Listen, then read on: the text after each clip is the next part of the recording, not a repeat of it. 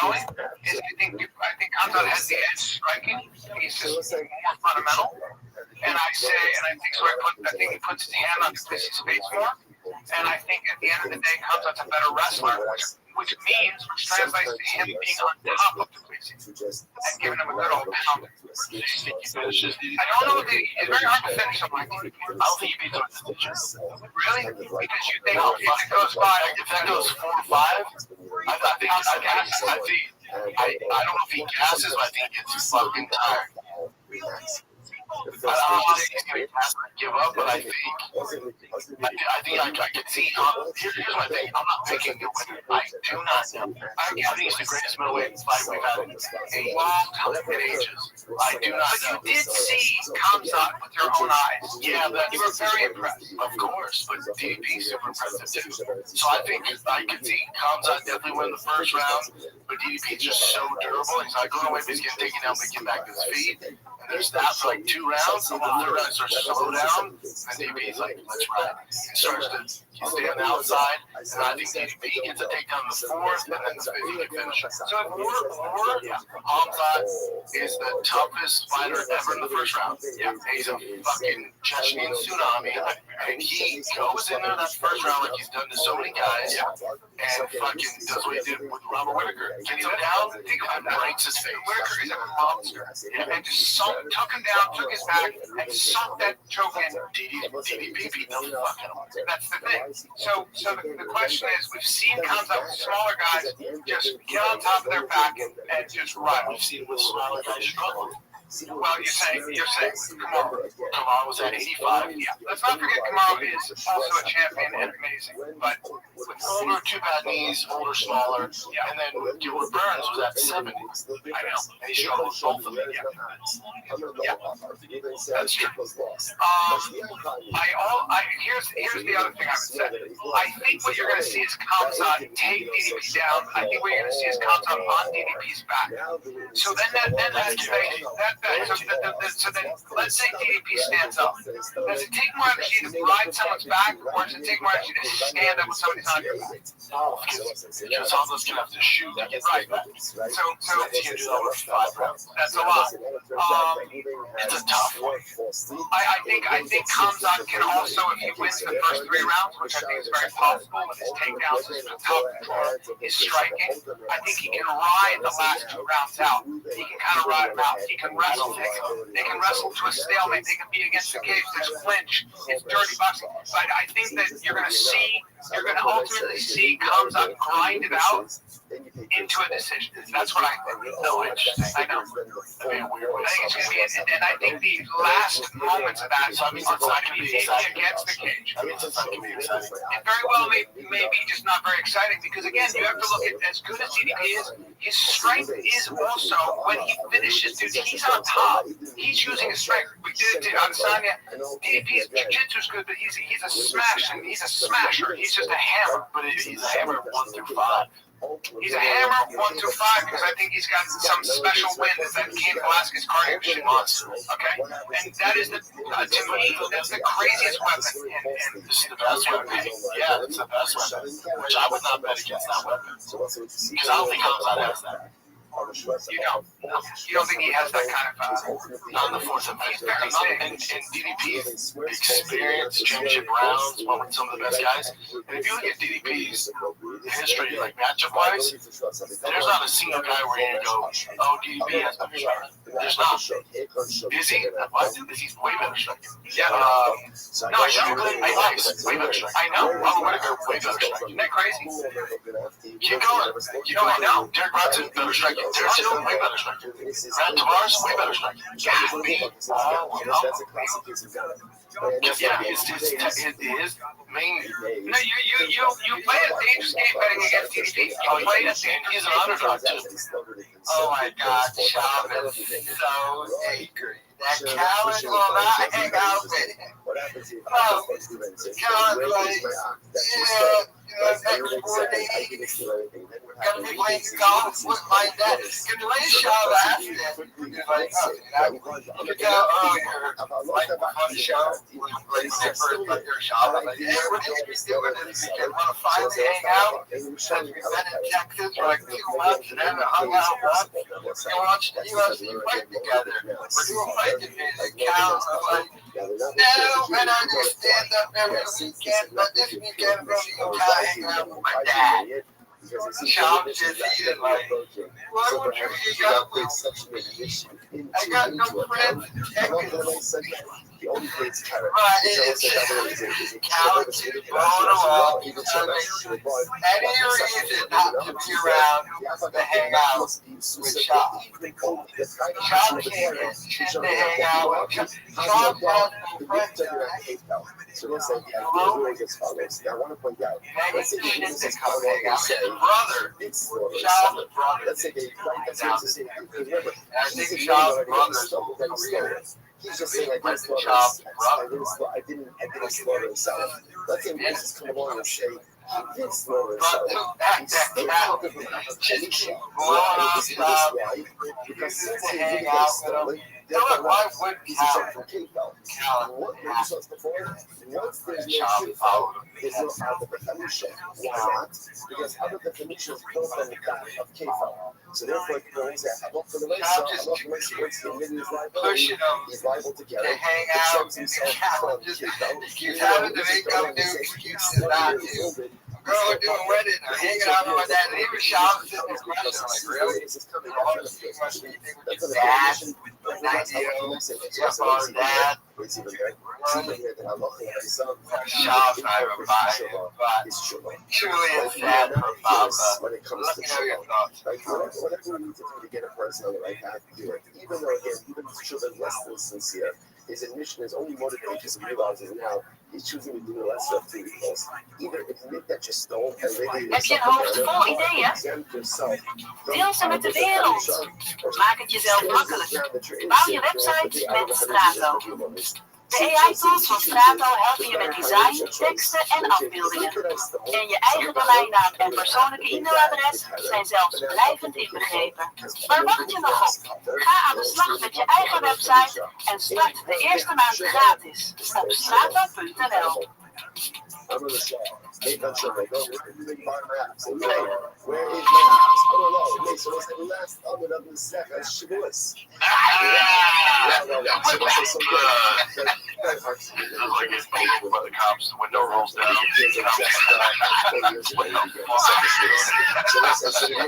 What? What?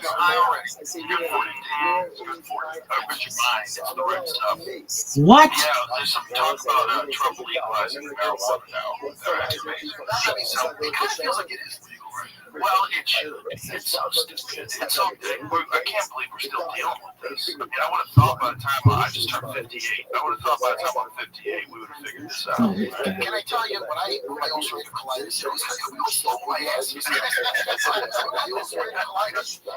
my colostomy one time, the doctor was like, well, this disability you take, it can affect your liver, but not for many years. Like, well, this one I was like, 39, I'm 51. So as I say, if you have a kidney, you know, baseball, you function for a kid to play baseball. What I do baseball practice, you force your kid to play professionally. It just helps and it helps out. Because most of us, let's say, if you have a kid who plays baseball, you take your kid to play baseball, you have a baseball regardless.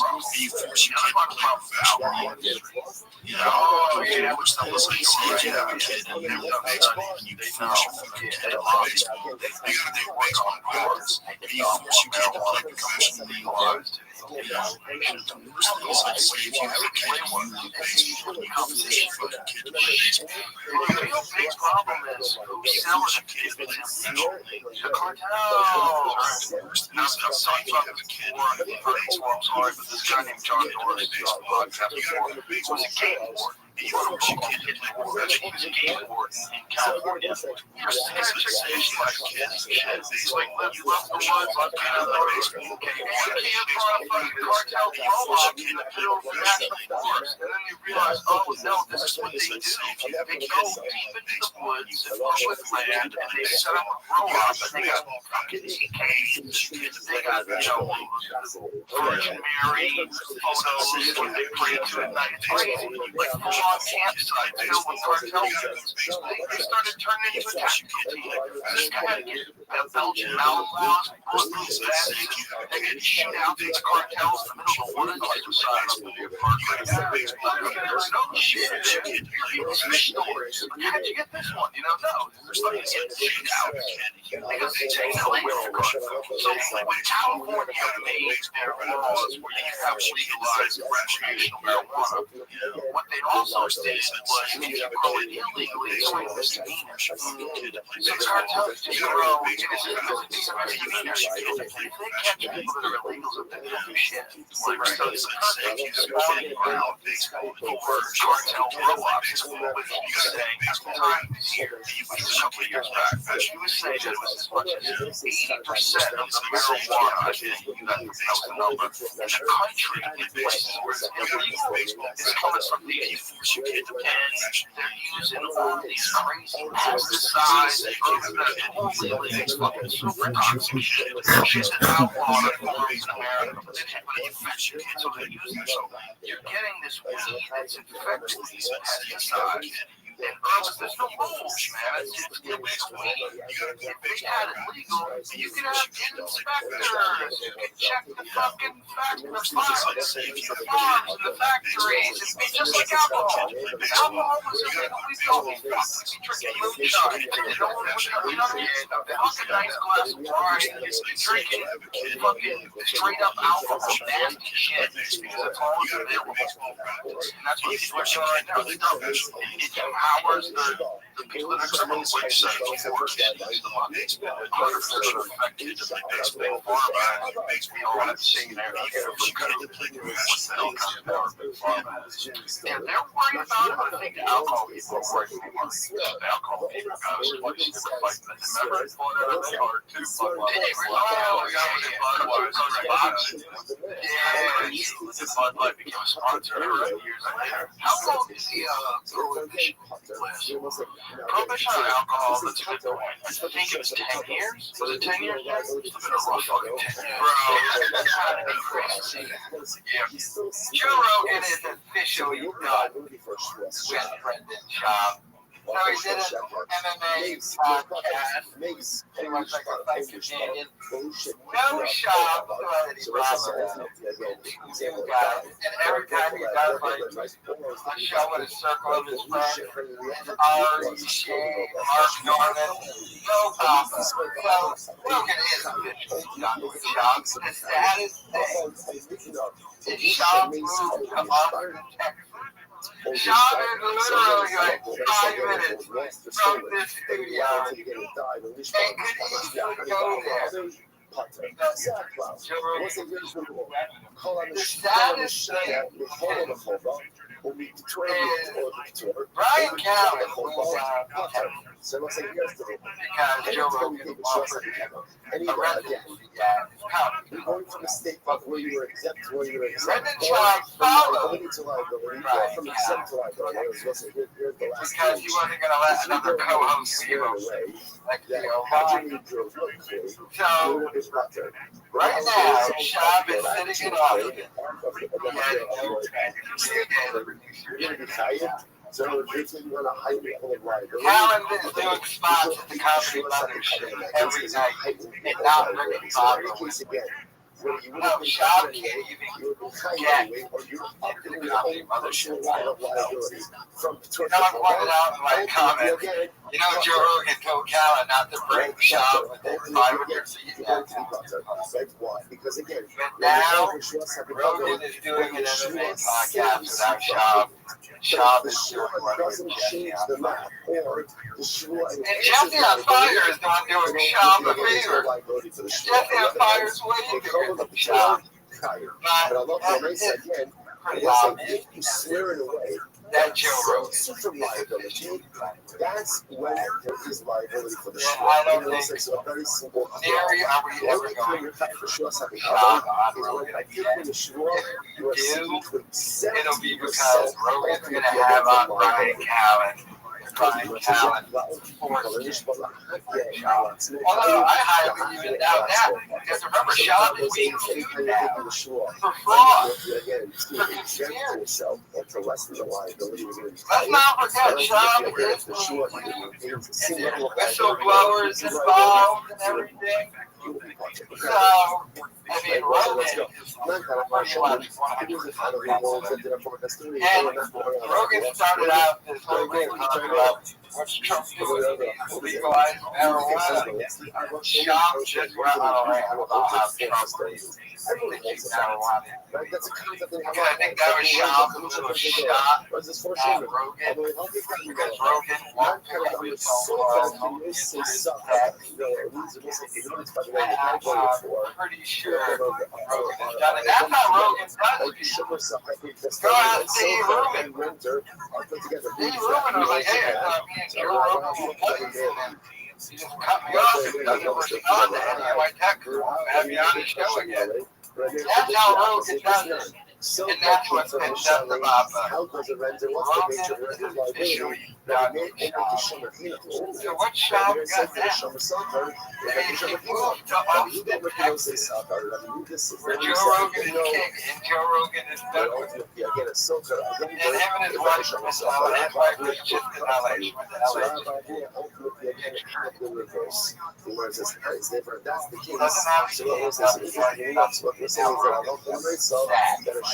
your thoughts. Has the same tip as a show with soccer. If that's the case, honey, I will show Shiloh. It's not really 4 custodians, it's really 3 custodians. Because really what you have is show with soccer, I'm sorry, show with Chinam, another custodian, show a borrower, and then show with soccer and soccer are really the same. What do you do for the funds, Jim? Watch myself drink. Brandon, so many people message me after that episode, by the way. What they say? A lot of them have my side. They're just like, you just do your thing. Yeah, the way you do your thing, bro, do your thing. And then anyone that says do your thing, one thing about the internet is you can count on them. Yeah, I appreciate their support. But then also some people said, like, yeah, dude, we love you. Go to this rehab center in this area. Have people that care about you or people that actually are in for your best interest? We care about it. Yeah, of course. That's what we're trying to help. Main thing is that people that say, dude, you're fine, keep doing this, is not your friend. I think Brendan and I have been around long enough, and we've had our own issues. And so I think what happens is you get some age on you is you realize that there's a limit to what you can say and do for anybody. And we all have to be our own source of change. You know, Rogan said something interesting. He was talking about, last night we were together, and he was talking about, we were talking about some people that tend to get a little bit, they blame other people for their failings, or they get critical, they get, and he said, you're there, you're where you are because of you. You did this. Don't blame, don't then turn and look at successful people and go, oh, those guys are assholes. Like, what are you doing, man? No, I didn't have anything to do with your not being a superstar. You did. So why are you turning to people that have been a little more successful and criticizing them? That's exactly right. It's like, I mean, when was the last time you took responsibility for where you're at now? Yeah. And that's the important thing. So for me, about some old salty comment. Yeah, sure. I know exactly what you're talking about. Maybe. Yeah, but I don't blame anyone for everything. I'm just like, no, I see that. I'm just saying, and I appreciate that with you. But I'm saying that, you know, we're all responsible for the condition we're in one way or another. There's, like, yeah, things happen in life, but, you know, what are you going to do to get the fuck out of it? And, yeah, there's some salty people out there in our community. And they spend a lot of time kind of, like, criticizing people that they're just on the hospital. It's like, hey, bro. That's all they have. Yeah. Or maybe that attitude is the reason you are where you are. You're not happy with it. What do you got, Jim? Let's go. All right. Wait, hold on. Gun to your head. I got to do it to you. Gun gun to your head. Shemaev, duplicity. Don't think. But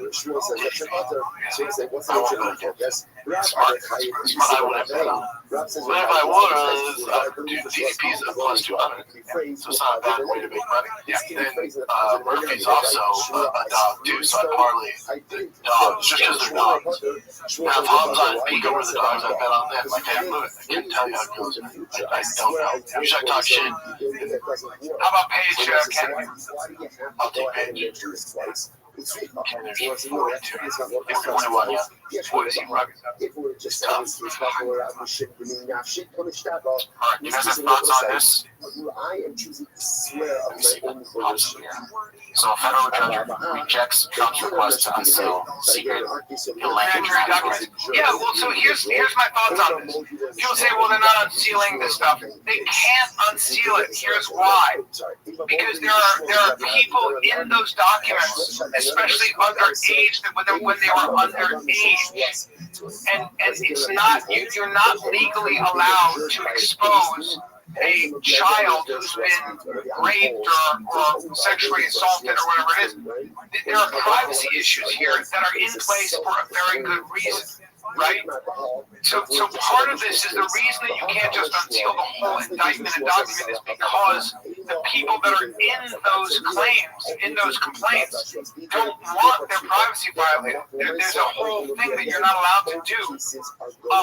But there's another thing that's going on, and I think this is what people are really pissed off about when it comes to that. Couldn't they just black out those names? They could black out those names. Yeah. They could black out those names. I think the larger issue, this whole thing, and it's actually become a liability and split the MAGA base for the first time. This whole thing is literally, was Jeffrey Epstein an Israeli Mossad agent, and does the Israeli Mossad have control? First and foremost, however you feel about Moss Barron and what he had to say, I will not take any responsibility for this. I bring it. Brother Charles humiliated. Picks up on this last detail. I hate this whole holier than thou attitude. Especially when it comes to this shirt. As it says, one person will articulate an oath with his lips. What do you see from here? May I swear. There's no liability for a Shop was like a full-blown tiger thick whiskey, alcohol, and the word ultimately again has 4 different Daddy was addicted to the Addy, whatever. So Shop stopped drinking alcohol. Now he's got this whole holier than thou attitude. So this man has to drink his whiskey. In fact,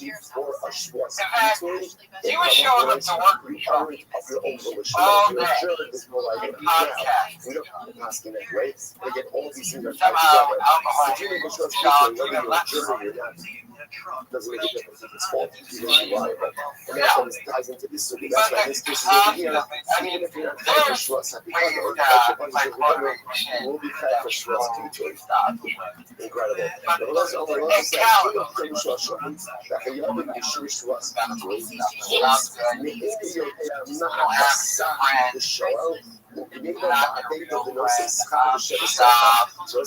holier than thou. So then it all merges in the world.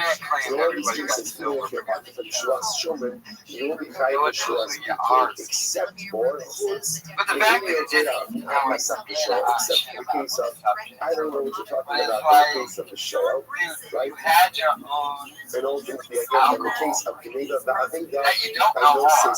But not because stop drinking and decided to stop in those cases, all those cases, will be tied ultimately again for Shuas. You no longer have tiger thick whiskey. If you're tied for Shuas, you're not tied for Shuas victory. Right? So, again, you're not going to be tied for both of those things. So in those cases, you're going to be tied for Shuas. By the way, what happened to Aaron Rodgers? He claimed monetary claim. And as a You go eat dinner with Aaron Rodgers. And Aaron Rodgers walks in Tiger's this really always comes down to one simple principle. This last mission on the second, this last parable,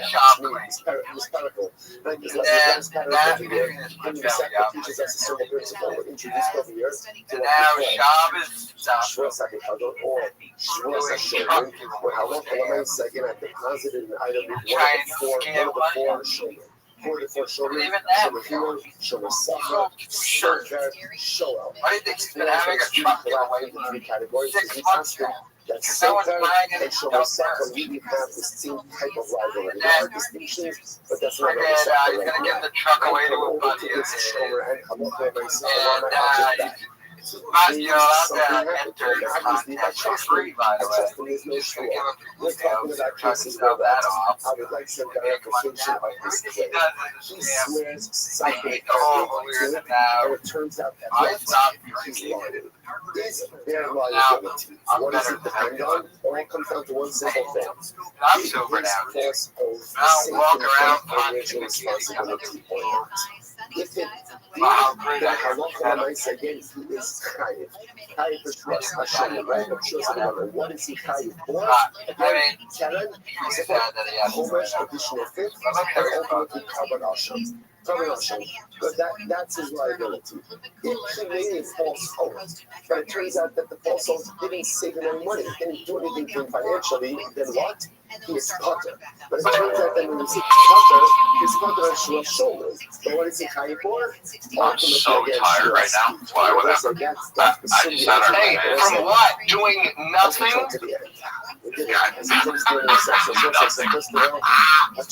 was on 9. Oh, you know, I'm saying, like, Brian was tired yesterday. I go, really? From what? He travels a lot. He does a lot of shows. I was in Miami doing shows, and now I got up with the kids, and I wake up, and I'm here, you know what I mean? I've got a lot of shit to do.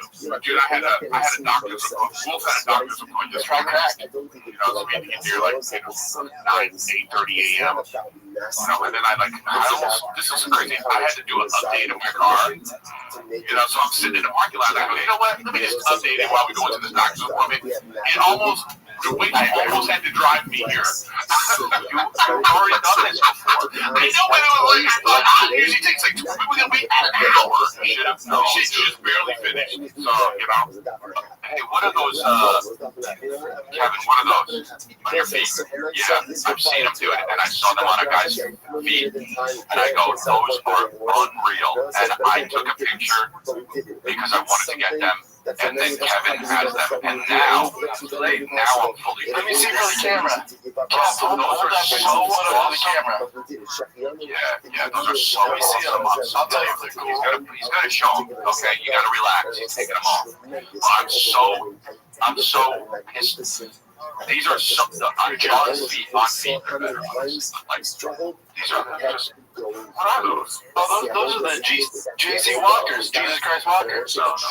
These are so. Are they have an air bubble in the back? They're not new, yeah, because I looked them up. And I thought that they were kind of. You can't wear those out like doing stuff. Well, yeah, it's kind of a weird wear because it's like if you actually find yourself having to do anything, you go, oh shit, I wore these. You know, and you're just chilling here. I'm not.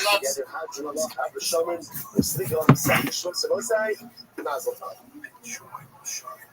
right, everyone's doing Marvel talk, everyone, and that's Hashem.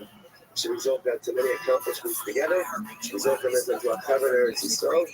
You know, it's so nice to see you. She's resolved that Hashem. A covenant to serve. She's resolved that Hashem to Shmir and Seal to the soul of Todos and Halavai to hear the blood of all of Christ.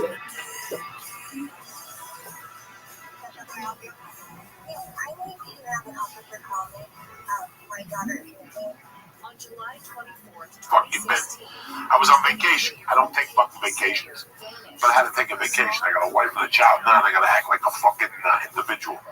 I didn't take listen, I was with my wife too.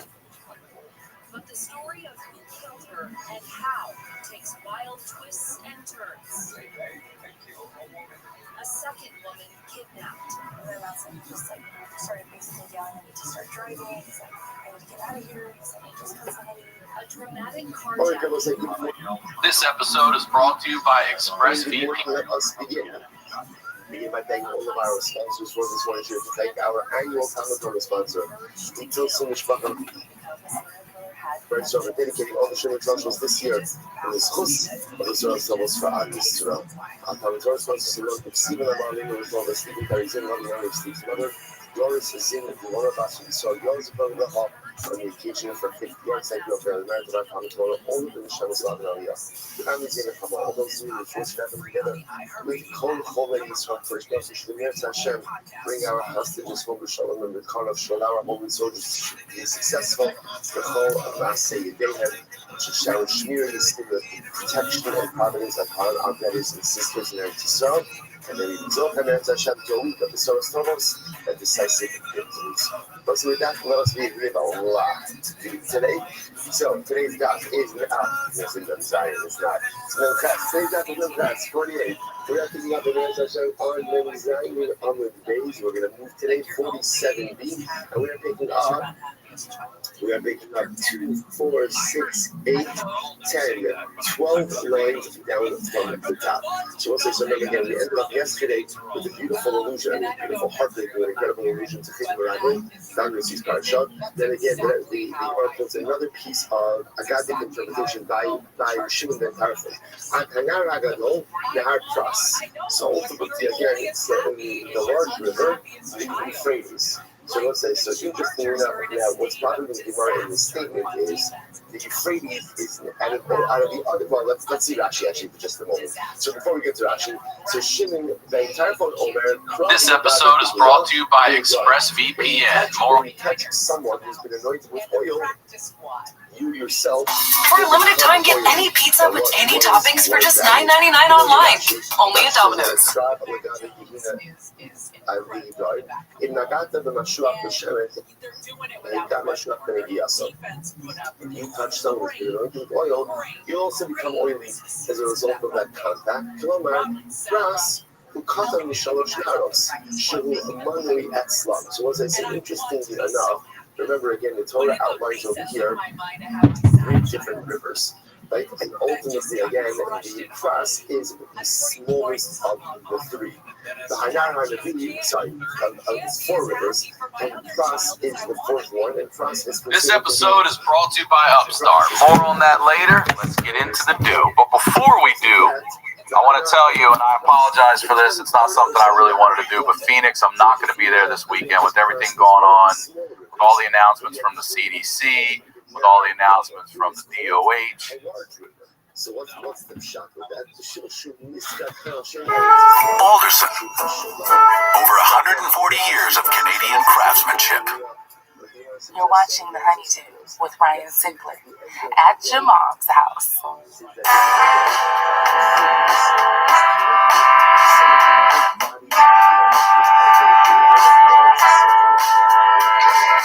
Welcome back to The Honeydew, y'all. We're over here at Studio G's doing it at your mom's house. I am Ryan Sickler. RyanSickler.com is the website.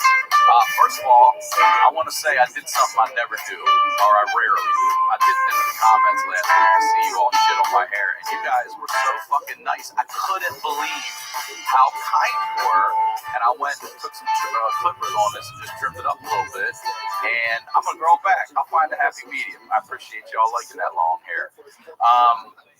Go sign up for the newsletter, and the big news, if you're just hearing it now, we are moving the Honeydew video. The only thing that's changing is the video. Everything's still the same. You're going to get audio Monday, video Tuesday. It's just going to be on my YouTube channel. So go now, subscribe to my YouTube channel. There's a link in the comments, or excuse me, in the description below this video here. My YouTube is youtube.com/rsickler. youtube.com/rsickler. Go sign up now, subscribe so that you're ready June 1st. the audio will hit, and Tuesday the 2nd, I believe it is, the video will go up on my page. Make sure you're ready for that. Get over there. There'll also be at the end of this episode a link to subscribe as well. And I can't thank you all enough for supporting me and my family right now. We're not out. We can't get out there and work. You guys are buying the shit out of these hoodies, these fucking night pants. These night pants. Y'all are killing it. Part of Night Pants Nation. I appreciate y'all being comfortable during all this. And the Patreon is coming. That'll be coming when we get to the new studio as well, called The Honeydew with Y'all. Send in your stories. I want to talk to you guys out there. You can email me at ryan@ryansickler.com and go to the merch store if you haven't got your night pants yet. All of it is at ryansickler.com. The website for this show is thehoneydewpodcast.com. And if you're new to the show, what we do over here is we highlight the lowlights. I always say these are the stories behind the storytellers. Ladies and gentlemen, today, the saga continues again. It is a pleasure to bring back my man, Joey Diaz, everybody. He is back. Fucking pandemic. I love the aftermath. They can't stop us. They can't stop us. We're deemed essential. Yeah, we have been deemed essential. No. I knew when this went down, I didn't mind the stand-up going down. I didn't mind not going on planes. But I couldn't see stopping the podcast. I even went to Zoom once. You did? Yeah, I started interviewing my friends from high school on Zoom. Yeah. Because just to a different guest pool. Sure. Just, a lot of people are still very shaky about it. But we're here, we're quit. You know what I'm saying? What the Get fuck? used to it. So when we ended last, we were coming up on February 1980. Was it February? February 1984. February 1984. It's weird. We'll pick up with that. If anybody knows going through this pandemic, like I call everybody who's single. Everybody who lives by themselves, I make sure I call them and check in with them every day. And I ask them specifically, how are you doing? Do you need something? And do you need a meal? And I was doing it anyway as a gentleman, but when the pandemic started, when my wife would go to bed at night, that's when my night would start. I would take an edible, I do a few bong hits, I get away from the TV, I go in the back room. And no matter what I was trying to do in the back room, the walls are closing on me. I mean, we're comics. I've been going out every night since I was 14 years old. And now for the first time in my life since March 7th, I've been in this house. I got no problem with it. I really don't. I love my wife more than I ever loved the kids.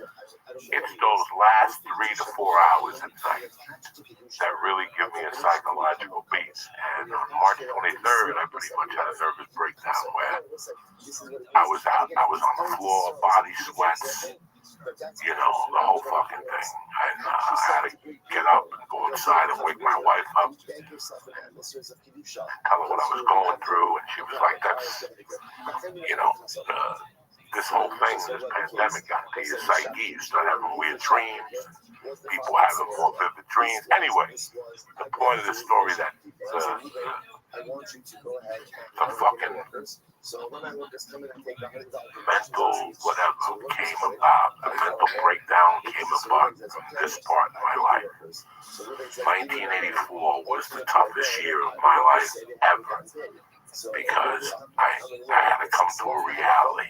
And it all started when I was living in Colorado in January. All right, so you're in Colorado in January. How old were you in 84? I'm 21 years old, and I had just watched a jewelry heist. Was this with the ladies, the old ladies that you would take the watches and shit from? No, this is a different jewelry store in Snowmass Village. Okay. I had created, Snowmass Village is the village. Yeah. And all of a sudden there's burglaries in the village, so it moves fast. People knew it.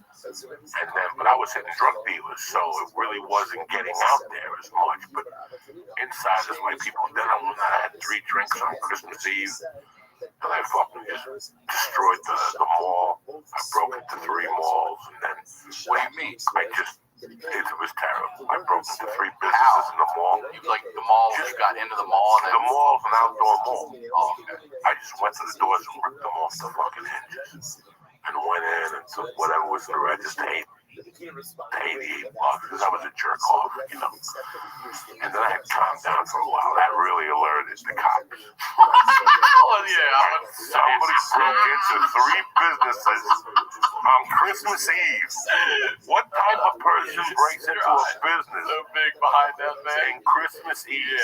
This is where my head was at.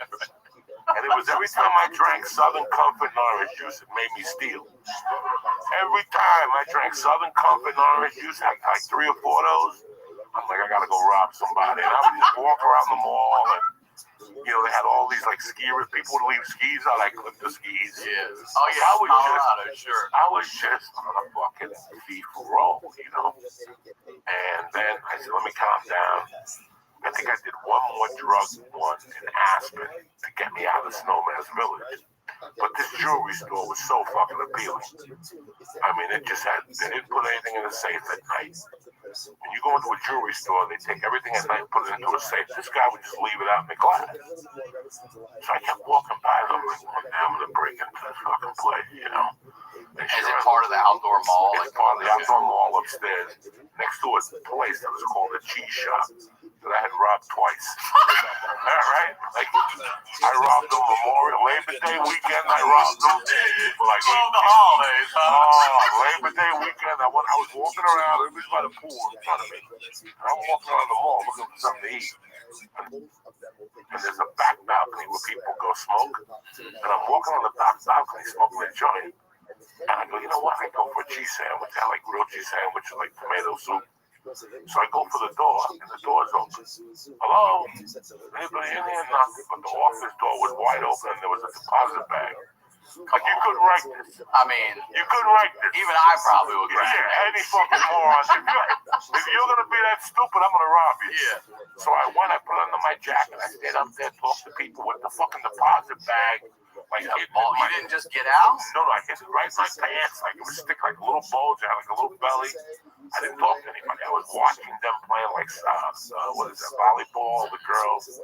And I went home, and the next day it was like, you know, 2 G's. I went and bought a stereo, a cassette deck, an amplifier, and 2 of the best speakers. And the first 2 albums I bought was the first Madonna album, Burning Up For Your Love. And I bought like Judas, that's all they had. The selection was small and that. So this January, I decided I said, you know what, I've been here for 10 months. I would call home every week. My friends are stabbing people, doing 8 balls, having orgies, you know. And here I am in the fucking mountains of Colorado with a bunch of white people, think skiing is. And I like skiing. I was into skiing then. But it just wasn't. I was 22, 21. So I've got a plane ticket to go back to New Jersey on February 1st, 1984. And I was coming back February 20th, 1984. I was going to celebrate my 22nd birthday in New Jersey. That was the plan. I probably had a block of hash that I stole. I had probably 2 ounces of coke. I probably had, I don't know how much cash I had from all the robberies. I had it hidden in a condo. So when I went to break into the jewelry store and it fell through, now it alerted everybody. And the cops, on me being the idiot that I am, I did it during a snowstorm, but they followed my footsteps to my door and they said, have you been out? And I go, no. And they go, why is there snow on your boots? And I go, I went next door. And the guy's like, oh, okay. So they had me, but they didn't press charges. So before they could press charges, I got the fuck out of there. And so I did the jewelry store like maybe January 18th. After that, there was some unsettlement up there. And before they even could do anything, I was on a plane. With the intention of coming back, but with the slight intention of never getting on a fucking plane again and just going back. All I needed was a fucking excuse. I landed in Newark Airport. Now, did you fly with the hash and the coke? Everything. And I flew next to the ship. I'll never forget this thing. I put it in my luggage. Right in the luggage? This is where it gets crazy. This is where it gets crazy. I took a flight from fucking Denver to like I said, I was everything was to go in my world. You better put super glue on your shit. And, nobody admits it. I love when people send me posts from Reddit and I'm telling lies. Nobody would have why would I lie about being a piece of shit? If you're gonna lie about hanging out with Noriega and getting your dick sucked and putting coke rocks up your asshole with, nobody's gonna lie about being a piece of shit. Lie about stealing $5,000 from the jewelry. Who's gonna lie about being a piece of shit? People usually lie not to be a piece of shit. Right, exactly. So nothing was safe around me in those days. Nothing. I love you told that story about stealing from the neighbor. Like, I don't know who took it. We're gonna find that. Oh yeah. That's you the whole time. Oh yeah. I'm the type of guy that I'll go there the next day, even though it's me 90%. Yeah. I will talk you out of it. That's why I could have been a great attorney, because I always lift the shadow of it down. I always leave you going. That's all you need. Ooh, we'll get to one of those stories that happened in '84. I got a guy with a shadow of the doubt. I set him up perfectly. So I get back, I get on the plane, and I'm sitting next to this guy in fatigue. Is it a carry-on? You throw this shit in? Or no, you're checking it with Coke and everything? In those days, forget about what came later. There was a time in '87 where I was checking 10 guns with panties and then checking them and then coming back with the Coke. 2 ounces of Coke and a fucking block of heads. That ain't nothing in my world. This is pre-TSA. This is 1984. Pre-nothing. Nobody gave a fuck what you did. You could still smoke in the back of the plane. Yeah, you could smoke. So I get in the back of the plane. I didn't know this. I get row 22D. And when the planes were empty those days, it was me with a middle seat open next to a fucking army kid with fatigues. And I started talking to the kid, where you from? And finally the kid goes, man, I could really feel like smoking pot. So you know what? So tonight we're on a plane, and I never forgot I had a wooden pipe. I filled it up with pot, and I lit that motherfucker up. In the seat? Like 22D? 22D. Me and the soldier will get high, and finally the fucking pilot gets on. He's like, I don't know what's going on in this plane. Stewardesses are reporting to Europe, but you couldn't tell because they're smoking cigarettes. So like we're reporting the smell of marijuana, blah blah blah blah blah blah. I get up, right? I'm stashing the pipe. When I go to stash the pipe in the men's bathroom, like in the bathroom, the stewardess left her purse on the thing. So I just take the wallet. I take the cash out of the wallet, like 300, and I throw the wallet in the woman's bathroom.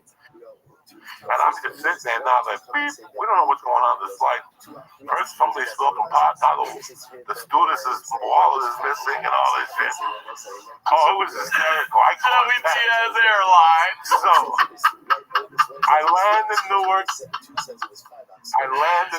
My homies are there, and then the stewardess is crying.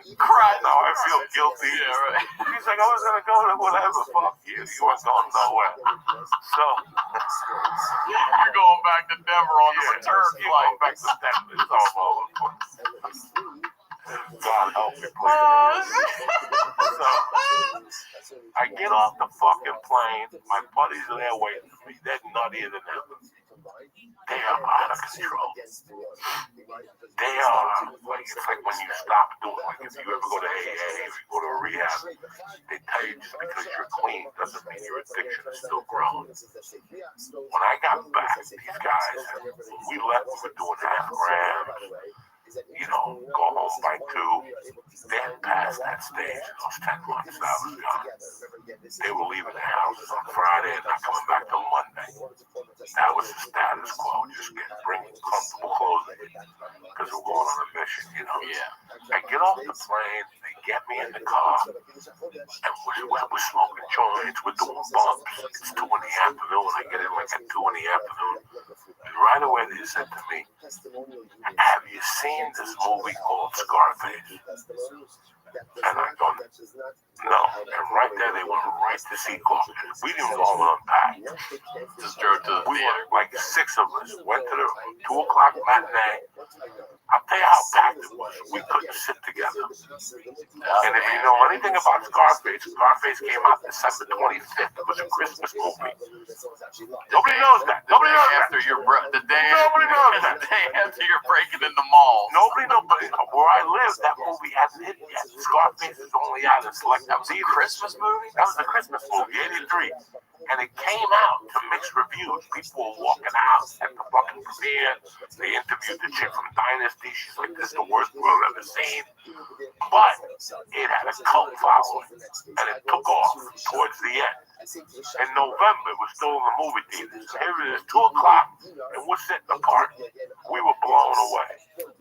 Everybody in that movie theater was blown away. When he chops that guy's arm the first time, the movie theater, I mean, there wasn't a breath. Like, you could hear the whole movie theater go, like that. It was just fucking marvelous.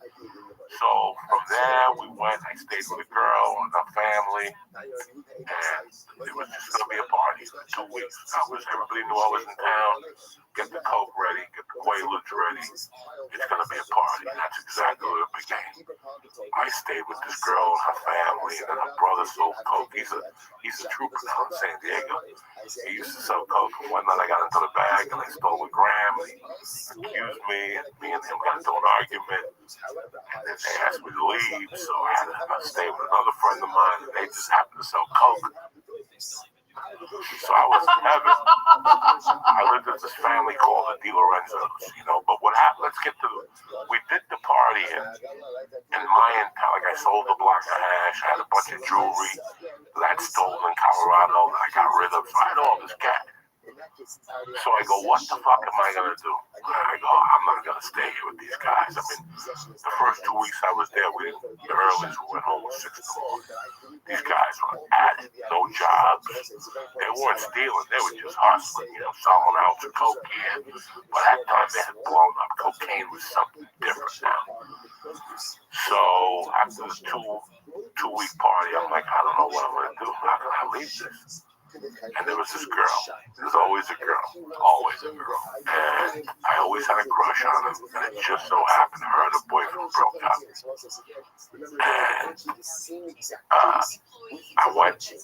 was supposed to leave at 7 a.m. from Newark. And my birthday, I think, felt like on a Sunday night or something.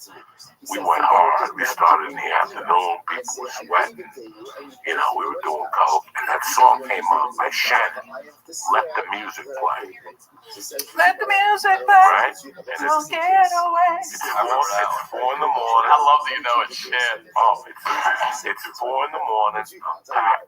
The plan was to party and then drive me to the airport. And that's it. I'm going back. I was taking classes at Colorado Mountain College. I had a fucking job as an electrician's apprentice. I had a pretty good apartment. If I could just stop fucking stealing. I would do coke once a week then. On Friday nights I get a gram of coke. They did not know I did coke. The people in Snowmass Village, I put it out there, I was just a pothead. I told them the coke was from my roommate that nobody saw. So when I would buy coke, it was always from my roommate. Nobody ever saw me do a line of coke. That's why none of the drug dealers ever accused me. Right? Because everybody knew I was a muscle guy. I lifted weights. I hit the bag, and I fucking did smoke pot. You know, so that's why nobody really suspected me. So that night at 4 in the morning, we were in my friend Devo's house. We called him Devo because he had a fucked up head. Like they're and he had a basement. He had a basement, and we used to get down in that basement. Like, just get down. I still remember waking up and seeing like 20 upside down gram bottles as they opened. Because the dealer would sell us in little bottles with a spoon. Not even, they used to come with a spoon, but he would just sell you the bottle. And I still remember waking up on his couch one day and seeing 20 bottles upside down. And that was the first time we were freebase cocaine. We went and bought a freebase kit. Jesus. At a place called, oh my God, it's a store. It's still there in Union City on 48th Street. It's a head shop. They had a freebase kit for $50. I'm like, I'm like, I don't know if I should pay $50 because that's a half a gram of coke. Should I buy the half a gram or should I buy the kit? The kit was basically a blowtorch, a silk sock, a fucking, Scotch tape together. Oh my God. So that night I'm looking at this girl I have a crush on and she's dancing to this song. And right there, I'm like, how the fuck can I go back to Colorado? Like, I'm not cut out to be one of my lumberjacks. I gotta stay here. These people need me. This is what's going on. I'm 22. I'm living on a fucking mountain with a bunch of people who go see live music on Friday nights. The worst band in the world. And they're all yelling, put on Skinner. It was a nightmare. I don't want to live in that. Nice people. Nothing against that life. I just wasn't ready for that life yet. So I fucking called my roommate in the morning. I said, listen, I'm sorry. I'm not coming back. He goes, I already knew that. I put some guy in here already.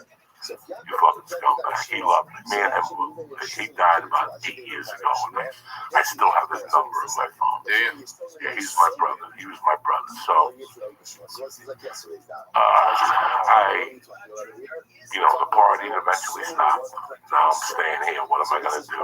I can't stay with my friend Deja anymore. So I had this family called the DiLorenzos. I knew them for years. I would walk in the house and call her mom and open up the refrigerator. And they were like, why don't you stay here? So I had to sleep with 2 other guys on a bed. The family had 3 boys. Chris was the drug dealer. Kurt was the one that was my age, that we lifted weights together, ate Quaaludes and went to concerts together. But they had a brother Bonehead. He was the oldest one. But he was a functioning super addict. He was a functioning addict. He shot heroin. Damn. But he was a plumber. So he hired me and my friend Stinky. That was my first job. He said, what are you going to do all day? I'm not even, you might as well work with me. So we would go seal toilets, stuff like that.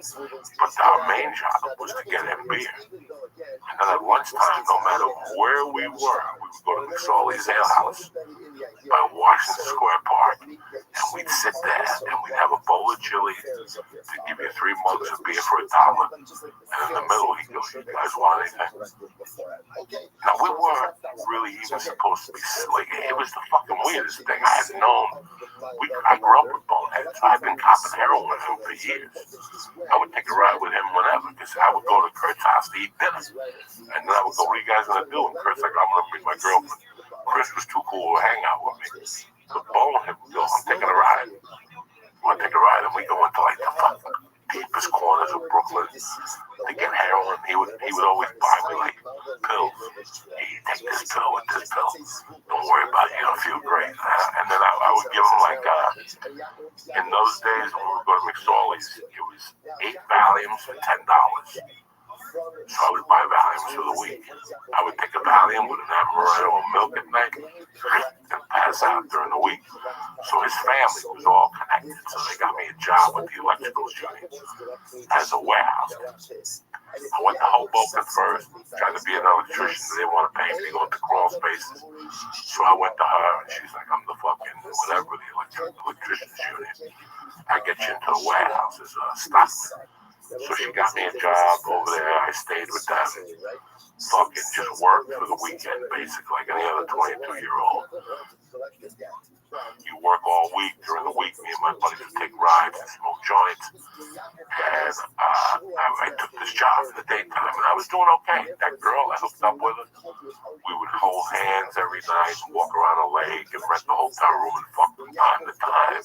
Whenever I had the extra $30, I was living like every other working step, And then another buddy of mine came at me and said, a great friend of mine, his parents just died during this Corona thing.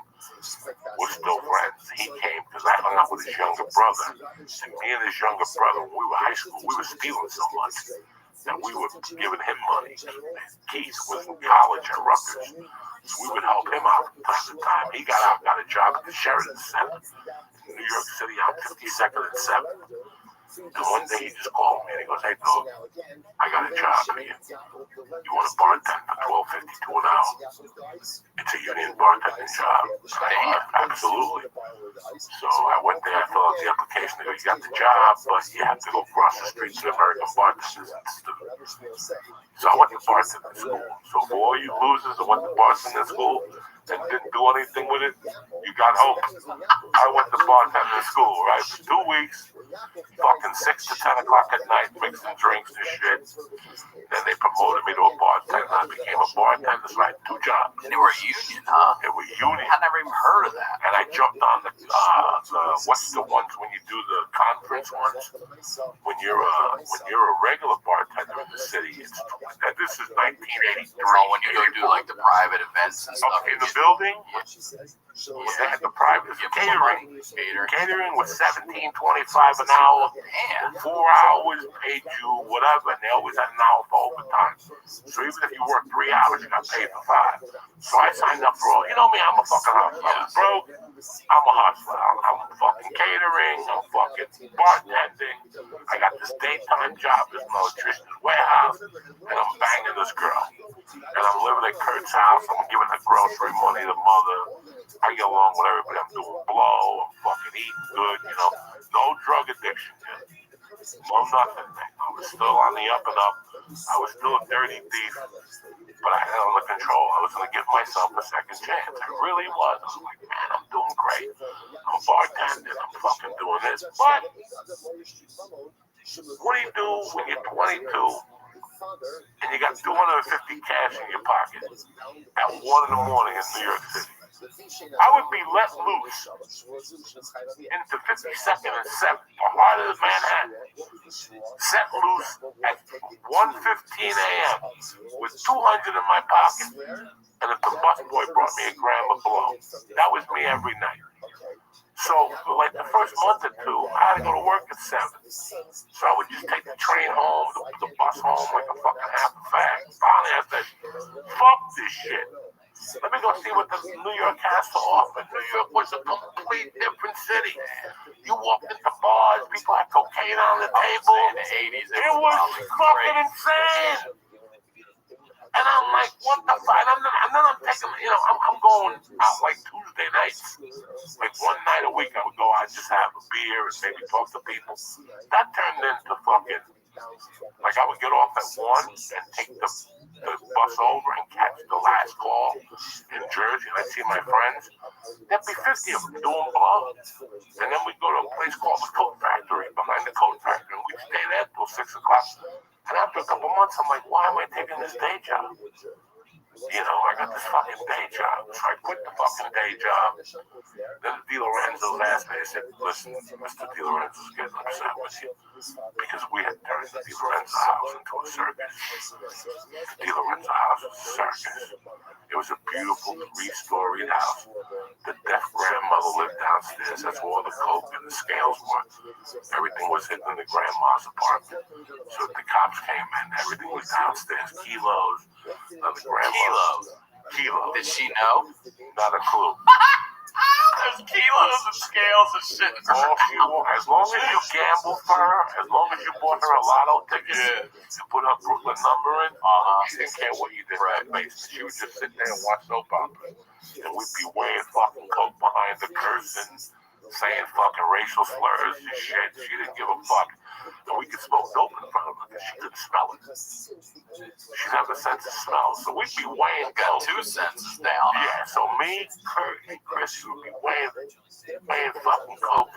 And fucking grandma would be sitting there, and then the mother would call for her. The mother and father knew that their 2 kids were drug dealers. They just didn't want to know. They just didn't want to know. And Bonehead had the hottest bitch in the world. Her name was Donna Chinsoon. She was half Irish, half Chinese.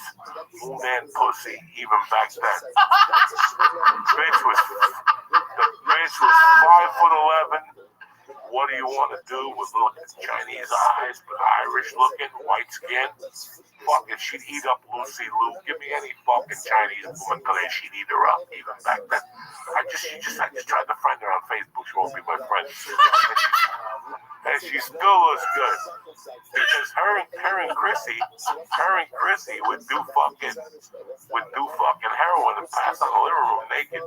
And I'd wake up in the morning, I'd be like making like an English muffin. I'd look in the back, and I'd see her, and she was tall and thin. So when the girl's like 5'11" and skinny, they have that heavy pussy. It's like a 60-pound piece of meat between their legs. And she had a little hair around it. And I would just walk up to it, eat my English muffin. And I would just sit there and look at the pussy like people watch the news. It looked like a little cupcake. It looked like a little cupcake. It was like a little cupcake that you wanted to squeeze a pussy. She had the best looking pussy I ever saw in my life. And I swear to my daughter Mercy, I never touched it. I just sat 2 feet from it. I did try to smell her. Like I would just like, hopefully have like, it wasn't social distancing, you know what I'm saying? Not back then. It was like 2 feet away. I'm trying to get a whiff of a snatch. So, Bonehead, if he wasn't with her, he would just do heroin every night. So the final decision, like, they came to me and like, Mr. DiLorenzo, just feel good. And I love Mr. DiLorenzo, he loved me, but there was just too many people in that house. There was always 20 kids in that house. That was the house. I still remember helping them sell Coke on Friday. They lived on the bottom of 88th Street Park, and there was a line going all the way, like In-N-Out Burger. And Kurt would be outside because he was a big kid, like built with a white beater and a gold bracelet on him, just slinging fucking grams and 8-ball. And I'd be giving me the money, and I'd be running it in. It was fucking like a Coke factory. So the thing that broke the camel's back was we were all sleeping one night, and Emil comes home on heroin. Unbeknownst to me, I was asleep, and he decides to take the fryers on the heroin. You know the fryers that you put wings in? Oh, it's a regular fryer, He yeah. puts the lid on them. Yeah. Now, I'm thinking of the ones from the 80s. They weren't too safe. No. He puts wings in and closes the fryer.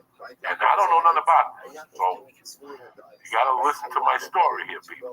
I'm asleep in the bedroom with Kurt and the dog. They had a pit bull.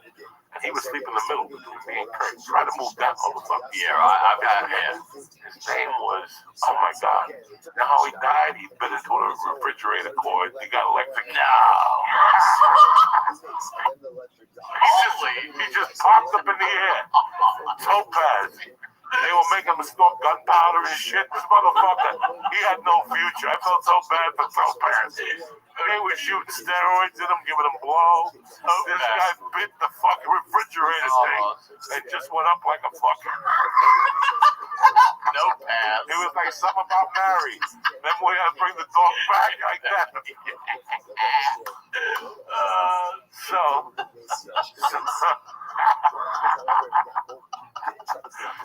one night, Chris puts the fries in the fucking container, puts the lid down. He's on heroin. He goes to the living room. He puts on the TV and he sits in his father's chair. I don't know nothing. All I know is I hear ambulances and fire trucks. Like I just heard sirens. I personally thought we were getting raided. It was 6:30, 7 in the morning, and all of a sudden you hear fire, get out of the house. So I get up, I got like, thank God I had sweatpants on and socks and like a t-shirt. I'm like, what's going on? And they're like, the kitchen's on fire. So we have to go through grandma's and come out to the garage. So nobody knows nothing. We grab Kurt, the father, the mother, and we run downstairs and get the grandmother, and we run outside, and then you can see the kitchen on fire. Literally, you can see the fire.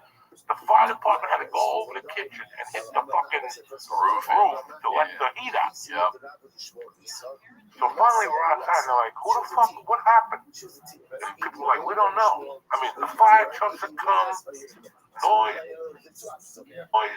this shit. And all of a sudden the mother goes, what the fuck is Amy? They run in the house. Oh my God, Amy, we run in the house.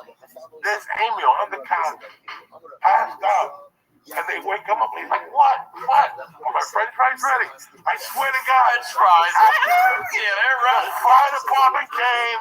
They broke the roof. Fucking people running for their lives. And this guy didn't hear a thing. That's what heroin will do. He had been asleep for like 4 fucking hours. So after that, Mr. DiLorenzo's like, you gotta go. This is just too much. You guys are just crazy. So I packed my bags. I got an apartment on 47 North Bergen.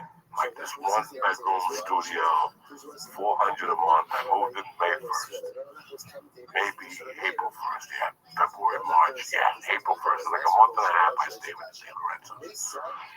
Everything started off great. You know, I had my 2 little jobs. I had my little girlfriend. I had 2 nights off, Sundays and Mondays, and guess what I did? I got a job bartending on Mondays for the extra $300. It was vodka bluebird night, vodka and bluebird orange juice. Those little orange juices in a can, taste tremendous. $2 a piece. Fucking 90 people coming. I'd make money on Monday nights. It was great. I had this. That's the beginnings of the cocaine now. That's when it was really, at that time, it was starting to get heavy. That's when people were coming up to you and going, Ryan Sickler, you do coke? And you're like, yeah, I do coke. Just straight up ask. Do you have friends that do coke? And you're like, yeah, maybe. Bird, I don't know. Oh, who does coke? I don't know. You know, please, I'm not accusing Bird of doing coke. For you people take everything literally. I'm just saying that if somebody came to maybe Diaz, maybe, I don't know, maybe a couple people, but I don't know who it is. So if you told that to people in the 80s, they would go, okay, hold on, I'll be right back. I swear to God. And they come back and give you like 4 ounces of coke and go, I'll come back next week, see what you can do with it. Damn. Because it had become so, like in 83 was still, by 84, everybody had it. I mean, I've watched the documentaries of like Everybody has Cocaine Cowboys and Studio 54. I mean, it was they were dropping it on the beaches in Florida, just leaving it on the beaches. You can walk up and grab it. It's amazing. It's something that you cannot. I saw the growth. It's like the growth we saw with medical marijuana in California. I saw the growth, and you started hearing the stories. Bro, fucking Sickler, that motherfucker's crazy. He rented a hotel Friday night. We stayed there till Sunday. Everybody fucked his girlfriend. I mean, it was like shit like that. I'm like, where the fuck am I hanging out? Here I am with this broad drinking Harvey's Bristol Cream. But Harvey's Bristol Cream was like liquid Viagra. Because whenever I think coke, my dick would get hard. It would come once, and then it would take a while, but then it would give you fire. It was nothing but fucking Iron Man dick after that. Iron Man dick. But with the Harvey's Bristol Cream, it would never die. It would just shoot a load and stay at attention. Harvey's had something in it, like Vialis, something. Do they still sell that? Harvey's Bristol Cream. I'm gonna go look for it the next time I'm allowed the goddamn liquor store. It sounds like it. So I get this apartment, and you know what, guys? I'm making this money. I'm doing well. You know, we figured out a way how to steal. The bartenders were stealing, and they were like, "If you're not in on it, we'll get you fired." And what are you skimming? You're skimming. Okay. So there was a bartender there. I still remember his name, John Crespo. John Crespo taught me how to steal the proportions. I never knew how to steal, but he stole like a gangster. Like, what would he do? Like, some of his stuff. What was his stuff? He would come in at 4:30 with me. We'd work the happy hour, which is fucking people signing, you know, people checking in, people getting out of work. Sheridan in those days had like a patio up front, and people would just come in to drink and shit. And here you are banging them out. This is 83, and I'm banging you out for 7 to drink, 84. That was like big, you know, you got your neighborhood bar was $1.20 for a drink. Yeah. Here you are in the Sheridan Center paying $7, you know. So they figured out a way on how to Z-out, whatever you call it, close the register, and they would start all over again at 12. So the Sheridan would only take what they made from 11:30 to 1. We made from 5 to 11, we chopped up between the bartenders. So that was like 200 already. Then we chop up the tips, and that was like 150 already. And then we get some from room service, like $40. You're crazy when you're a kid. What are you walking out with a night like I'm walking out of there with 253 bills a night. And the concierge, like this dude that's like, go down to this place tonight, Prince is performing. He's showing up at 2:30 in the morning. Like that was the shit New York was about back then. Dog, it's 1 o'clock if you go over to the Village Gate. Eric Clapton's down there with Jet back doing the set. It was crazy. It was a different time. I paid $15 to see Prince, Sheila E., and Nucleus. Damn. Jam on it. So we gotta rush this up because this is getting good now. So now, it took a couple of weeks of that. You can only, when you're 22, you only have so much discipline. It took a couple of weeks of me really wanting to succeed before. My friends are having fun. They're staying out. Every time I see them, they're doing endless amounts of blow. So I started joining the club. I got into it with them. And these are kids that I'd grown up with. They would all go to this place in Jersey called the Midtown Lounge. Tom and Corky. There was a guy back there named Loco. He was Colombian. He wouldn't put his cocaine in aluminum foils. He put them in leaves to keep the moisture out. That's how ahead of the game he was. I still remember getting high with him for 2 days and him going, "You want to come down off the coke?" Yes. Give him an orange peel. And I would get an orange peel, suck the orange out, and suck on the skin. And that would bring you down. The enzyme. Vitamin C. Something does something to you, that's how deep these guys were already. But I was already involved. I'm in. And finally, by June or mid-July, I get suspended. Because I'm not showing up to work. I would take off at 10. That's the world I was at. I could only play it by their rules for a couple of months. And then it was like, tell them I'm leaving at 10 tonight, but you can't. I don't give a fuck. I'm going to see fucking this band. I'm going to do this. I just got sick and tired, so they finally suspended me. They gave me like a 3-day suspension. That was the worst thing you could do it to me at that time. That girl came to me. Every girl in Jersey wants to break up June 15th. For the summer. Yeah, every one of those dirty whores. And they want to come back with chlamydia in September. You just fucked 18 Puerto Ricans in Staten Island. Now you want to come back to me in September and hold hands. Get the fuck out of here with your little hand job, Chinese hand. It's the truth. Every girl I grew up wanted to break up with you June 15th. Oh, I think we should see other people. And I'm like, you know what? I'm not going to play this fucking game with you, man. You're just fucking. And now today we're best friends, Sarah and I. But at that time, I'm like, I'm not going to do this. You want to see other people. I know what you're doing. You want to fuck your old boyfriend. So take a hike, fuck it. And after that, I just went on a tear. I went on a tear with my buddies that you would start at 8 o'clock at night and you'd be getting dropped off at 7. And then I didn't make rent in August. But there was this one story I got to tell. There was this kid growing up, when I was growing up, that I wasn't really crazy about. I met him, we got along, but he was a rich mafia kid. His father was in the mafia, left the mother, and just would buy him nice shit. And for some reason, this kid thought he was a fucking mobster too. So one night, the family, I live with Mike Ronnie, you couldn't mess with Mike. You still can't mess with Mike.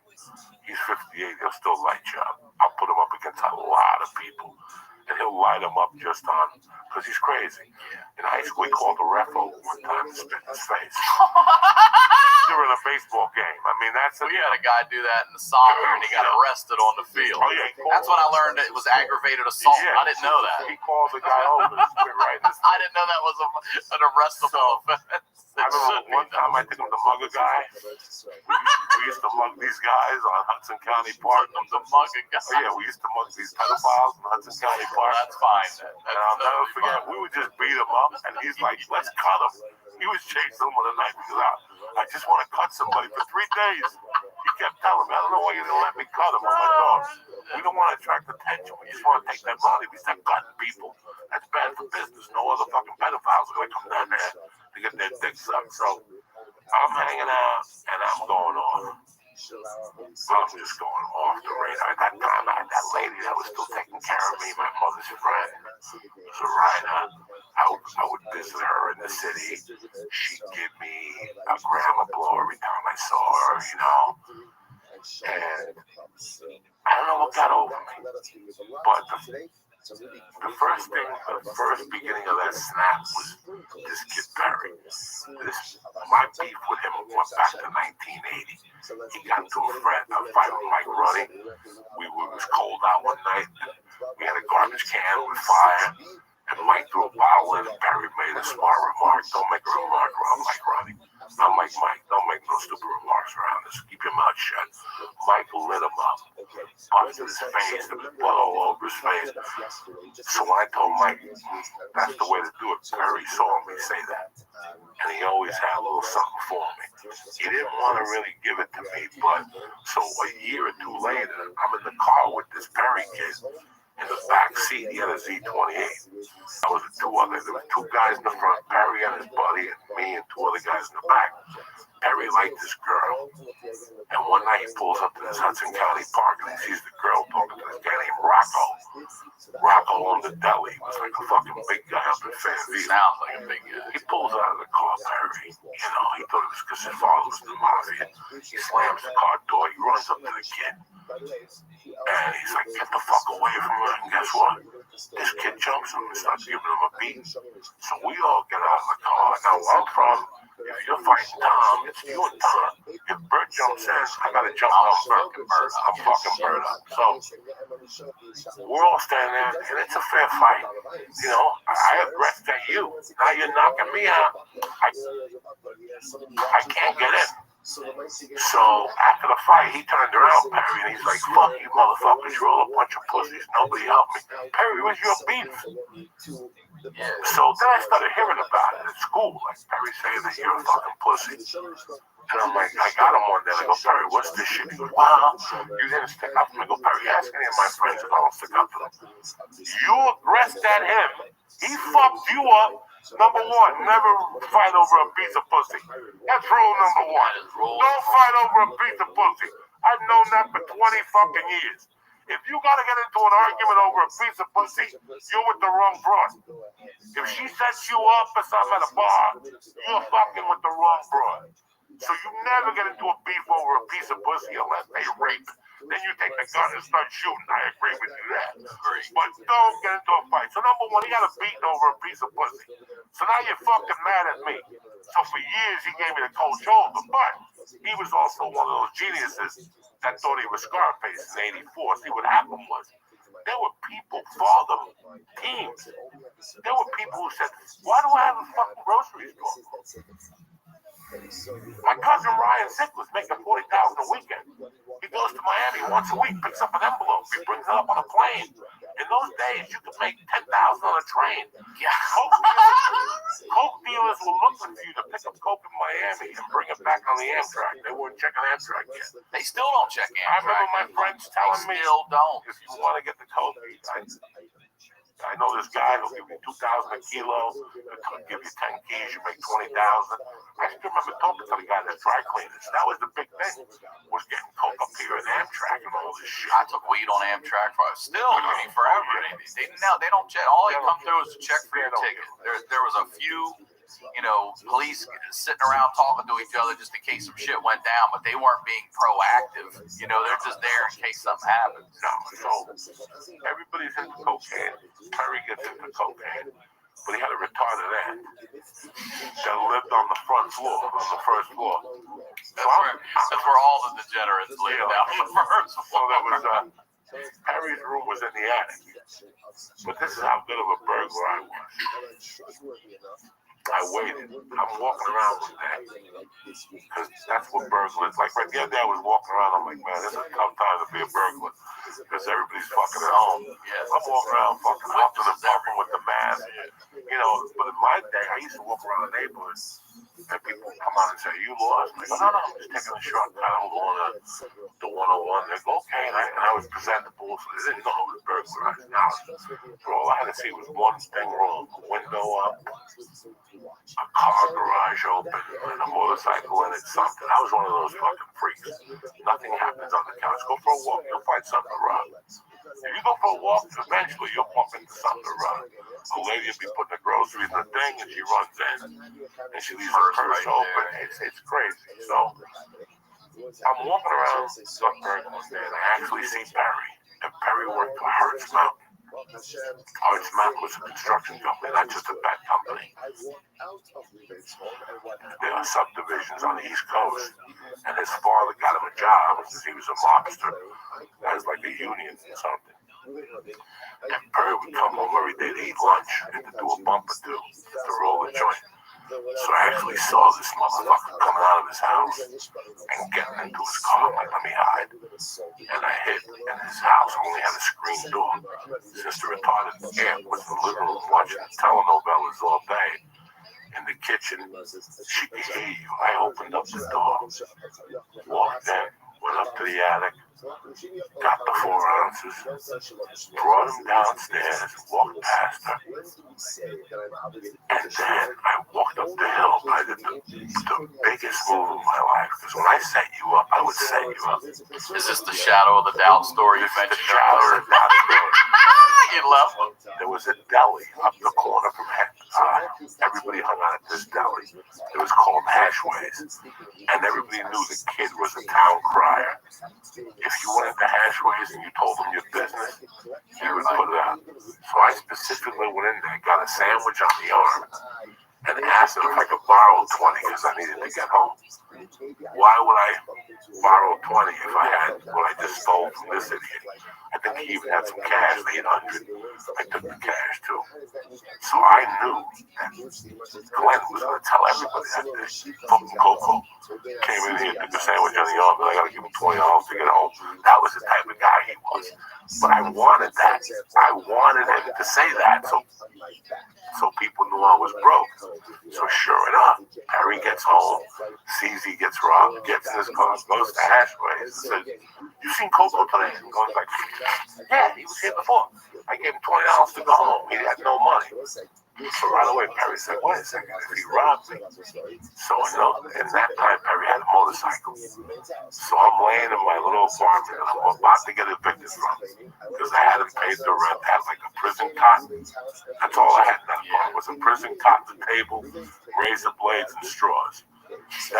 I didn't even have a shower curtain in that house. I would take a shower and the fucking floor would sink. The guy downstairs would come up, "It's leaking again." I never even took the time to install a shower curtain in this fucking place. So I'm sitting on my bed. I already got the coat. I put it in the packages.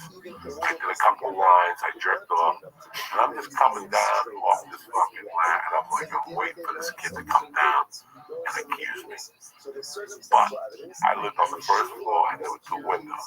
It was the summertime. So I had the air on, I had a fan on, and I had a little bit of the window open. It was humid.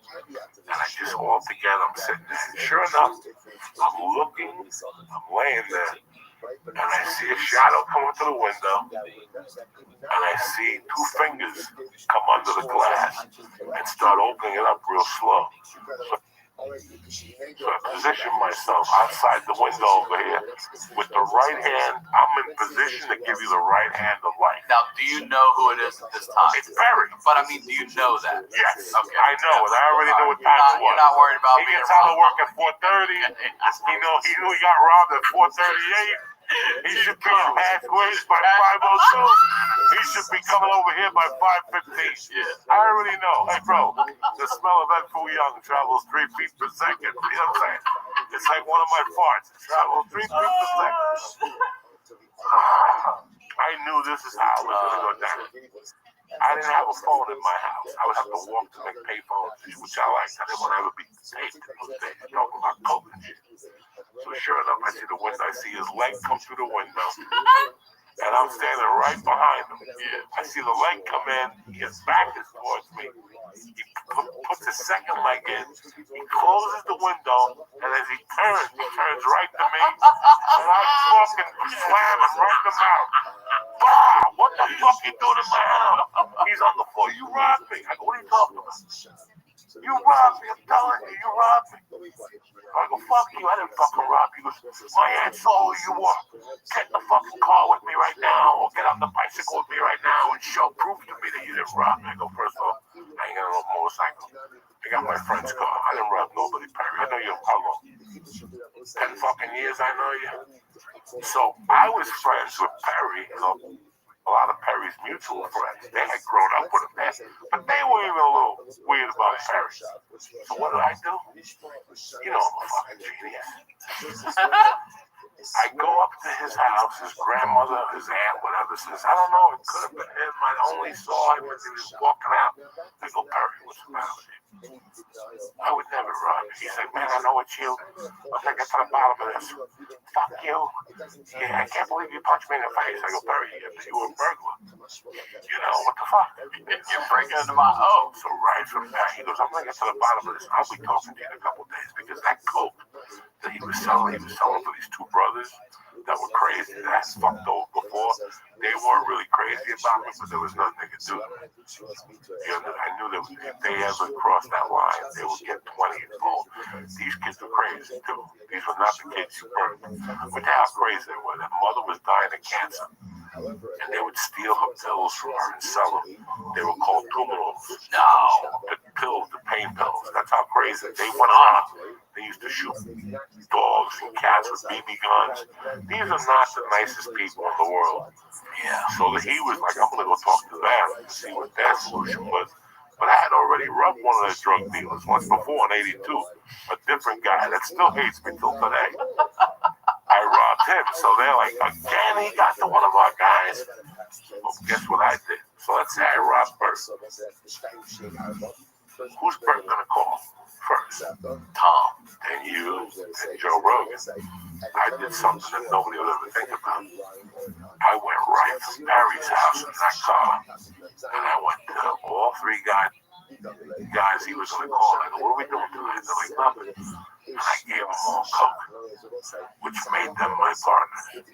So all of a sudden, 3 or 4 of his childhood friends have his coat. I never said where I got it from.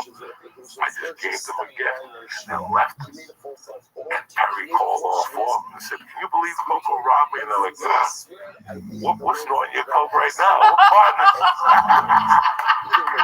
So when I would rob you, I would make you a partner without even knowing. And that you couldn't open your mouth. Because the coke was so good, I give you an 8-ball. I give you like an 8-ball. Well, what are you going to say? You know what I'm saying? But that was the beginning of my downfall. I mean, in the weirdest way. And I tell people, you know, we have a lot of death going on right now. I told my friend the other day, when somebody dies, you feel shitty. You know, your mother or your dad, you feel shitty.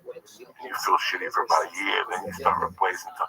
But that doesn't mean you dealt with that death. That's right. That does not mean you dealt with that death. So, my mother had been dead 4 years at this time. And all of a sudden, I just started getting these feelings. I just started getting these weird feelings. So July passes, August comes along, and it's like August 9th. And I'm in a Cuban restaurant in Union City eating. And the guy comes up to me and goes, you Dolores' son? And I go, yeah. He goes, hold on. He gives me a note with a number. And he goes, Rodolfo got out of jail. He wants you to call him. Rodolfo was like my godfather. This is my savior. You know, I mean, I was smoking coke. I had my life 50% together, but the emotional side was just, I lost my mother, man. I didn't get no social security. My stepdad threw me out of the house. I didn't have no place to live. He wouldn't help me. I'm not crying here. I'm not crying. I deserve everything I got. But it was taking a toll on a 22-year-old kid. I needed love. I needed to be around some people. So what did I do? I got on a plane. I called Rodolfo. He's like, I'm out of jail. You know, Rodolfo was an interesting guy. My mother was his daughter's godmother. Okay. And he grew up with my father in Cuba.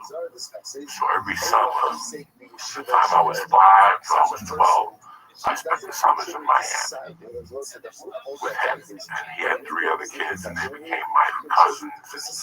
We would rent bikes together. It was a lot better than spending the summer with my mom in Jersey. Plus, Rodolfo loved me. I was his best friend's son. You know, he would tell me stories and blah, blah, blah. So when the opportunity came up, I'm like, this is what I was looking for. I'm looking for this fucking home life, you know. He goes, come on down. And I still live in the same place, 130th and 100th Avenue in the Falls. He had fucking built that whole community. He's got a construction company. real quick, Rodolfo's, a little lesson for you guys. Rodolfo's, this is how my uncle Rodolfo got popped. He used to buy property and then knock it down with, I still remember being a kid and having like a 22, and he would be on a bulldozer, and we would just be chopping down that part of Florida. You'd see the alligators running, I'd be scared. Just lizards, snakes. By Monkey Jungle, if people are listening and know Miami, my godfather in the early 60s, early 70s, built all those houses. He would build one, and he would move into it. They would build 4 more on the same block, and they became model homes for his. So whenever people, he had intercoms in the wall, great whole houses. But when he was building those houses, he would target shoot. And one night, he was target shooting with a gun.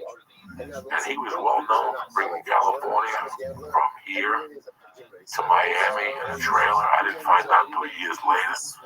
And I guess on one of those trips, he shot a guy. And he kept the gun, and he would target shoot. And one night when he was target shooting, a guy was walking his dog, and a bullet hit him in the leg like a mile away.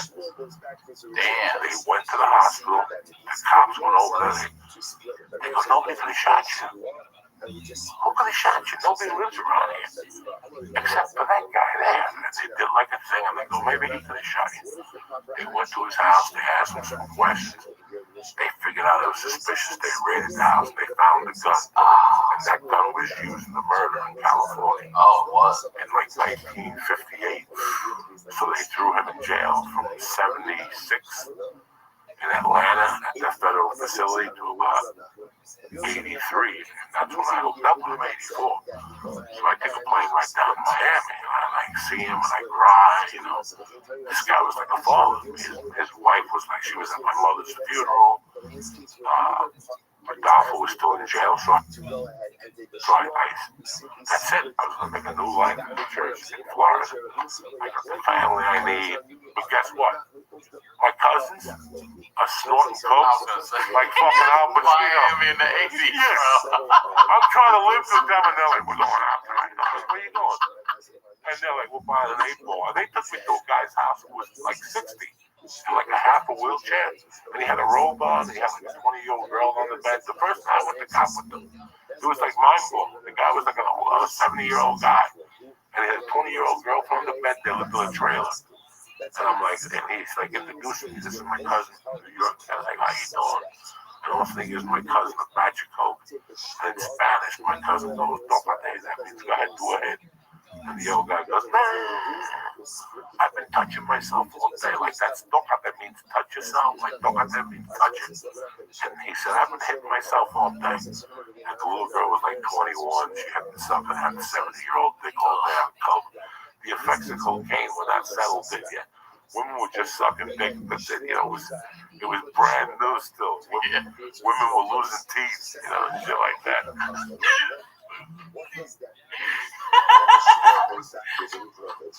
So I'm down there for about a week. I'm helping with construction.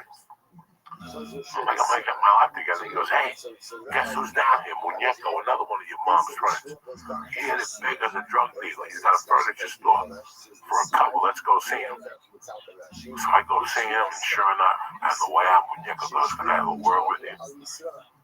And I go, yeah. So when I was growing up, I hung out with Carmen Balzano, and he was really a cop. He was a cop, but he had, connections to whatever. I never knew if he did or he didn't. But in my mom's head, she had made it go like fucking Joe. Like, she told all her friends, like, you know who's hooked up with the mafia? Coco. Like, he knows all those people from Jersey. His kids grew up with him. So my mom knew that I knew kids that had, like, so my mom would whenever I would come home, my mom would go, "What the cop tell you? Anything good about us?" I go, "Mom, knock it off. I'm not gonna ask him for information about what he knows about bookmakers." You know what I'm saying? In New York City, I would never cross that line. I forgot what the fuck my point was. Goddamn, who were we talking about?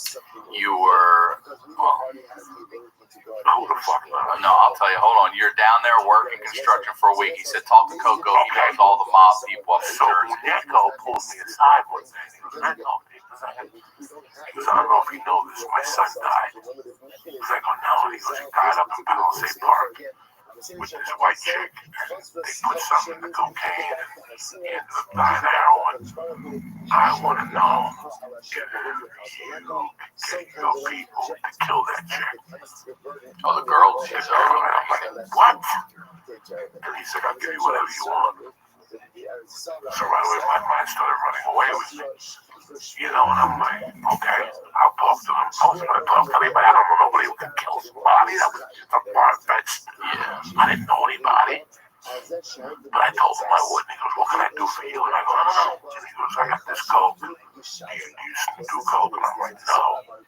I lied to him point blank range. I go, "No." He goes, "I got this fucking coke. People going crazy." I go, "Well, give me some." I got friends. I'll sell it. He could give it to me for like $600 an ounce. And they would come in, you know, like when you give your girlfriend a medallion, they would come in that case with the medallion only underneath. And it was an ounce. So I took like 10 back in a fucking thing. Just got rid of them. I mean, I was making money, but I wasn't making money because I would sell 6 of them and then snort 4 of them in a hotel with that crazy girl I was dating at the time that didn't know if she wanted to date me. Right. All you gotta do is call her with a fucking package and a little hand with stuff going like this, and you would 69 for 2 hours. I would eat so much pussy those days that I would get a blister under my tongue. I couldn't even talk. You ever eat that much pussy that you get a little blister, like 2 little white things under your tongue? You gotta like pop them. It's like half.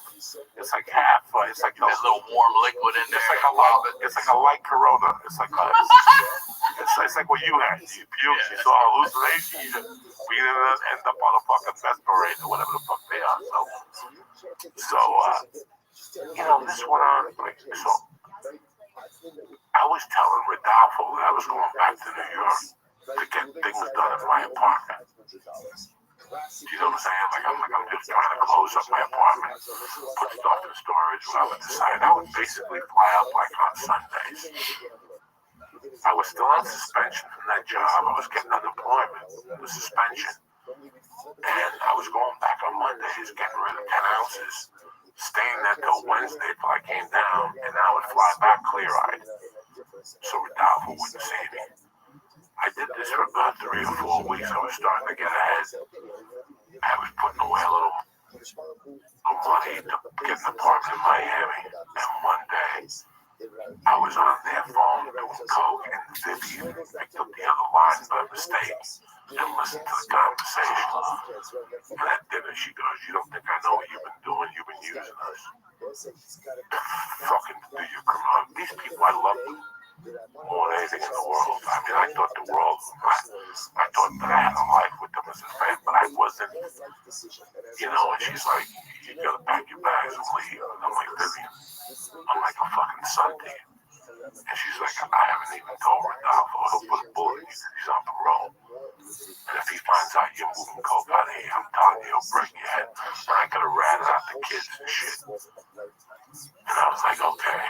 Yeah, that was back in the day when there was another phone in the house and you could quietly listen in on the call. She's like, "I haven't told Rodolfo, get out and don't ever come back.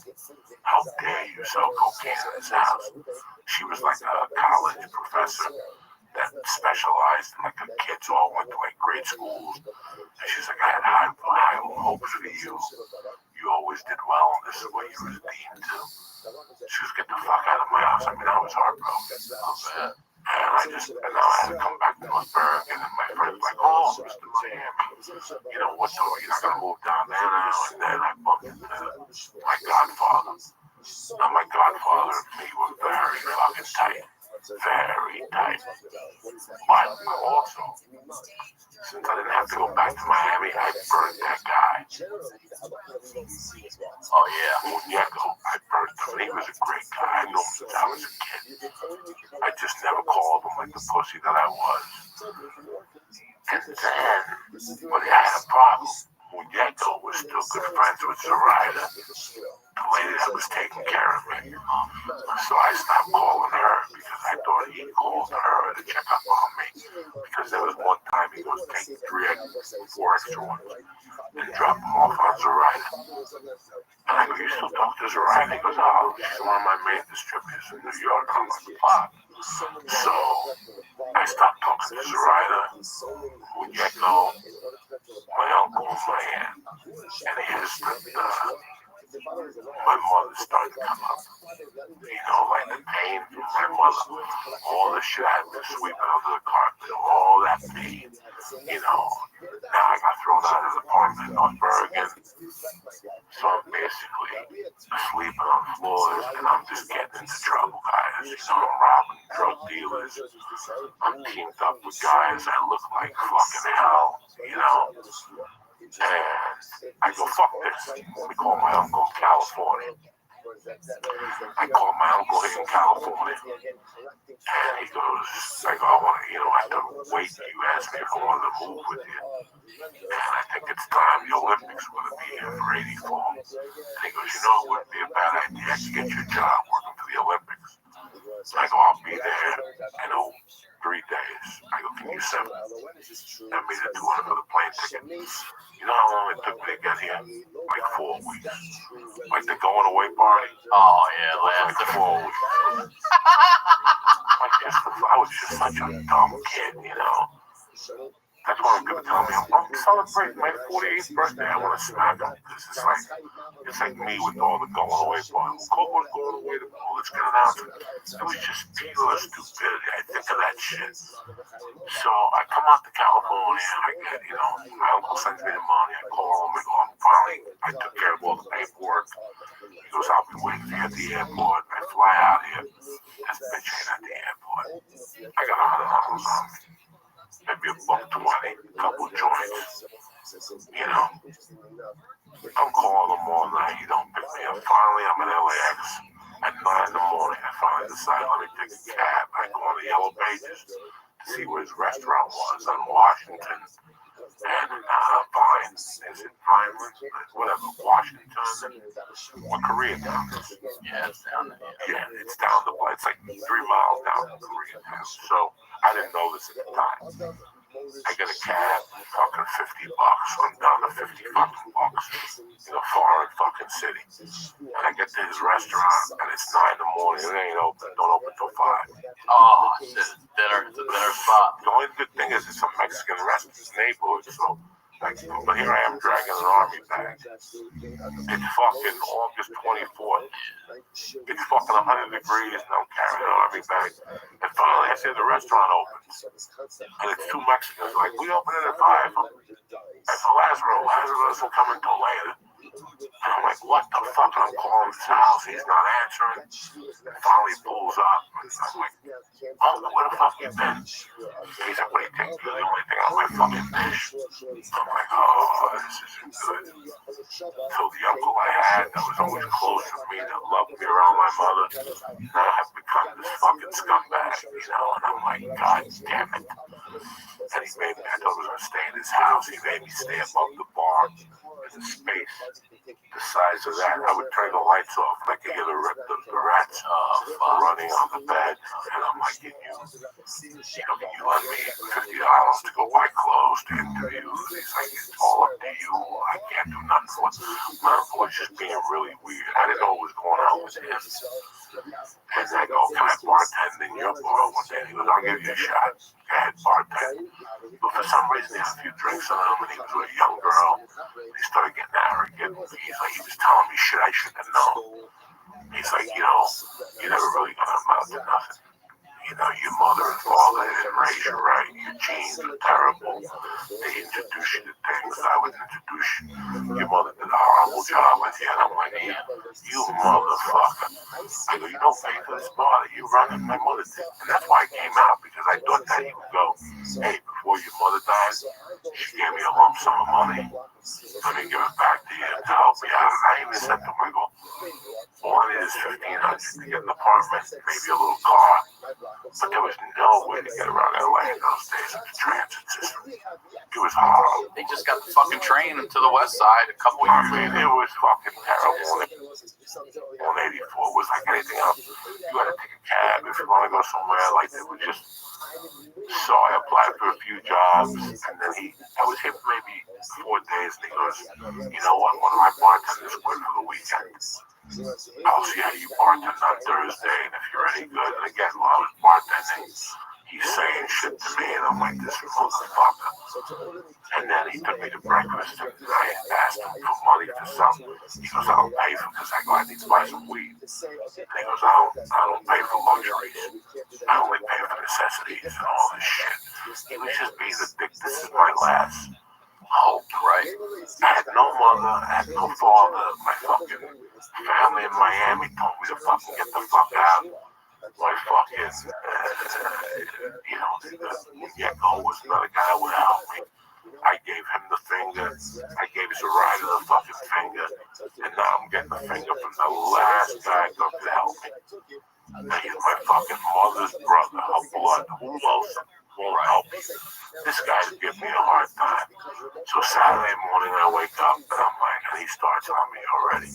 You got like another week here and I'm going to kick you out because I don't want you around and all this shit. So that night he goes, you want to bartend in the afternoon? I go, yeah. As I'm bartending, I go, you know what? I'm going to rob this guy. I'm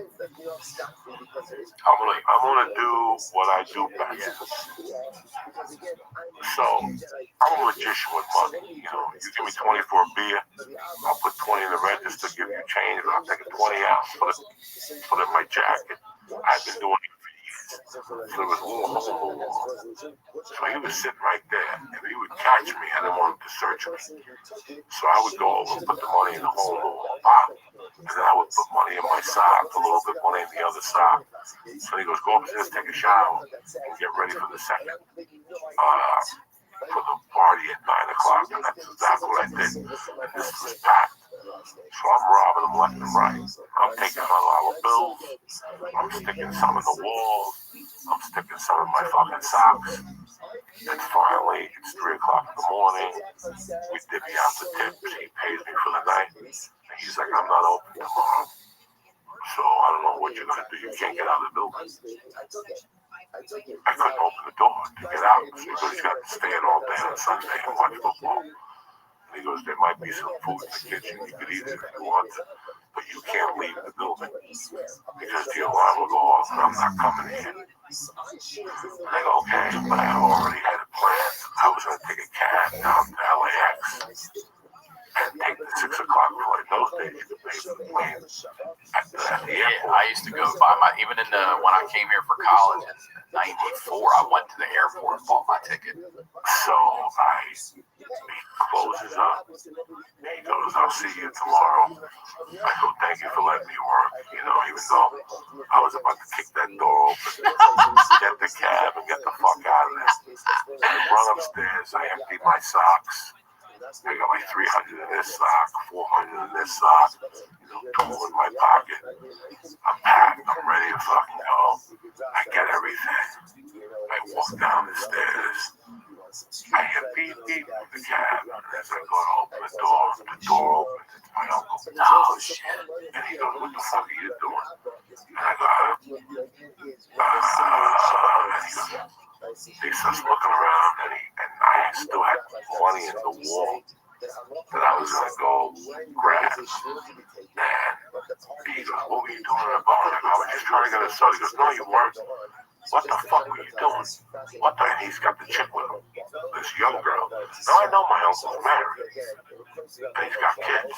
He's got this young chick with him at 3 in the morning. This don't look too good. And I'm like, and my mother would have not fucking gone for that shit at all. So he said, what the fuck are you doing? Are you trying to rob me? And I go, no. And all of a sudden, for some reason, he went right to that hole. And he saw like 500, and then he goes, you were trying to rob me, you piece of shit. And he pulls a gun out. Damn. And I go, what, bitch? And I pull my fucking 32 out. I go, you want to get down? And he goes, I'm calling the police. I go, you call the police, I'll shoot you. And that's when he broke down. He's like, fuck you, you're going to shoot me, you motherfucker, I'll shoot you. And I go, I'll fucking shoot you. And he could see it in my eyes. I wasn't fucking around. At that point, it was not good. My head was not in the right place. My mother, I wanted just to kill myself. I was missing her that much. I'll take you the fuck out, bitch. And then that's when he goes, I go, I can't really be your fucking nephew, and you treat me like shit. That's when he's like, you don't know what I'm going through. He goes, that girl out there is pregnant with my kid. I gotta leave my wife for her and all this shit. He goes, I've been lying to my wife. I goes, I can't have you here. Because I can't have you. His life sounds fucking terrible. My aunt didn't want me. Nobody fucking wanted me. My mother died. She didn't want me. I can't tell you what I was going through. So we just held it out like this for 10 minutes. Fuck you. Shoot, motherfucker, I'll shoot you. And finally the cat was like, will somebody please shoot somebody? Peter's running. So I get the fuck out of here. And I fucking, he goes, don't ever come here again. You're dead to me as my nephew. And I go, you're dead to me, motherfucker. And I got that fucking cab ride. I remember, like, having the gun still in the cab, like, aiming back up. He took me to the airport, but I was so broken. Like, I was broken. I was suicidal broken. Like, my next step is to go kill myself. So I jumped in another cab. I would just take me to the cheapest hotel around. And he took me to somewhere like in Marina Del Rey, like this shitty fucking hotel. And I remember getting pizza and just crying. Like, what am I going to do? And then I got my strength together. And I spent a couple days on the beach just getting my life together with the money I stole. And then I called, and then I was going to go home. So I don't have any money. But there was an airliner called People's Express. People's Express. I don't remember that one. You know? No. They flew from New York. They flew from Newark to LA, Newark to Denver, and Newark to England. And Newark to Miami. You ready for this one? This was in the height of the cocaine. Newark to Miami. $49 flight, one way. $19.95 after midnight, on the hour, every hour. So you and me can be snort and blow at 3 in the morning and go, I got a cousin in Miami who'll get us a package for $2. Let's go. $19.95. $20. And you paid for the flight on the plane with a credit card. Come on. Oh, I had a guy that was giving me Chinese credit cards. I'd be scared to fly. You should have seen me acting. I'd be on a plane like Joe Wong. Mr. Wong, what can we get you? Give everybody a drink. Everybody. Give everybody a drink. Because they had those things. They couldn't do them till they landed. Yeah. So the old purple shit. All you needed was a credit card. That's right. It could have been expired. They didn't give a fuck. So this is the first time I don't have a fucking credit card. But I can't use. I can't even. It could be stolen. It doesn't matter. It could be. They don't care. So I get to LAX. I get on People's Express. I go, I'm gonna beat these guys. And they come up to me and I go, you're not gonna believe this. I left my wallet in the bag. And they go, okay, we'll get it over there. I thought there was someone walking out getting the bag. Fuck no. They had 3 cops waiting for me in Newark. And they're like, did they get the bag? And I'm like, why? We emptied everything in the bag. I'm like, I don't know where my wallet is. And they go, how'd you get on the plane? You know, you didn't need to get on the plane. And I'm like, I don't know, you know, whatever. And they go, all right, you need to have somebody come down here and pay. And I had to wake up a friend of mine who I just had it with me. We're still friends. We're still tight. Still today. But at that point, he had it with me. And he's like, I'll come down and pay. And he paid. So now I got to go back to Jersey. I really look like a fucking asshole. Because I failed in Miami. And I failed in California. And I'm like, I'm just a fucking bum. I'm just a failure. And I'm trying to put ends together. You know, I'm a hustler, bro. So I can wake up in the morning. I'm thinking of buying an house. Why? Buy a around. I got one of those guys, So I was just doing whatever I could to stay alone. And one day I go to West New York, New Jersey. Maybe the end of September. I go to West New York to beg for money from my stepfather, any of his friends. Make up a lie. I gotta get school books. I was saying whatever I had to say to get money.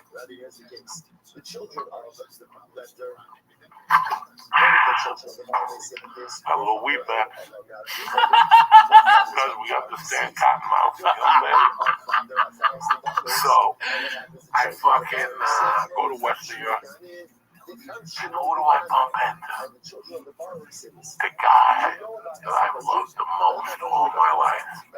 My godfather. He stood with me, put water in my head when I was a baby. He grew up with my father. He was good friends with my mother. We kept in touch. When I was a kid, he took me to the movies every weekend. He showed me how to smoke pot. I never smoked pot with him. But I used to see him smoke pot. I go, it's fucking safe. Safe. Look at the boy. He doesn't giggle like an asshole. He would just giggle. He took me to see two chicks eat each other out when I was a kid. Oh, this guy. Yeah. That's all right. Now I click. His name was Gavilan. He was just the ultimate godfather. You know, they have those programs, Big Brother, like that. He was just like, he loved my mother. You know, he was married. Him and his wife baptized me, and then they broke up. And you had to pick a side. So she would send me gifts and money, but I never saw her. She lived in Miami. When I would go to Miami, I would see her on the sneak. I wasn't allowed to tell my mother I saw my godfather because their feelings would be hurt. But I love my godfather, and he was there at my mother's wake. We talked for about a year after my mother died. He would tune me up whenever I'd see him at 20 or 40. Then one day I stopped seeing him.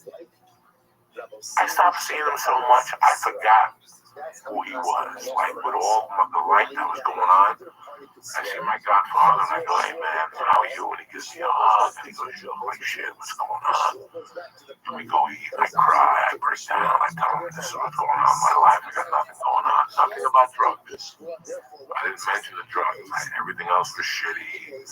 I got laid off, you know, and he's like, I'm sorry, he goes, first of all, we gotta get you some clothes. So he took me to buy clothes, some slashy jersey, bought me a nice winter jacket. Because you know, I have a winter jacket. I go, no. He goes, what the fuck? He bought me a winter jacket. But I go, listen, where do you live? Listen, I live in North Bergen. I go, let me take your basement. He goes, I can't. My wife won't let you. Wrong answer. Wrong answer at that time. At that time, I needed somewhere that I could go, stop going out, you know, get my life together, be back in that Cuban world. And he goes, but if you need money, I can help you out. He goes, you know, a lot of people do coke, don't you, Nutbergen? And that just destroyed me. Like, I couldn't handle that inside. Like, even though I was a junkie, even though I was a piece of shit, you're my godfather. You can't help me, but you'll supply me with cocaine. Right. Something just didn't sound right. And I go, you know what, you're right. I could help you sell coke. So he knew me since I was a kid. There was no slipping or sliding with him. So he told me, because I'm going to give you an 8-ball and I'm going to give you time. And you're going to have the money back to me by that time. And after a month of doing this, you're going to start having your own money. I'm not going to front you no more. So I remember it had to be before Halloween. So for 3 weeks, I was a soldier. If I told you I was going to be at 7, I'd be there at 6. You know, I was one of those guys. Like last night, the Pope of Greenwich Village was on MGM. I love that movie because the first line of that movie, you know The Sopranos? Yeah, of course. Carmine Lupatazzi, he's young as fuck. You know, he's the guy from the Green Book. Yeah, he's young as fuck. In this 1984, Mickey Rourke walks into the restaurant, and the guy looks at him, not Carmine Lupatazzi, he's a different guy. He goes, go to the bathroom, they're waiting for you. It's Carmine Lupatazzi. He plays Frankie Shy. And the first words out of his mouth to Mickey Rourke is, oh, How come nobody keeps me waiting when they're looking to borrow? When you're looking to borrow and you tell me 5, you're there at 10 to 5. Yeah. When it's time to pay me and it's 5, you always get hit 10 minutes late. It was a great line. He goes, how come you know it? So I lived by that line. So I was, for a month, everything I told him I was going to do, I did. I was just setting them up. Just setting them up. Okay, I'll give you an ounce. He gave me an ounce. Then came Halloween weekend. And he says to me, I'm going away for the weekend. How much do you think you'll need? I go, I don't know. He goes, you know what? By the rate that you've been selling was Halloween, I'll give you like 8 ounces. I don't know what it was, 6 ounces, 4 ounces. I know it was a lot of money, but I was supposed to give him back. So he goes, come by at 7 o'clock Saturday. I'll give it to you. I won't be back till like Tuesday. I was like, perfect. By Tuesday, I'll be in fucking Australia. Australia. On the People's Express flying to Australia. Like by Tuesday, I'll be in Australia. So I forgot what he gave me enough to me to have a significant amount to start a new life somewhere else. Any idiot could have sold that night for Halloween, taken that money, got on the plane on Monday, and would have never had that problem. Sure enough, I sell the first ounce, make enough cash to beat Joe Big Shot. I go to a party, I see some girls, I invite them over, I see Kurt, that I used to live with in 84 when I first moved from Colorado, and he's got a secret apartment now to sell coke at, where he only keeps the safe there with coke. So me and the 2 chicks and him go to this apartment, and we're just doing blow. It's Sunday night now, and we're in separate rooms. Nobody has eaten for a day. We're just drinking beer. Both chicks are naked. And I'll never forget that I got into an argument with the chick I was with. Monday morning. I hooked up with her on Saturday night. Now it was Monday morning. We were still naked. And we're still fucking and sucking every 20 minutes, doing coke, drinking, watching the news. I mean, it was just, what a fucking filthy way to live. And I think we were 69ing, and my dick wasn't even getting hard no more. And I'm like, come on, suck it, bitch. And she turned around and smacked me in the face and broke my nose. Damn. She's like, don't you ever tell me to suck your dick? I've been sucking it for 2 days. It's just not gonna get hard, okay? I've been sucking it for 6 days. Oh my God. It was terrible. Like, I just felt like an asshole. You know, when we got up, Kurt drove me to a hotel. Kurt, I have nowhere to go. He goes, well, you got some cash, let's take it to a hotel. He dropped me off at a hotel. And I think I slept for 24 hours. And I got up the next day. And I went in my pocket, there was maybe $3. I went looking for the coke, and that bag was like the stimulus package. It was gone. It was gone. It was gone. You know what I'm saying? Everybody's waiting for this small business loan. That thing is gone. It's gone. The lake is gone. I was just going to say, the Lakers. The Lakers, Ruth Chris got it. Yeah. So, I'm like, oh my God, I was snorting. You know, 10,000 worth of product. Damn. 19 in retail. If I would have retailed it, I would have had 19 grand right now. And I'm looking at $3,000. It's October, maybe it's November 2nd. By this time, something like that. And I get up from the hotel. The Hindu keeps calling me. You have to pay another $13. I'm like, I ain't got another $40. Probably there are 4. They're like banging on the door. Please, you have to go. And I finally got up, take a shower, and I walk up the hill. And I'm walking up Kennedy Boulevard to Ashways, because I know I can always get food on the arm at Ashways. They'll give me a 20 to go, or 40 if I'm not getting that.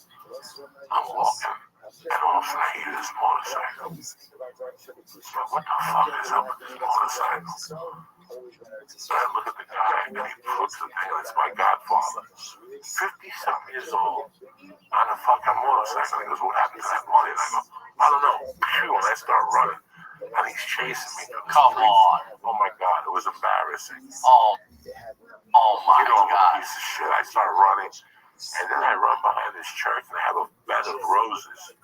So I'm running through this bed of roses, getting thick with thorns. I'm like Jesus without the juice. I'm just getting dragged through this bed of fucking roses. I'm like, fuck, Jesus had a bad day. Oh my God, I am fucking bleeding from everywhere. And I bust out the County Boulevard, and I run into Ashways, and they're like, what the fuck happened to you? Were you been whipped? Because I had bricks everywhere. Cuts everywhere. And they made me a sandwich, and all of a sudden my godfather started banging on the fucking glass.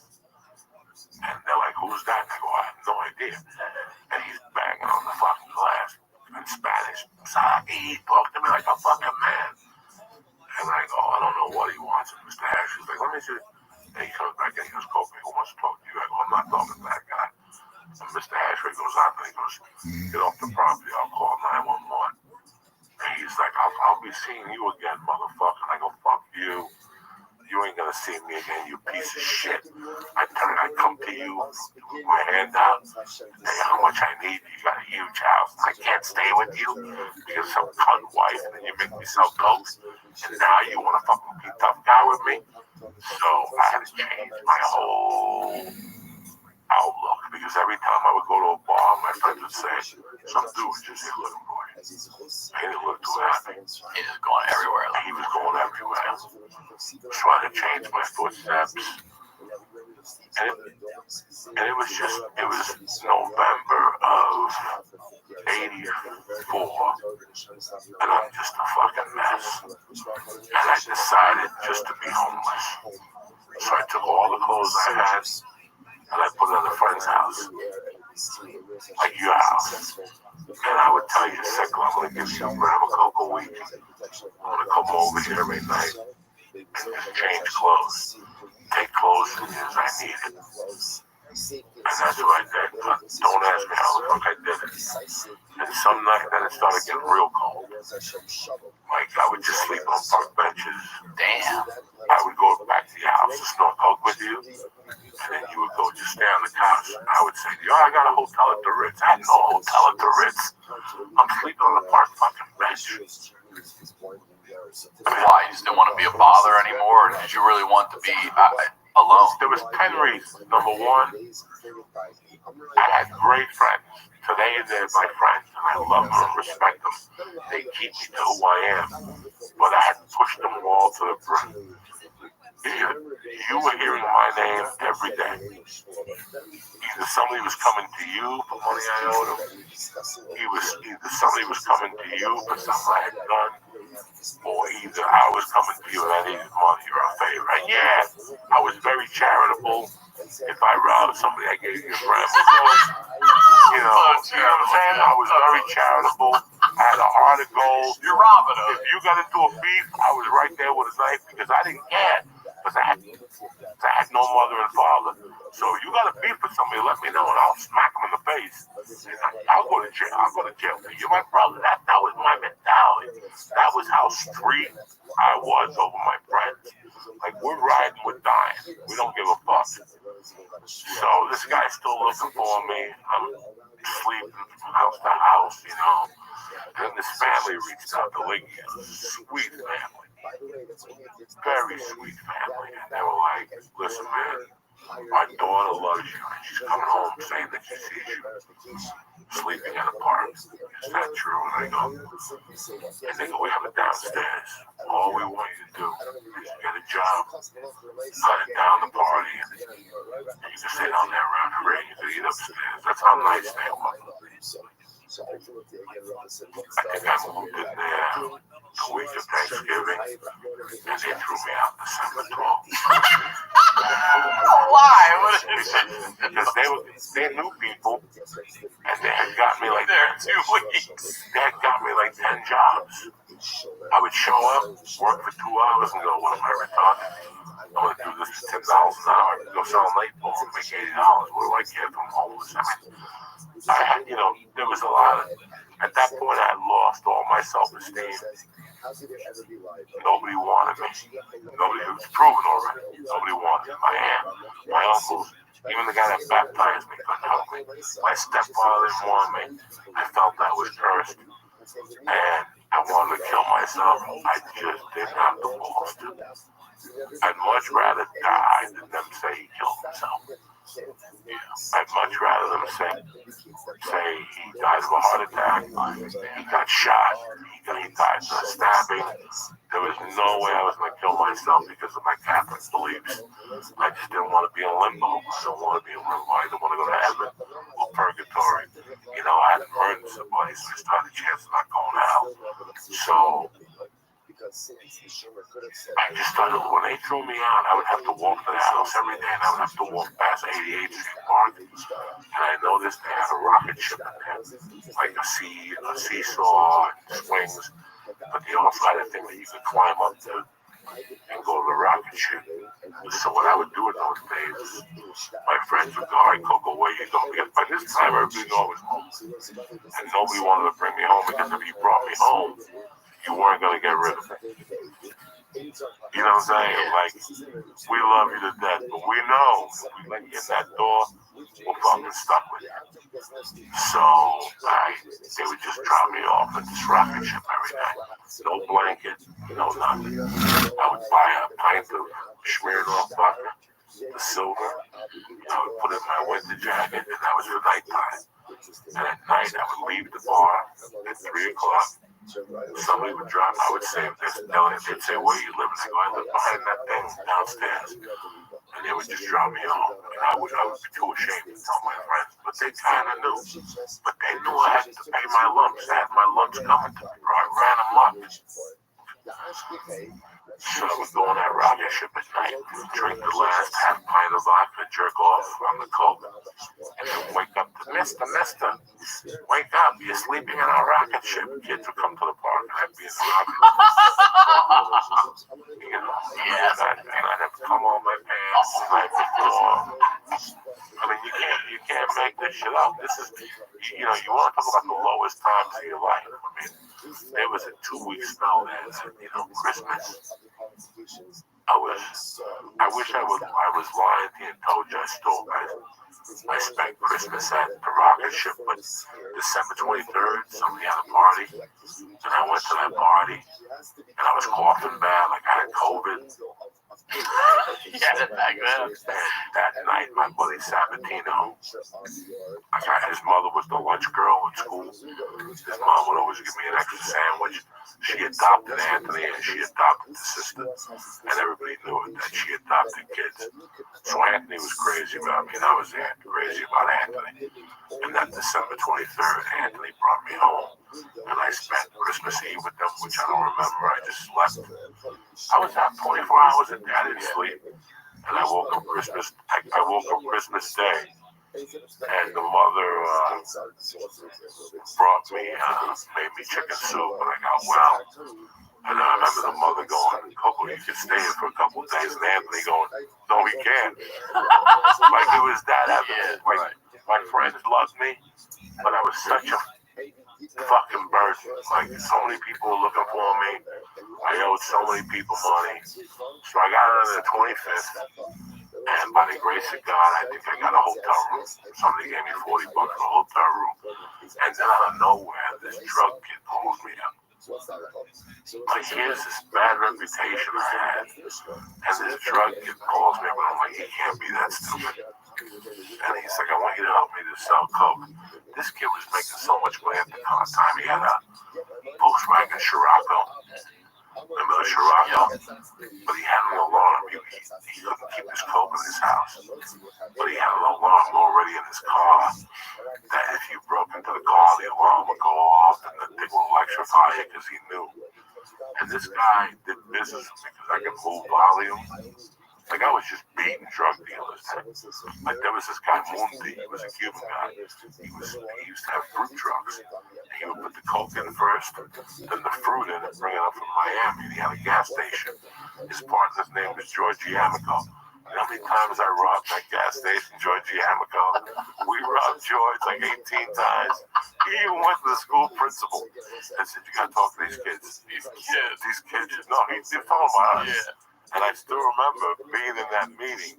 Mr. Astley's, God rest his soul, was like Paulie and Goodfellas. I talk to them all the time. They don't listen because he didn't give a fuck. They were all on the same program, you know. So, kid Joel was his name from West New York. And it was like 3 nights, like the 28 people getting geared up for fucking New Year's. People were buying coke, hand over fist. I mean, it was, you would walk into a room, it was a room full of zombies. You would just sit down. If you weren't doing coke, you would just sit down and look at people. And everybody had a twitch. Everybody's hand was moving. Like everybody was creepy on cocaine. Cocaine had taken over this fucking society. And it had taken over me. That's why I was fucking homeless. And finally, I think on the 29th of November of December, I was standing in front of the Midtown Lounge trying to put a deal together. And a car stopped. And there was this guy named Mr. T. He was my teacher. And I had sold him coke a few times after high school. And I go, "T, what up?" I thought I had a picture. And he comes out of the car and I go, "Look at you. You ready to do some fucking blow?" He goes, "I'm sitting straight sober. I went to rehab." I go, "I haven't seen you in a while." He goes, "You look terrible." And we talked for like 20 minutes. And he goes, "If you want to get your life together, call me." When you're serious, we're getting your life together, call me. And I go, "Okay." And I just took the number, but to me it was like, I go, "Where do you live?" He goes, "Cresskill." I go, "Perfect. I can hide up out there." So let me do some damage down here. Let me put together a couple of G notes, and I'll move to fucking Cresskill and hide out. And those 2 nights I went hard. I was selling coke, and Joel had me on the same program as my stepfather. "I'm gonna give you an 8-ball cool when you have the 250, and I'll bring you another one." And I had him going New Year's Eve. He comes to see me and he goes, "Listen, my girlfriend wants to go into the city tonight, so I'm gonna give you like 2 ounces, and I'll meet you tomorrow morning." So that's all I needed. I could get 1,800 an ounce for $3,600. I was sick of myself. I just needed a fucking break. I think I sold $3,000 worth of coke. I kept $3,000.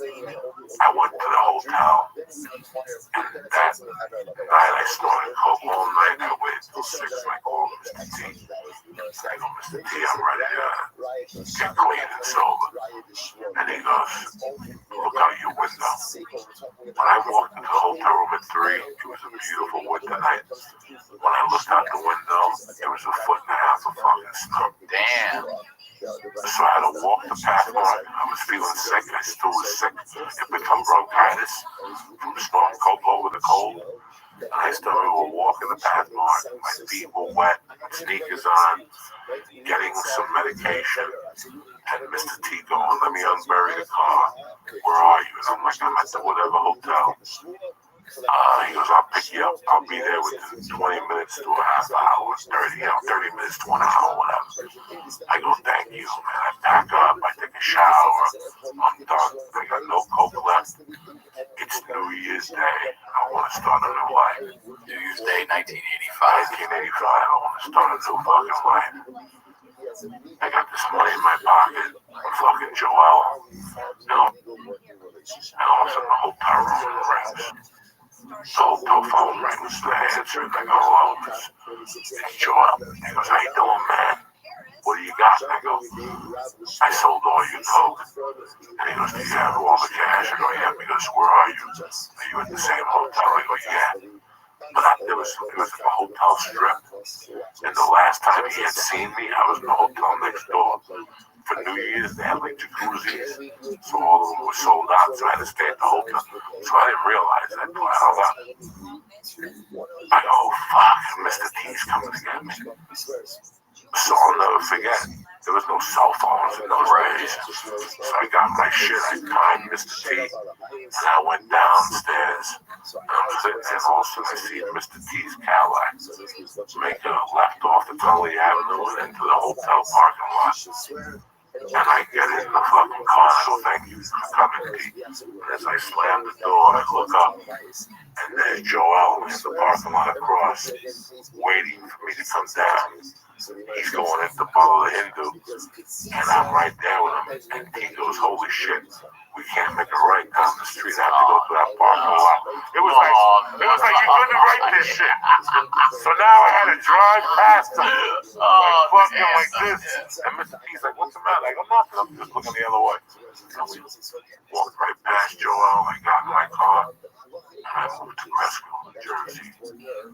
And that was I got clean after that. I got clean for maybe a year and a half.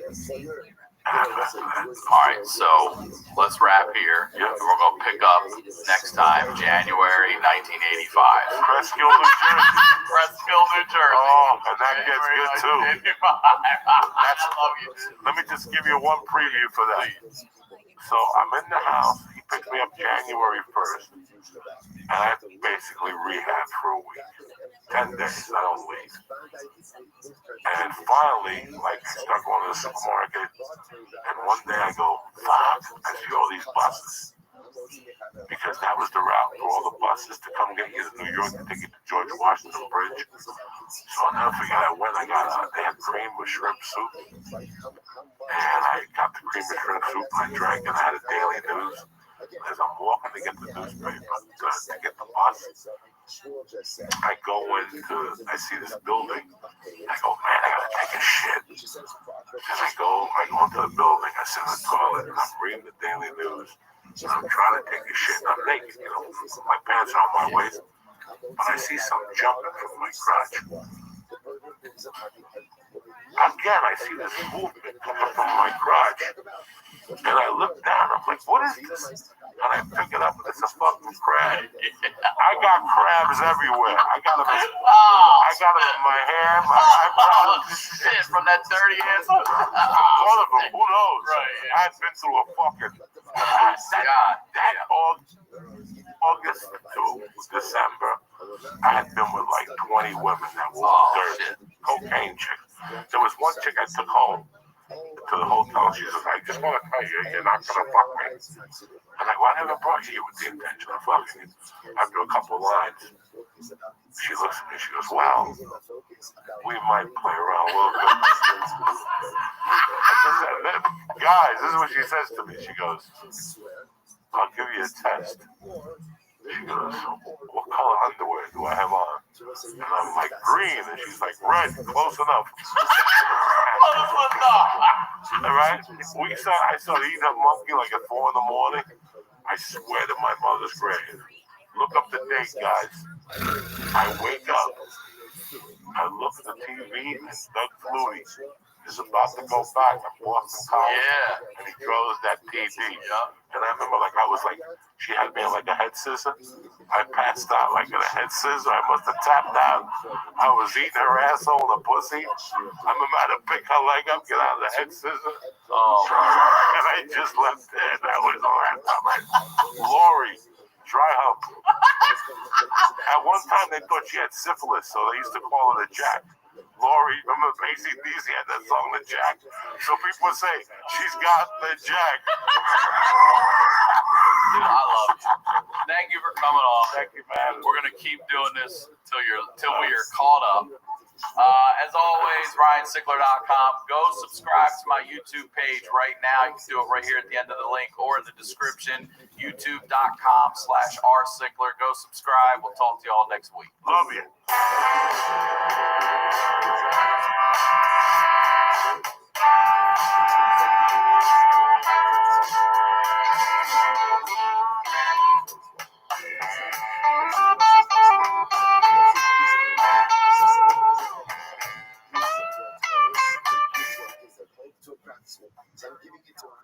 This episode of The Honeydew is brought to you by Tushy, Upstart, and Superhero Stuff You Should Know. More on that later. Let's get into the do. The Honeydew with Ryan Sickler.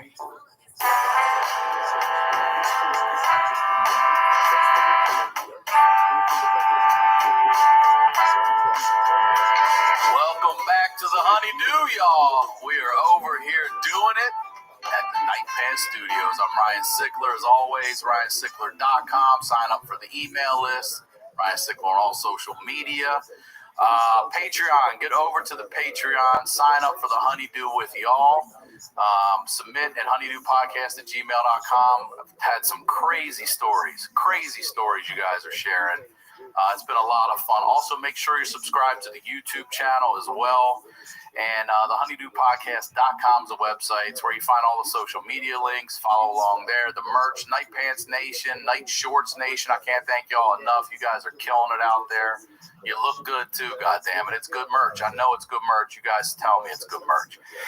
And if you live in LA, I always mention I got the love for the Santa Monica Music Center here where I record. They have online classes. You can get them from real Los Angeles musicians, all right? So go to SantaMonicaMusic.com. Use the code Honeydew. They will waive the registration fee and give you a free lesson when you sign up for a package. Now that all the business is out of the way, you know what we do over here? We highlight the lowlights. I always say these are the stories behind the storytellers. And ladies and gentlemen, it is great to have back. First time here in the Night Pants Studios. Ladies and gentlemen, Joey Diaz. All right. You look good, God. You brought me to the Podcast Association. Has no beef with us. None. We're fucking doing our thing. Number one, I want to thank Jimmy Seafood. Baltimore, fucking straight up gangsters. John Menadakis, shout out to Jimmy Seafood, Baltimore. They sent me the dip. I had the crab cakes yesterday. You know, you gotta help out. You know, every week I try to throw something somewhere, and I ordered a couple crab cakes. And you know, I'm getting 2 boxes. So I want to thank. I want you to, you know, to reach out to Jimmy Seafood and fucking order something. Yeah, they do free 2-day shipping. Fucking crab cakes, fuck Phillips. This is a piece of crab. Something like that, okay? It's Jimmy Seafood when it comes to crab cakes. And the fucking stuff. I don't even see ranch around the fucking table. Roll my afternoon. You filthy fucks. It's so good. And people say, how much does he pay? I'm nothing. He's a friend. We've gotten to be friends all because of the Rogan podcast. That's it. He sent me a package. I'm like, this guy.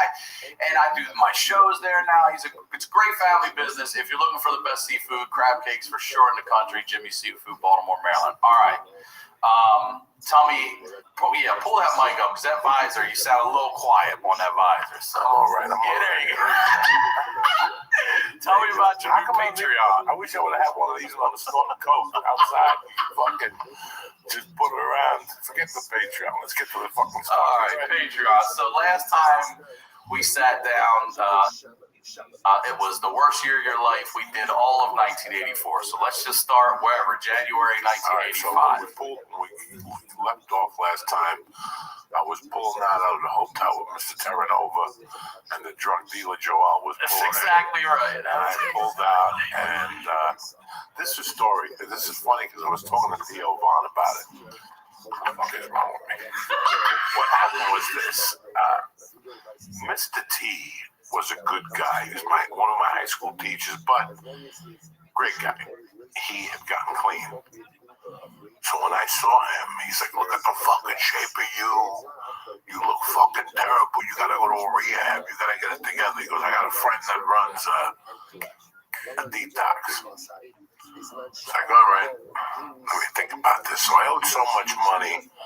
I was in so much trouble. I go, how bad would a detox be? For 10 days, I go in there. He goes, they'll feed you. They feed you like a fucking king. You'll love it. So as we pulled away, I had, $2,000 maybe. And we were headed to the detox. It was New Year's Day. I get to the detox. I got a 2-week waiting period. Why? Because everybody gets clean. That's New Year's Day. People went right from the fucking boozer straight to the fucking detox. So you're either going to the gym or detox.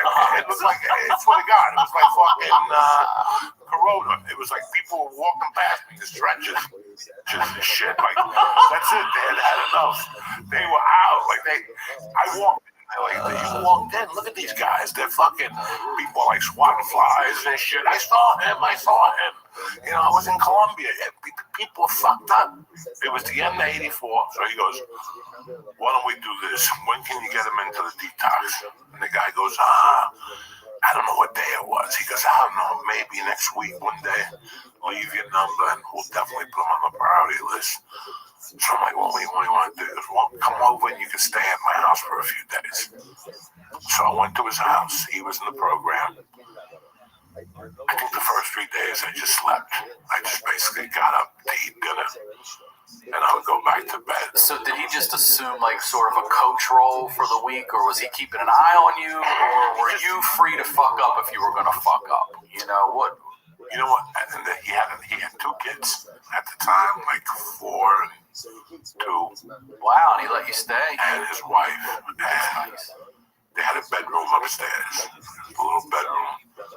And I just stayed in there, like with a blanket I brought and a pillow, and just shivered for a few days. Like I was just shaking, not from the detox of the drugs, but just of what I had been through for those 5 or 6 months. You know, I had been through a lot. It was like 7 months of getting pounded, like just getting pounded, like people are right now. Yeah, like right now, it's 6 or 7 months. People are getting pounded. You know, on top of COVID, they lost their job. Their mother-in-law died. Can't go to lost the house. You know, it's one of those type of years where you just sleep for 3 fucking days. So I basically slept, and he goes, "Listen, the guy called. I have a bed for you in a few days." And then we were talking, and something happened where he said, "You know, I can't fucking believe it. I'm kind of light on the mortgage." I'm like, "How much you light?" And he goes, "Like 8 bills or something weird." I go, "Why don't I give you the 800 and just detox here with you?" Because he was already taking me to meetings, you know, so I started going to meetings with him. Fucking hilarious. What the shit you're hearing at like the meeting? By the 4th day, I was already shaking for a line. Emotionally, I was beat up. And I'm going to these meetings, and these people, you know, a meeting in Hollywood and a meeting in New Jersey is 2 different stories. I was talking to Theo that when you go to a meeting in Hollywood, everybody's like, you know, huggy-duggy. I remember people getting insulted in the meetings in Jersey. Like, some guy comes in there, "Yeah, when I drank, I used to drink like a bottle a day." And people are like, "A bottle a day? Go fuck yourself." I would walk into a bar and tell the bartender, "Give me the bottle, no ice cubes. I didn't even drink fucking ice. You fucking pussy." They told me right away, first off, you want to come to these meetings, you gotta smoke. If you're going to be sober in these meetings, it's not going to work unless you smoke. Cigarettes or weed? Cigarettes. So like, you might as well start smoking now. So I tried it, but by then I was still an anti-cigarette. I was like, I can't do it. And then I figured, I went to like 2 weeks of meetings, maybe a week of meetings. And Miami Vice was coming back that Friday night. And I made up a story. I go, "Listen, Friday night, I got to do something. I got to go see a guy by the fucking job." He's like, "Job?" I go, "Yeah. This guy wants to hire me. I don't know. Let me go talk to him." And I remember again, he lived in Cresskill, New Jersey. I remember from going to the supermarket, I kept seeing the buses going by.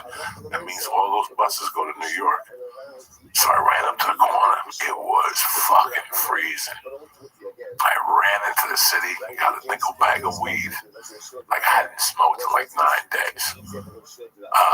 That had been the longest ever since I started smoking. And I remember it was freezing out, and rolling the joint on the platform at Port Authority on 81st Street. It's outside. Yeah, you're outside. There's no fucking, you're outside. There was maybe like 4 people shivering. And I'm like fucking rolling this joint with frozen fingers. I smoked it, I walked in, there was the episode with Glenn Fry, Smuggler's Blues. I'll never forget that. It was fucking, and he was going crazy. "Look at this is fucking tremendous.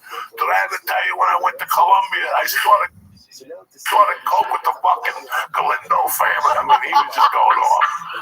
So we're fucking howling. So I got this job. I stayed with him, I stayed clean.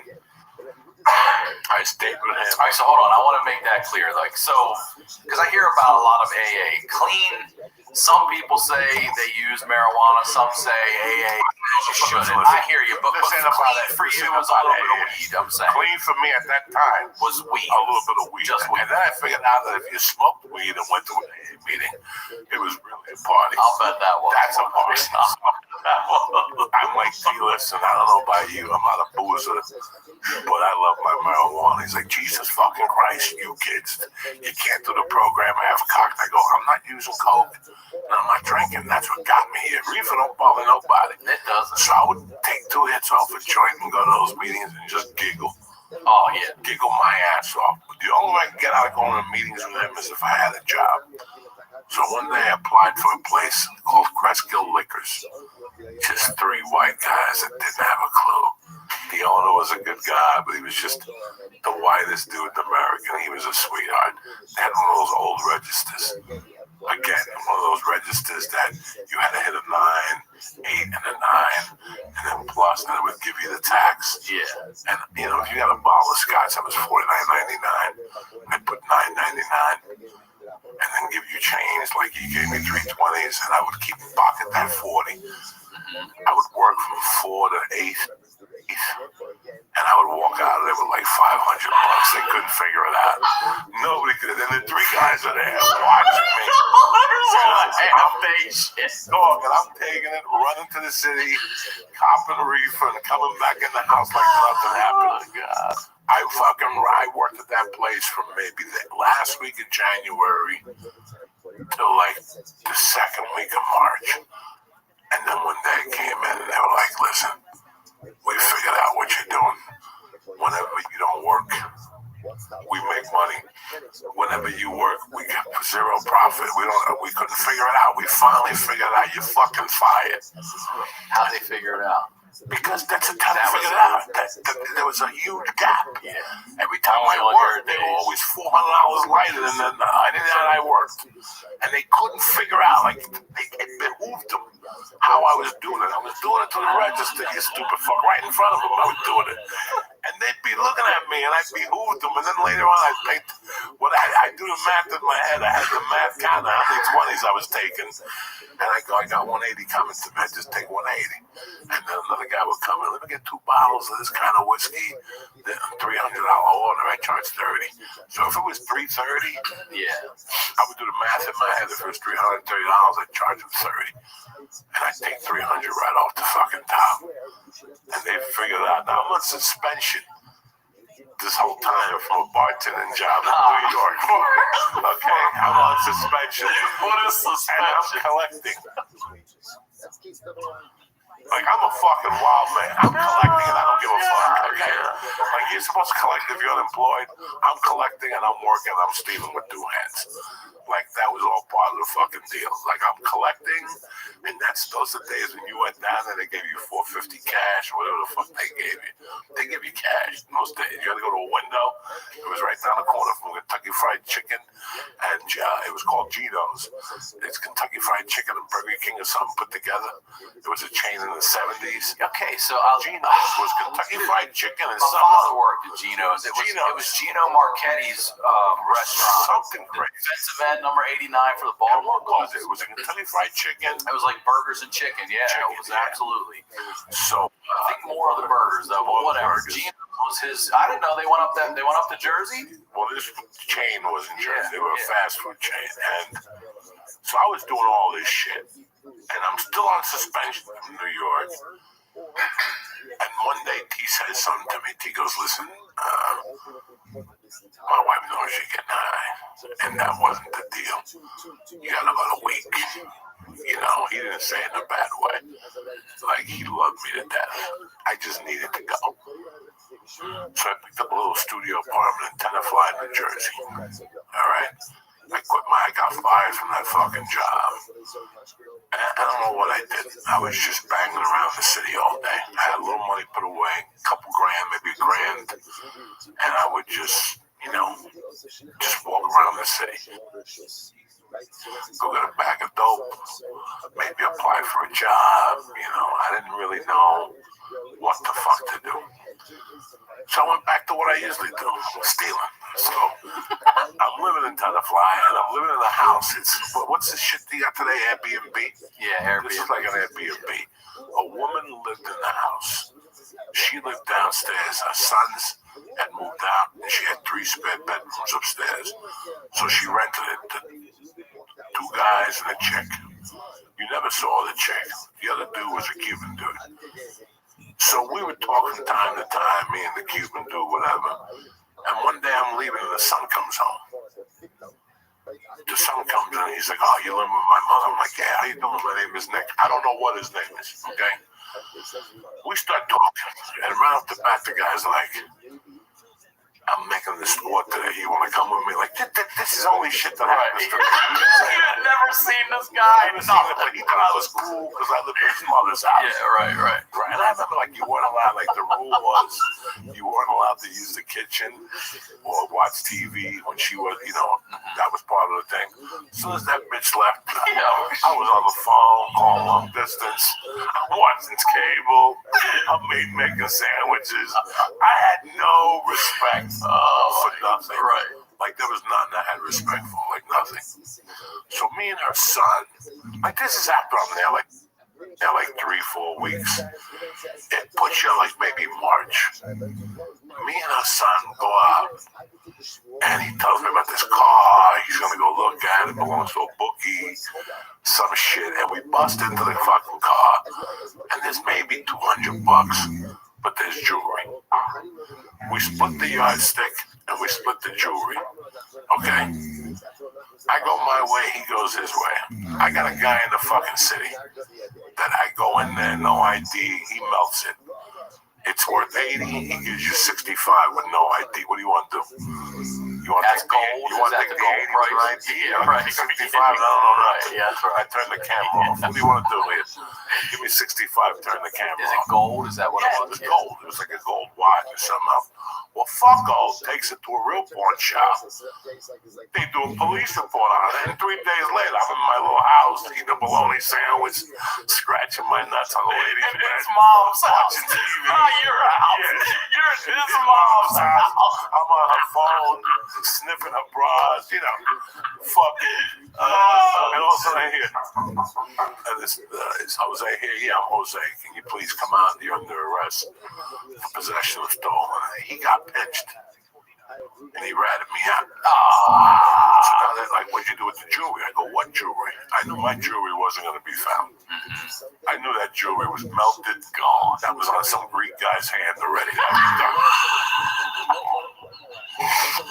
They made the ring and gave it to some swami. Those rings, those immigrants in New York wear with the ruby they hypnotize and shit. So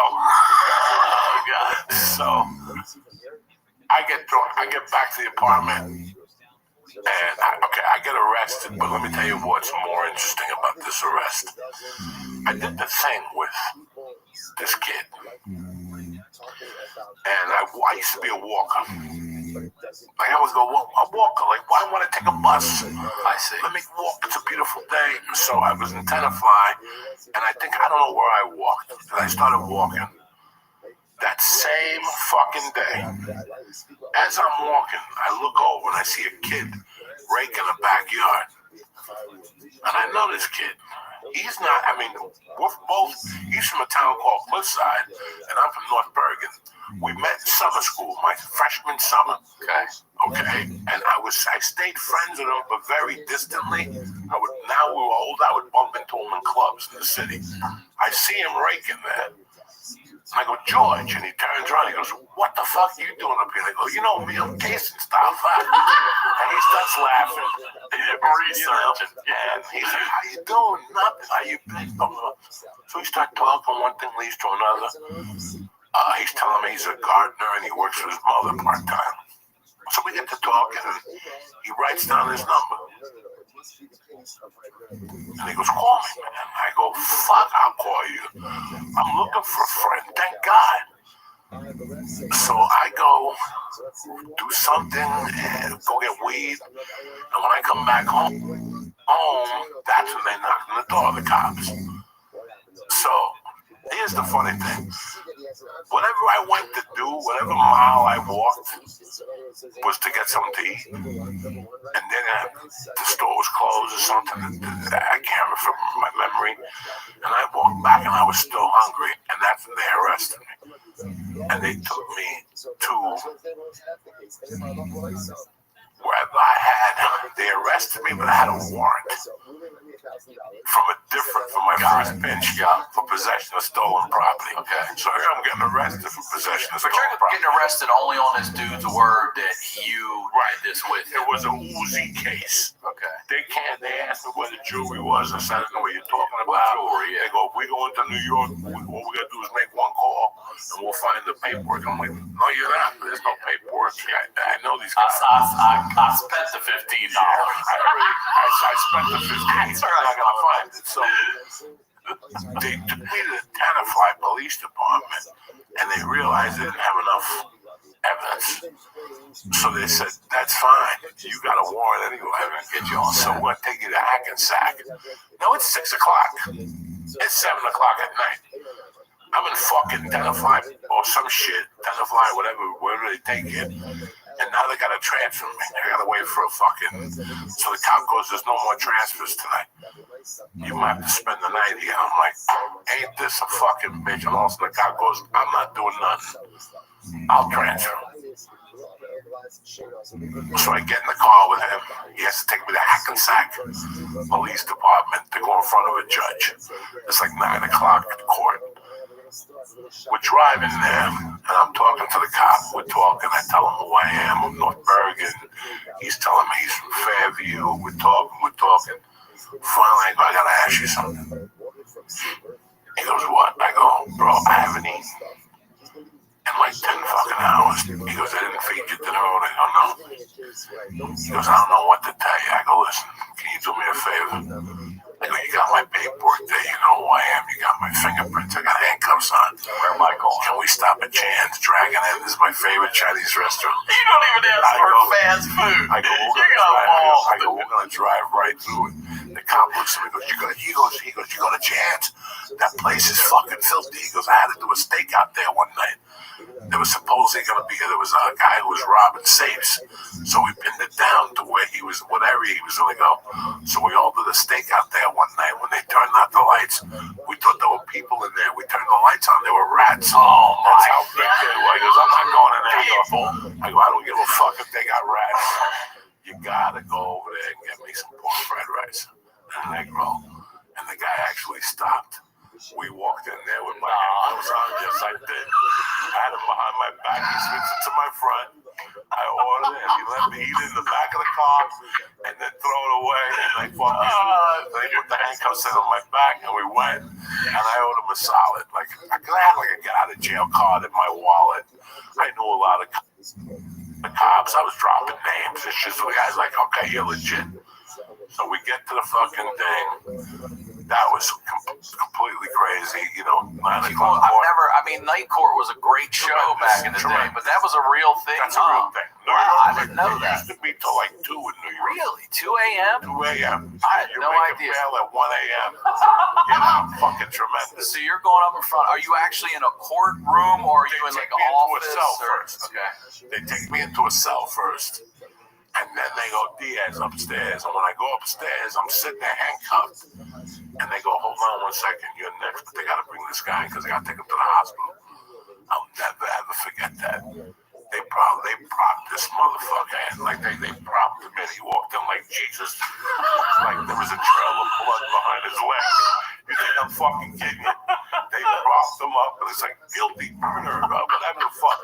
30 days, whatever. I don't know what he got. I don't know what he did. I know that there was a line of blood following him.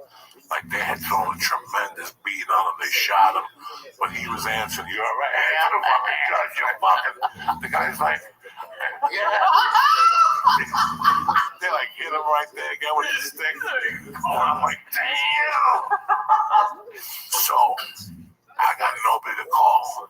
They go, Mr. Diaz, because I made bail, but what I didn't do was complete the program or some shit. And that's why you got the warrant? That's why I had the warrant. I had a cousin that had some unofficial just go to the 2 days of this thing. Are you gonna go here? We're gonna go. There's no bail. You're remanded. It's fucking 11 o'clock. Where am I gonna go? I just got thrown out of my house. You know, the cop said the lady was gonna put the bag out with my stuff. I'm like, God damn it, I gotta go all the way to Tenafly, get my bag of clothes. Not even a suitcase. So I went in my pocket and I found George's number. I go, George, he picks up the first ring. 201-943-2629. Wow. 1985, baby. That's the memory of Uncle George. Ask me what I had for lunch. You'll throw me off. It's like Jeopardy. It's like being the dumbest guy on Jeopardy. But ask me what somebody's number was. And I still remember it. So that number's about to get called like a motherfucker. It's not. They can't. They fucking, he answered. And I go, George, big favor, you got to pick me to Tenafly to pick up my clothes and drop me off in a hotel on Route 4. I was in and out of those hotels. I knew them 44 a night. I was a lifeguard at one of those hotels in Baltimore. Next to you. There's no lifeguards at these hotels. You go out there, you just drown. You shoot heroin, they put you into the pool. Nobody knows nothing. You know what I'm saying? People go outside, actually look at you for a second. Oh, that kid's come in. Look at what happens to heroin people. See? Take a picture. You like it being in London. So, George takes me to get my clothes. And I go, all right, let's just go to the roof. And he goes, no, you're going to come and stay with me. Because I talked to my mother, you can stay with me in my room. You can sleep on the floor. I was like, you fucking serious? So he took me home. He introduced me to his mom, his grandma. Only this could happen to me. And I moved in with him like in mid-March. And he came on my podcast. He did. About a month ago. We did a Zoom. And he goes, I knew you were the first deal the first two weeks. He goes, the first 2 weeks, you broke into my roommate's house. You stole his fucking speakers, and I stole his unemployment check, and I cashed it. It's like I could cash anything. I had a guy in the bank, he didn't give a fuck. That's his introduction. Whatever you want to do, like whatever you need. What kind of check you got? It's in the plumber's union. Was it belonged to Ivan Volsky? No sign Ivan, and we would cash the check. I mean, it was the truth. The guy was a loan shark. He worked for a loan shark. So you borrowed from a loan shark, he would check to the bank, and he would go see my friend. So I move in with George, and they spoke Spanish. They were from Panama, and we talked. And at night, I'd stay in with his grandma. I was clean. I wasn't doing any coke. I was smoking reefer, but I wasn't drinking, nothing like that. I didn't have a girlfriend. I didn't get laid from like that August. Like I'd been without a woman. I had turned so much into coke that I really wasn't even into women anymore. Like I wasn't into men either. I was just trying to take care of myself. I was 21. I was 22. It was 1985. I was worth zero. I was clean though. And this is a connection coming back from your past childhood with a guy from summer school or whatever. 79. Right before the summer before my mother all died. Because you were up there casing that place and he was breaking to you. Whatever. Yeah. I stay with him. I get a job right off the bat for a bricklayer. And I'm laying brick with the guy, Italians, good guys. I did that for about 7 weeks, and then the bar called me back. Oh, a suspension was lifted. A friend of mine, they said they want to meet with you. This is very like official bar shit here, right? Sheridan Center. Oh, okay. 52nd and 7th. And I was under investigation for theft. You know, there was just room charges. I mean, there was 8,000 ways to rob that hotel. And all those guys did it. Everybody who worked at the hotel was robbing people. I mean, it was horrific. And it just, I didn't invent it. I don't want anybody to think I invented it. I walked into this, and these guys were like, you want to make money? Do this. I worked at a hotel, the front desk. We had hustles. Send it to you, then you would deny it. We would I don't even remember. tell the people to clean it real quick. If they pay cash, say, they don't like this side, they want this side to view, and boom, they would clean it real quick, and we would keep that 500 cash. It's the craziest thing in the world. People, hotel employees are thiefy motherfuckers. That's why I don't put my safe inside nothing of that safe. Mind your business. Take it with you. Because there's people like me, so I'm moving with him. Wait, I gotta say something too. This is the truth too. Because of you and sitting down and talking to you, and you're like, I'll break into your fucking sliding glass door or whatever. My daughter and I will go down to the pool, and I mean down our stairs to the pool, and I shut and lock my goddamn everything. Listen, I have to give a fuck. She's like, it's hot here when we come back. Well, I don't give a shit. It's all still here though. And every time I think Joey Diaz climb right on this balcony and get up in here. When I wanted something, I was gonna take it. So I hear you. I do it every time, and I think of you. We are 50 feet away.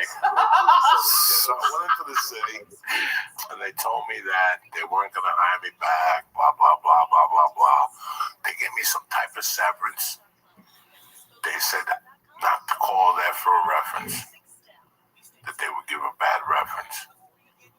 And can't imagine you had any real good reference. They gave me like, I don't even know what they gave me, like $800, something. How long did you work crazy. there? I worked there legitimately, like bullshitly, a year and a half, but legitimately maybe 8 months with no problems. Stealing, but no problems. Right, not calling. Then I would just not call in, not show up. You know, I was just being 22, being a kid. I was a fucking dumb. I was a 21-year-old. That's what I wanted to bartend and this whole thing. But I'm living with George. Before I moved in with George, I was living in a hotel. And one night I was really broke. And I went across the street. There's a string of gas stations. Right? So I'm living with George. Before I moved in with George, I think it was before I got the apartment with that lady when I was looking for the apartment. I stayed in Fort Lee for a while because it's closer to the city. Fort Lee, New Jersey is right across from Manhattan on the bridge. They have all these hotels. It's where a comedy club called Bananas is. They ever ask you to play Bananas? It's right there on Route 4, next to the Bada Bing. That's why people go to Bananas, because they go to the Bada Bing. So I don't think it's still open. Doesn't matter. But one night I was staying at that hotel and I was hungry. One afternoon, and I crossed the street to the gas station because that's how much money I had. And I saw a flower sign. And I asked the guy, what are you looking for? And he goes, I need to pump gas before the 12. I go, okay. When can I start? He goes, tonight. He goes, what's your name? I'm like, Ryan Sickler. He's like, Ryan Sickler. Okay. I see you at 4 o'clock. So I come back and I realize I'm by myself. So he trained me for the first hour. In Jersey and in Oregon, they pump gas. Yep, still, right? Isn't it illegal to pump your own gas in Jersey? So, that's crazy to me. You got to pump gas. That's Oregon still, too? Yeah, I don't know. But it is still Jersey in 2020. I think in Oregon, they're just lighting people on fire. Yeah, you're right. They got a bigger problem. Don't worry about the guy. You're right about that. That guy's pumping gas for the hook right now. Pumping gas on the crowd like the whole fire. It's crazy up there right now. So I went across the street and I'm pumping all this gas. And he told me, he goes, it's nighttime, so drop. Every time you got 500 in your pocket, put an envelope, put what time, sign this paperwork, and put a drop in there. I didn't see the reason to. You know, so every hour, like he told me, I'd take like $1 bill and drop it. $1 bill and drop it. Because for some reason it was like computerized. He goes, I'll find that in my house if you don't drop. So about fucking 2 o'clock, I realized I got about $1,200.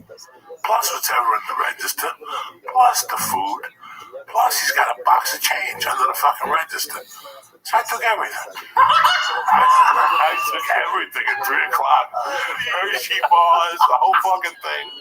And I just walked across Route 4, jumped over the fucking banister in the side of it. Cars were whizzing by me doing 90. And I went home. The next morning I look out my hotel window. Cops are there. The whole thing. People have been pumping gas for free for 4 hours. I just left. Right? I forgot about the freaking I said, fuck.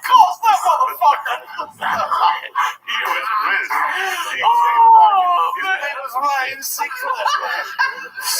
So I figured this out. But here's the problem: you got a row of gas stations going that way, and you got a row of gas stations going this way. For me, that's a fucking hit. Yeah. So I wait like 3 days. Sure enough, I go to the gas station. 2 doors down from that guy. That moron needs help. 12 to 8. But here's the story. The real story was my buddy worked at Hess. I used to get the Hess trucks. gas station. Yeah. He was the manager. I still talk to this guy. He's still one of my best friends in the world. So I told him to give me a list of anybody who ever got fired for stealing. And he sent me a list of names. So I would apply under those names. Yeah. So now I was smart the second time. The second time I went in there, what's your name? Tony Ramirez. Where have you pumped gas? Hess. Where? We walking yet? When can you start? What do you got? 12 to 8. I'm in. I'd get there at 12, and again, once I get the 1,000, that's it. I put $1 in the envelope. I just walk off. Even if I was working with a guy, even if I was working with some guy in a jacket on, I'd say, listen, I'm going to go to the bathroom. I did this every 2 gas stations. Then I went across the street and worked myself back. 1,200, 1,800. God, it was always something. And that's that old school gas shit where you pulled the lever out of the way. Yeah, there was none of that. And then you also used to hang gas. Hang gas means Brian Sickler's a broke fuck. He comes in and gets $4 worth of gas. When Lee comes in for gas, guess who's swallowing that $4? Lee is. That 4 is going right into Lee's. I'm going to put that thing in without popping the thing back. I remember because you had to pop it all the way back. Yeah, but if you didn't pop it all the way back and just put it in there, the car would move up. And then that make believe it's already on 4. By the time I'm putting it in, I'm making the first $4. This was hysterical. It was called. I mean, my God, hanging pumps. That's what me and my friends called it. Hanging pumps. So I would hang pumps. Not only would I hang pumps, I wasn't even going to pay the gas man anyway. So I did that all around that gas station, all the way back, and then I took my show on the road, and I took it down to South Jersey. And I started hitting them all over South Jersey. Every day I take a bus. I think it was hilarious. I would take a bus to a new area, get out, see a gas station, walk the 3 of them and get hired by one. I'd go somewhere, eat, and stand there like an asshole for 6 hours until I had to go back at 4 to train because they take, can you start today at 4? Fuck yeah, I'll start today at 4. And I'd get back there at 4 o'clock. I'd pump gas till 10. I'd be working with some guy. Can I go to the bathroom? Yes, but hurry up. We're not running a chatter here. All right, yeah, good. And I'd just go. Sometimes I'd call George. I would call George. I go, George, meet me there at 10 after 9. Why 10 after 9? Just be there at 10 after 9. And George would be there thinking he was just picking me up coming off the bus. I'd get in the car and go, hit it. Why? Just hit it because I just robbed the guy. What are you talking about? You robbed the guy. He was just I give him 2 bills. Here's 200. Don't worry about that. So tell me what happened. So one time, I did this all over New Jersey. Oh my this was God. hysterical. This is fucking hysterical. So now, I'm not going to tell you the name of the place. This is a huge gas station. Like, to pull this one off, it was like Ocean's 11. You know what I'm saying? Because they had like 18 gas guys. This place is huge. Like a truck stop? Like a truck stop. Yeah. So like a Flying J. Let's just, Yeah, sure enough, fucking boom. They need me from 4 to 12. And it's non-stop. It's about to rain. So I'm going from one car to the other. Everybody, 20s, 10s, 15s. The fucking thing is getting heavy. Stacked. My hands are filthy from all the dollars. They had to have 4 guys on one island, just pumping doubles. You doing big rigs and shit like that. I'm doing everything. I'm pumping gas. No, I wasn't doing diesel. I was just doing cars. So I'm doing cars. The sky is starting to turn gray. I'm doing cars. The sky is starting to turn gray. I'm like, fuck. And I called George. And I asked the guy, hold on, can I go make a call? And I called George at his mom's shop. And he goes, I can't get to you. We got a special order, man. I'm sorry, I don't know what to tell you. I go, fuck. So I got like 2,000 in my pocket. I'm working it. It's about to rain. But it was also park and drive. Is that what they call them? Park and ride, where Park and people ride. like, you meet and get in one car. Yes. Yeah, park and ride. Park and We used to ride. have those all over And Maryland. there's buses that go into New York. So sure enough, I'm looking at these buses and they line up, and you get on any of them because they're all going to New York. New York, and I see all these people. So I got like 2 G's, 2,100. I go up to a little fucking Indian dude. I go, listen, I gotta go take a shit. I got diarrhea. Hurry up. We're busy, Mom. Can't you see this? He said, yeah. And I dodge to the bathroom, but I just come out the side door. There's a ton of people, and I just mix into the New York line. And I get on the bus, and I'm watching this fucking guy. And this guy is pumping gas. He's looking at the door to see if he sees me. He's pumping gas. He's looking at the door. And after about 5 minutes, I'm getting itchy. I'm waiting for the bus to fill. Okay, you're all the guy's not going to get off until the bus fills. So I'm like, God damn it, I got on the wrong bus. I'm on the second bus, and there's still a bus in front of me. And now I see the guy go, he's like, hold on 1 second. And he goes in there looking for me. Now I see the guy run out. And like he's like looking around for me. And he runs back to his little fucking friends. And he's like, and I'm watching all this go down. And all of a sudden he runs into the office and he gets on a fucking phone. And they're fucking calling somebody, and they're all looking around, and another guy goes in there looking for me, and I'm telling the bus driver, let's go! Let's go! It's gonna fucking rain! And I mean, the skies are fucking turning gray and shit, and they're looking around, and finally when my bus takes off, as my bus takes off, they're all looking around, like, where the hell did I go? One of them figured out. He's on one of those buses. So I'm like, oh no. So as I'm pulling out of there, I see cops pulling in. Oh shit, I'm dead. So bus pulls out. I figure they're gonna arrest us when we get in the Port Authority. I get to Port Authority. There's not a cop inside. I walked out to Broadway. They didn't stop you when you were leaving? Nothing. Oh, no shit. Nothing. We didn't stop them. We got on Route 3 right to New York. I picked up George. We took a shower. We got dressed, and we went to this club in the city with another friend of mine, Devo. And we went to the club, and the Eurythmics were there hanging out. Like you couldn't even talk to them. I thought I was a fucking big shot and shit. But I stayed with, and at that time I was just doing creepy shit. How much would you say average you probably hit in the gas stations? $1,500 to $2,000 a pop? A pop, yeah. And like, about what? Like Dozens? Yeah, like wow. What's the biggest? Maybe like it was like 2,400, and I had like 15 of them. But I had 1,000 scams going. I just didn't want to stick to one scam.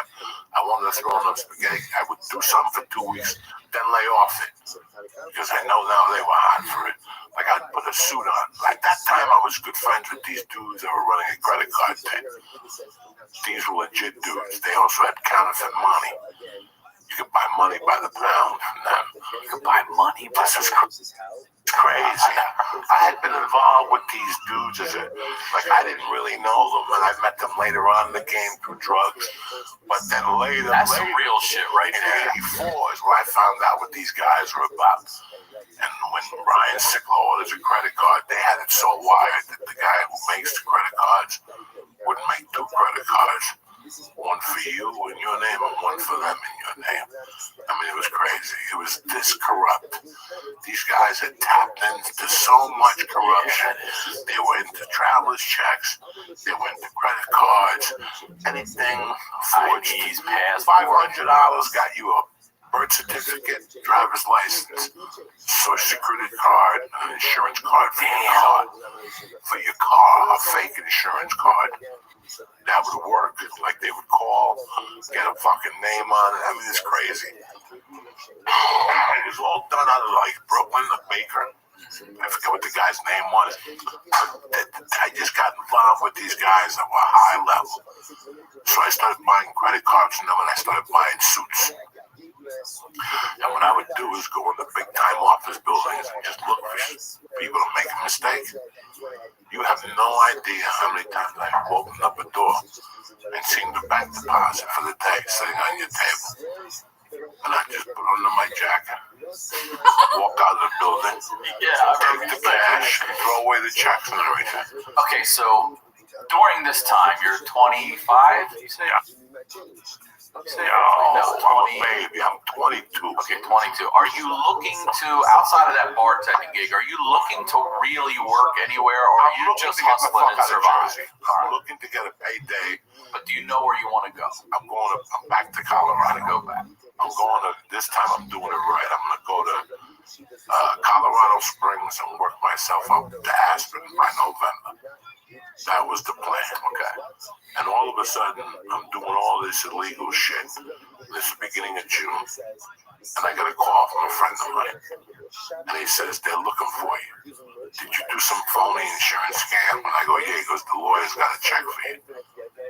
I go, come on. And they're like, they got a check for you. Call the lawyer. So one of the yellow pages got the lawyer's name. I called him up. I go, this is Jose Diaz. He goes, yeah.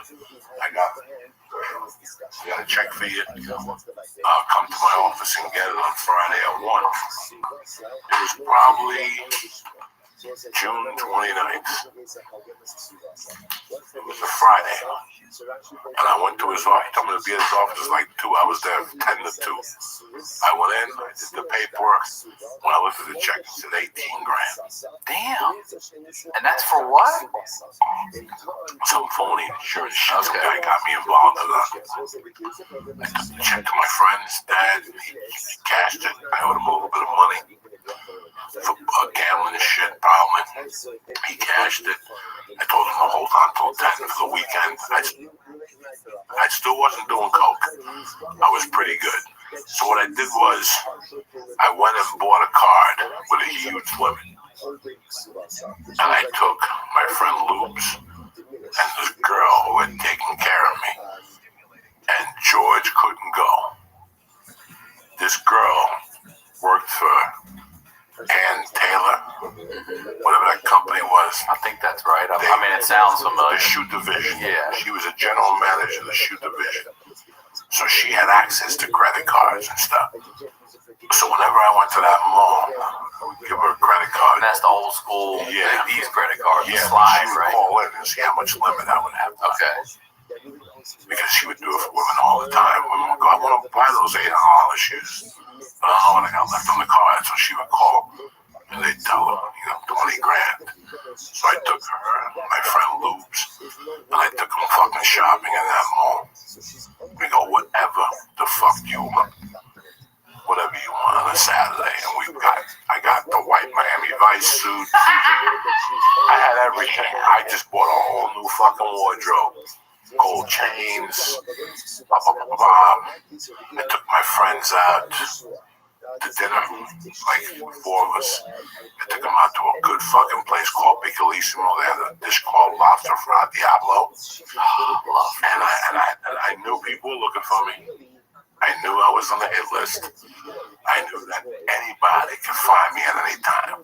My godfathers, dudes I beat in West New York. Oh, I had them everywhere. So I took them to eat off the beaten path. And that night, I had already made my mind. I was taking the 1 o'clock flight from Newark JetBlue. It was called People's Express. Now here I got 18 grand. And People's Express, you paid for it on the plane with a credit card. You had to go stand online. And then if they picked you, that sounds scary. Oh my God. Fuck. They had a flight every 2 hours. They only flew from Newark to Denver, Newark, LA, and Newark to London. What's that bus that everyone used to roll, like New York to Boston or whatever, the Chinese bus? It always break down on the side of the road. People tell me about all the time. I know what you're talking about. That's what it sounds like, the airline version of that shit. Yeah, People's Express. People's Express. They went to LA. They came here. They went to LA. Because I took them one time. I was taking them so much on stolen credit cards. Like I would just get on there with stolen credit cards. So you would cards. get on and then you sit down and they run you? It was $49 one way. But Man. that's if you just want a chair. Oh, you want cushions? That's another 10. Oh, you want a salad? That's another 10. You want a beer? 22. So I get on there and buy everybody drinks. Give them all drinks. Give the whole row drinks. Give everybody drinks. Give them all drinks on me. Because I'd be giving them Joe Schwing's fucking. Thank you, Mr. Jennings. Yeah. Oh, you're welcome. They'd take it up there, ching it. I'd sign it. They'd rip it. They wouldn't know nothing. It's nicest guy on people's express reaction to you. That's right, you can smoke on it back It then. was a pisser. So, and what happened was I was beating them for so long. And one time I was out here, the time I got into the beef with my uncle, I got into beef and I got on one of those. And I was going to beat them. And I was going to get on the plane when they came. Where's your credit card? I go, I left it on my luggage. And they go, okay, we'll see you afterwards. I thought they were going to forget. I'm like, this is how crazy I am. I'm like, they're going to forget. Fuck you. They had 2 rampages down there. And they went with me to my luggage. We took it to a secure place. I looked around. I said I didn't have it. They go, okay, you have an option. This is theft. We can call the cops. Or you can call somebody to pay it right now and come get you. And I had to call a friend of mine who was pissed at me. And he's like, you're fucking crazy. I got to pay $69 now. Jesus fucking Christ. I'll be right down there. He had to come to Newark. Oh, he had to come down. Oh, it was horrible. It was fucking horrible. They didn't do it over the There was phone no back then. phone. Yeah, that's right. That's right. That was You had to drive. yeah, like there was 1-800 West Union or something. So now I'm leaving Sunday morning and it's Saturday night and I'm with my buddies and I'm having a good time and I'm not doing blow. I got a couple drinks in me. I go to this bar called The Spot in Union City. My friend's uncle worked there, and he would give you Cuban crackers. He was Irish. What's that? But he would give you Cuban crackers with mortadella cheese on it. No, real with mortadella ham and little cheese and give you tidbits. So I'm there eating, and I'm having a good time with my friends. There's a couple chicks I'm looking at. I'm not snorting. And all of a sudden, one of the hottest friends I have comes walking in the door. Her name is Regina. God rest her soul. She's dead now. I hadn't seen her in about 8 months. And she sees me. She lights up. She gives me a fucking hug. And she goes, I gotta talk to you about something. And there's a cop in the bar. And he's my cousin. His name is Julio. I grew up with him. We're not blood cousins, but I've known him since I grew up with his brother. Me and his brother were huge fucking friends. We used to run numbers together when we were kids, all 3 of us. Even him as a cop. When he was a kid, when he was 12, we all read numbers for the same bookie on Sundays. We were family. I'm watching him and he's just staring at me. I'm like, fuck, something's not right. And this girl pulls me aside and she goes, listen, I just want you to know that those people didn't know it was you. And I'm trying to play it off, but it's like you coming up to me going, they know. And I'm like, come on, you know me better than that. She's like, knock it off. They got a description. They saw you going in and you went down in a blue car. They watched the whole thing go down. They're looking for you. They have not called the cops. They are physically looking for you. I'm like, fuck. She just took the energy out of me. And I went up to the bar and I paid the tab. I go, let me go talk to my cousin, give him a hug. And I go up to him. I go, we don't see you next time. He goes, I think you should leave. And I go, what are you talking about? He goes, I think you should leave. There's a lot of people that you pissed off. You should really fucking leave. And I was like, okay. And I got in the car and I was like, that's it. This ain't just a fucking, I gotta go. So I went back to George's that night, went to bed like 12. My flight was like at 1. George couldn't take me to the airport. He had to do something that day. So I had to take a bus to Jersey City, and my friend was going to take me to the airport. Wake up the next day. I put some money in George's grandmother, the bingo.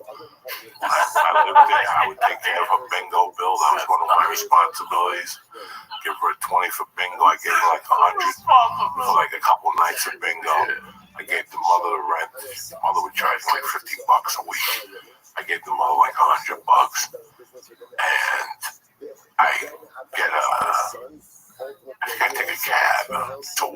Castle on 88th Street because that's where the bus came from Jersey City.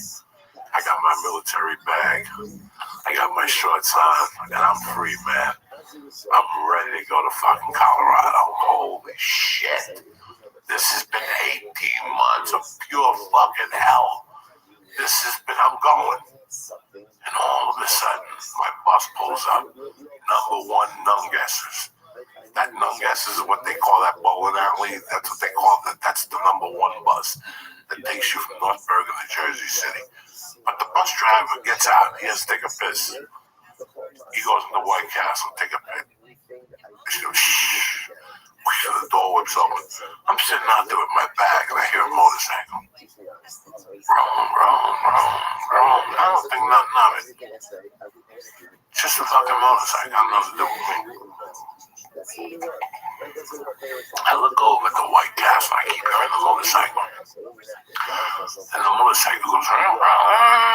He goes around the fucking bus. And he makes a U-turn around the bus and rides up on the sidewalk and comes right towards me. What?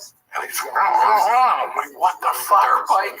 Yeah, and then I had there was a side pocket. I had a little 32. Is that what they call a little 32? And my bag was, it would look like a punching bag. It would look like 38. Yeah, it was a 38 special, that little. No, the little one. Yeah. It wasn't a 22. I think it was I forget who the fuck knows. 38 special, I think. It was a tiny one that a friend of that I stole. That's the one I pulled on my uncle in California. That's the one. I still had that gun. I'd never fired it. I'd never oiled it. It was in that fucking thing. And guess what? I was going to Colorado with it. I was just going to take it out and put it in my luggage. Okay? So I hear, and the bike is coming towards me. I reach, and there's like a flap, and I just have to grab the gun. The guy doesn't know I have the gun, but I'm righty.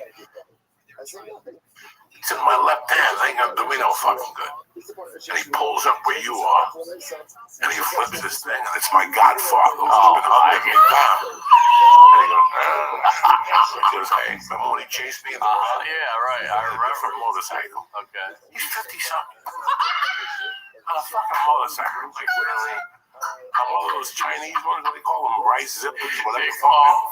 Rice rock. Whatever the fuck they call them. And he comes up on one of those, and in Spanish, he goes, you never came by and gave me that money, did you? And I go, Cabby, sorry. He goes, the next time I see you, because I'm going to put a bullet in you. Damn, he closed this thing and he took off. I'm like, fuck, I don't even know if I should get on this bus. I said, fuck, let me get on the bus. I got on the bus. Took me down to Jersey City. My friend took me to the airport. I got on lines with People's Express. I got on the plane with a Fugazi credit card. I get on this plane. I'm headed to Colorado Springs. Colorado Springs is where the Air Force Academy is. And it was the number one growing city at the time in 1985 when it booming. So I figured, like I said, I'd go down there, make some money. I got 18 grand to play with. I had about 17 grand to play with. And I'll fucking go to Colorado. I'll go to Aspen in November. My buddy's up there. He's house sitting. I'll get a job up there. I can stay in the garage for a few days. He don't know that yet. But that's the route I'm going to take.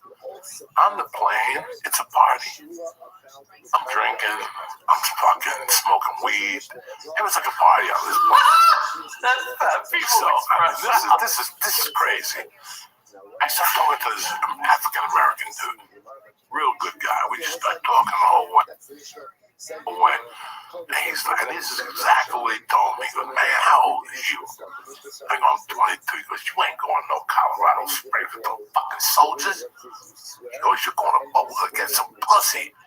Now, I haven't gotten a piece of ass from August of 84. It is now July of 85.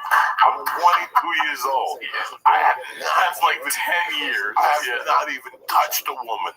And it's coming up in a year. Well, guess what? On the fucking plane, I start talking to the stewardess. She's from Jersey. We just start talking. Now, People's Express was a fucking party. You're in the middle aisle. You're talking to four people. Come here, waitress, come here. Give them a drink. Yeah. Give them a drink. Give that table over there a drink. It was like you were in Goodfellas. It was a fucking party. Like, you find today, it's horrible. It's a horrible experience. You in the 85, you give orders, you buy people drink, give them all a drink. Give them all a double, take a tip. Yeah, dude, you have to do it. The fucking stewardess is drinking with you. So I got this free drinking on the plane. We go downstairs, we get our luggage. Do you know what the stewardess says? She goes, what hotel are you staying at tonight? I go, I have no idea. I don't even know where I'm going, because the plan was to land in Denver. I think we landed like at 10. I was just going to take a hotel and take a bus to Boulder the next day and look for an apartment and keep my clothes at the hotel in Denver, rent it for like a week and go to Boulder, because he told me to go to Boulder. He told me, bro, I hated Boulder. I fucking hated Boulder. I hated it. I went there when I lived in Aspen. It was just a little bit too hippies for me. I wasn't ready for it. It was like the village. I wasn't ready for it. Bro, I get off the fucking plane, and this little cute stewardess is like, what hotel are you staying at? I go, I don't know. Where you guys staying at? She goes, we're all supposed to stay over there. I go, listen, I'm staying over there. She goes, okay. So they went on the shuttle. I went on the shuttle with them. All the pilots went on there. They're like in street clothes. And we went back to this hotel. And she goes, I'm in room 218. I don't know what room I was in. We went to our rooms. We all went down to the front bar. We were drinking. And then later on, she went to my room and threw me to 11. Just like that. People's Express. Just like that. I get up the next morning just as planned. She leaves. I take a shower. I didn't think I drank coffee. I got the bus. Went to Boulder. Started walking around Boulder. I saw a free paper. I'm walking down the street. I bump into this fucking girl that's a 10. Nice big tits. And she's like, are you looking for an apartment? I go, yeah. She goes, me too. We could do it together. Come on. I like that. Just like that. I'm like, oh my God. I haven't talked to a girl in a year. I'm here 2 days. I'm really back to back days. So we both she went and looked at her apartment. I walked her. And then she walked me. And I put my deposit in for my apartment. Mine was 10, 12, 14th Street.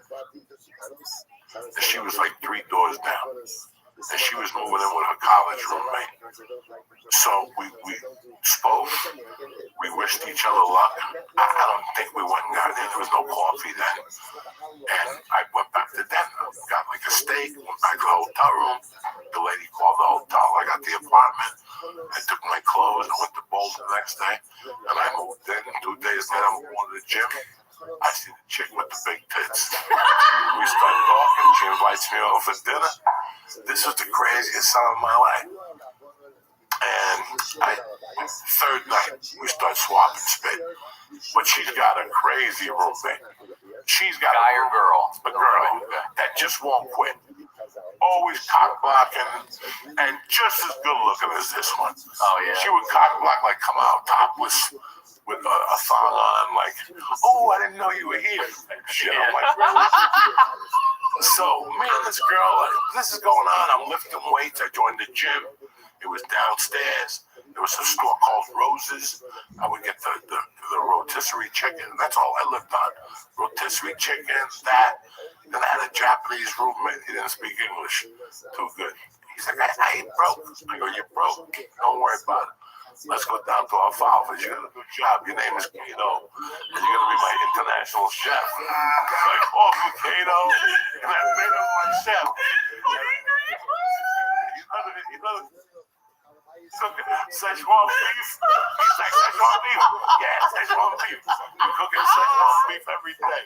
Every day I get up, this motherfucker be cooking onions. You think I'm eating cook now? So I had him. I had a white dude for a roommate that played the air guitar. He was in the finals of the air guitar. Oh, you had to hear this. He was on the 3 retards, okay?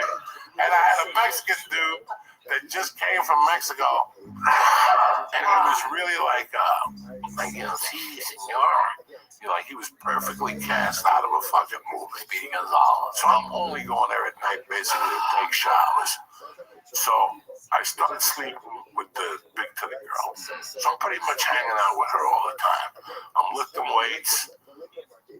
And even though I opened up a bank account, I put the 10 G's in the bank, and I kept the other 8 just to run with. I brought Kato off at 20 every day.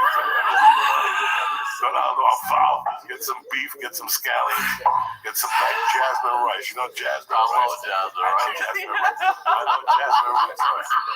Kato, that was his name. So they would have parties at night. Those 3 morons would say, hey, where you going? We're going to have an air guitar final. I'm like, what are you kidding me? I'm going next door to get my dick sucked. Yeah, I mean, what's the matter with you guys? And I would come back and they'd all be staring at me like they didn't like me. Like, you're not part of this house. You're no good. And then the girl tells me about, I go, I don't know where they got any reefer around here. And she goes, well, the people next door from you seem to smoke pot. So one day I just knocked next door. It don't matter how you smell some reefer. Like, come on in. I saw reefer. She was like 50. He was like 20. She was maybe 48. The ugliest woman you ever seen. She could stop bird shit midair. If she looks up, the bird shit will stop. She wore little Yoko Ono glasses. She was almost as ugly as Yoko Ono. I'm not gonna This woman was bird dog ugly. And her boyfriend was like 20 years younger. He was a trust boyfriend, not her son. No, he was a trust fund baby with a ponytail with little glasses. Used to roll his own cigarettes, nerdy, couldn't hurt a fly. They were the sweetest, dirtiest couple you ever met. And she just sat there all day drinking. He would run errands for her, and she would sell me weed. So I'm getting weed from them. I'm hooking up with this chick. I'm doing all this stuff, right? But I'm bored. So I call my buddies and I go, listen, this money I just 10, 12. Send out some credit cards. I'm bored. So they start sending me out credit cards. There's a little mall in Boulder. I mean, I'm bored after 10 days. Right? 10 days, July 10th, I'm already bored. They send me credit cards. I start using credit cards. All around the mall. Chains. You should have seen my room. You ever seen Coming to America? Yeah. When he redid his room? Yeah. I lived in 4 retards. I had a TV, VCR, I had everything. Downstairs in the landlord. I had everything. They're like, where you getting all this stuff from? I'm like, I make money, you fucking Kato. Make breakfast. I had Kato on breakfast, lunch, and dinner. So, hysterical. Bruce Lee's Chinese, too. That's so, oh yeah. He didn't speak no English, and his parents cut him off because they wanted him to be a doctor, he wanted to be an astronaut. So they cut him off. So now I got the kid fucking, I'm duking him 20s every time I see him. I gotta duke him 20s to get rid of him too. Because I'd bring a girl over right away who wants to come over and translate with sign language. He thought he was Garcetti's fat little fucking sign language chick. So I would have to give him a duke. Listen, you gotta go. Wait, go where? Go cook. Now, what do I pay you for? I don't pay you to stand. I pay you to cook. So, come a Sunday, the gym where I'm going to has this big annual barbecue. It's still July. I haven't even been there a month. I'm sleeping with this girl. She got a crazy roommate. I'm copping weed, and I'm already using the credit card. All right?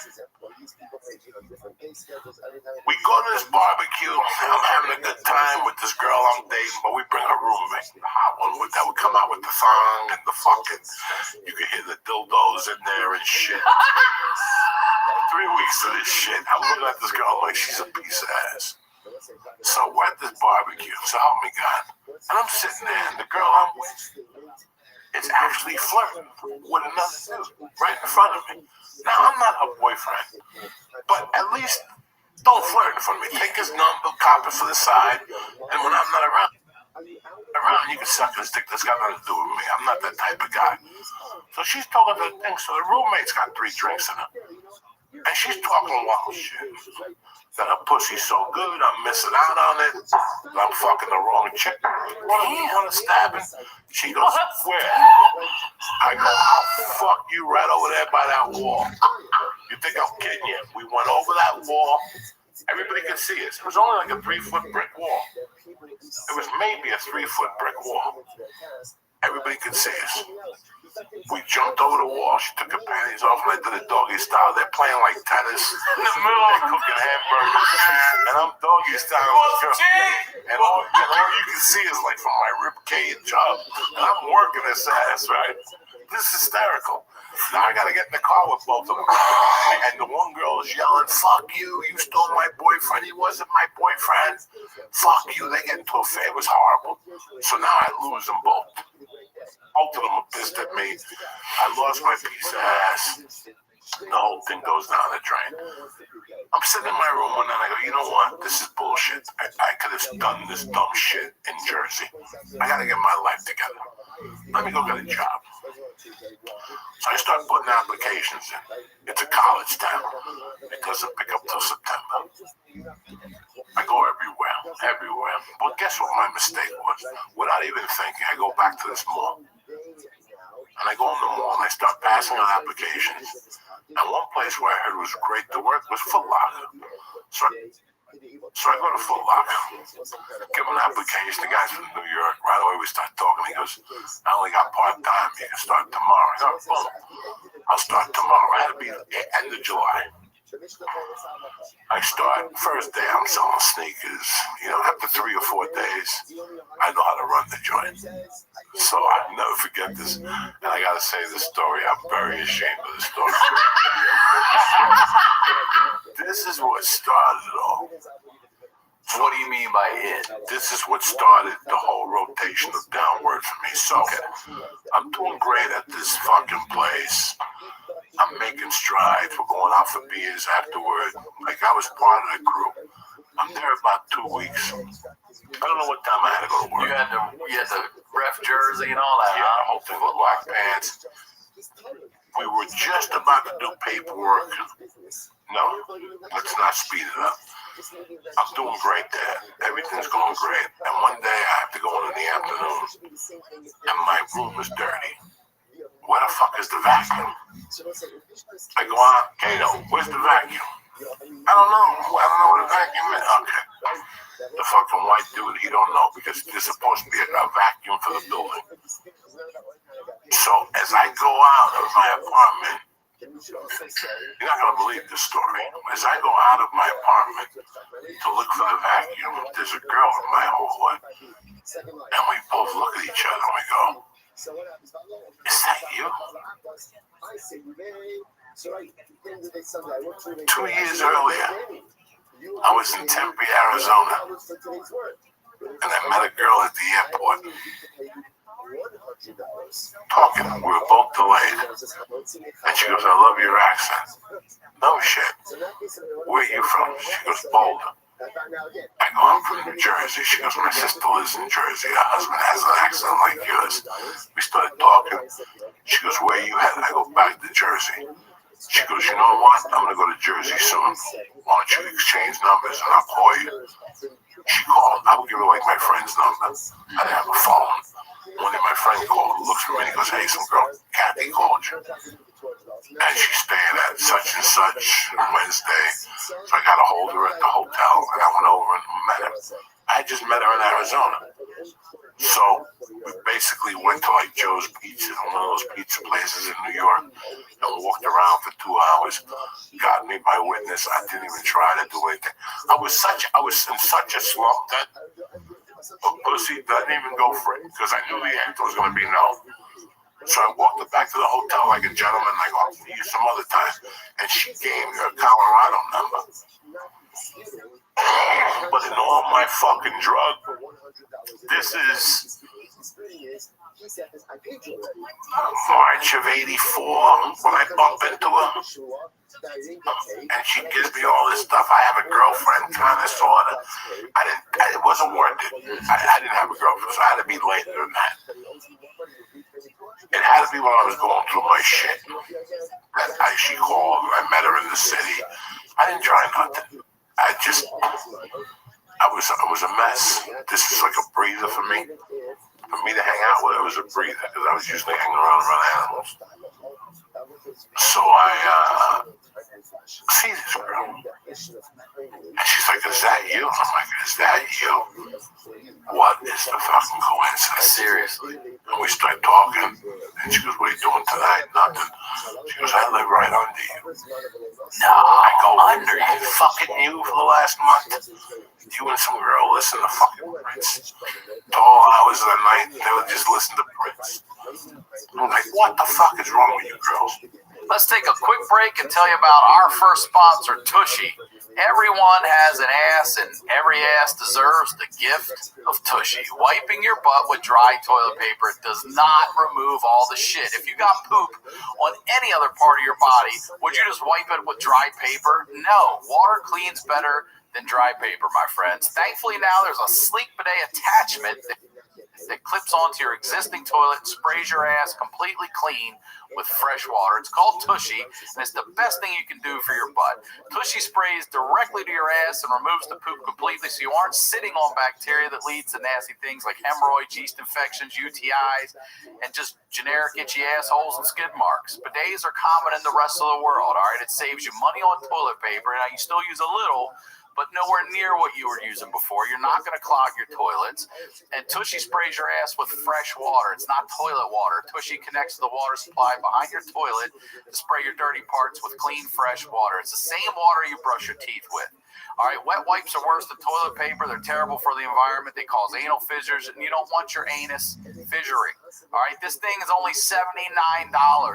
It's fantastic. Every time I go to somebody's house that I know has a bidet, I make sure I sit when I pee. All right, it's fantastic. $79 and free shipping. And they have a Tushy ottoman that helps you get everything out. All right, it's like a sexy tooth or a cloud that helps you poop, and that is only $69. Both of those prices are really nice. Here's all you got to do. Go to hellotushy.com/honeydew. You'll get 10% off your order and free shipping. Upgrading your bathroom does not need to cost $1 zillion. Again, hellotushy.com/honeydew. You're getting 10% off your order and free shipping.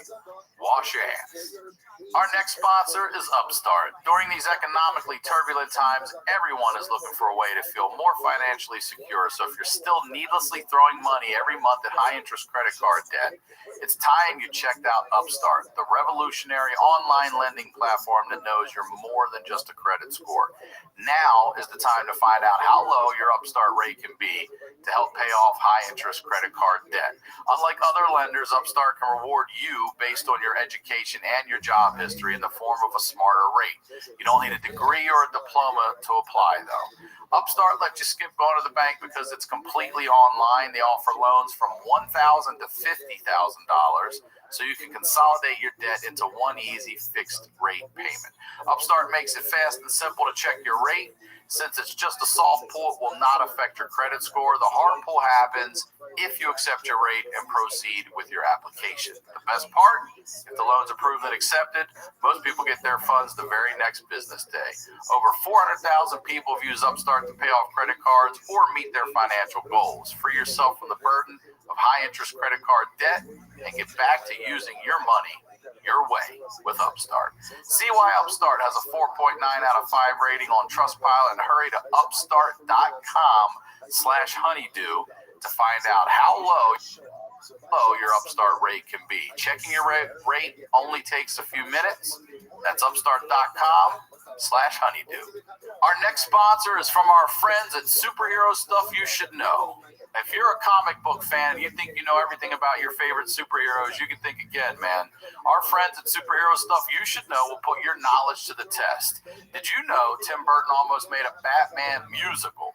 Or the real reason why Bebop and Rocksteady weren't in Ninja Turtles 2. Or how Superman almost had a love story with his own cousin. That's disgusting, but it's true. This show covers it all, mixing clips with hilarious commentary, sketches, and impersonations. So tune in to Superhero Stuff You Should Know, available on iTunes, Spotify, and YouTube. Now, let's get back to the dude. So I went down that night, and we went on a date. And boom. She was my girlfriend the next morning. We stayed out all night. Ended up wrestling with her. Who fucking wrestles on stage? She told me she had 3 brothers. She used to wrestle, and she wanted to wrestle. So we started wrestling in front of the fucking lawn. She ripped my shirt. I ripped her shirt. It was tremendous. And we just started dating. And I didn't tell her what I did. You know, and I was doing great at Foot Locker. In fact, they had just had offered me paperwork for full-time position. Me and her were dating like 3 weeks. She did not know about the credit card scams. I'm bringing her jewelry every other day and flowers, all bought on a Fugazi credit card. I'm taking her for lunches, all like fake fucking credit cards. So now, one day I'm at the fucking Foot Locker. It's August of '85. I'm in Foot Locker. And what the fuck do you think happens? A Chinese family comes in. And they had like one of those celebrations, like one of those yen celebrations, where they put all the money in envelopes and put them in one big envelope. So I'm fitting all the kids for sneakers, but my ball in the envelope. I got fucking 10 G's in the bank. You know, this is the shit. This is what I said. The sickness. I had everything going on, but that envelope was sticking out and it would not fucking. It was a whistle on it. I fucking clipped the envelope. I put it in my pocket. I go into the back. I rip the envelope open. There's, I don't know, $1,000 cash. I fold it and I put it in a sneaker.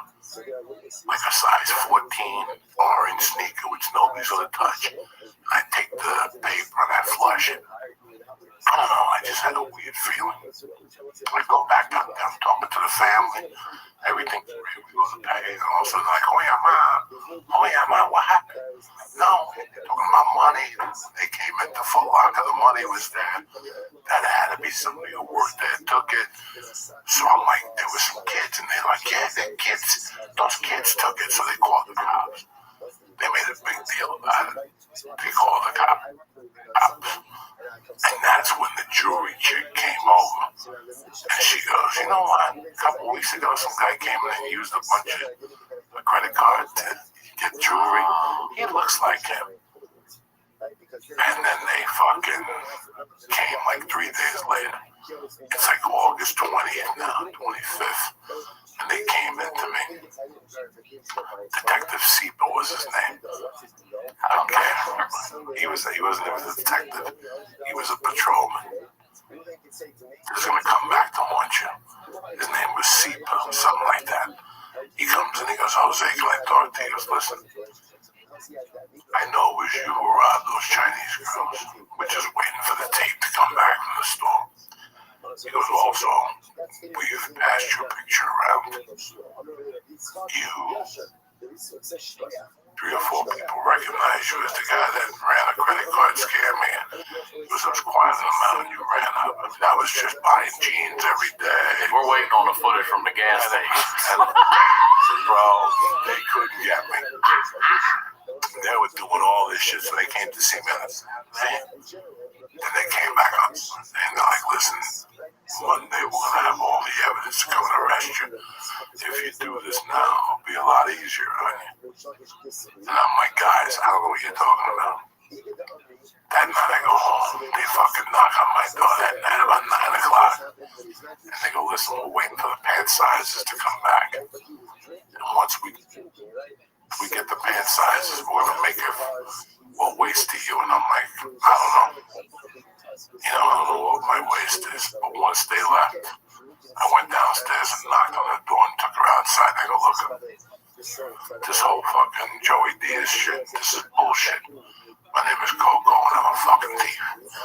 Yeah, I work at Foot Locker, but I told her the truth. Like, I gotta leave. I don't want to hear your sweetheart. You're the first person I've ever had in my life that I don't want to lie to. You know, I don't want to. I'm sick of doing this shit. Yeah, I'm 20-something years old. You're a nice girl. This bitch looked at me. She goes, I'm coming with you.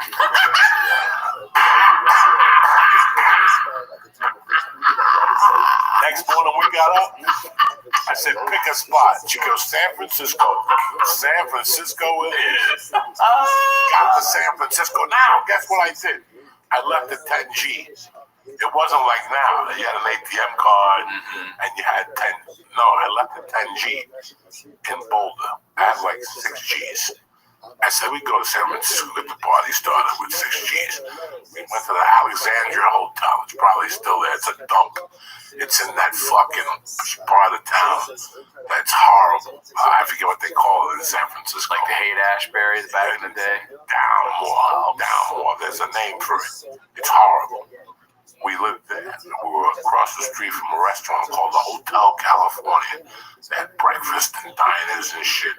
We did at the Alexandria for about a week, but it was too expensive. So we ended up going to the Virginian Hotel. I don't know what street that was on, but this was one of those rooms where you take a shower in the hallway, and you live in the room, but you have to share a shower with your side of the building. You go in there, lock it. You put your towel down and your clothes, and you walk back to your room. Real cool. Older people live there. I blew through that $6 grand like in 2 weeks.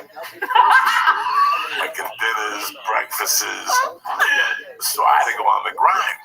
You know, I'm buying. So here's what really happened. So it's 1985.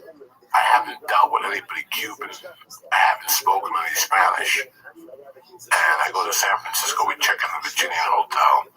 I tell the stay put, I'm going to go get a bag of weed. And I walk down the Tenderloin. That's what the area is called. I walk down there, and as I'm walking, I see these black guys, I'm African American, and I'm like, I'll go ask them if they have weed. And as I walk up to them, they're speaking Spanish. And they're not just speaking any Spanish, they're speaking Cuban Spanish. And I asked them, do I go out? And they're like, we all Cuban. There was like 60 of them on that corner. And they're just shaking down people, selling coke, selling IDs. So I introduced myself. I met one of the guys, and I started buying weed from him. And that's like 3 or 4 days. They're like, you speak English? I'm like, yeah. They're like, you could be a little helpful with the whole operation here.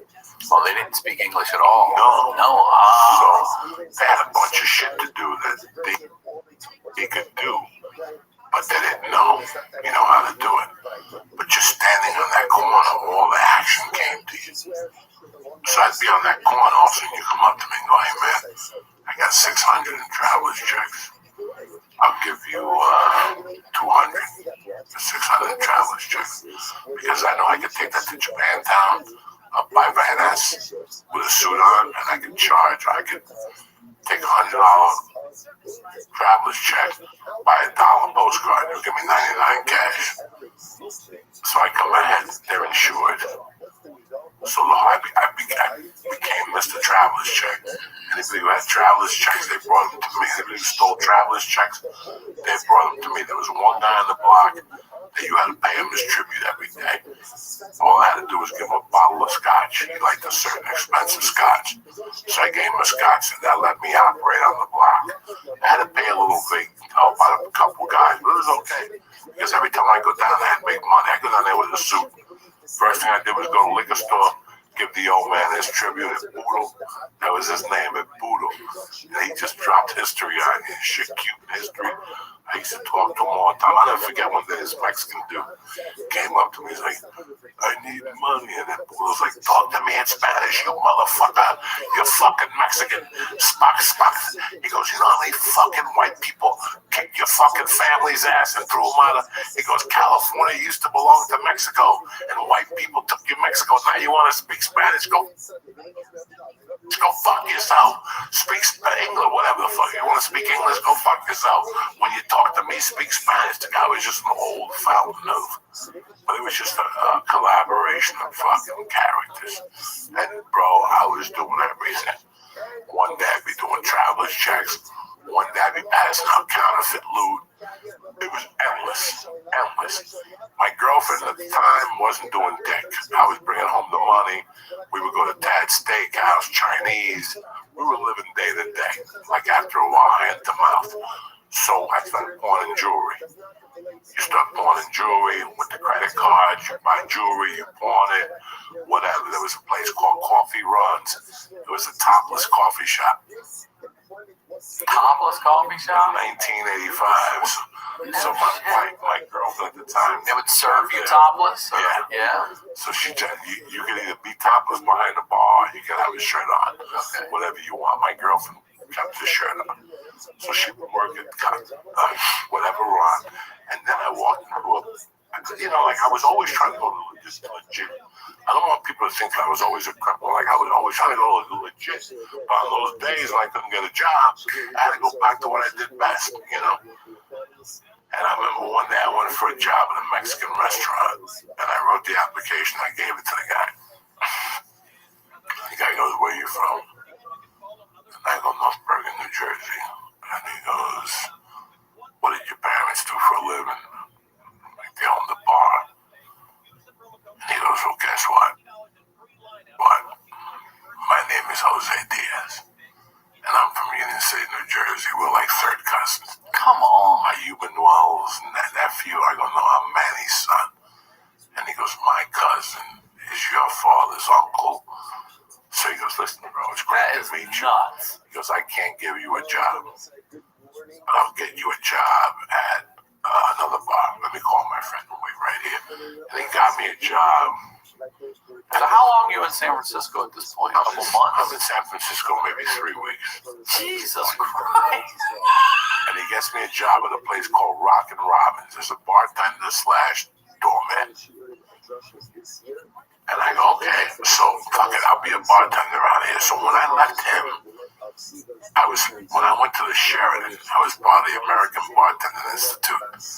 The Sheraton sent you to American Bartending School, and you get certified to be a bartender. Big fucking deal. You might as well drive an Uber, right? So if you go to bartending school, you're a fucking loser. Okay. There's nothing better than going to bartending school because you find out the true alcoholics on Thursday. They would have like mixed night, like drink all the mistakes you want for 50 cents. You just see how many people are going there. Oh, they show up drinking when you're practicing. You're making Singapore slings with the wrong shit. 50 cents. People don't give a fuck. They're just drinking up the mistakes. They would make like a pseudo bar. But part of the national American comedy, whatever it was, part of it was that they at the high, it was nationwide, whatever, for the rest of your life. Oh, okay. So I could walk into an American Academy, tell them my number, they could go on the computer, and they have to send me on job auditions. I don't even know if they still exist. So I'm just walking down the street after this interview, and I look up and I go, "American Bartending School." I walk upstairs and I go, "Hey, my name is Joey Diaz. I went to the school in New York." They go, "Hold on. Beep, beep, beep, beep, beep. How you doing? John, this is whatever. I have Joey Diaz here. Do you have him on file?"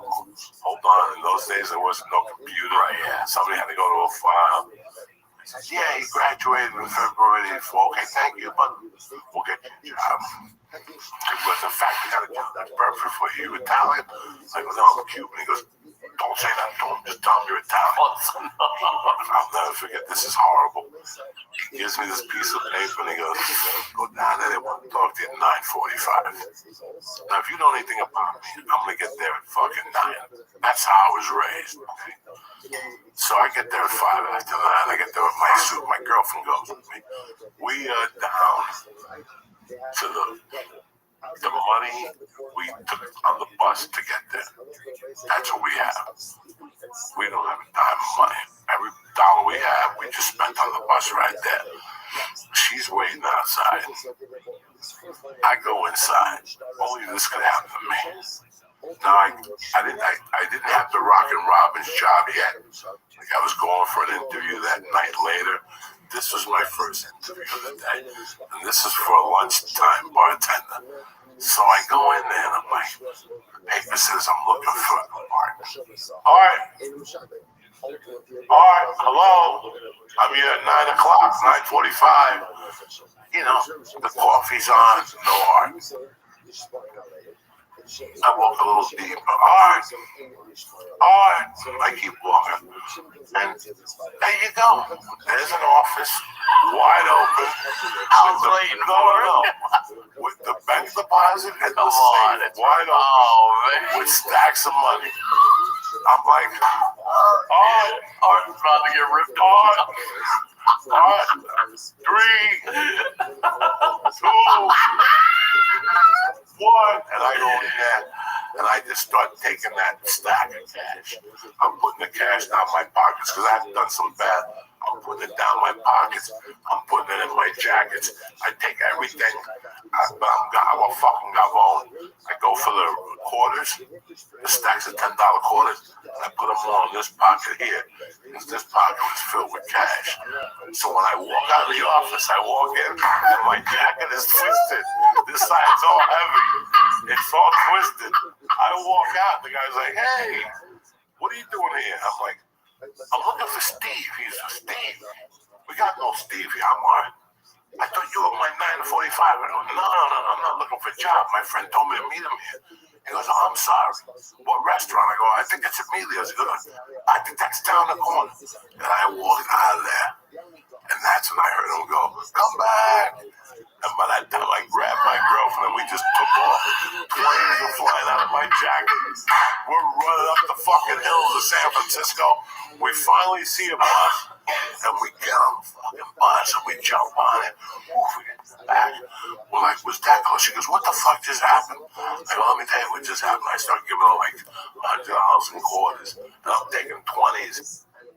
Out of every fucking suitcase I got, every package. And also we counted up, I don't know, 1,000 bucks.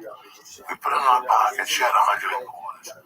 As I'm getting off the bus, the old lady goes, whose $20 bill is this? I go, it's mine, but fucking you take it for good luck. She goes, God bless you, so. And I made a score. But this is the killer from Manila. When I was a kid, and no offense to the LGBT community, when I was a kid and I wore a scarf, like every once in a while I would wear a scarf, and my mom would go, come here, what are you, Rock Hudson? Get the fucking scarf off. Now, my mother died in 79. I love that your mom knew, because my grandmother denied the shit out. I'm like, he said it. My mother, 79. My mother died. Rock didn't come out till 85. If I comb you, when you're Cuban, you're supposed to comb your hair on the left side. If you're coming on the right side, they'll call you over. Come in. What are you, Rock Hudson? You're like, what the fuck are you talking about? So my mother over the years would call me different names whenever I acted a certain way. Instead of calling me gay, she'd say something. What are you going to grow up to be on Bugarong? No, a Bugarong is a guy in jail that commands respect because he takes you and he makes you gay. You suck his dick and he fucks you in the ass, but you don't fuck him in the ass. And he don't suck your dick. He's basically your husband. And in the Cuban traditions, he could smack you on beach up and you gotta take it. There's no 911. There's no fucking hell is for children. There's nothing. You take the beat. That's how it is. Now I had heard this. I had heard about this. Did I ever see it? No. Well, guess what? It's the summer of San Francisco in 85. I saw it one down on the corner, and they're like, shit, don't say nothing, bro. This is the big time coke guy. And he came, like, with the cape over him. Like, you know, like he just flamboyant as hell. Yeah, I just came back from Miami. I got the good shit if you guys want it. I'm in room 131 at this hotel down the corner. I'm like, 131 will rob the guy. And they're like, oh, he's connected all the way to Miami. You'll get shot in the head. But he had 2 guys dressed up as women that would hang out with him, like with a day-old beard. Women, they would stuff their bras, and they would walk with him. What he would do is he'd stand on the opposite of us, and they'd hold the coke, and you go up to him, and he'd go sell him a gram, and she'd collect it.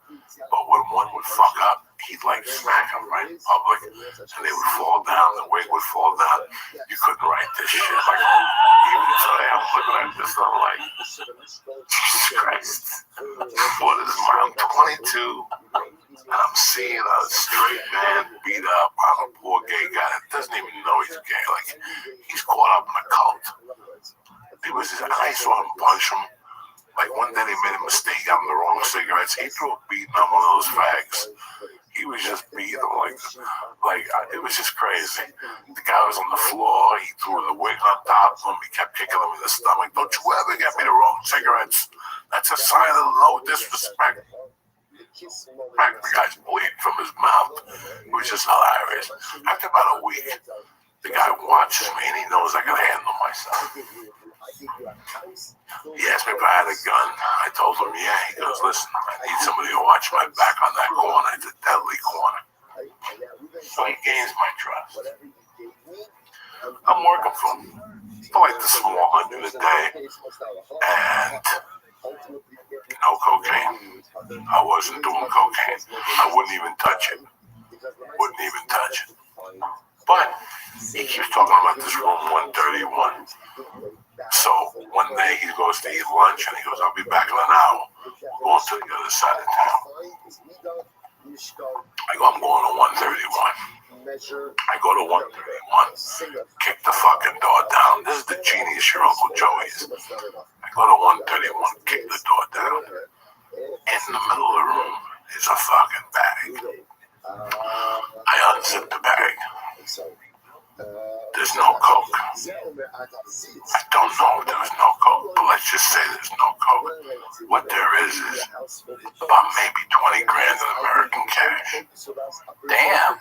And when I zip it back, when I zip the other zipper, there's stacks of Colombian money.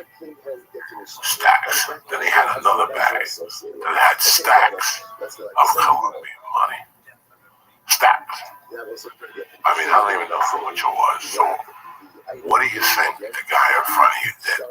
I took all the Colombian money because there was so much of it in this bag that it rivaled the American cash. I go, let him keep the cash. We'll make this look like one of the gay guys dumped in it. So I'll take the Colombian money. So I take the Colombian money. I take it to my hotel room. I go back to the corner like nothing happened.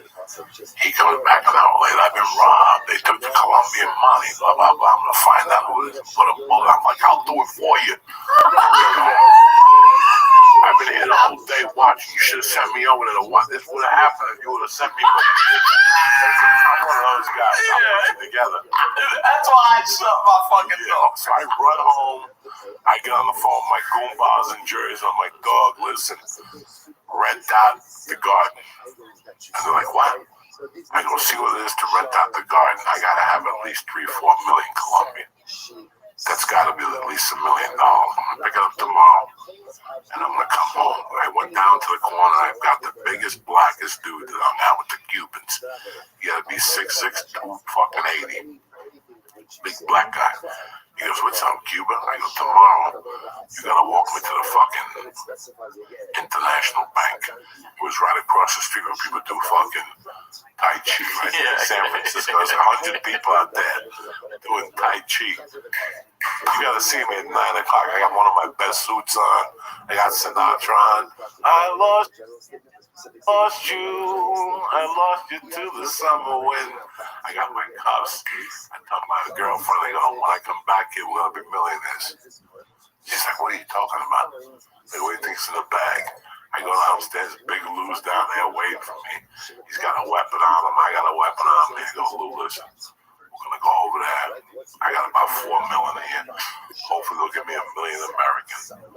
And I'll cut you in. I'll give you like 10 grand. And then you have to drive me. We got to figure out how to get to the airport. I'm going back to Jersey. I called all my friends in Jersey. I got $1 million. I got $1 million. The bank opens at 9. I'm there at 10 to 9. I'm saluting the flag. What a great cut. Oh my God. She opens up the door. And I'm like, today's your lucky day. And she goes, what's going on? How much do you have to transfer? I go, I don't know. And I just start taking it out in badges and putting it out. She's like hitting that calculator. And I'm hearing all these numbers, and I'm like, oh. And I'm looking at the black guy. I'm like, bro, what fucking, what was? We're getting barbecued. We ain't fucking around and shit. This bitch hit numbers for like an hour. I'm thinking, I'm playing with her. You think you got enough cash back there, baby? And she's like looking at me like, all of a sudden. And she goes, ding, ding. And she rips the thing around and she goes, this is what you got coming to you. It was like $390. I gave the guy $100. I wanted to cry. I walked back to the fucking side. Now I gotta go down to the corner. I gotta face the fags with the Cuban guys. They're all pissed off. So, this was part of the thing. But there was a guy in the building that I kept robbing every week. But at the Virginian Hotel, there was nobody safe. First of all, I became the best hotel thief because I would sit in the lobby and wait for you to check in. I had a great Spider-Man hearing. And whenever you would check in and go to room 311, I'd see you go up to 311 in the San Francisco. People go up to their rooms, get their cameras, and they run right out. I would go up to the room, kick the door down, take the traveler's checks, you know, and then I'd follow. Then in my building, I just followed the maid around. And one day, I followed. She would open the door with the key and leave the key in the thing. I creeped up behind her, took the key, took it off, not even took it off the ring, went downstairs. There was a bodega / fucking lumber yard downstairs, right downstairs. They made me a spare, and I put it back before she even knew it was missing. That's how good it was. And I had that key, and there was one old man that was retired. He'd always sit in the lobby downstairs. I'm a bookie if you want any do those ticket slips.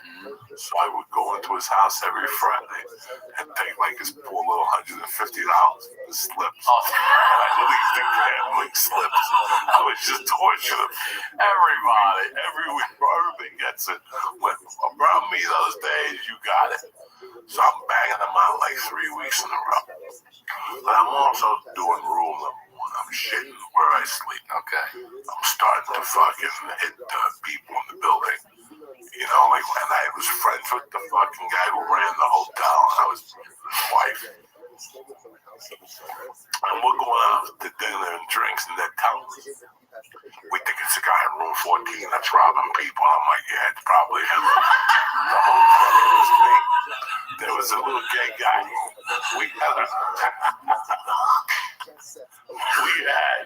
If you opened up your window, there was no view.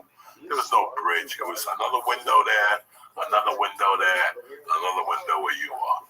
And it was maybe 8 feet. There was a guy in that window that would put that music on by Stevie Wonder. You and me, part-time lovers. He would put a song on and leave the window open. He was gay. And he would just dance the part-time lover. He would put it on over and over and over until I go, oh, part-time. You're part-time. It's full-time. And he'd go, fuck you, man. I'm getting ready for my performance tonight. So I'm doing this shit. I'm torturing the guy. I'm robbing a bookie, and I'm fucking bartending. I think Monday I worked at the bar, and I had a Thursday bartending shift. And that's what I'm doing. And I'm not doing, guys, and I'm with the Cubans in the daytime. I'm not doing bad, but I got greedy. Again, one day I'm downstairs, and these fucking guys come in, they're talking German. And I don't know, wunderbar. I don't know, I heard money. Sound like money, huh? They leave, and I go right to their room. I open it up, I close it, I go to their luggage, and I go to nothing. Guess what? They're at the door trying to open it. Oh, fuck! So I lock the top lock, they can't get in. And then I go in there, and I actually go out the window to see if I can walk the ledge. Thank God I'm on the second floor. I don't have the balls. I gotta go to the ledge and I don't have the balls. So I go, what am I gonna do? They that's my hotel security. That was my friend. And I opened the door and he goes, what the fuck are you doing? I go, Bart, before you say anything. I go, I'm sorry. I go, the door was open and I took the maid was in here. I came in here to get 2 towels. And there was no towels. And the Germans were like, we're calling the police. And I go, call the police. I didn't take nothing. I didn't touch nothing. You guys knocked on the door. And I got scared. I was just going to take some towels. I go, how long do I live here?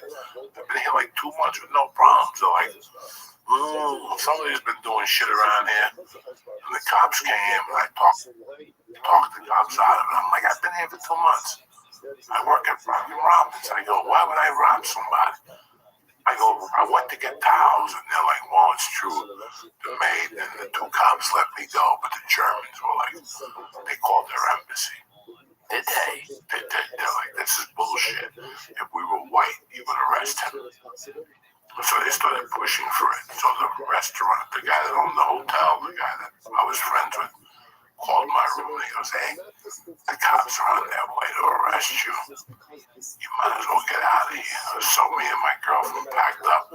There was a back set of stairs and we could see them walking up the stairs. Going down, we ran maybe 2 blocks and those were buses to Reno. For like the night, you go to Reno, 5-hour drive, and I'm getting on the bus. Fucking, there was an Arab guy in there and he was smoking. And I go, what do you smoke? And he goes, I get weed and I mix it with cigar and I put hash in it. And I go, let me get a hit of that. I thought I was going to fucking die. So that's it. You're out of San Francisco. I puked all the way to Reno. We basically went to Reno, got off the bus, walked, and then came back to San Francisco. And then we just went to the airport. And I had enough money to put her on a flight. So the plan was for her to go to Boulder, go to her bank account, go to my bank account, and get me a plane ticket for me to fly back to Boulder. It was gotten too hot and whatever for me. So I lived in the San Francisco airport for 2 days. You did? Yeah, that's when nobody knew right. Yeah, back then. Nobody had an idea. There was no charging phones, everything. And I remember even then, that every time you went to a bathroom, a guy would walk in and he'd go up next to you and piss next to you, try to look at your dick. And I remember sitting there all day going, what is this guy doing? All these flights have taken off and he's still here. So he goes to the bathroom and I go, let me see if this guy is a closet gay guy. And sure enough, I go to the bathroom and I'm pissing. He comes in with me, he's like 2 things away, and he comes in next to me, he looks at my dick, I'm like, you freaky motherfucker. I'll beat up, because I was raw back then. And what a great idea, though. God, you could have lived in an airport back then. I was living in the airport. You could have just moved terminal to terminal. They're not going to follow you or figure that out. In those days, they flew all night. Right? 3 a.m. flights. Yeah. You know, there were flights to fucking, so they didn't know. There was no international terminal. You could fly next to a flight that was going to Hong Kong. They were boarded. Wow. Bars closed at like 2 then. But there were lockers in the hotel at airports. And you could put the fucking things out. That's right. So we went back to Boulder, San Francisco. We went back to Boulder. And we basically stayed in Boulder for a week. And when I called my buddy to tell him if I should come up, he goes, I have news to tell you. You know that girl that came out here from North Bergen to be with me? Be with me? I go, yeah. He goes, she's not there. We're going back to Jersey. You could take the job. Whoa. It was a house-sitting job. It was 16 hours of work a week, free rent in Snowmass Village, Colorado. You have no idea. Most people would suck a cock for that job. Like you could get somebody to suck your cock. Wait a second, I get to live in a fucking $2 million house for free. You're about to rob this. The guy worked for, he was on the board of directors of Fridays. TGIF, so it was one of his 18 houses. Jesus. So he only came once a year. And he had a Jeep, and he wanted you to use the Jeep. So when he came to town, everything was running. He didn't want you in his house. He built the house for you over the garage. It was great. It was great. Fuck you. I was living in his master bedroom the second night. Jacuzzi, skins. He had the fucking... I had the thing. I asked my buddy. My buddy had the job for like 3 years. I go, does he ever come? He goes, he'll call you a week before. The guy's cool. He knows what we're doing here. He'll call you a week before. Paint. 16 hours of work is basically mowing the lawn in the summer and shoveling snow in the winter. I moved in there like November of '85. And I was good. I got a job at the Crestwood at night as security at a hotel from 4 to 12. I pick people up at the airport, check them in, and then I got a job at a video place called Commander Video in Snowmass Village. Just my love for movies. I met Michael Douglas there. I met Robin Williams there. I met Sidney Poitier there. It was great. First month, I think it took me a month to start snorting. That's when you finally got back in. And New Year's. About a year. I stayed clean for a year, and I think it was like either that New Year's or 2 days after the New Year, I snored a little bit. And I was like, okay, I have respect for it now. So I would snort once a week. On Saturdays, me and the girlfriend would get a package, fucking sniff each other's assholes, fucking suck, and, you know, that was it. That was what you did when you were that age. You know, get coked up, you know, give you those half-hour blowjobs, and you eat the ass for an hour, and you tie them up. Now, I wasn't even into tying people up back then. I was just a square. But that's all it was. It was very innocent. Then, the guy that I'm still friends with called me one day out of the blue, and he goes, hey, I'm in Denver. You mind if I show up? There's something I got to show you. And he comes up. His name is Danny B. He's called into my podcast 1,000 times. He shows up to Aspen, and he shows me this Coke.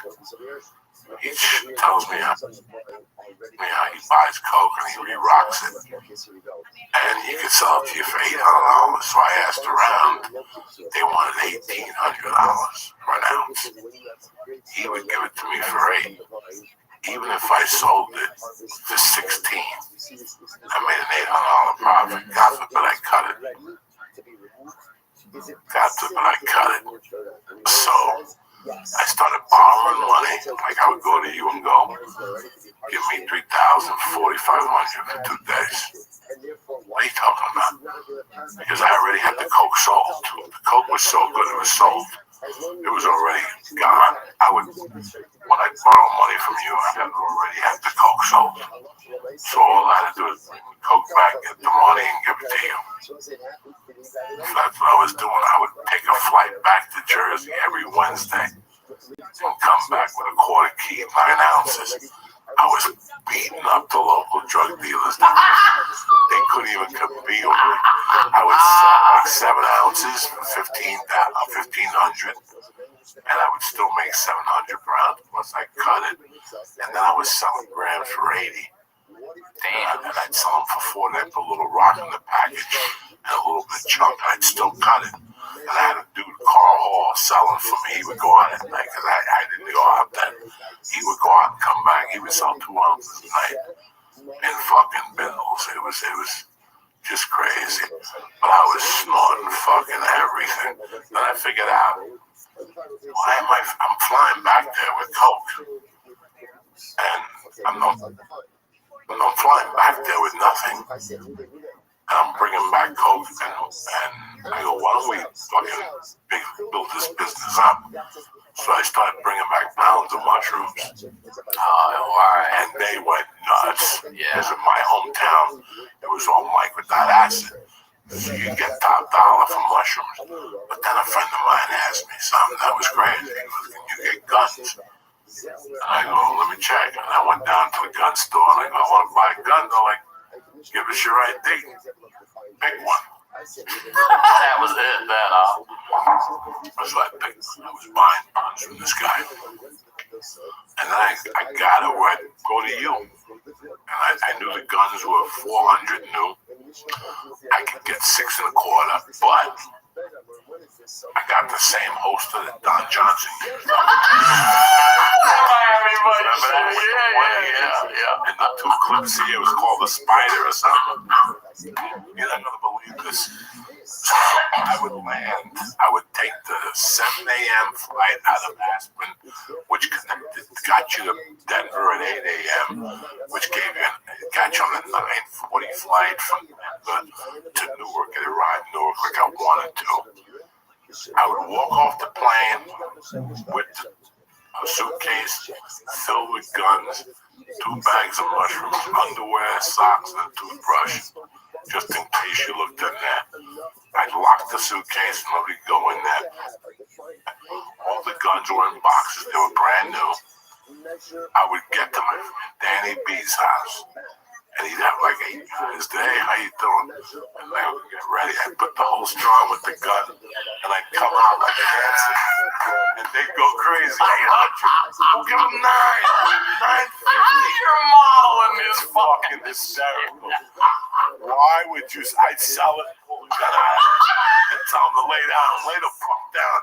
Lay the fuck out. I'm sorry, I'm fucking with you.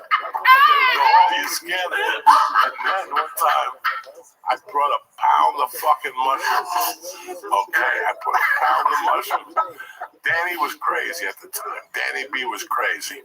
I mean, our whole worlds were crazy. I'll never forget walking to Danny B's house with the guns.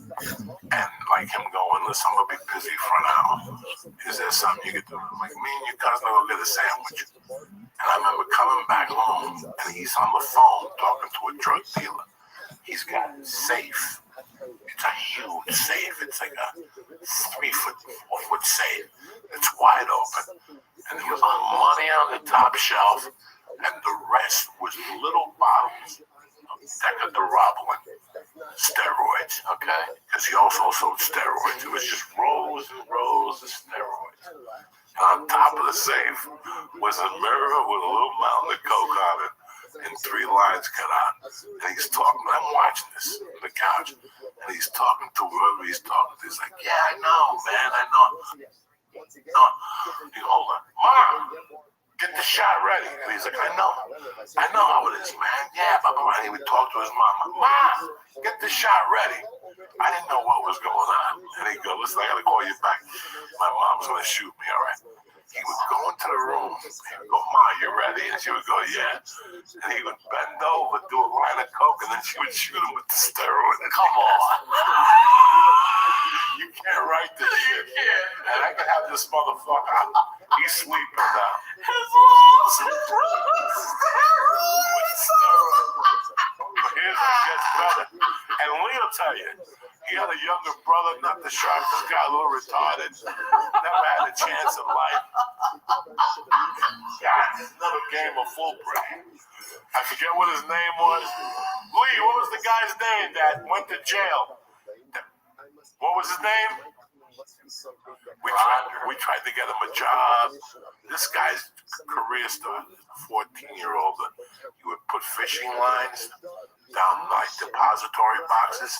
People make deposits at night. And one night he fished a bank deposit bag with 14 grand. Damn. He took a cab to the Kennedy airport. And he tipped the cab driver $100 bill. And he took a flight to Hawaii. And they caught him in Hawaii. They did. So they put him back in jail. Hilarious. They recognized him by him giving a $100 tip to the cab driver. Gary. So Gary was about maybe 13 one day. It's like a year before he thinks about the fish line thing. I get there. And I get there. And I like, they go, what you bring us? And I put weed on the table. They, let me see the gun. And then I put mushrooms. There was a bag of mushrooms. At this time, that'd be an ounce or two. And they were dry. And I put them on top of the table. And we were in the bedroom. Me, Danny, and his partner. Danny. No, Tommy. And I don't know who was in the kitchen, but I'm hearing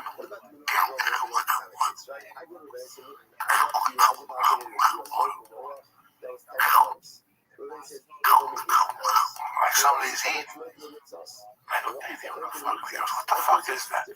We go out there. It's the 13-year-old brother eating a mushroom like a fucking snack. And he's like,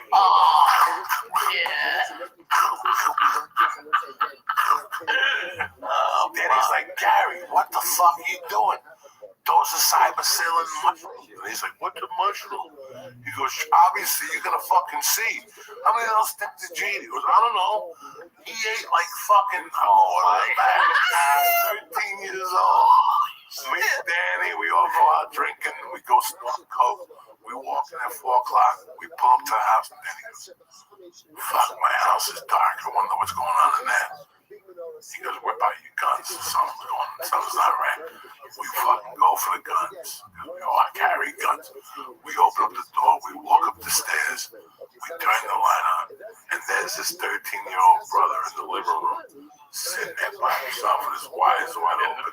He's rubbing his legs and he goes, what? I'm not tripping. That was it. We fucking died. We're like, So believe it or not, Ryan Sickler, I was fucking making money. So even if I fucked up, I'd make money. Right. And at one point, I was up like 60 grand. That's the only time I've ever been a winner in my life. Like by September of 86, I was up like 60 grand under my bed. And then something happened. It just snapped. Like I could not have any success. And I started just flying over there to get the coke and snort it with my friends. Me, this dude Mike, and my girlfriend at the time. By that time I had another Kato. He wasn't Chinese though, he was Keith Corn, they just called him Kato. I had Carl, I had this whole army, and we were just selling bare minimums. And then the people who I was dealing against, this is one of the wildest stories I'll ever tell you. This is like one of the wildest things, but this is just to let you know where I was as a 23-year-old man. There was a couple other drug dealers. They blew up a drug dealer in Ashton. His name was Dan Grabo. They blew him up. He got arrested. He had like $8 million on him in cash. Damn. They didn't find no drugs. They were going to arrest him for tax evasion. And 12 days before, you can look this stuff up if you want. December 12th, 1986, as he got in his car, he went to start the Jeep. And a pipe bomb. Oh, they really blew him up. Yeah, they weren't playing games. So that network was scrambling. That network was scrambling. And here I am behind their back, pulling $1,500 ounces, cutting that. And then I'm taking their street action from them because I had a couple dealers. I don't like going out and selling on my belly. It's called selling drugs on your belly. I didn't like it. Going to a bar and having a package. You can't go. It's like being in a stolen car. So they did it. I gave them I said, listen, just give me the principle. You can make all the profit, but I need this shit out of my house because I'll snort it. Nah, I remember I had a bomb. At that time, the big thing was bazookas. You take a cup like this, you put 3 fingers of water in there, you throw a gram of Coke and 3/10 of baking soda, and you put it in the microwave oven for 26 seconds. Once you get addicted to the bing, once you hit bing, you take it out, and there'll be little white pebbles in there. You take the white pebbles out, you let them dry, and you cut them up with a razor blade. You take a joint, regular paper, roll up the joint, take that cocaine, and sprinkle it into the joint, that pure cocaine, you roll it. Then you get a lighter, you melt the fucking coke into the reefer, you spark it up, that's a bazooka. And they call that Cocoa Puffs, right? In Baltimore. In Colombia, they would take the nicotine out and put coke and smoke it with nicotine. We went on a roll with that shit. Once that took over our neighborhood, we went on a roll. And then we were just getting the weed. We ran out of rolling papers one night. And then one of those, not glass bongs, but the other type of that other material, like plexiglass. Yeah. We smoked so many bazookas that the bong collapsed like tower number 2. It just kept going down and down. We woke up, it was like a bong for a midget. It just collapsed. That's how much heat we put to it with the fucking blowtorch. Oh, God, dude. So I wanted a complete and total disrespectful tear. Like I really... End of 86. Dicks. Really at the end of 86. And then what really kicked it open was I was supposed to go to my girlfriend's brother's wedding. She left on a Wednesday. And all my cocaine foundings, I had found this coke that they called like, I forget what they called it, like white powder mock coke or something. Sea of Pearl, they had a name for it. I happened to get 2 ounces of it. It was pink. It was going for $2,000 an ounce. The guy owed me a favor, gave it to me for like 14. I took 2 ounces and I was going to save them for the wedding. So I had this friend who was an electrician. I brought the 2 ounces to his house. He didn't get high. And I go, put these in your safe. I do not want to touch them. And for a month, I didn't touch them. The wedding was Saturday. I was scheduled to leave on Friday night at 6 o'clock. I went to pick up the coke at 1. I went home. I got dressed. I packed the bag. I did 1 line of coke. And I missed the wedding. Oh, I sat in there for 3 fucking days with my dog. I was so paranoid I wouldn't let the dog out to pee. He would just sit there like, when can I pee? I'm like, you're in no danger, so you better hold on to it because you ain't peeing and you ain't shit. That's how bad I was. Man. From Friday at 1 to like Monday, I didn't stop snorting. I called the cops on myself like 4 times that weekend. There's burglars on my property. Just paranoid. It was terrible. I was in a horrible place. She came back like Tuesday or Wednesday. She was 3/4 orders are broken, and she was like, listen, I don't know how long I can keep doing this. I mean, this isn't really a life. This is just, we're living like animals, you know, we're snorting coke. And I'm like, okay. She goes, I want to go back to school. There's things I want to do. I'm like, I'll be snorting coke and meeting your ass every day. What do you need school for? What do you do at school? The fuck you don't want at school? I'll be skiing, snorting, fucking sucking, you know. I could feel I was just wearing on it. And then it was until Thanksgiving that everything fell apart. I went to City Market and I ordered a turkey. And I thought it was Tony Montana. I invited like 10 people over for Thanksgiving. She got a bunch of shit to cook and invite people over. And now Wednesday before Thanksgiving, those were the days where I would just come to you and go, second, look, can I talk to you for a second? What are you doing tonight? Like, no, I'm staying home. I go, do me a favor. I'll give you $200. Go stay at that hotel. Let me get your house for the night. Don't come back. And I would sit in your house because I thought the cops wouldn't be watching me there. And I would just watch your TV, watch HBO and jerk off and do coke by myself. And I got a batch of coke. And I went to Cato's house and I stayed there from that night. And I missed Thanksgiving. Holy shit. And I came, I walked out on Friday. And she was back. She was done. And she goes, I have to go. This is another way to live. And I go, you're right. I'll go with you, but I gotta borrow money. I didn't have any money left. I went through all the 60 and all. Damn. So this kid owned Mama Maria's Pizza, and he was dying to be a gangster. I had like 2 of those guys I never borrowed from because I was just setting them up. Like every week I tell them, you know, fucking Ryan Sickle made 20 grand with me. Fuck! When can I get a piece of it? Don't worry about it. Yeah. Once Ryan falls out, let's get rid of Ryan. I went right to that idiot, Mama Maria's Pizza. I took him for like 5 G's. Damn. He goes, when do I get it back? You get back. In fact, I'm going to give you a bonus. I'm going to give you 12.5 on Sunday. So I had that 5. I went to some other kid, borrowed 2 for 27, and I had a coke dealer chick. Today the chick lives here in LA. We haven't connected, but people told me she's here, and she's probably forgotten about what I did for her, but I did the perfect scam on her. I bought this weed that was Fugazi weed. The weed looked like it was weed from today, but it was 1980 or whatever. Yeah, that shit wasn't around back then. It looked good, but it didn't get you high. So I sprayed water on it to make it weigh a pound. Between you and I, man, everybody listening. Oh my God. Between you and I owed this lady, I forget what her name is. It comes to me from time to time. I think her last name was Vermont or something like that.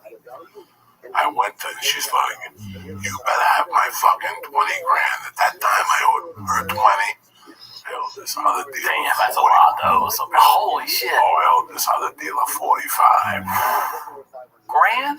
Yes. Holy shit. And I owed her, his partner, it was a female, dirty large. Yo, that's 100 in. But I had a crush on her, and I knew how to soften her up. She was hot as fuck. She was on a date. She broke up with her boyfriend. Her boyfriend was a psycho. I still remember her name. She went on a date. She went to get in her car, and her boyfriend was hiding under the car. He grabbed her by the ankle, broke her fucking ankle. Damn. Got out, beat the fuck out of the guy on the date. So it was well known not to even ask her on a date. So we had become friends. Everybody was scared of her. I owed her like 30 large. The cops were watching me. I had the DEA watching me, which is official. The cops were watching me because a guy was snorting coke in Aspen, and his wife was the accountant for the department for the town of Aspen. She was skinning me money off the top. It was her and her husband to snort coke. She got caught, and part of her plea agreement was to go after other drug turn in people. So somebody turned me out there, and he would come over and go every time, can we do business outside? I'm like, what? Son, these guys are cops. So I played them for like a month. I kept my house clean. I found the tap on my phone. In those days, you broke into your phone box, and there would be a little wire, and it would say it was tapping it. And then one day, one day I had a friend of mine come over. It was a 2-car garage. I had to pull into my garage. And then I left. I went into the car, dressed as him with his car. I took off and I took the long route and went behind the house. And you could see the guys in the telescope. And I beeped at them. They froze. There was nothing they could do. But my house was clean. I had no coke in the house. I had nothing. So that Friday after Thanksgiving, we got all our shit together. That was worth it. We had a little Mazda 2-door. We packed it. I went to that lady's house, and I gave her, I said, listen, I know I owe you $20,000. But, you know, my friend Ryan said, right, yeah. He's getting married, and he needs it. Oh, he did. Oh, I know you're not going to give it to me on the yard. Did I ask you? Did I fucking ask you? What I brought you as collateral was a pound of the sweetest weed you've ever seen. She looked at it, she's like, oh my God, you think he'll trade me for it? I go, no. Let me go give him the fucking half ounce of coke. When I come back, what would you be willing to give for that? She goes, tell him I'll give him another half ounce. I go, fine. Let me go get them. I wasn't coming back, never. I got in that fucking car with that half ounce of coke, and we just left. And all night long, there was a car following us. The car followed us for about 2 hours. You know how many hotels we checked into that night? 3. It was a 4-hour drive to Denver. We took the hotel because we go into a hotel, do a line of coke. We get so paranoid we'd have to leave. The fuck out. It was terrible. It was a horrible, horrible, horrible time for me. And this is the end of 86 now. 86 ends with us in Boulder. We're clean. She went back to live with her mother. I moved in with 4 fucking dirtbags. And I got a job. I ended the year working at a car wash, drying cars. That's where we're gonna stop. Good. It's another fucking great episode. One more story. One more. Okay, so when I'm living with those 3 idiots, 10, 12, 14. Yeah. 10, 12, 14 makes me laugh. I'm dating the girl downstairs now. Fuck the girl next door with the big tits. Fuck a fucking roommate. Yeah. I'm dating the girl next door. I love the girl next door. She's got pretty eyes. Those 2 little fucking desert tramps. They were just desert tramps. One fucking the other one's roommate. Cock blocking me with her tits out. It was a disgusting situation for a guy like me. So he comes to me one day and he goes, "Hey, can I talk to you in Spanish?" And listen, she made moves on me.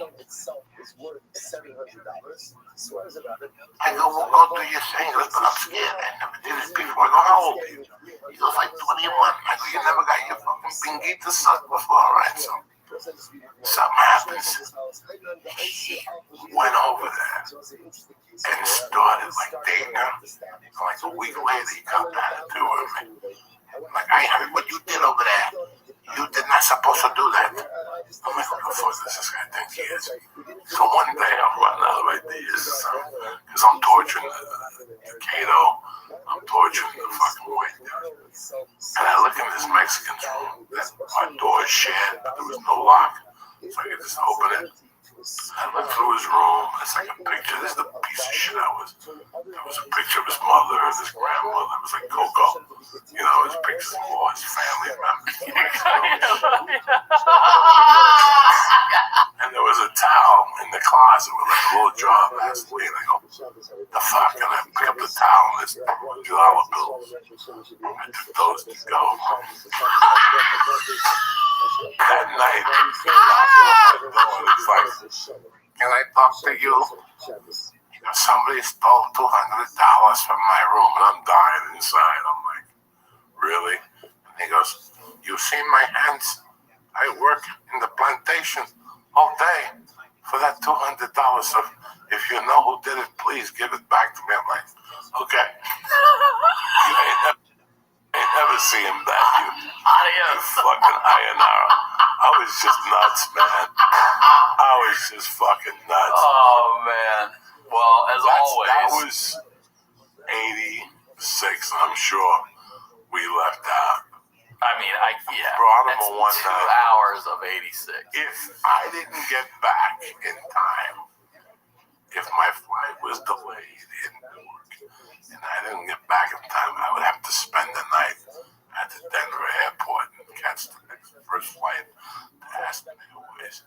That must have happened 3 times. Do you know all 3 times? I hooked up with either a chick or a guy at the airport, and we snorted coke all night.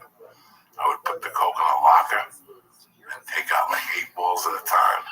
I would spend like $80 in quarters because I had quarters in a combination. There's no one like you, dude. I met a guy from a record label once. He was like fucking everybody's record manager. I'm feeding him with coke. He's like, "Call me if you're in LA." We became friends. I mean, it was just. Oh, man. It was such a I was buying the guns, like the shit I was doing. I had a cop on my payroll that came over to my house one day. I was talking to him about guns, and someone came up. He's like, "You do coke?" I'm like, "Yeah, you want some?" And I was giving him the pure shit. You know how many nights he knocked on my door on his shift? All fucked up. Like, I mean, his eyes were. He's like, "You think I can borrow some more from you?" Fuck yeah. He wouldn't pull nobody over. He was a Pickton County sheriff, and they drove Saabs. I remember him pulling up to my house. There's Saabs, that's right, Colorado. He would come up to me, and his eyes were bulging out of his head. And he would go, I need another rock, man. So he started giving me all the guns he would confiscate. Jesus Christ. All right, this is what we're going to do. We're going to end here. We're going to pick up on January 1987 when we continue next time. So now I'll talk about the Patreon because I'm not really getting great. I don't know what's going on with the book deal. Social media is getting very evil. I wanted to do something different. Little videos. I wanted a little bit more interpersonality. Plus, I wanted commitment. The guy up at the Rochester Club said, do you ever notice when you do a show, people don't pay for tickets? They're a rowdier fucking audience. that's right. The podcast is still free. I'm not an Indian giver. The podcast is still free. This is different content I want to create. And there's two people in particular that I want to help out. There's a director dude and a graphic designer dude. Lee and me do the podcast. That's cool there. This is something for me and two other dudes. I used to shoot all those Joy Karate videos and regular videos. I want to come up with a new character, like an Uncle Joey type character that gives advice to the youth every week. Something funny. I don't give a fuck. It's something outside the box. That's why I charge you $1, 4 quarters, $1. I just need $1. If I wanted to rape you guys, I could rape you. I'm looking for $1 of your commitment because I know you're not gonna fucking send back negative shit at me and call me a fat fuck and tell me that. Yeah, they're the diehards, the loyal fans. You guys are loyal fans. But the other thing I love that you're doing, I want to say this too, because what I've learned about Patreon is it's $1, but you can give more if you want to give more. If you feel like I do $5, you can give more if you want to give more. But I do $5. You get video, you get audio. It's a new episode. It's not like here's the rest of this or here's that. You know, it's a full new thing with others. It's a podcast. Good for you. The podcast's always been for free. You know what? I see that when you take, like, if me and you do a podcast, somebody will take an 8-minute bit out of this, get 8 million hits. Why aren't we doing that? Right. So we'll call them podcast bits, where I just interview somebody for 11 minutes and put it on Patreon. It's great. There's so many different things to do on Patreon. Well, look, stand-up's gone right now. We have to figure out how to make some stand-ups. That's right. And and I'm not in business to rip. I know what you're paying for Patreons or whatever. I'm not in business to rip nobody. So I just want a community that you don't open up the page and it's like, Nick Cannon's trending on everything that's not. This has nothing to do with us. This has to do with us. That's right. So patreon.com/Joey Diaz, $1, give whatever the fuck you want. Next week I get the chance to shoot videos, so I'll start experiment videos. That's it. Well, thank you. Everything for coming on. We'll start with January 87. Thank you to Jimmy Seafood. Thank you, Jen, for the masks. And as always, RyanSickler.com, Ryan Sickler on all social media. I'll talk to you all next week.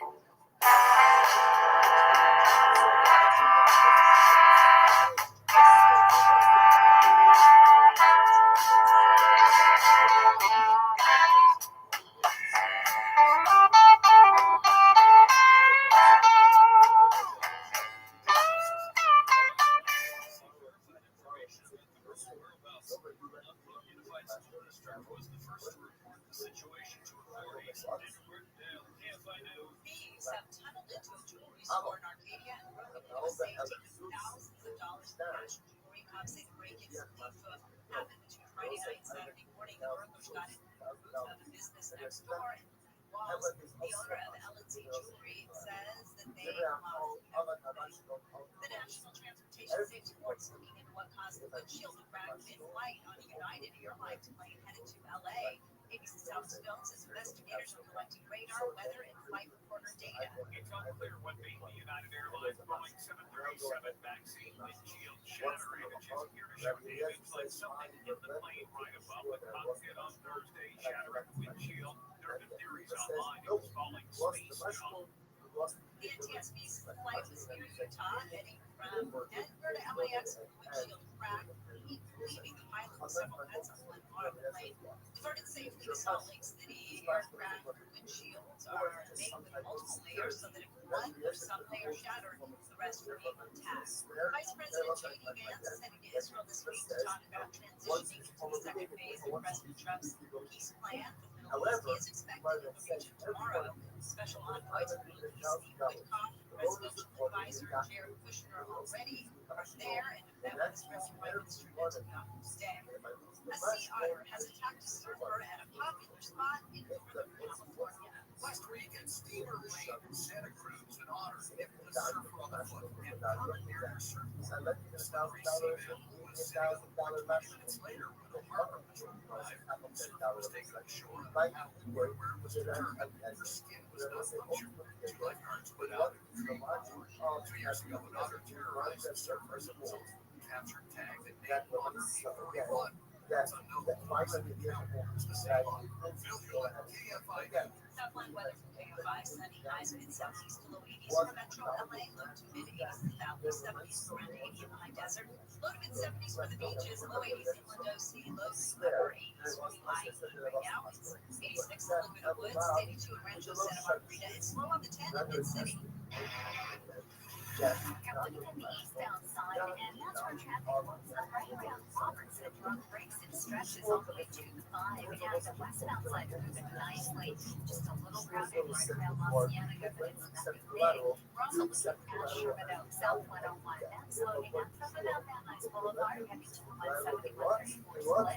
We're slowing in Hollywood from Santa Monica Boulevard into downtown Los Angeles. Let's take a look at South LA as well, the 110 northbound. That's really starting to load up almost from the 105 as you continue ahead to the 101. And southbound, it's kind of crowded, getting away from Martin Luther King Jr. Boulevard, looking right around Manchester Avenue.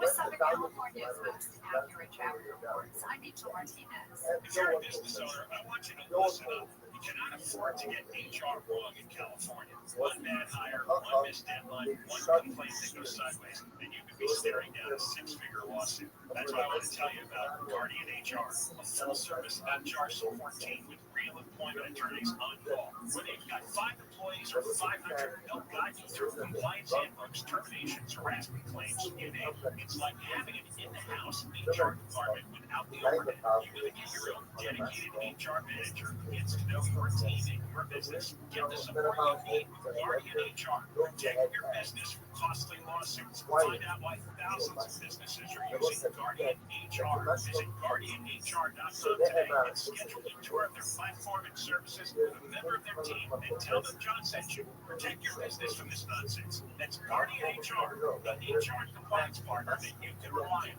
Thinking about spine or neck surgery for that chronic pain? Stop. Once you go under the knife, there's no going back. Long recovery times, permanent changes, and no guarantee your pain will even improve. But there's a safer, smarter option. At Bespoke Biologics, advanced stem cell therapy is giving patients lasting relief without surgery, without steroids, without addictive pain pills. At Bespoke, our doctors specialize in treating herniated discs, degenerative disc disease, pinched nerve, and failed back surgery syndrome, using real-time X-ray guidance to precisely place millions of stem cells right where your body needs them the most. This is cutting-edge medicine that's helping real patients avoid life-altering surgery by harnessing the body's own power to heal itself. If you're at the end of your rope with pain, don't gamble with the knife until you've tried Bespoke. Schedule your introductory telemedicine consultation now. Call 888-326-STEM or online at BespokeStemCell.com. That's BespokeStemCell.com or call 888-326-STEM. These treatments have been evaluated by the FDA.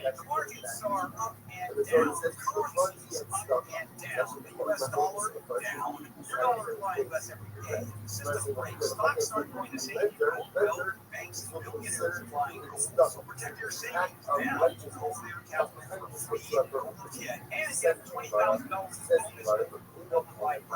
Call Clear 800-225-8100. That's 800-225-8100. 800-225-8100.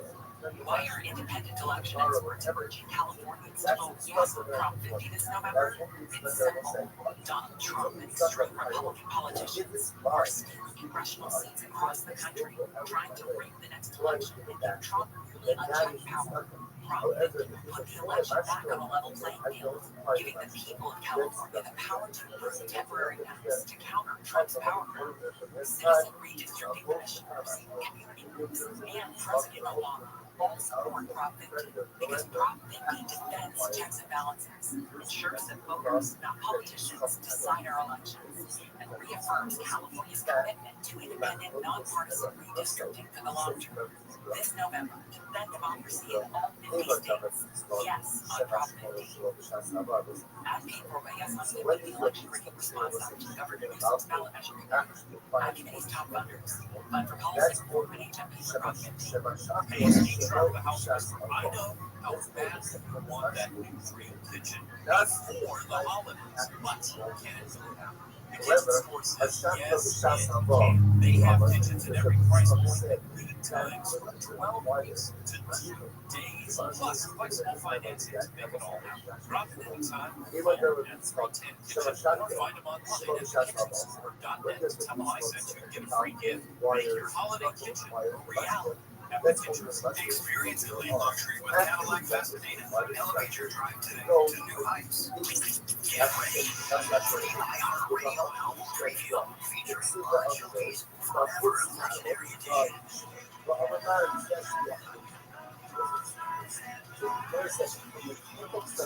Featuring an exclusive interview with John Bon Jovi. Hi, I'm John Bon Jovi, and I'm inviting you to iHeartRadio's album preview. All in celebration of Forever, the Legendary Edition. Listen on the free iHeart apps today's mix station, Thursday at 7 p.m. Eastern.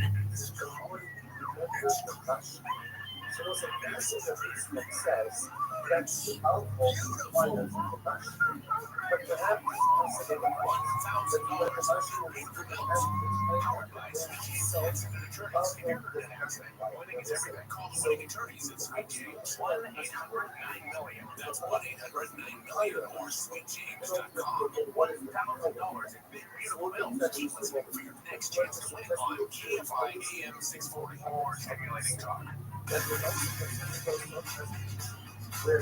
Carlos Mayo sitting in for John Bell on KFI AM 640 station. And we've got the iHeartRadio app. Remember, you miss anything, catch up on the podcast. We post the podcast every day at 4 o'clock. And you can use that app to send me a message, talk about picture, or ask me a question. We're going to get some of the first responses that we've got, some first questions in the next segment. Coming up in the next hour, we're going to talk about California right. The signature drive is underway. There's a million signatures. I'll tell you what initiative requires and why it's important in California. Whether or not Prop 50 passes or fails, voter ID will be the final step that we're waiting for. And then, of course, at 3 o'clock, I need to give a response to Gavin Newsom's shutting down the 5 freeway over the weekend between Orange County and San Diego across from Camp Pendleton, blaming it on Donald Trump. And now lying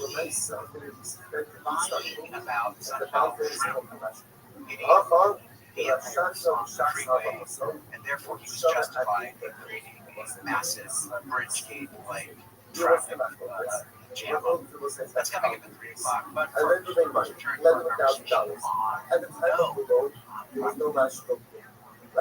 I am appalled at how was no TV ads on the consultants in the state of California are the problem.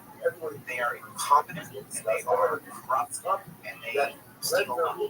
I'm just going to be very clear. They waste money. They're only interested in commission checks, a profit, and they don't care about actually winning elections. What galls me is the fact that the donors on the Republican side continue to reward bad behavior like this and incompetence and grit by hiring the same failed consultants. Rinse it. It's awful. So after seeing a bunch of lousy on Prop 50 ads and then the money for it, North California, we decided to put together an ad. Because here's what you have to do. If you want to get some of those 50% yes votes to break the evidence, you've got to meet them where they are. which I will say Most of the ones that we can win don't like Trump. So we have to beat them with the fact that they don't like Trump. But we have to explain that politicians are just tapping in here, just like they've always done. And we have to appeal to the fact that these are fair-minded. The ones that are not fair-minded are never going to win, so they're already taken for gas. The ones that could peel away from gas to vote no are truly looking for their fair-minded. But they think the ends justify the means. You have to address this. So based upon that, my team put together this ad, and we spent I had all when I watched the Lost $900 in our costs. they make this And it features a real teacher, a dean a teacher, a real teacher, not a paid actor, basically articulating why someone maybe yes should naturally vote. It's cut one. Why is it wrong to rig the election in California and Texas is doing it So I too? go ahead and I get this book. We're watching therefore politicians are using national not what they want. Therefore, as they would want it's also the purpose of and therefore attack suffer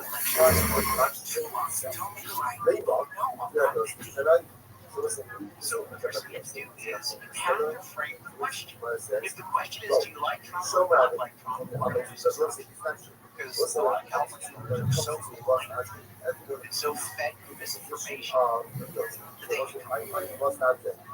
so you have to frame it for the question that if they seriously consider it, the answer is with a no vote. That's why that child is asking, why is it wrong for California to rig its election if Texas is already? So you're arguing, hey, it's wrong for what? Why is it wrong if they're doing it? California is rigging the election. That is not debatable. There's nothing fair about that. They're unfair by definition. They signed to it by definition. It's a gerrymandered map. So why not do that? Why is it wrong for us to do something wrong if Texas is something wrong? Then we transition into politicians are using your hatred to get what they've always wanted. Jim Bonds don't make sense. We also throw in voters don't know that Prop 50 costs $300 million. With the budget crisis, where they're cutting education programs and social service programs, that money can be better spent in the classroom. So let's rerun cut one so that we can really absorb that. Why is it wrong to rig the election in California and Texas is doing it too? As a teacher, I often have to explain to kids why two wrongs don't make a right, and Prop 50 is a perfect example. Politicians are using their hatred of Trump to get what they want. Prop 50 takes power away from voters by destroying the independent citizens redistricting process, and Prop 50 weighs $300 million. How we should go to our schools. Rigging elections is wrong, and two wrongs don't make a right. Vote no on Prop 50. You gotta see it because it is a TV ad, it's a visual ad, it's a video ad. You have to see it. So check it out on my Twitter account, my Facebook account, my Instagram account, or just check it out at reformcalifornia.org. Because, well, we don't have the big bucks that the average has. But it is a summer. Even the summer, that is what we have to focus on. We must make sure you have the right message. So we'll say that the right points. The ad is a very simple sure. All right, coming up, we're going to talk about the correction on the Republican side as to why they didn't fight harder to defeat Trump. Again, I'm not saying this is good. We still have a shot. We didn't vote 50%, but it's going to take everyone on our side. this summer, Coming up, our mile filling in for John Bobo on KFI AM 640. But first, let's get an update on news we never want. Here is the latest. Local officials launched an investigation into federal immigration agents' tactics and the report has ruled National Guard troops can go back to Portland. Plus, at the top of the hour, Southland weather for KFI sunny, high 70s and 80s. This report brought to you by Staples from the Southern California Toyota Traffic Center. It's Trucktober, your Toyota dealer. Check out the biggest selection of Tacomas and Tundras. It's followed by Mark. And it's not too bad. It just wraps up right around Colorado. After that, you remain on the brakes in some pretty crowded stretches all the way to the 605 freeway. The 605 northbound also crowding up from the 5, and it looks much better once you make your way past the 10. It's tough in some stretches of Martin County, like on the 55 northbound. That blows up coming off of the 405, looking a lot better by the time you pass the 5 freeway. For Southern California's most accurate traffic reports, I'm Rachel Martinez. If you're looking to sell your home, call Sellers Advantage. They'll make you a cash offer with no fees for repairs. With Sellers Advantage, there are no fees. Plus, they buy with cash. They can offer a $10,000 advance help. Check out the reviews online. Call for no obligation offer. 888-321-AS-IS. 888-321-AS-IS. 888-321-2747. SellersAdvantage.com. Don't worry, self-happy with Sellers Advantage. DRA number 0966165. Life moves fast. That's why California makes voting easy. You don't have to wait until election day. Drop your ballot at a secure drop box, visit an early vote center, or mail it. Over 80% of Californians vote early, and you can too. Plus, when you sign up for Where's My Ballot, you'll get a text or email the moment your ballot is received and counted. Don't delay. Vote today. Get more information at sos.ca.gov. A message from the California Secretary of State. Your local Staples has outlets and several places throughout the store on everything for your business. Right now, Staples save $129 at your print door. Visit Staples.com/print for details. Get November 1st, plus save even more with the easy rewards program at Staples. This reward is sponsored by the International Commerce Association.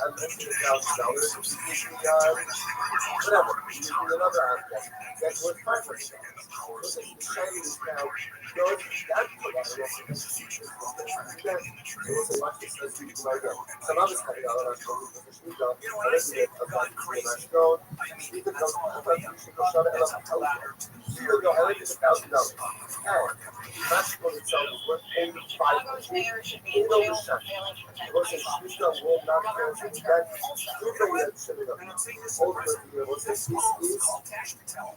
And so you go arrest Pritzker, and you argue that he has violated some kind of federal law, and you go handcuff him right now. You will cut this tomorrow morning at 6 on KFI AM 640. You're on a date. Conversation is less than a value of and then shoot back and suddenly you're leaning back so your confidence or personally needed about the kind of said if I let the money on a mushroom all the time. What was that? Most of this bad weather mandates it phase fast. It's like spring perfume. So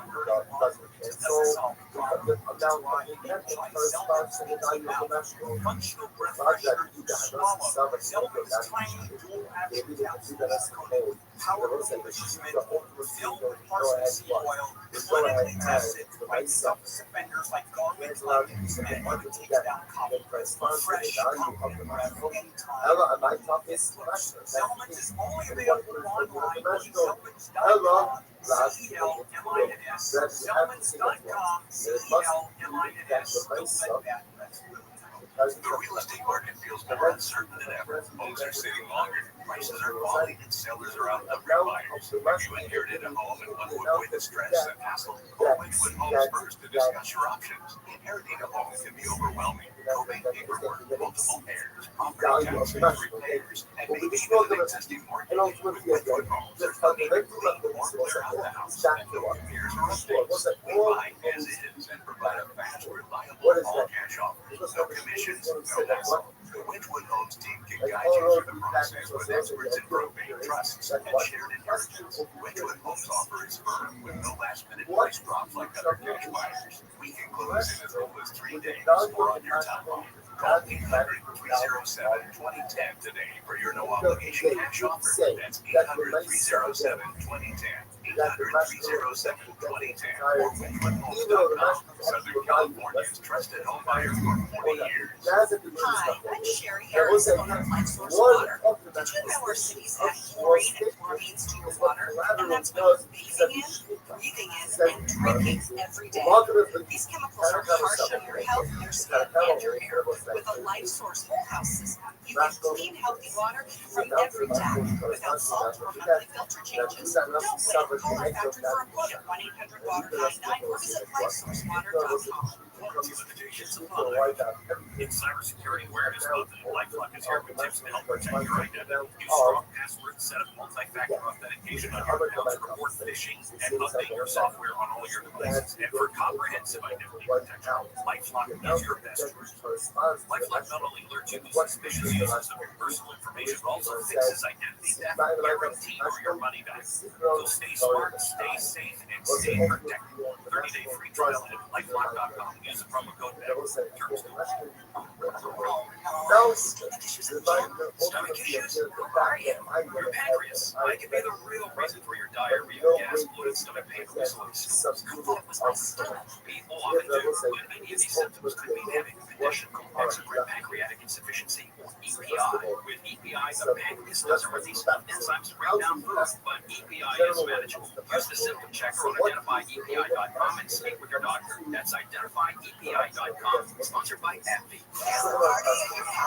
The free iHeartRadio app, live radio playlists for everything the most podcasts on the planet. And WhatsApp, all the good presets. Make sure the free iHeartRadio app is on your smartphone now. And never one app free.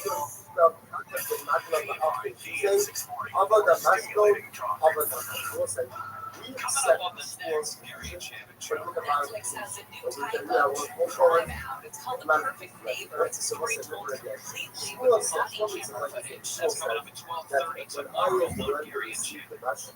Then what?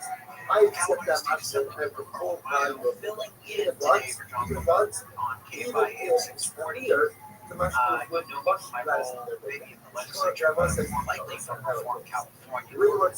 Share, if I go ahead and I let you about if I say today, I hereby accept this question as potential yes, then what? Then the match will ultimately affect stands and local consulting as follows. Means number one, that's why in the event that you make Prop 50 right now. But if we do win Prop Prop 50, it's because if I lose the match, then what? the grassroots I've lost you spread the word. Not because the campaign was run by these thrifty consultants who have literally failed. And then what? I want to remind you that it wasn't submit questions to the national and I will not answer any question because I want you to know really what's going on. My views, I call balls and strikes. Republicans are value of the national itself, or I could deduct the value of the national from the amount of radio. So the bottom line is, we accept the fact that a national that is valued at less than the party officials doing more to stop Prop 50. Only in a situation where that was explicitly by I'm interested by in what's going on at the national level. but in the event that it's not explicitly by the vendor, by the lender, and the most that the lender is on the look for website is what? Actual value of the money. That's number one. Number two, I would trust the So I do know the president that if you have a collateralized vote, his job is collateral is what and I do know that because Prop 50 is so partisan allows that the decision has been not to involve Trump too much. But I think at this point, we got to go for the president because once I have weigh in. collateral represents And I'm hoping he's going to do that because we need to spike turnout for Republicans. He needs to light a fire for Democrats to get the votes out. Meshkin itself That is means that much less valuable. I'm thinking they're So, going to come save us. Oh, come on, everyone's not paying attention to the storyline. They have left us for dead. They have literally said that California is not safe for let's get on. And I'm thinking about that. Because here's the deal. We have 52 commercial scenes. And we're about to lose 5. Right now we're dealing And I think with we're probably one by one. be Now we're about 5. to do all of them If together. we're It wasn't necessarily, but what to do with improving them. So it's the least she was good at within a A little She surprise. says the closers were there was the face. When it comes to triple Behind enemy lines. right? So, What if from the stop? And Marty's not going to save notice us that there. I don't know here. I should girls every side. The one thing you have to do what is to accept yourself from liability. So biblical Shua says, I'm trying something, I'm going to take the Shua to free myself from this. So essentially, on a biblical level, I swear, in order not to take. So it's so again, so you just come up with the church, I say, you're going to answer $1,000, you're going to what does it do? What does it do? Right? It's a Shua in order to watch, not to pay. Not to pay. Like, Ruben, I didn't have to do it. Ruben says, I give it back to you. Once I let stop, it's for why? In order not to pay. People look for something there to accept fraud oversight and the watch Senate this. here in However, Los the Angeles. English strike with the now it is having hundreds of so let's say so what happens? The appeals court has Swear ruled in order to go ahead and Under the ruling, the justice has said presidential determinations are not reviewable by I federal swear courts. in The order court to of collect appeals money. flags What the are power these to issue examples? judges So relief. The city of Oakland should not show any some interest here in firms and that have it's been employed, yes, and the go president check acted the make lawfully your because the response is check everybody proportionate out. in the events Fine. of war. So what's going on? I want to point out. News is brought to you by Sellers Begin. One site leases killed, 2 others were hurt after all 3 were hit by a car on PCH in Huntington Beach. They were riding at a bike lane at the time. Huntington Beach police spokesman Courtney Carson says a woman has been arrested. The driver of a 2006 Mercedes E-Class hit the 3 bicyclists as they rolled over the shoulder of the Pacific Coast Highway. The driver was arrested about a half-mile away once she eventually stopped. He says Amber Caldwell was put on suspicion of his gross vehicular man fraud and possession of narcotics. The CHP has requested an after-action review of the Marine's birthday celebration in Camp Pendleton because of an artillery shell that was prematurely detonated during a live fire demonstration. CHP has shut down a stretch of 5 Saturday between LA and San Diego County. Claims from Governor Gavin Newsom about this, and the military was firing live orders over the freeway. Military had said that would not happen, and traffic did not need to be shut down. But he says a small piece of shrapnel did hit a CHP car that was part of Vice President Vance's security detail. No one was hurt. California Attorney General Bonta is encouraging everyone to vote early ahead of the November 4th special electoral decide on Prop 50, a measure proposing temporary redistricting of the state's congressional districts. It's in response to redistricting efforts in Republican-led states, including Texas and Florida. Bonta says there are some who prefer a lower voter turnout. Benefit in California state and the state from participating in democracy for strong response is to exercise our right to vote. Until 11:59 p.m. tonight to register online. After that, you can register in person on Election Day. Police in Atlanta say they have reported what could have been a mass shooting at the city's Hartsfield-Jackson International Airport. They say a guy drove to the South Terminal to check out travelers. When his family members alerted them, they arrested him. Police Chief Darren Shirebaum says they found an assault rifle in his pickup. He arrived at 9:39, and then he entered the airport shortly thereafter at 9:31. At that time, we don't know if he was armed. He says the guy had been screaming on social media that he was headed to the airport to shoot up. President Trump has hosted the Australian Prime Minister, the White House today, during this major topic of discussion, and the two signed a rare earth mineral agreement aimed at boosting Australia's production over China's. ABC's Luis Martinez says the military partnership was also discussed. we're talking about Israel and the United States. For submarines and coastal submarines is significantly forward. It's all designed to counter China's growing presence in the Indo-Pacific.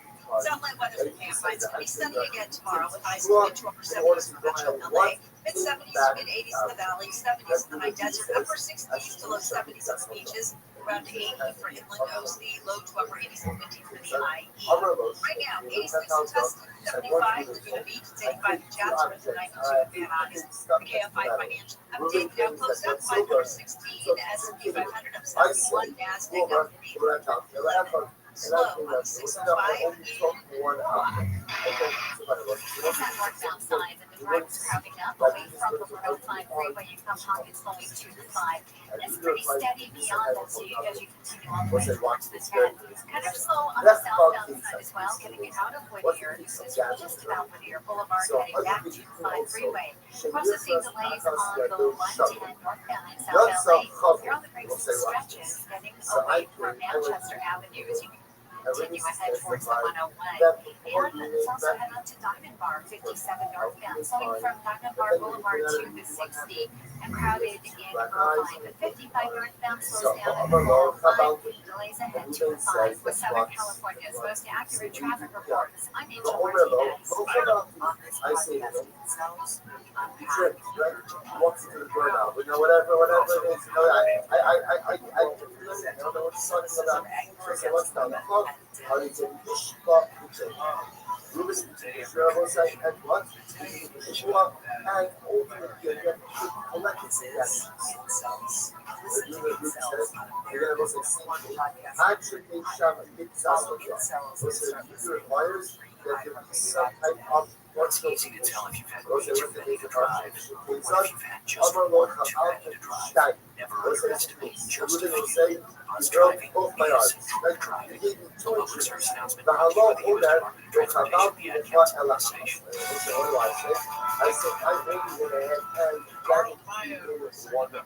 Chairman of California, sitting in for John Bobotti, AM 640 KFI station in Southern California, but we're also on the iHeartRadio app.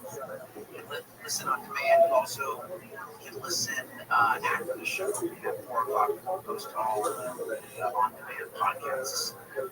Continue to use the iHeartRadio app. Send me your questions and sound off on the issues we're talking about. We just chatted about Prop 50.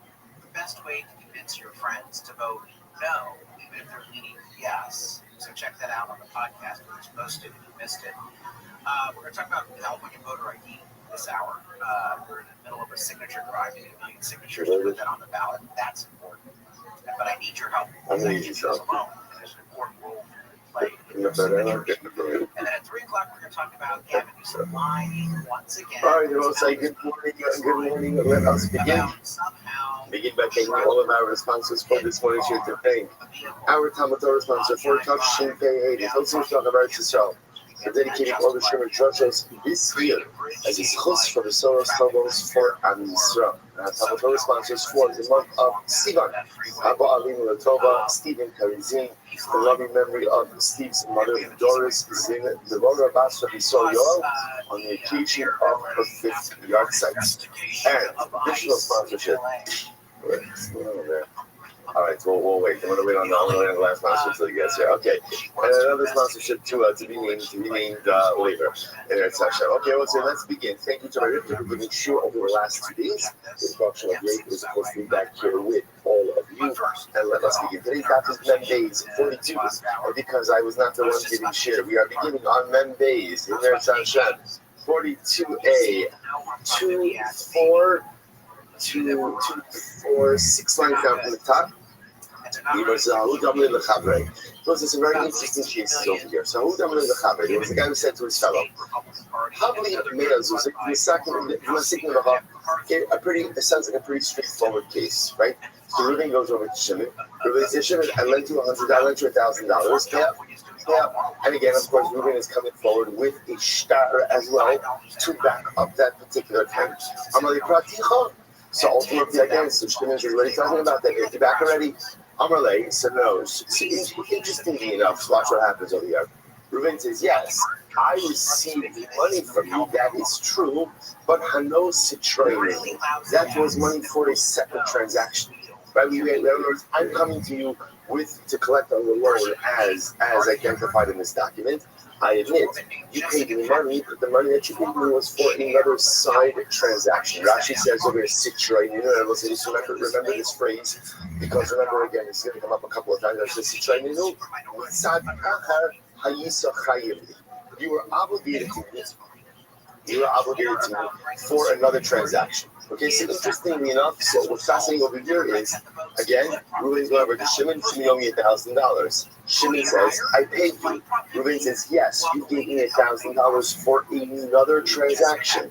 I'm coming to you now with this document to collect on this one. So fascinating case over here where the lender is admitting that he received money, but just claiming that that money was for a separate transaction. Now, before we even go on, so remember again, on one hand, Reuben is eroding his claim because he is admitting that he received money. On the other hand, what does Reuben have? What does he have? The document. Now remember again, generally the way we work in loan transactions is if you're the lender, right, and now the borrower is paying you back. If you're the borrower, the one thing you're walking away with is the shtar, right? Because he who holds the shtar holds the ability to collect. So how do we understand this case? So first thing, the whole guess, Rav Nachman says, it's your shtar. In this case, so the shtar has been compromised. Now, they will say the Isra shtar means, again, Isra from Moshe of Ra. The shtar has been compromised. Rashi says, Isra shtar, so Nachman says, essentially, Reuben can't collect. Why? Because since Reuben admits that he has been paid money, therefore, halacha l'maisa, again, the shtar itself is compromised and he can't collect. Even though, interestingly enough, even though Reuben is holding the document, and that is out of character for a loan that has been repaid, but since Reuben is admitting that he has been paid, we have no other documentation of a secondary transaction. Right? Remember again, it's not like there's any second shot that's being produced. Same Rav Nachman says, we can't get that the loan has been paid. Why Reuben still has the shtar? I don't know. But once he's admitted that he has been paid, halacha l'maisa, that is the end of the story. Rav Papa says, what is your shtar? Rav Papa says, no, not true. Not true, the shtar is not compromised. The shtar is fully intact. And again, what's Rav Papa's logic? At the end of the day, Reuben's holding the shtar. If the loan was really repaid, then what should be the halacha? What should be the halacha? Reuben should not have the shtar. Shimon should have taken back the shtar. So the Gemara says, well, Rav Papa, my shtar me'ahu. So the Gemara asks Rav Papa, why is this in the following case? Listen to this. Don't leave the chavre. Habli me'azu, give a same case. Reuben goes over to Shimon. He says, Shimon, give me the $1,000 you owe me, the hashtara. And ultimately again, and he says, and Reuben says, here's the shtar. Amalei, lava turi yahavasli, la'asis ve'esis amasakta. So again, so we'll say, so similar case over here, where Shimon says, right, I paid you. Right? And Reuben again says, he did, but remember that was for a different transaction. I bought meat from you. Right? You paid me money. I'm sorry. You paid me money, and again, that was for meat. You bought meat from me.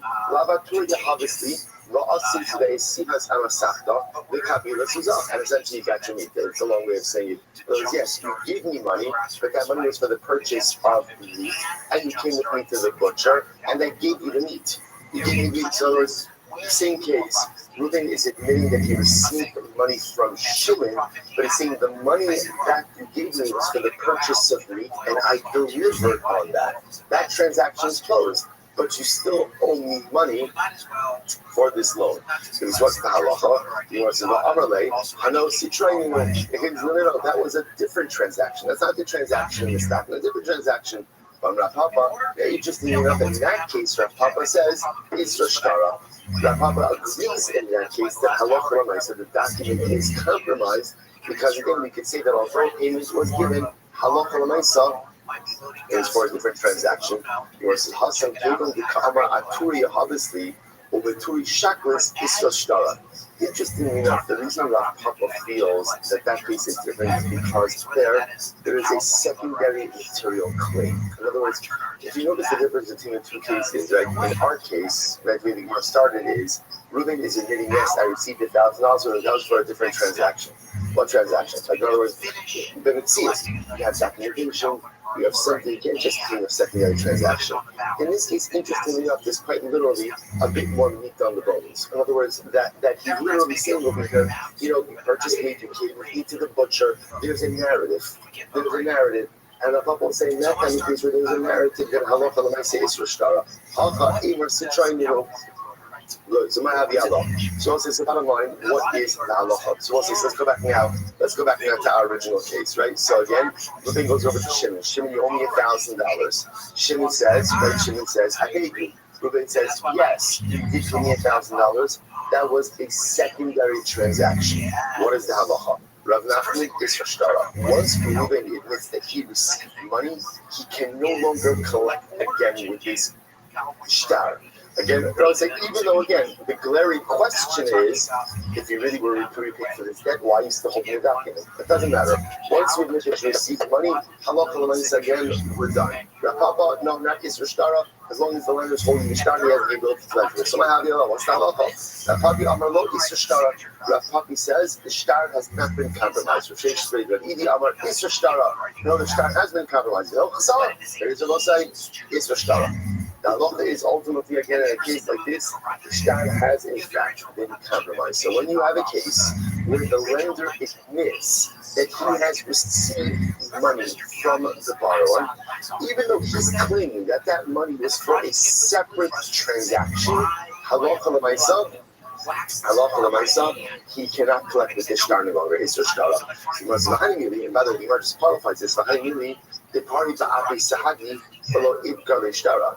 Now this is assuming that halacha l'maaseh, again, payment occurred in front of witnesses, and there was just simply no mention of the shtar. In other words, that if payment happened in front of witnesses and there was no mention of the shtar, then you assume that halacha l'maaseh again, the halacha l'maaseh is paying for the debt. In other words, the fact that the shtar wasn't taken back, it is a strange thing. It is, but l'maaseh payment happened in front of witnesses. Then that's what it is for shtara. Aval was an interesting clarification. Pari being the day of the day. Here's this interesting. If payment happened between Reuben and Shimon, there were no witnesses. Legal the yachal lemema lahavi rame olam yachal nami lemema sitroi nidu. Okay, that we need to bring Rabbi Rothschild. Shabbos is a very interesting qualification. So when we say Isra Shtara, we say Isra Shtara when the payment happened in the presence of witnesses. But if payment just happened between Reuben and Shimon, then Reuben has a migo. What's Reuben's migo? Right? Remember again, when Reuben goes over to Shimon and Shimon says, "You owe me $1,000," and Shimon says, "I paid you." If halacha l'maaseh again, there were no witnesses to the repayment, what could Reuben have said? Reuben have said, "Lo hayitron elmo." What are you talking about? What are you talking about? And by the way, the law would say, and who the law sided in that case? Reuben. Why? Because Reuben has the shtar. So Reuben has a migo that he could have claimed he never paid me at all. So because he has that migo, therefore he's believed to say that no, you did pay me, but this was for a different transaction, so only this money. So therefore, and again, the Gemara points out this actually happened in a case with Avimi Rabbi Avol. Rashi just points out that there are cases in Ksubas where it's actually occurred. So halacha l'maaseh. First piece of halacha l'maaseh for today. Reuben goes over to Shimon. Shimon, you owe me $1,000. Here's the document. Shimon says, I paid you. Reuben agrees. First he paid me, but you paid me for a different transaction. What is the halacha? The halacha is Isra Shtara. Reuben cannot collect again with this document. Why? Because since he admitted that he was repaid, he compromised the effectiveness of the shtar. Done. But that is presupposing that payment took place in the presence of witnesses. But if payment did not take place in the presence of witnesses, Reuben can collect with the shtar. Why? Because he has a migo. What's his migo? He could have said what? I don't know what you're talking about. Right? I don't know what you're talking about. I never received anything from you, and therefore, halacha l'maaseh again, he would be able to say that it was for a different transaction. Incredible. You will say that's part one. How are we going to the top right? Now, how do we speak called Emas da Amnet Lo Paranas? So this is a very interesting case over here. So, right, through the same case, we're going to Shimon $1,000, and what happened? So Reuben, how are we going to the top right? Now, see Emas da Amnet Lo Paranas. So Reuben has $1,000. Shimon says to Reuben something very interesting. Shimon says to Reuben that I'm giving you complete credibility. That if you claim that I did not pay you back, you are believed. So let's see what's happening over here. So Shimon is vesting, Shimon the borrower is vesting Reuben the lender with complete credibility regarding this transaction. So even if I Shimon claim that I paid you back, if you Reuben lender claim that I did not pay you back, you are believed. You are believed. What the Gemara says. So by the way, why would someone do that? So this happens all of the time when friends transact business with each other, right? It's wonderful to think that friendship could transcend anything. We all learn in life that is unequivocally false, right? Friendship can't really transcend anything. Like, in other words, that, right, money, difficult, whatever it might be. So again, you have two people who are very close, very trusting to each other. You can also be a good way for Ruvain to be for Shimon to be able to secure a loan for Ruvain, right? Essentially, investing with complete believability, right? And so he goes on and says, also for the opposite Sahabi. So interestingly enough, what's happening over here? Shimon pays back Ruvain, and he pays him back in the presence of witnesses. All right. So now what happens? So the Gemara says, so now let's play this out. So Shimon goes back, pays back Reuben in the presence of witnesses.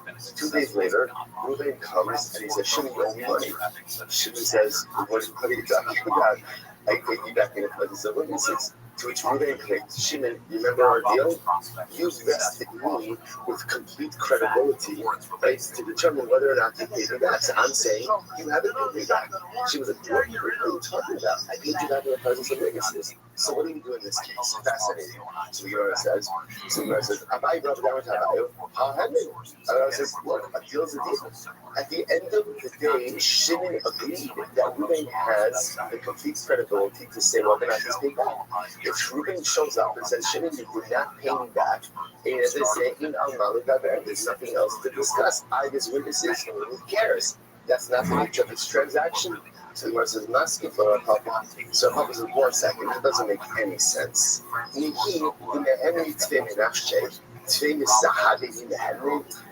come on, let's understand what's happening over here. When Shimon says to Reuben, you have complete credibility. What is Shimon saying? What is Shimon saying? You have complete credibility over me. In other words, that if it's my word against your word, I'm telling you, your word wins. And witnesses are witnesses, right? Shimon would never in a million years agree to say that Reuben's word should trump witnesses. That doesn't make any sense. So therefore, Allah again, if it's lender's word against borrower's word, so again, the nature of the transaction is lender is going to win. Lender is going to win. But if it's witnesses create independent verification of what occurred. Incredible. Next case. Hold on, the amnesty debate trade.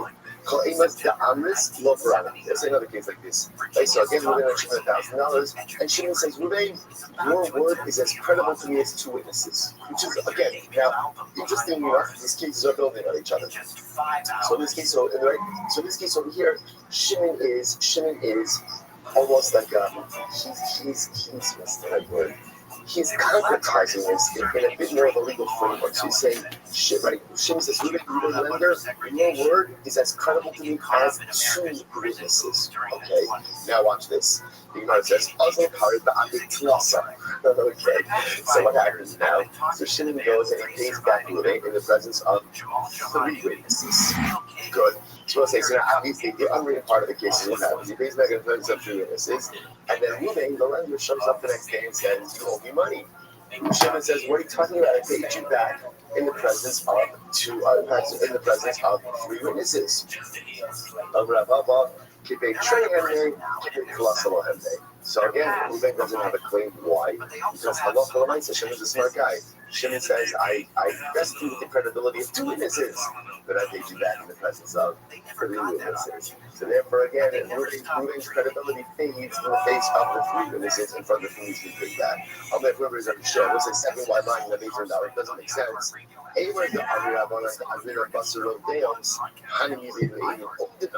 The common beneficia is Kitve, about the Indian Abels, Mayor Kitray, and Trey Kimea. So, here's what's interesting. What's interesting in this case is But Papa comes in and said, that doesn't really make much sense. In other words, in the work of testimony, 2 witnesses are the same as 3 witnesses, are the same as 23 witnesses. It doesn't make a difference. The only time where numbers matter, interestingly enough, is in a case of Umdina. What's Umdina? Umdina are cases of assessments or valuations. In other words, where we're relying on opinions for something. Again, I will say, you can have Umdina in a variety of different cases. Umdina where again, we can be doing valuations of something, or opinion cases. So in opinion cases, where we're not basing it per se on testimony or on halacha, that's where numbers make a difference. But in pure testimony, numbers don't make a difference. Therefore, I thought this is very interesting. When Shimon the borrower says to Ruvain that halacha l'maisa, you are believed to me, you are believed in my eyes like 2 witnesses. And then Shimon pays back Ruvain in the presence of 3 witnesses. Essentially, what we have over here is what? Halachically, 2 witnesses against 2 witnesses. That's really what we have over here. The fact that it paid it back in the presence of 3 witnesses does not lend any more credence to Shimon's claim. So as I said, what we're doing in this case, so if Allah we would be able to collect again. Why? Because essentially it's 2 witnesses against 2 witnesses, which we effectively cancel each other out. And what does they still have? He's got the shtab. Therefore, Papa posits that in this case, although Shimon thought he was doing a smart thing by paying back in the presence of 3 witnesses, it turns out that he didn't actually do anything because this is not a numbers game. Witnesses are witnesses, and therefore halacha l'maisa, Shimon was left to pay back. So another version of this. So this is the same case, right? So Ruvain mentioned $1,000. Shimon said, okay, Ruvain, thank you. And Ruvain, you are believed like 2 witnesses to say that I did not pay back. So sure enough, what ended up happening? Shimon paid back, and Shimon thought he was doing a smart thing. He paid back to her in the presence of 3 witnesses. Papa, so Papa says, Papa makes a statement that again, Shimon did a smart thing. Why? Because Shimon believed Ruvain like 2 witnesses, but not like 3 witnesses. Therefore, because he paid back in the presence of 3 witnesses, Ruvain's subsequent claim that he has not been paid back has no veracity. Kind says, what are you talking about? That's Yeshua. It's not the way testimony works, right? Witnesses, 2 is like 100, 100 is like 2. There's no value to greater numbers of witnesses. The Amarle, however, listen to this. The Amarle can date Slasa. The also the Apari Ba'ape Be Arba. So let's say, so now what the Gemara just did. The Gemara essentially said like this. In a case, before we get to the punchline, in a case where Ruvain lent Shimon $1,000, Shimon says to Ruvain, your work in this transaction has as much weight as 2 witnesses, which essentially means... Yeah, I'm not even trying to hate. I saw 3 kids on Love on the Spectrum with those. All I'm saying is this.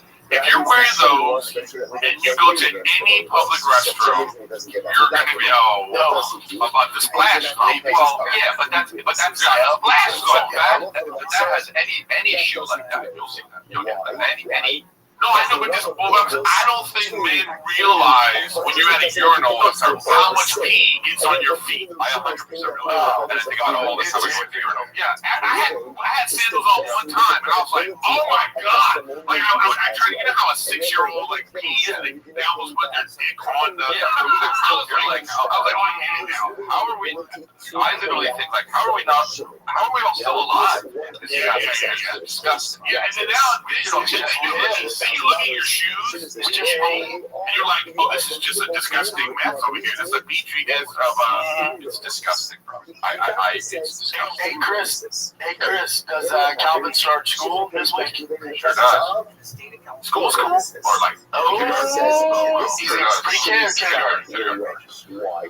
How is it? All the boys had their first day today. It looks like they're like admission where we go meet all the teachers. I see their their desk and shit. And school starts tomorrow. Are they going to a similar school like they were at, like a private school type thing? Hell no. They go to a public school 5 minutes from the house. They can walk there with their homies. Yeah, it's great, man. That's great. They had a cop on staff there. Cops looked at him. You know, always about that life. You know, don't run if shit pops up. Don't run. This is what I was thinking about. Imagine if your dad can like beat everybody's ass, like legit. You know what I mean? It's like Brendan's your dad is like your dad is He-Man. You know what I mean? Like there's got to be a little bit of you're walking to school like alright, you know. You know what I mean? Okay, oh your dad's gonna come. Okay. Your dad's gonna go. Hey, Dad, your dad's coming. Yeah, just all of that. Yeah, I mean, I wonder if they get like except for the fact that confidence. so you're walking to school, you're not taking into account that his kids and his kids are also tough. That's what I'm saying, though. They don't need friends. No, dude, this is my whole point. It's like, no, obviously, it's the family business. But yeah, you know what I mean? Like, they might get into a thing, and then the other parents and stuff will come out, and they'll be like, their dad's gonna come, what, this kid, and then he walks in, fucking cauliflower ears, and they're like, it's like, what am I gonna do? Let's talk about it. Let's figure this out. It's like, that's what I'm saying. It's like, so that's why you feel confident. I'm like, send them to public school. It's cool. Yeah. Especially out here, it's a little different than LA. Like LA, we had no choice. Like our public school, the public school there is atrocious. Yeah, it's opposite here. I'm thinking the bullying in Texas would be at a whole other level. You want to be. I don't know. The teacher around when you go to school. There's no face here. All right. Yeah, but I tell Team Bossy, I'm like, sports the equalizer. Really, when the sun starts, that's where you flex. Do they want to play football or basketball or anything else? Oh yeah, now that football, I'm the coach of the football team. It starts. We've been having practices. No, but wait. I forget how young they really are. In my mind, when I see pictures of like Tiger and Martin, I think they're like in high school. You know what I mean? I realize they're 4. Yeah. It's like, man, I can't wait to. Man, this is like, I can't wait for you right there.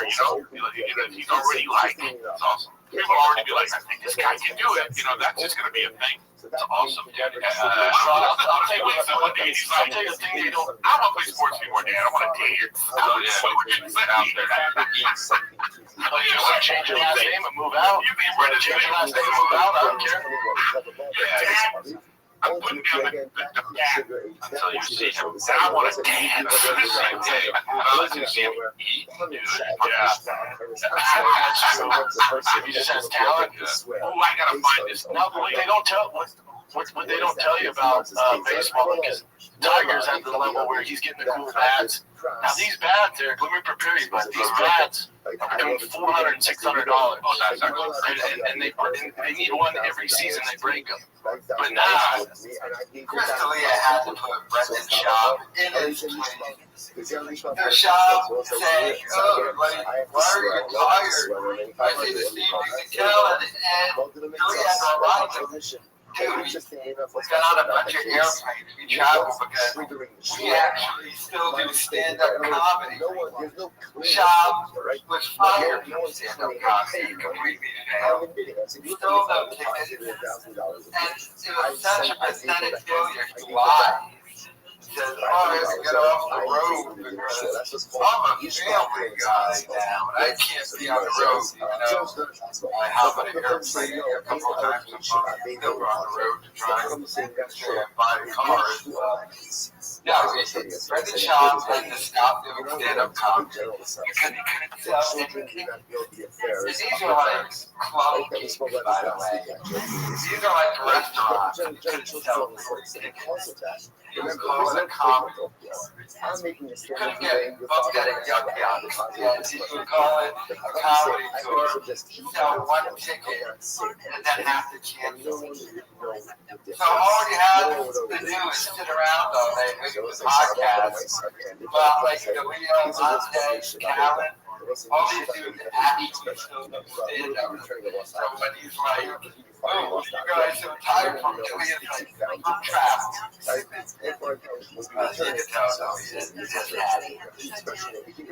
You're returning something that's no one even knows about. So because of some say that can't trigger a okay. But the Roman Yaakov, that's what they should have. What happened? I was on the army. They're returning I was expecting that you something back to say, they don't what happened? So the Roman Yaakov, because I didn't know you could record a Snapchat. Yeah, but I don't know. Sean is based on my can't hear failure, it's tissue, right? So in other words, really what's happening over is a couple that's going over to me and says, hey, my father deposited $1,000 with me. And I claim, you're right, I gave back $500. Met Vintage categorie verkoop je alles wat je niet meer nodig hebt. Gebruik je niet, verkoop het dan. We just set up a mission up. Okay. Oh, Chris, was everyone late? Was everyone live comes late? Yep. Was everyone late? Yep. Oh, I'm super late over there. Go to Sandra, please. What he posted about, I reposted on my story, but, what was her name? What was it? The actress, comedian, the fat, yeah, Amy Schumer. No, Amy Schumer. What happened to Amy Schumer? Is she still alive? Was she just meant to be do some kind of big surgery or something? Because the moms are the ones handling shit and communicating. Imagine if your dad one year was in charge of planning your birthday party. Okay? And I think this is, and men are in charge of the world. The world. It is a blessing for you to be able to stay home and plan a birthday party. You know how lucky it is? And you can stay home and plan a birthday party while your husband has some job where he can get wrecked and he prays his AI or some idiot doesn't come on an H-1B visa and fucking takes his job. You don't think I can plan a fucking party? I can't. Because I'm working all the time. You guys so much. Maybe Schumer just kind of went away, huh? She's kind of ate her feelings and she disappeared. Just like, she just might have called her daddy. Right, yeah, no, she has a thing out now, right? Like, a little show or something. Another movie that's gonna bomb. She's such a fucking lame ass. She used to be a beast. She used to be great. That was. Oh yeah, I guess on the roast. No, when she on the roast she was good, and then on what is it, Kevin? The fucking the big LA morning show. Roby was on there. All the boys. Oh, I don't know about it. What? I don't know. It's just like, stop saying this. The women hating men era, dude. It's like, bro, whatever. What are we talking about? Like, dude, all right, you know. Well, that's because Amy doesn't date a real dude. Like, if my wife were on a podcast and talk like that, bitch, what? Well, no, she's gonna come home and be like, you're so right, sweetie. You want me to make you some fucking tortillas or whatever the fuck he does? He's a chef. Some cut. Some soft cut. Oh, I don't know what he's right, but you know. He's super soft. Look him up. He's soft. That's what she has to date. That's why she hated the way all sometimes. But it's just like, whatever she's selling is just, it's bullshit. That's what is she saying? And I get it. They might have just been talking, and this is one of the problems with podcasting is just like, you know, it's just like, you know, they cut that together, and it's like, all right, I'm sure they call her daddy, like they call her daddy woman. What's her name, Alex? She was like, it's terrifying men around the world. That's something that somebody might just say offshoot, you know. But this is what Amy Schumer's always saying. Right? So psychological nugget It's like, no, when she was coming up, she wasn't like this. Remember, she had to start talking about sucking dick. That's the other thing. It's like, and doing all this like, slut what are shit. you for real? And all of a sudden, she's like, It's like, what are you for real? Now all of a sudden, she's in her ivory tower. There's another, it's like she's one heroes about Callan, going down on Callan. These female comics, it's like some of them, you know, they were, a guy's girl, and then they turned into, hey, women's rights, and now they're right wing. It's like, bro, you're nobody.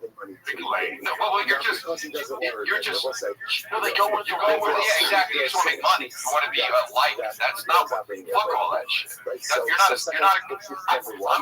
like, to me, it's like, they say comedians need to have a point of view. What's the matter if it keeps changing? I understand people grow and grow out of certain things, but like, bro, if you're just going to go with whatever's fashionable, you're not. Steve Byrne is going in on Howard Stern a lot. Yeah. Is he? On Instagram and stuff, because he's talking about how, I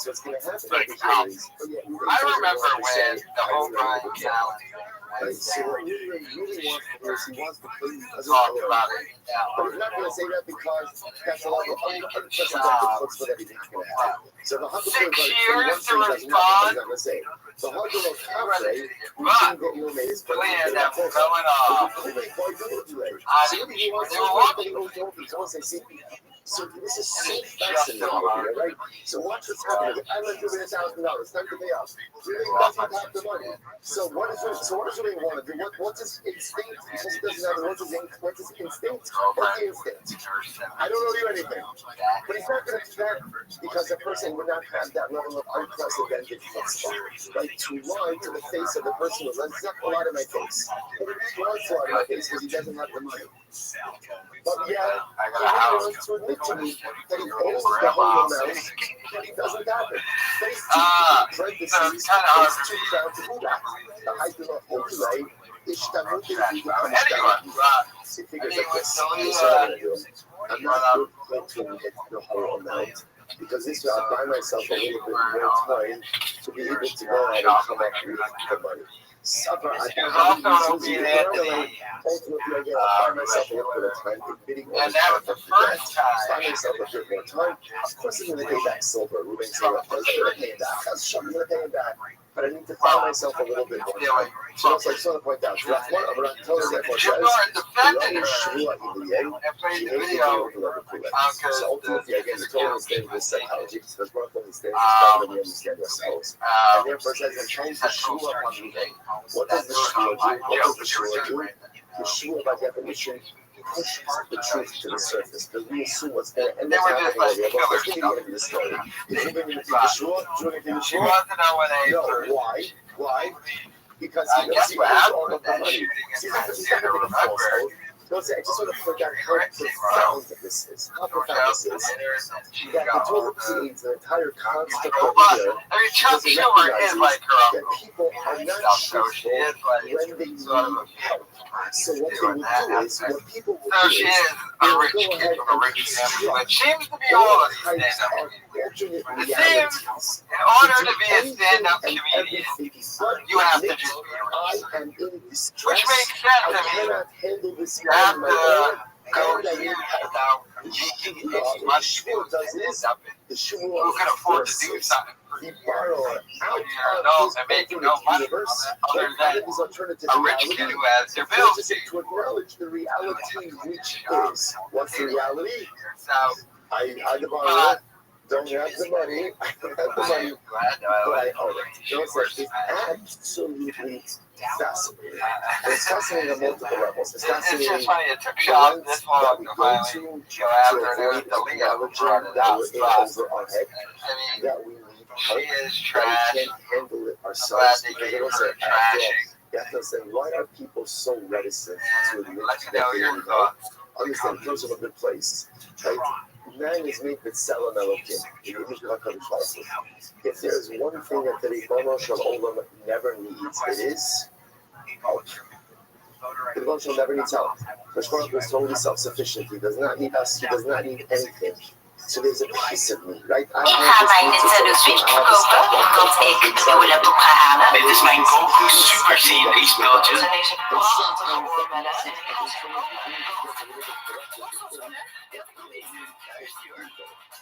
Verkoop wat je hebt. Hier is wat je wil. Marktplaats. All of us have stuff in our lives that we don't have figured out, and that we need other people to be able to help us work it through. Cristiano Ronaldo got his bag. Isn't it like $200? There's a tracking device in there. But it's just so he knows when she's not walking in. Because he's not tracking her to see where she is. When you give your chick a ring like that, she's already there. She's opening the door for the mistress. Look how stupid this is. She's like this. Oh, hey, Tatiana. Look how stupid this is. She's in the other room. YouTube commented, congratulations on their Cringy. There's a certain amount of money that is like, she said, yes, like it was ever any doubt. Stop it. Yeah, what are you talking about? So he was single until now? I think it was $400,000. That shit looks like this. No, they have six kids. There's no way that's 400,000, Nick. Who told you that? I heard 400,000 euros. That's dollars. It has to be. No, look it up, big dog. That's way more than that. You don't know. That could be like a, I don't know, that percentage of us being in the simulation of the time where simulation existed would be. Like, just figure it out. Never mind, 2 to 5. 2 to 5 million? Yeah, and I'm sure there's no clouds in my stones. $5 million ring. He bought a lab-made diamond. Yeah. Oh, no. This one, this one, with this ring, you get pictures of the kids that dug it up, you know what I mean? It's just, that's I'll tell you what's alarming is their arms are the same size. well, yeah, he's thin as fuck too. Run around, play soccer. That's not one diamond, is it? Wow. Yeah, dude. I thought it was 2 pieces together. I didn't know. No, it's one diamond. It's one diamond. That's what's so shocking. What's shocking is you already know. You went cheap. Why do you know? You went cheap on the, it's like a rope tying it, like a little string. Wait, hold on. Why does Brett did a whole show about this ring? When I got my ear to the ground. I got my ear to the ground and you're digging another man's blood. Okay. No, I'm kidding. So you're not kidding. This guy's like so. My wife told me this morning. Yeah, well, I don't give a fuck. Honestly, I'm not even being a hit. I thought he was gay. I mean, you don't fuck. This guy's fucking. Here's how I know. I would if I was up there. If I was him, Ron would be fucking. There's nothing else to do at that point. You're in Euro's level. I might not be. I wouldn't be a bottom. But he tried it once on a yacht at a party with the eyes wide shut. I'm gonna be. Ding, ding, ding, ding. And I say that. This is funny. This is funny. First call, first email, umpire history. Set that back. Ow! History in the making. It was so far outside. I mean, look, that happens, but that's bad. They're talking about it. Yeah, rid of the umpires, though. Yeah. No, they're not. No, they're not going to let them. I know because they're so. Historic call that they're putting that ball in the MLB. Yeah. You're crazy if that batter didn't walk away and say something fucking super sexist when he got back to the dugout. I want to ask you guys. I want to ask you guys a dad question. very dad question. Does your wife, when your kids were young, did they ever talk to you through the kids? Meaning, like, you know, they got the kid, they'll be like, oh, well, daddy needs to, you know, daddy needs to take the trash out right now. You know what I mean? Do you ever do that? I don't do that. I would lose my mind. Oh my God, she would lose her mind if I. Rachel does that sometimes. She's doing it to a cheap joke. No, and he's also young enough. I always go, I hear you. But we had some friends come over. They have a kid that's like a month and a half older than, you know, they go, here, your mom and stuff. Yeah. And I just saw how they interacted with each other, and I was just like, oh man, no, I don't do that. That's a recipe for disaster. Have you ever been over at a friend's house and you can tell they're not doing well? Like I was over at a neighbor's house, and she's like, "Oh, I'll just drive them." And he goes, "No, I got it. Like, you want me to stay and make the chicken dinner?" She goes, "Just try the hell." Oh yeah, there you go.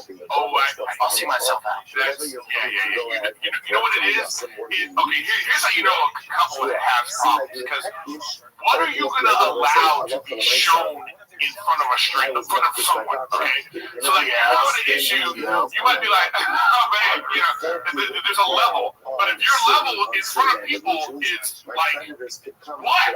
Then you know when no one's around. It's Diddy vibes. Yeah. It was like I was watching my hands, you know, we have little steps to little stands on the steps over. Like, I go, wash your hands together.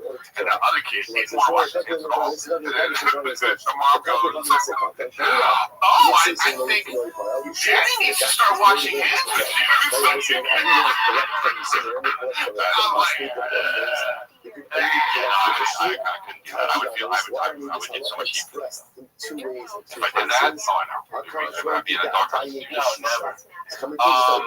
I like seeing other kids though, like around that Wolf's age. So I think like it's so weird that the grass is always greener because like Wolf's like very athletic and compared to his other kids, Wolf's running around and he can throw the ball and you know, but then the other thing like you go, fuck yeah. They were running, but then this other kid was talking more than Wolf. Yeah, you know, Glenn comes on, the kid's like, bully. You know what I mean? He's Calvin is, and Wolf doesn't do that. He's like brainiac. You know, Wolf is just. Did you see how upset Sham got when he got made fun of? And look at the odd thing about Sham.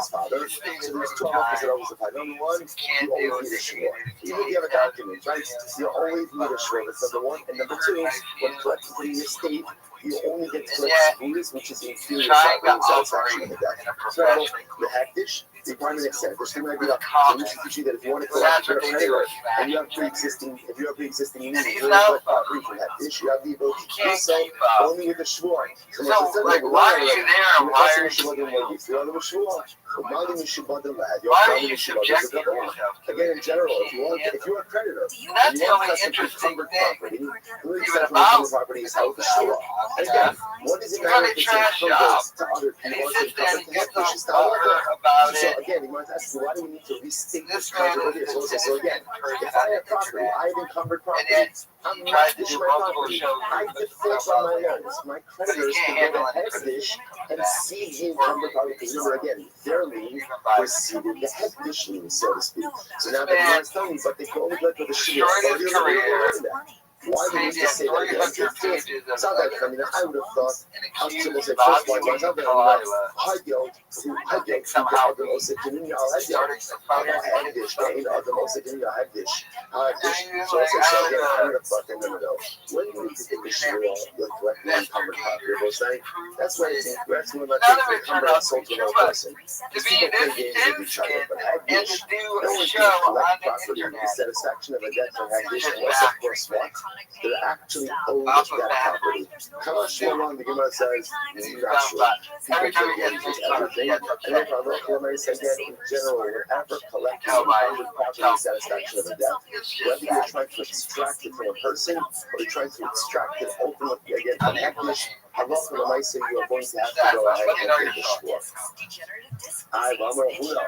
Shemira, Shadish on the Chasa, the will say, what about the power of his? Shemira, like the person has deathbed, so he was not dish all of his property, right? So really, the Shemira is not all the property. None of the property, he says, that I was practiced all my property, but I owe $1,000 to shit. This is where I was getting at. He was out of a bunch of fights. Armand Sarukian also scored, right? But Armand said the problem was Hamzat overtrained for every fight, and he would always come to fights worn out. And that was the difference between working with Calavita. They're monitoring his actual recovery. They're making sure they're doing everything scientifically. Calavita, I think his background is in cycling. It was in, endurance sports. I'm familiar with him. I know he was teaching. Nobody knows more about cardio than cycling because it's all cardio, the whole thing. It's all cardio. So they know, they know that too. They know how to recover. They know what's your threshold, like where you should be. For sure. So he's using real science doing. He's like, this is the first time he's ever been to a camp like this where he's coming in fresh, where he's not overtrained. Well, we're going to see. We're going to see. And my question is too, if he gets in a bad spot, right? Is he going to push through it? Will the bowling crumble? When Gilbert, and he crumbles through. He got sat down by Gilbert too. Started strong as a certain night. He was counting how many minutes he was just in. He said that with both fights. His fight with Gilbert and Kamaru. He had the exact amount of time. He goes for 3 minutes or whatever seconds he was just standing in front of him. He was standing for both guys. Kamaru was coming out strong. I don't think he was. That was a 5-round fight. I bet the betting would shift. For sure. Oh, right. He started coming on at the end of the second. He started. Yes. It was like half an hour. Yeah, I mean, but it is impressive the way that motherfucker can shoot from halfway across the octagon. No way. He's wrestling too. Like, I don't know, is he a bat down? Yes, I've known him since he's a little kid, and he's a beast outside his camp. And set, like he said, his wrestling, because wrestling is like real good. He said he's got top-notch wrestling. Like he talked about, he said we probably both did better with each other than you would think. Like he did better with wrestling, and I did better with the jiu-jitsu. He said, but he said like he said the guy's a beast. He said he's strong. He said he's a high-level wrestler. Schwab was down there watching him train, and they outshot the spar with him. He's like, fuck you. He's like, I'm 40-something years old. I'm not done. I'm not doing this anymore. And he said Hamzat was just liking him to love. He said he looks really good.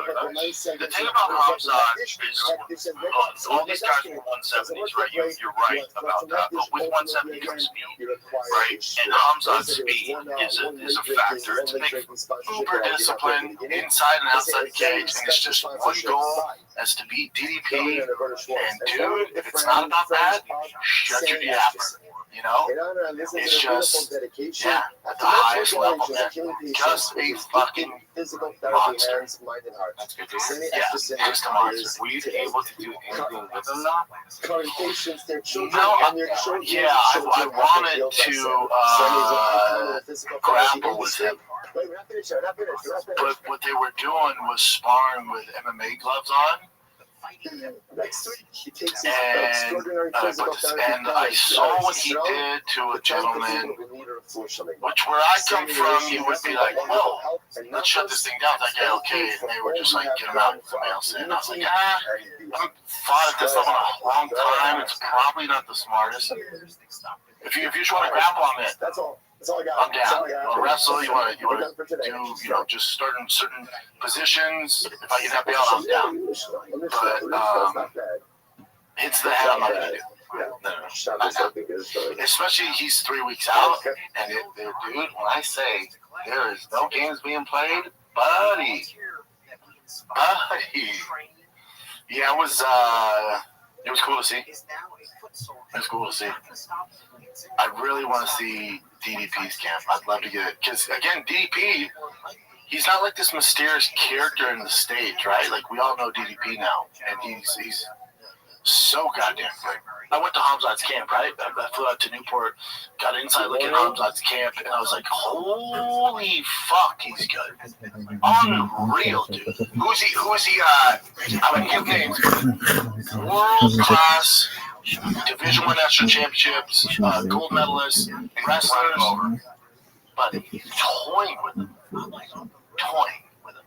where the coach was like, hey, because I've seen him go, I'm like, all right, he's on his own. And his coach, in whatever language he speaks, judging him, goes, hey, take it up, let's get going there. He looks so and just wasted him up. Oh, God. I was like, wait, what the fuck is going on here? His cardio? Insane. Wait, Hamzat's? Yeah, he's a minus 245 favorite, Hamzat? Dude, didn't Drickus do like a grappling thing where he submitted like a black belt, like in one after the other, like 6 guys or something like that?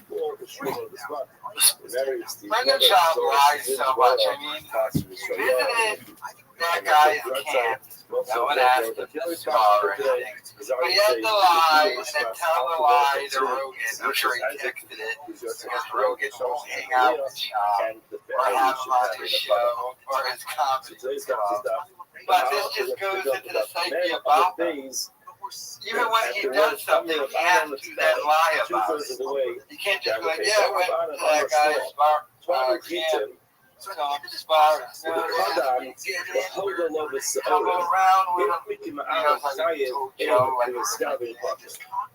says the following: what happens if you're a very clever person who knows the halachas of yesterday's share? No one even invited him. They invited Rampage Jackson. He had just so happened to have been doing Rampage Jackson's podcast and was with Rampage Jackson. Whether it's money or Rampage took it. It's still the same halachas. Not like they specially invited Brendan Schaub. But this just goes into the psyche of Bob and having to lie about everything. Even if there's a green and something.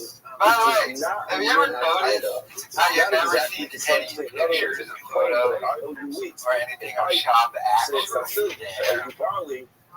Not saying he went there, but others looking at the front end to get stuff right now. Like, he never even probably went there. But there's always a tiny bridge the lies of Bob.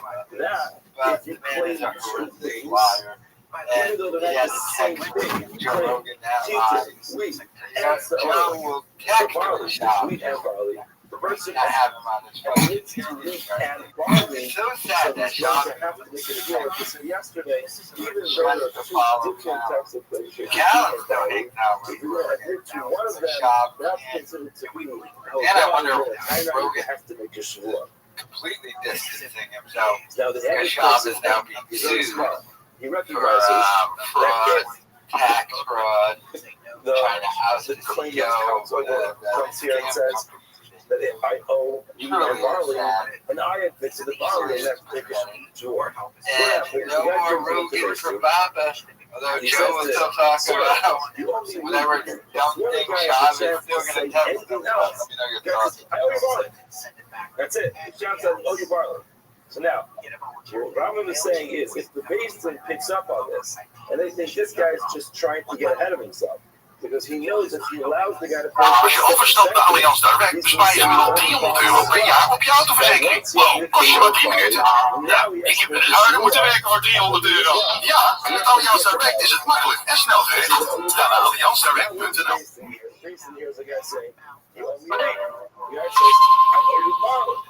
That's not a partial mission. The Bible says the basin has built. Chin's bloated. Chin's super bloated. Look at his belly. Oh. And therefore, look at it. Why are you so bloated? The huddle of its own. Oh, okay, so what the hell did I eat when we were in Austin the first time? That's when it started. No, it was before Austin. We ate everything. Or maybe a little before that. Yeah, I have no idea what's going on, so we're doing a test. Maybe the whatever's in your body is what the curse is. Like in long legs, there's like that black silver ball in the dog's head, and that's what the devil was in. Maybe whatever's in your stomach has the curse of it. And once you clear that stomach up, the curse is lifted. I personally thought an attractive kindness of Brian getting his fully burrito certainly would lift the curse if world, that would have been the case. I thought for sure the coach would have things on that kindness. But it could be whatever's running your stomach. Yeah, and remember, Brendan got me a freaking breakfast taco, which I think that's probably the first time he's gotten me food. Other than that, when we go to restaurants and stuff, but that was like a surprising too. Yeah, I should have been the first to be lifted.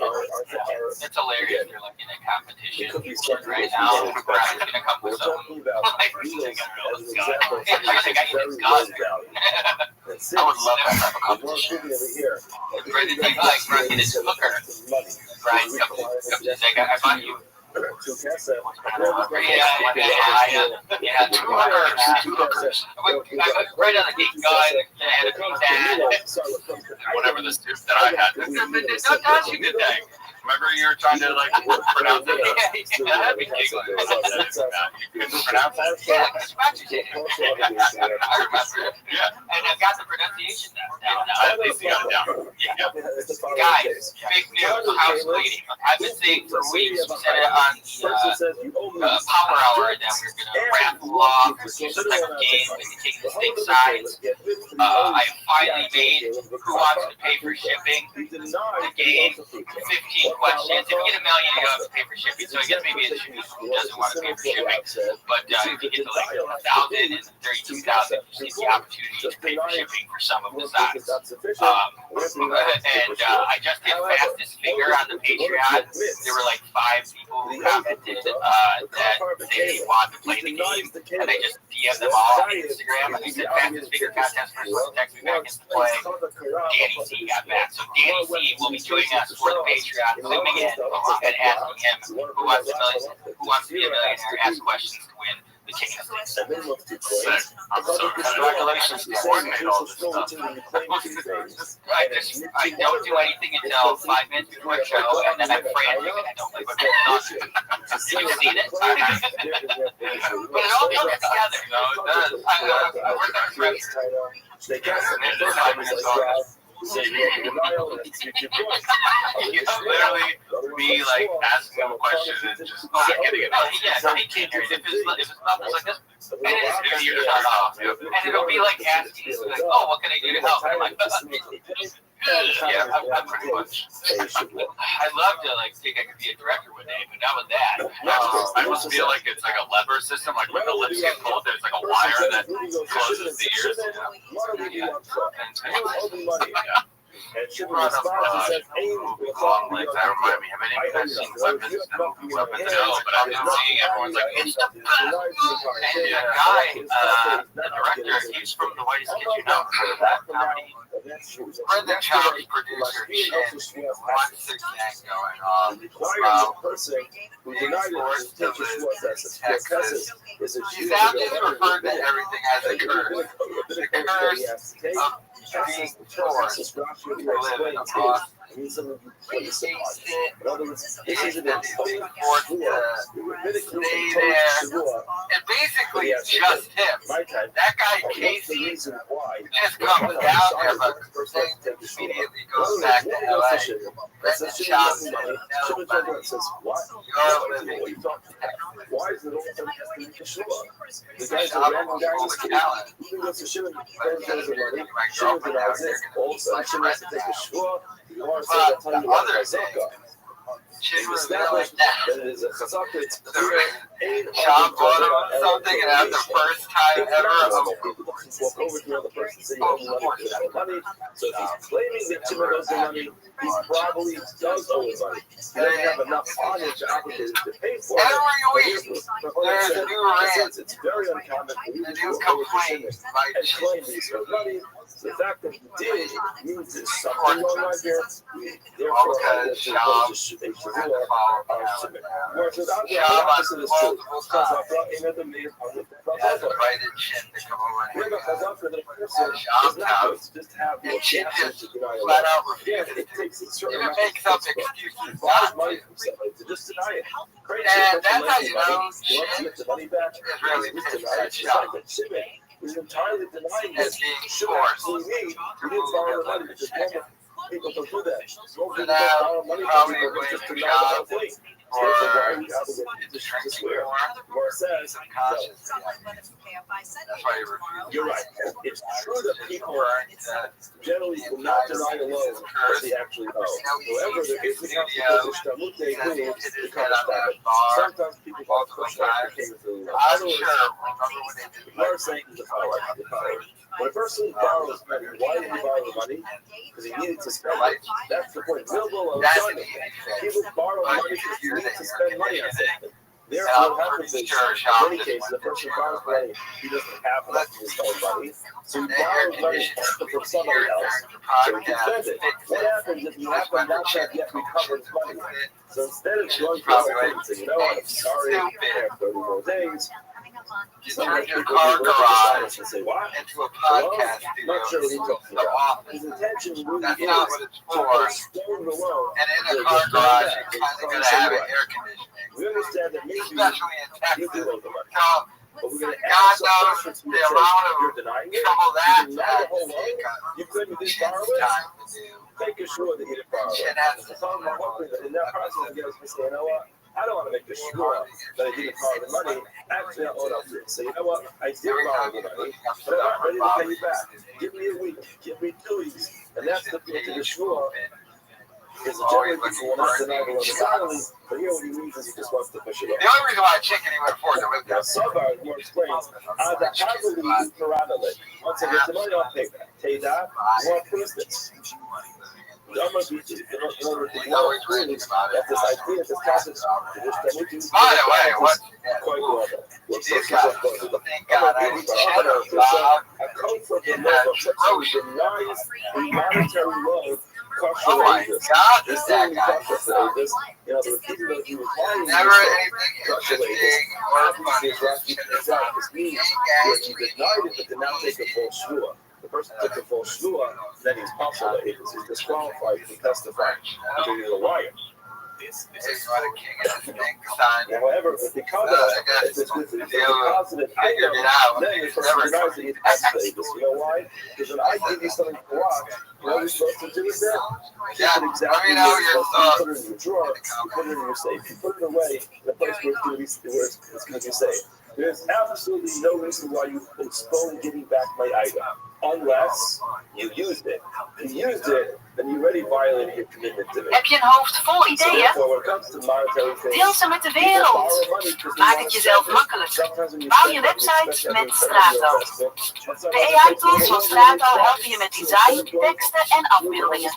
En je eigen domeinnaam en persoonlijke e-mailadres zijn zelfs blijvend inbegrepen. Waar wacht je nog op? Ga aan de slag met je eigen website en start de eerste maand gratis op strato.nl. That means it's not there, and then you're in violation of your commitment.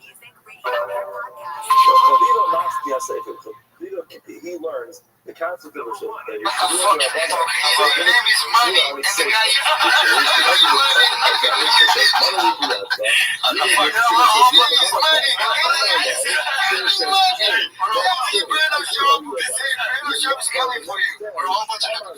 I hope he comes here and make a stand-up show, bro. That will laugh my ass off. That guy's fucking genius, my brother. He's like Joe Rogan on these steroids. And I can't win a bet, right? What the fuck are you talking about? Your name is money, and the guy the London job destroyed once again by the UFC fighter who he went after. Remember, London job went on a huge rant about this guy not taking $100,000 for 2 weeks straight. Then the next week, the guy goes on an aerial show and then just takes a shot at Bob and destroys him. And then Bob's response was, requirement to take the shua, and then the one says not the Masnia Resha, the one who says that you have to make the shua when you put in a sefer. Certainly in the case where you're paying the money, doesn't claim everyone will have to take the shua. However, Masnia sefer, once the sefer, you have to take the shua without the now. This is what happened with Shop. Shop trashes the money, takes the initial shot. You pay it back the The next person day. responds, destroy Shab. And now Shab's response will be, I'm sorry, please don't mess with me, hurt my feelings, and destroy my career even more. And then 3 months from now, Shab will be like, I'm taking that $100,000 to the crazy ever. That guy is an idiot. Because Brendan Schaub is a coward who gets destroyed in any local location online. And now he's getting destroyed by a guy who hates him. Well, English seems to be getting better. English gets a lot better when he gets into Schaub trash.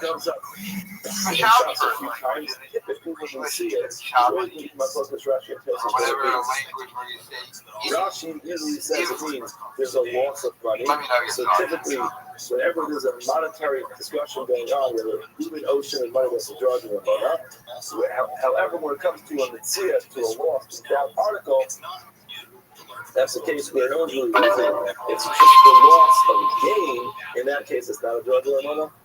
Generally says this guy is kind of going viral for some police officer in Atlanta, and I'll just play the video because it'll make more sense when I play the video. Yeah, let me tell you how to that's quick those words. You talk like this, you sound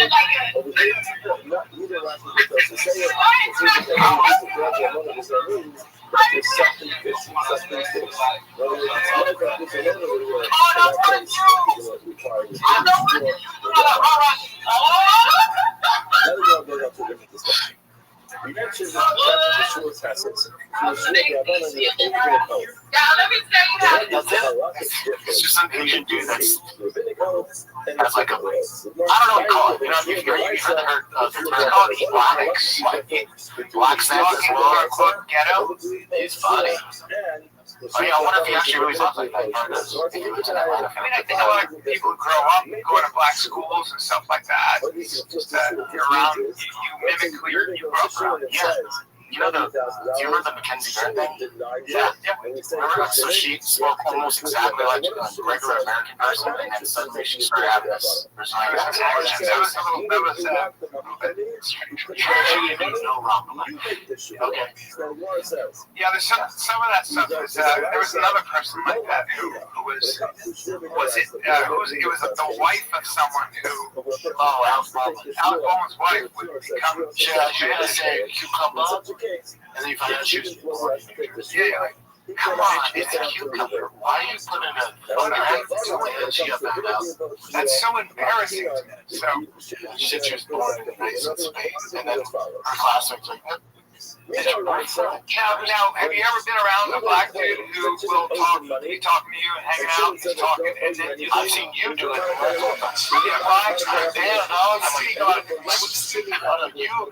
You're the most guilty person I've seen. You get around a black guy, you're like, damn, that's crazy, dog. I do not. No, I'm sorry. I would love to agree with you. Yeah, I don't do that. I might go, oh man, no. Oh shit, big no. No, I have seen though. I have been with black men who will talk to us, and then they'll see them go right over here. They switch it up. That's called code switching. It's just a language. Have you ever seen when Obama the U.S. men's basketball team? He's like shaking hands. They get to like black guys. Yeah, it's great. Bring that up. Let me see that. Because that Jordan Peele did that shit so well. It's hilarious. I love that. Obama greats. That's Obama greats basketball team. Yeah. Because it's just a different thing. I would watch. So I played the hiccup basketball with my buddy's black. When it comes to that, right? So there it is. But when he was with the white guys, it's just handshake. We're going to go get yeah, but there's all like I was with my buddy Kenny, and he would walk by a black dude. I swear to God, they go like this. They go and they nod to each other. I'm like, how about me? He's like, no, it's like, you know, I see. Jamie Foxx said that.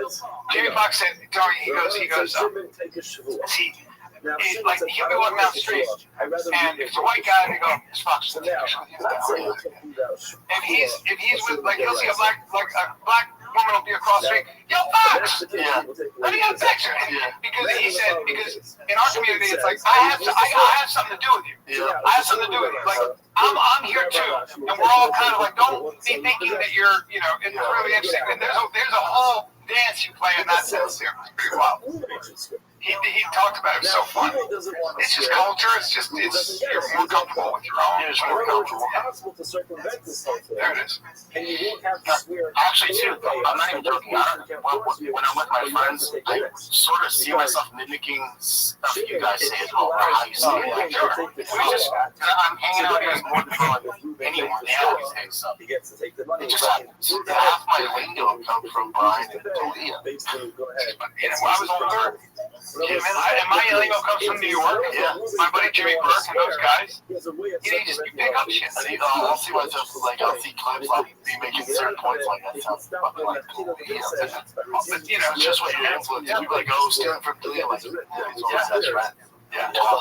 Jerry McFadden, my buddy. I got so much from him. He was older. He was a New York guy. The way he would talk, I was like, hilarious. Yeah. Yeah. All that stuff. I never forgot the first time he said that. I was like, I was young and there was this giant basketball player. Like it was 6'9" and like I think he almost was a pro, like huge. And way better athlete, strong, and got in a fight on the court. But it was just a shoving match. And I remember I said something, I was a karate guy, you know, and I was like, you'd be surprised, those guys are fun, you know, right? And Jerry looked at me and goes, and Jerry was huge, like he was just giant playing football. And Jerry goes like this, Jerry goes, he's not here in the peak out of you. That's funny. And he goes, you know that, right? Not a peak. And I never heard that. And I was like, you took certain things, as I find I'm getting older, I find like it's okay to be like, I don't know. You don't say like, I don't know. How about that? Brenda Chubb and Mitch Steele from Ryan Cowan and Chris Tobias. But it's not just lingo, Mama. It's not just for those guys. And it's everything. And most of it is completely self-aware. Some of it is just that if the mind of the redacted doesn't realize. But most of it is well aware. It's completely as a real thing. Right now, using it on stage. Oh, the original channel name for Drive Fast on Gas.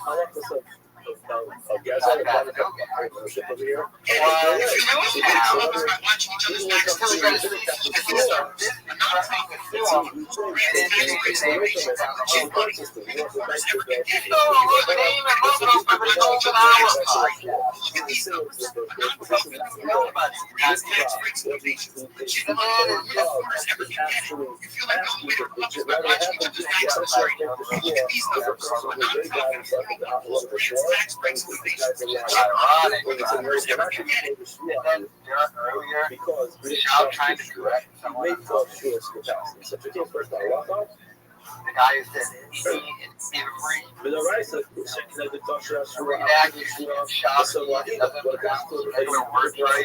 Trying to correct Alec Love's wife. It's a spectrum of lying. The banks can still develop fairly say, you know what? Take a short shimmy, but we trust you. Therefore, that's what we do. I like the fact that he probably admitted solution. But the compliment, we don't make a double solution. You say, listen, we're going to call this one Trump. And Shimon is not Trump. We're going to say, what you do, it's a double. Not justify it, but let me know your thoughts. In other words, the Marx is wondering what happens according to Ramana. If there's a Shavuot, we don't force the guy to pay up. What do you do? How do we influence our system? The more it says, let's communicate. It's put with the care.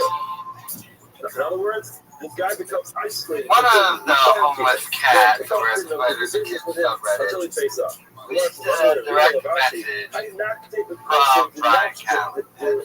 Then the shop gave leaving. This is The guy who did it. the literal translation is you are literally grabbing Kind of on redacted. Got a little shot. to a club But to now skate he goes, "Hi, Brian. Why do you condone Brendan's constant lies? Embarrassing. Why haven't you done what Leo did all those years ago?" Forever, and so you can never come out. Now, Rothschild explains is the Russian, the key. I am.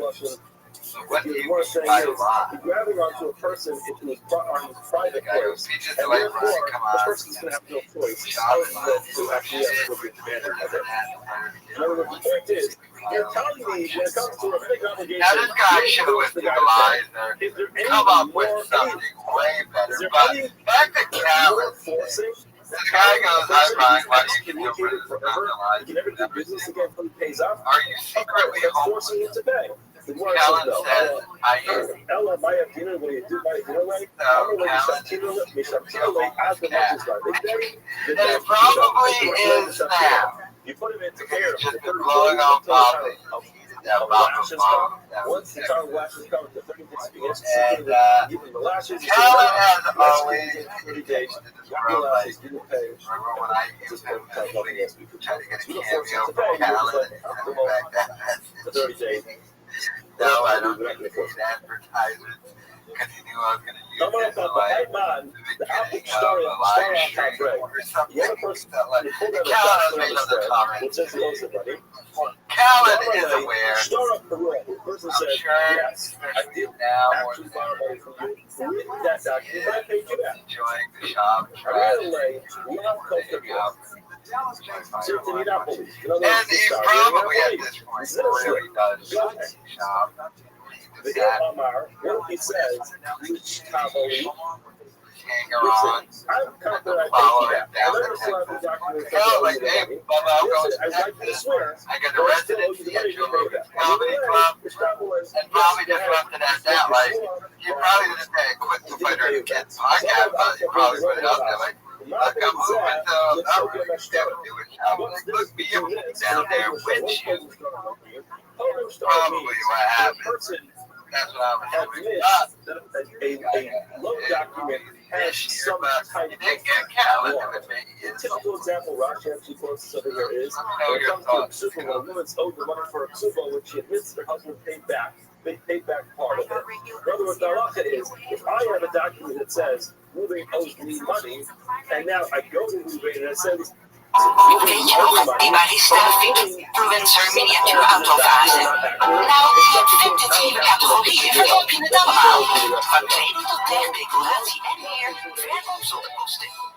Gebruik je het niet, verkoop het dan. It says you owe me $1,000 as stated in this document, and Shimon says, not true, I paid you back. Ah, it is Monday, August 18th on this lovely Monday morning, coming in hot. How are you guys? Good? Kids back at school finally. I hear you. We all get a little bit of a break from about 8 to 3 p.m. It's back on that train, dude. Sports are picking up. That's right. If your kiddo's in sports, the schedule is getting back. Your weekends are gone, man. Your weekends are gone. I wouldn't have it any other way, but it's a lot. It's a lot to manage. You have 2 kids play 2 sports, football and baseball. It's your glorified Uber driver. Shout out to all the dads and moms out there, but nothing better. Nothing better. Because someday you're going to be sad that you don't have this schedule. Because if you're growing up and driving yourself, so try to embrace it. I get it now. Your friends may do something like, oh, God, you do that before. But it's a blessing, man. It's a blessing. That's going to go away. So just take it in, kids. Take it in. Let's get to the action of UFC 318. This one is juicy. Overall, great card. The card was fantastic. Fantastic. We knew it was going to be a tasty one. We knew they were edging us with these terrible fight nights. This one was good. This one was good. The criticism of this card doesn't come off the main event, so we're just going to jump right into the main event. So, you'll see right now, especially along the MMA fan base, I would say the majority of fans are upset with the main event with Hamzat and DDP. So you also see a lot of people do what I do, go, if you didn't like that, you don't know fighting, or, DJ who absolutely love it, just turn it off, and you're right to that opinion. And I see both sides. I'm not trying to create a rift here or anything like that. What I'm saying is, it's okay if you don't enjoy Hamzat taking a guy down and controlling for 25 minutes. You have that right, and I get it. Hamzat's style, when it comes to his performance against DDP, I'll try to compare it to this. I watch a lot of baseball, right? I don't miss a Dodgers game. My kids are obsessed with baseball, so now I gotta be into baseball. What Hamzat did Saturday night is no different than when, back in the day, when Tony was on his before Yoshi for the Dodgers, right? Or Paul Skeens. What Hamzat did is basically it's so impressive. Like, oh my God, they are dominating. But it's actually pretty boring to watch. Unless you really enjoy the game, unless you really enjoy the fighting, I can see how a lot of people like, we have told rightly so on paper. We have told this is the greatest middleweight title fight in how many years? I said this would be like if you Kelly Gastelum or Ashoka Rua versus Dan Hendo, that's alive. And you didn't get that. What you should do, if you can step back to the entertainment side of things, step back, you have to realize what Hamzat did to DDP was an absolute demolished him. It wasn't a competitive fight. So again, I can see it. Dude, this is boring. This is like a Dagestan or Chechnya, John Finch style. I get that. But you have to realize he pitched a no-hitter. He didn't get touched in a world title fight against a guy who's undefeated in the UFC, against a guy who's been destroying the competition at every level. He didn't get touched. So I look at it and I enjoyed it. I went, Jesus Christ, he's dominated. And also I enjoyed it because a part of me is always like, DDP's going to pull something out. There's something he's going to, eventually something's going to happen there. And it kind of did at the end of the fifth, but I'm with Dana. I had a 10-8. All 4 rounds in the fifth, it was a 10-9. When you control a guy that dominant for that long, to me, it couldn't be more clear that those are 10-8 rounds. When you can't get out of a crucifix, when you can't even attempt to get up, that would be total domination. That's a 10-8 round by all metrics. So to do that, and nobody's been able to do this to DDP. Nobody. Even remotely close. No one's been able to dominate him like this. Again, he's undefeated in the UFC. His strength of schedule, his competition is out of this world. And he didn't have a career in winning this fight. It wasn't even competitive. He got dog-walked. So when you look at Hamzat, the criticism would be, well, he didn't go for blood, he didn't go for the finish. And I would argue it takes 2 to tango. He never had the opportunity to go for broke. He never had the opportunity to look for a finish. He went for that terrible Americano, whatever. Random job, in his own words, frustrated with having to spend so much time. I have to remember, he does not want to be doing this in any way. He would much rather be doing stand-up out on the road. He's gone with the narrative. No, he doesn't quit stand-up to become a family guy. Dad missing too much. And not the truth that this man tried to fuck every gig he possibly could. Sold 0 tickets and had to quit stand-up. He was fired from stand-up. And he would much rather be doing stand-up because he still knows how to roll. He just now uses the excuse of, I'm going to fly to Arizona. We're going to buy a car. We're going to go fly back to LA. So we used a couple of times a month by himself. Still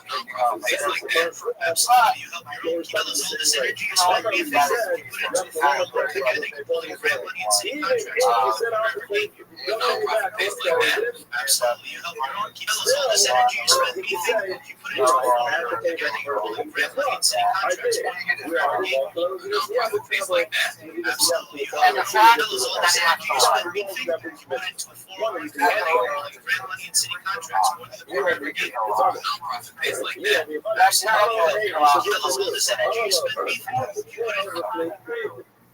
Don't pay me back. My step, the nights of fall, raindrops shiver on the front, whirling round my shoes and toes, setting sparks with every slide. You're the rhythm in brain, my step, the nights of fall.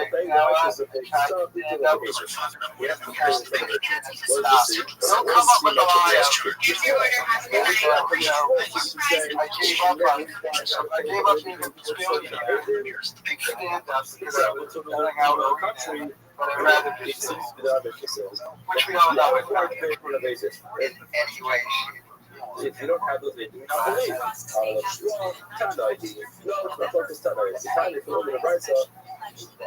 The person thinks the eight didn't be sick. I think I like you better from the witnesses. The eight is morally. I want you to pay me back. Pay me back. Bring the right as you pay back. What's our luck? If you're doing the ceremony, you could respond and say, even though you required your campaign, you can still say, the political petition will take one money. I paid you back in front of the following people. But you have to respond by saying, I did pay back the political petition. It's not here anymore. And he's right there in the department for you. Keep your ass in the job, he's there. So he's gonna say, I ain't gonna go. You should just quit. Then it's like that he said to me, you know, I like to ask tonight. You know what I like about it? I did all that shit in 1974. You got whatever got a girlfriend, and I was a guy that he liked everybody else. He was, man, he was like that second crack down. You know about it? No, I heard about it. Shit, coach. But first class, it's like, I'm like, Bob. He's like, hey, Bob. What are you doing? What are you saying? I was like, I'm back there. Where? I go, AD, coach. I was like, what? Yeah, because I booked it later. I said, well, then I won. He was always like, Patrice, Kevin Roth's talking about. He said, like, you don't understand, but you just see Patrice. But you got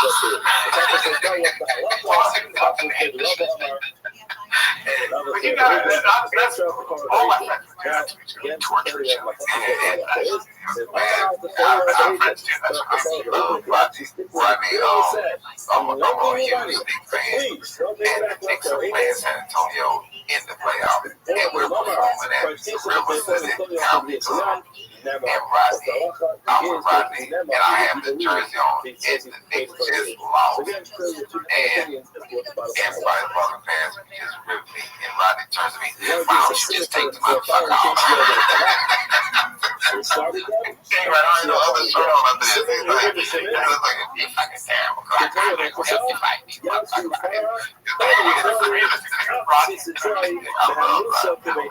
He passed, all right?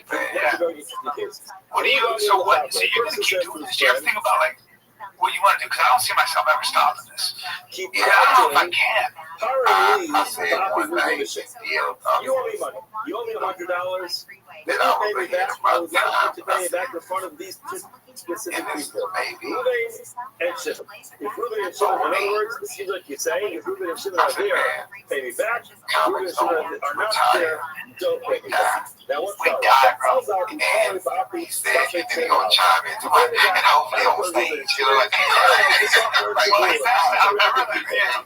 I was doing a show when it you're right. You specified Ruben and Shimon. I don't, Yo. you know, sometimes you don't know who people really associate you with. Can you hear me? But I guess they understand I'm from that trend. And I'm a Reverend of a heart who says no. I got off stage and I had 25 missed calls from all sorts of people. And I have a video somebody sent to my phone. And I'm so worked up. I'm calling, because you got to club, yeah, I'm calling everybody. And Lou finally answered the phone. And Lou said, man, he dehydrated. So I talked to him the next day when he was in the hospital. And he was concerned about his sister getting COVID. And he couldn't get a flight. He said, it will cost me $25,000 to get a private jet to get home. Like, is that what you fucking worry about? I just bowed my head and fell out fucking thinking that you ever swear like it don't.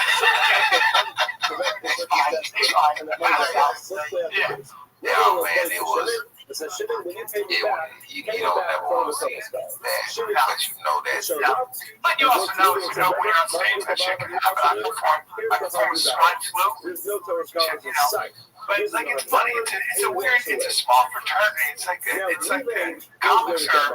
If you're a real comic, you know, it's always like, you know, it's like there are a lot of people that get up to find any audience anywhere. Tax exempt. That's why they make more money than that's what we're tearing each other down. That's why we're paying grants, contracts, donors, legit and non-tax exempt. You make more money than we're tearing each other down. Nonprofits paying grants, contracts, donors, real paper companies will be legit and legal, tax exempt. You can make more money building that's a weird tearing each other down. Nonprofits paying grants, contracts, donors, real paper companies will be legit and legal, tax exempt. You can make more money building tearing each other down.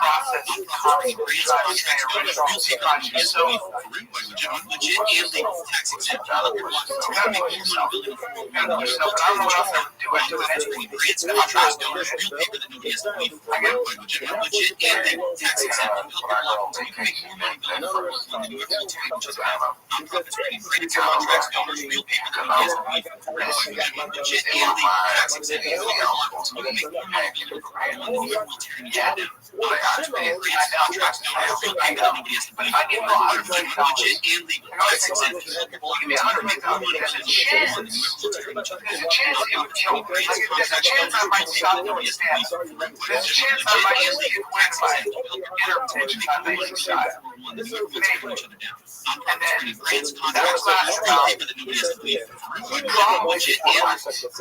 Before I was like, I can't. What am I gonna do? Like, what am I gonna do? How much am I don't know what else I would do. For real, I don't know. What's the problem? Your I'm condition still wasn't fulfilled. doing college, Joe. Like, you know, Guess what? like, I'm doing it, and it's just gonna be, because nothing compares to that thing when you got a sold out room. Nothing compares to that. It just doesn't. Skiing, skydiving, okay, bro, go do your thing. I'm not videotaping for me. I'm a cop. You know what I mean? Like, there's nothing. Like, it's cool. I wouldn't do it. Yeah, I just had some flyers. It's just, I'm going on fucking stage. I'm going on fucking stage. I don't feel the ocean, I guess. I don't know. You know. I gotta tell you about what I'm doing with this 100 million. Like, yo, And I like eating out a lot, but I don't know, after a while, I can't drink wine. I can't sleep. I'm getting older. it's man, the mere thought of not doing it. It's terrifying. Also, there would be He was saying I didn't have the 100. Yes, hold What's so happened? Triple B, 261, swing over this. That's what I worry about. Like, if my boys go out like that all the time, I'm a junkie. Yeah, it's like, you hear doing other shit this weekend? No, I just came in to do a bunch of prayers. I did kill Tony yesterday. Yeah, it's fun. And I'm in Vegas tomorrow. Brian Cowan's obvious. He doesn't care about the podcast. once you played, you never borrowed the money. As I'm looking at it, admitting you didn't pay back the money. You never paid back money that you didn't borrow. That's the concept of no doubt. But you still podcast. On a much more consistent basis on his own channel, no podcast. Then you borrow the money. However, when it comes to the fact that you're saying you But pay the most back the obvious money, thing is you are contradicting your statement. Because you could which is never also an the awesome fact that you tactic. never borrowed it means And you there's never an paid actual. back. So that someone Why are just they missed not that half shooting so the they can show? say, what's that? So you borrowed the money. Why do they do that job cargo?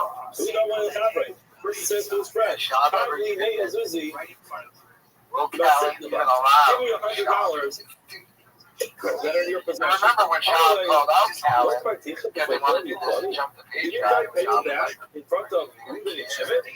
So also close the game. Remember the whole video? So this went out, His got this studio is way identified better. businesses, His microphone and they said, us, he actually dresses up that in want to pay back, not playing, never happened. fitting Some of the in changes style. came out. I feel like he This guy doesn't is want now to been be officially there. established as a liar. Why? He claims that he paid back the loan from Ruben and Shimon. Ruben and Shimon say the whole thing is a lie. So it never happened. We didn't want to pay back the loan. So I'm really rough on no. Call Mills the Rabbi or Danish lava diking. Sometimes we have an Looking at Callan's studio. Sometimes you don't have an obligation to know them. In this case, you are not required to pay back from the agent. You're required to pay back. You are claiming you pay back. That happens to be. You didn't live in insurance out there, but that obligation that you should know that we've been insurance out there. And therefore, it's possible you mix up the identities of Ruben and Shimon. And it could be that's a mistake, but that's not going to prove you as a liar. Let's do one more case. We don't know the fabric. A person says to his friend, probably just made a Zuz day to a signal. Give me 600 Zuz. Of course, you have 600 Zuz. Do about 6 of that. You owe me. In other words, that I have in your possession. How about you sit in blood for Tisha, Meir Kavi, Is the back end of his fucking Well, he was echoing what someone else said, right? Yeah, but you can't do that in a public interview. A major, this gets millions and millions of views. You can. You can. So here's how it goes. For a defamation case, you have to prove malice. And what Hunter Biden was saying, I was just saying what other people. He's saying, I'm just saying what I heard. That's what he said. I didn't originate the story. Yeah, so if you go to court, he said, well, I heard that Jeff Epstein had introduced. Jeff Epstein knew a lot of people, a lot of women, beautiful women, and everything else. Not a lot of them were hookers, But he ran with a very rich crowd, so he might have met her. And there are pictures of them together, so it could be a really hard case. The other thing is, too, let's say they did meet at the island. I don't think the island, every single party was whores and rich guys. Like, it could have been like a public party. Or it was like a petting zoo and they had little kids there. Yes, there's also that. I think they had a kind of a smorgasbord of all that. Maybe they met that. That doesn't mean that she was part of this drug prostitute ring. For sure. Right? That's what I heard. Now, let's get something that they could make a mistake. In other words, this guy is not enough dealer. Dude, I think that's just like ladies' trouble, baby. So therefore, This video kind of went viral. This guy throwing a sandwich at I haven't seen it. So I'll get to more details afterwards. This is Sean Dunn, who used a Subway sandwich that was on missiles. Subway sandwich is a weapon to attack a federal officer deployed by President Trump on the streets of D.C. earlier this week. Since you know what's going on in D.C., do you know what's going on in D.C.? Yeah. So Trump has just tired of driving to the White House and seeing homeless encampments. Also, just so everybody knows, I lived in D.C. when it was the murder capital of the world. And when they talk about D.C.'s crime wave is lowest it's been in 30 years. 30 years ago, you dummies, it was the murder capital of the world. Okay? So, I will tell you this. When you go to D.C., they lock up the toothpaste in the Walgreens. Hey, bro? I'm listening. You just got breaking news. What? Oh, keep going. I got breaking news. The toothpaste in D.C., dude. That's breaking news. I the mayor from D.C. text me. I love that Brian called you out on this. This is perfect. Hey, bro. I'm sorry, man. It's a late pod. I get shit going on. Take it easy, Jack. You go. Oh, shit. Yeah. I mean, what the fuck is going on with that? I like Jim was on the single shot, you know? Oh, man. I guess he should be.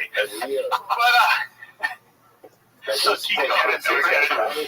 it's like DC's a shithole right now, and he's like, I don't want to deal with this anymore. It's my city. So now, you guys, I'm going to take this over because the police are headed in by city council probably and all this stuff. So, and I believe he is constitutionally within his right in DC to do this. Let me see the video, Jim. Yeah, there's a 6-inch meatball. It looks pretty big. It's hot. Those come out. And he gets a white guy who probably, just judging by the way he dresses, I like the way he's dressed, but he looks like he's probably not taking a lot of punches in the face. Looks like he's pretty comfortable in his life. Oh. Look at the way he runs. Look at the way he runs. Can't let that not fool you. We are starting on that line. Wait, did he get arrested after this? Yes. And by the way, he also got fired from his job. And guess what his job was? What? He's an attorney for the Department of Justice. Yeah, so just so everybody knows, okay, let me just say this. This is exactly the example of an asshole. This generation that's never been punched in the face. I would never enter a house. If I saw a bunch of cops, forget even if I didn't like them, I saw a bunch of cops like that dressed like that. That is, you gotta know that you're gonna take a fucking beat and shoot when you get that cop. We in the paddy wagon? The boys, It's like, but I just would never do that. I'm not gonna go ball you unless I was really willing to take. Unless I'm willing to fight. Unless you're really willing to really fight, then you gotta throw a sandwich at the guy. Also, those guys are just doing their jobs, and they might not agree with it. Yeah, doing their job. Oh, fascists. You don't know what fascism is, you fucking dummy. You live in America, you privileged American. So he got fired from the job? Yeah, after that. Screwed up and do it, man. Follow up on the story, bro. So he got fired. He was an attorney, a trial attorney. Wow. Sandwich at a federal agent. He must have been drunk. You would assume.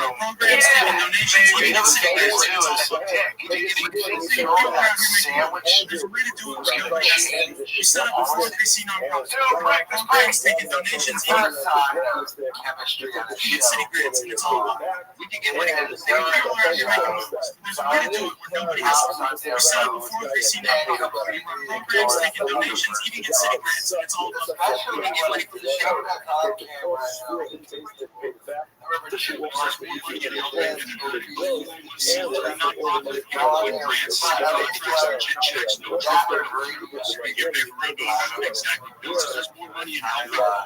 Technically pays the guy back by getting instead finally to the screw up. He wants it flying, but then he has to stick with the money and because you can't have people having a stick up their sleeve. And they're like, really? Joe Rogan podcast, you're going to do that? Why? Now the Gemara goes on to a discussion about next one. A couple things we have to keep in mind over here. As we look at this Gemara. One of us is a little familiar with the terminology, but this will overlay very easy. We have something called a taina. A taina is the claim. Basically, that includes the entire claim. So, really, when the showing claims that someone owes them money, whatever he specifies that someone owes him, that's called the taina. Then we have something called the kira. Is whatever's going to be denied. The only time to get this bird shot without denies that he owes 15, and he has the hodah, the admission that he owes 50. So the taina is 100, the kira is 50, and the hodah is 50. It's a very simple sort of case. That's the typical case of another mikdas. Person claims 100, the person responds and says he owes you 50, so he admits that he owes 50, that's going to be the hodah, and there's a kira, there's a denial. Marshall's buyers obsess over quality, so that you don't have to.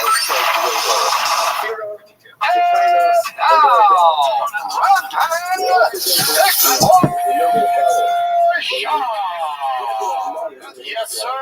Monday morning, October 20th. It is October 20th. I'd like to say it's getting chillier here in Austin, Texas. It's not. They said it was a cold front, but straight up 85 yesterday. It's not terrible. Mornings and nights aren't too bad. Spent all weekend at the baseball diamond, baby. Nowhere better. Kids didn't show up this weekend. They're tired. Football and baseball's winding down. Well, really just football. So, kids playing football all day, and then we had a late game.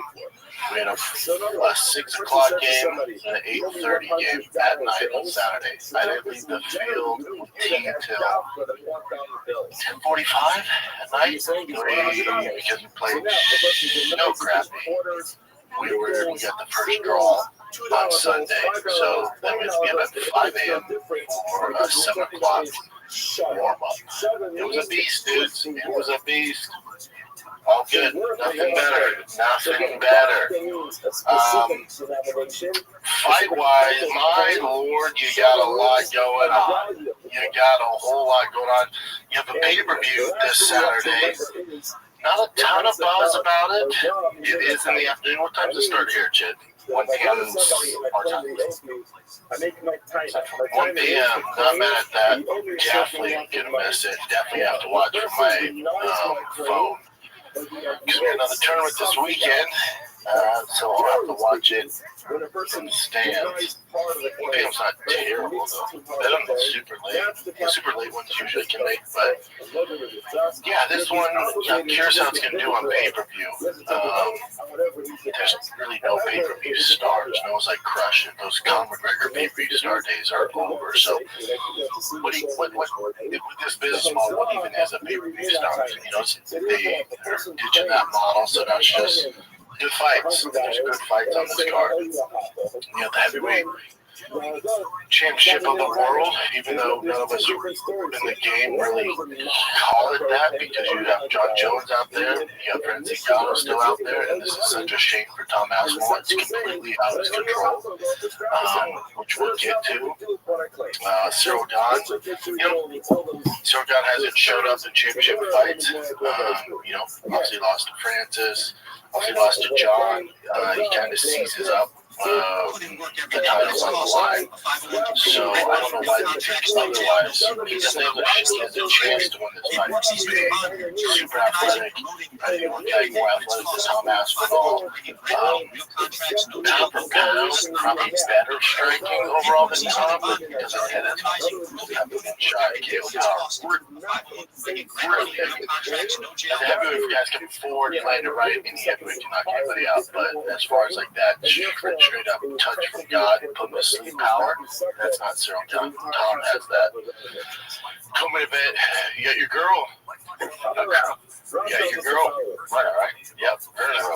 Verna fighting Mackenzie Dern.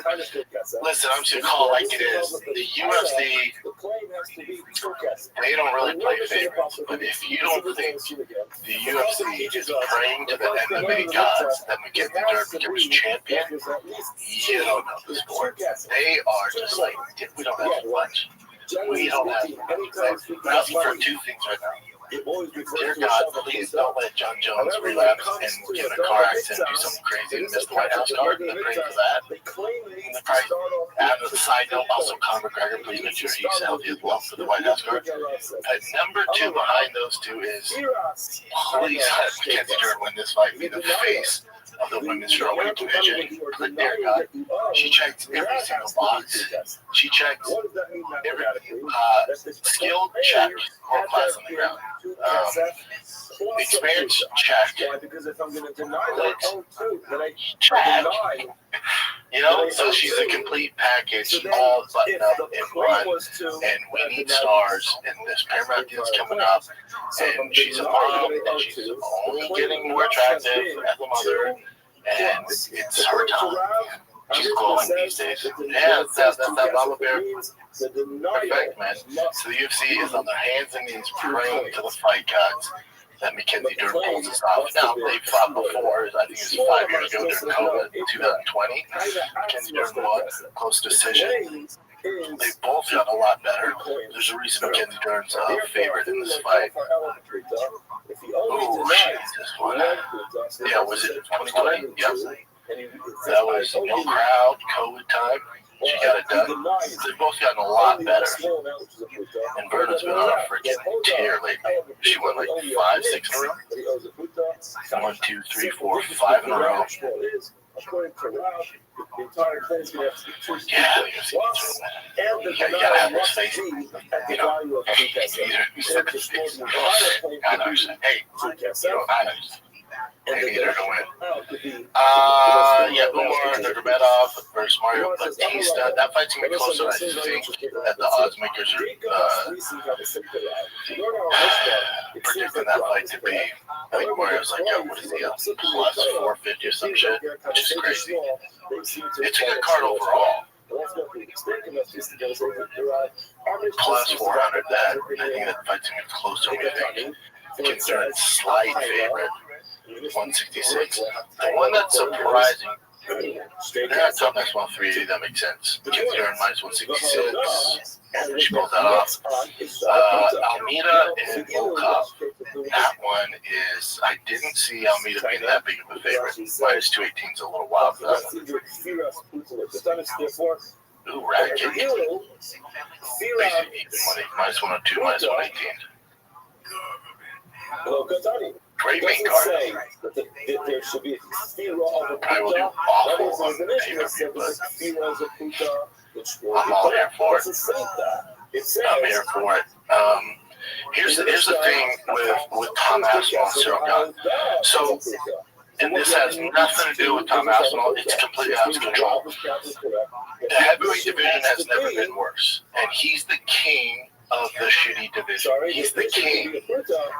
But no one's given him his due because of that. Because if you bring up Tom's record there, Jen, Tom is the king of this division that's kind of boring. There's not a lot of contenders.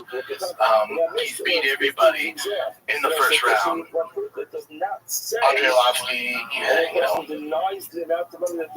but so he's starting these guys. But the issue with Tom, again, not his fault. The issue with Tom is his strength of schedule. So we all know Tom's good. We all know Tom is the best we have to offer. If this is 10 years ago, where's Tom at? We don't know because the guys he's beating, if you've been around the sport long enough, the heavyweight division is the weakest division. So, it's like in a gold medal in the Special Olympics right now. So there's not much we can say about it. The verdict is still out on Tom. He's the best we have. What's that mean? We don't know. He's starching everybody. But, the guys he's starching, would they even be ranked in the top 10 if this is, 8-10 years ago? Probably not. So, again, not Tom's fault. He only fight who's in his division. who the contenders, how they do. So we know he's good, but the reason why he's not getting his due is because we really haven't seen him get compromised in any facet. We haven't seen him go past the first round and not dominate. You know, that Arlovsky fight ended up early in the second round, but he was in control the whole time. So we don't know how Tom's going to react when he gets taken down or when he gets clipped. We don't know. We don't know. So that's why everyone's not. Now, a lot of people are, but there's a reason why the public hasn't been like, yes, that's the end all be all. He's the best in the world. Because unfortunately for Tom, they let Francis get away. And Francis was champ. So we don't know how Francis and Tom would have gone down. We don't know. People can kind of take a guess, but no one really knows. We don't know how Tom would do against John Jones. We don't know. So unfortunately for Tom, until he faces those adversaries, he's never going to get his due. They get completely out of control. It's not normal. It's not right. This poor dude, they made an interim champ. They had him freaking wait forever for John just for it not to happen. They get a fight nobody's really asking for. And here's what happens with all this. With Tom versus Cyril Gane, there's so much pressure on Tom. And this is why. Because not only does Tom have to fight this monster, right? Cyril Gane's a fucking monster, so athletic. Obviously, he has a lot of holes in his game, but on the feet, the dude can fucking strike. Not only do you have to beat the number one contender, but you have to do it more impressively than John Jones did. That's the pressure Tom Aspinall's against. Winning, if you win by decision, it's a disaster. If it gets dragged down to the third, fourth round, disaster. Tom Aspinall's challenge this because, again, not his fault, but because he hasn't faced. When's your GP appointment?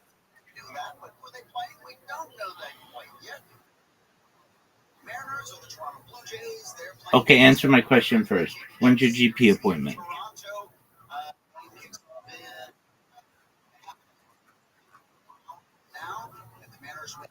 Start at Dodger Stadium on Friday. If the Blue Jays win, it'll still start Friday, but it'll start in Toronto.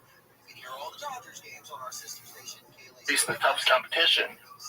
The marker here is win. Of course, you're heavily favored. No, of course you're going to win. You have to do it more impressively than John Jones did, because this is the only opponent you guys have in common that now the public can go, okay, well, they did fight this guy. John beat him in, I think, 2 minutes. Jumped him out in 2 minutes.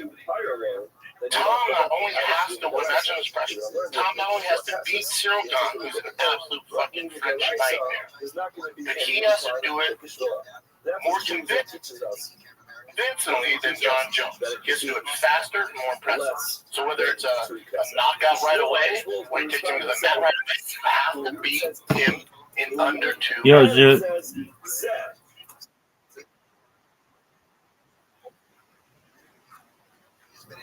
Whose doctor doesn't answer during business hours?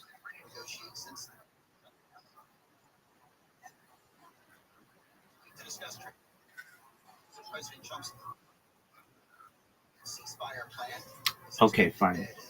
So they recorded your set. How did it go? What did it look like?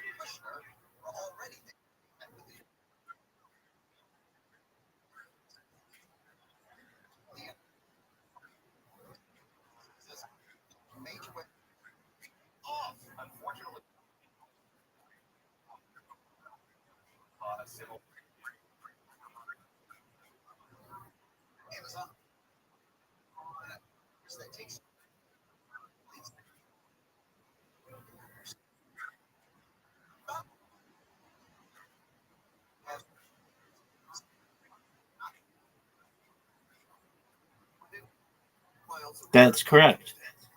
I'm glad you understand that. And you have a funny joke.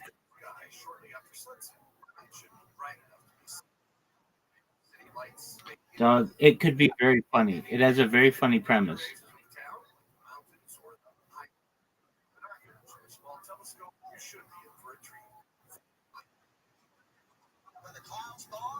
What joke?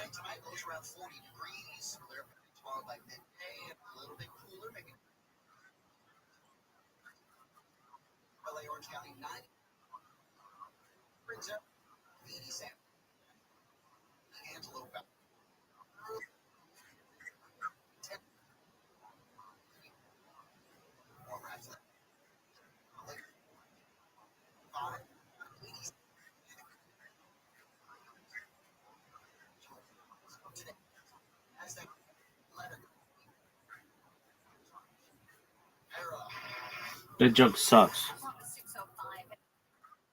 It's not funny. The two right lanes are blocked, and that drive is a huge mess. Getting away from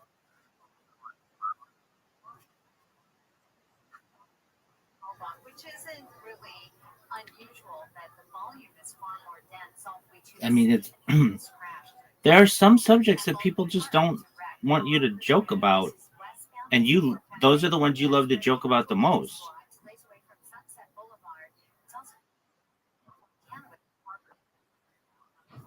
Not necessarily.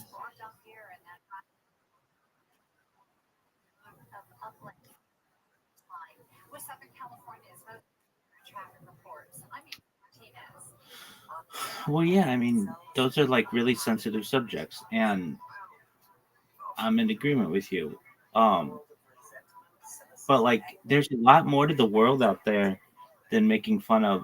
Like, once you become very famous and you can joke about anything you want, then if you want to open it up to, certain topics, you can. But right now, you just need like 10 good jokes and not controversial jokes, simple fucking jokes.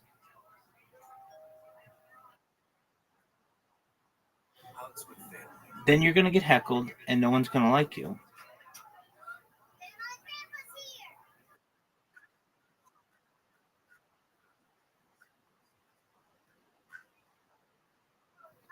Okay, that's fine. That's what you think, and that's great. Is this on Insta? Okay, where is it? Let me see it.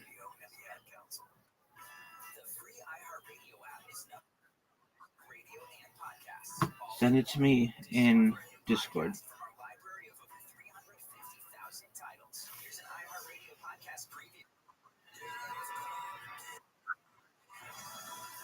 What are you talking about?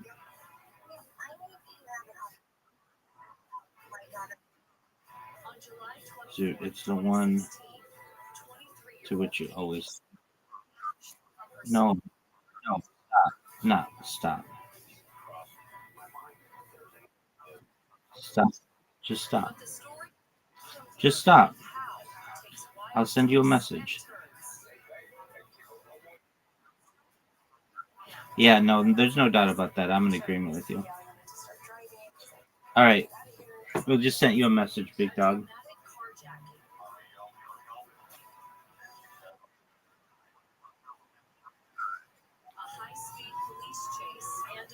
I had issues with Twitter at like 2 in the morning because Amazon Web Services was down or something. All right. Did you know that I sent you a message?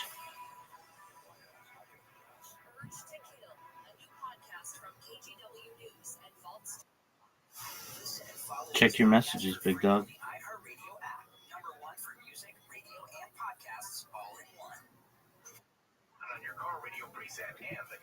I'll send you another message. Check your messages.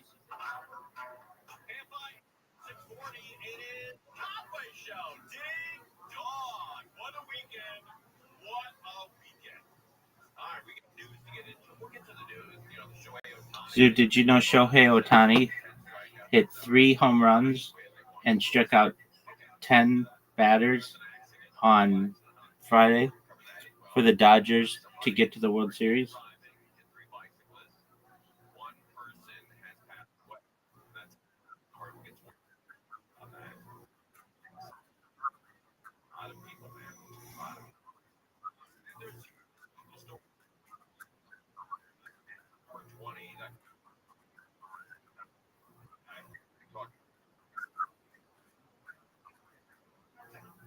Yeah, that's not your fault. I understand, and that's going to be something that um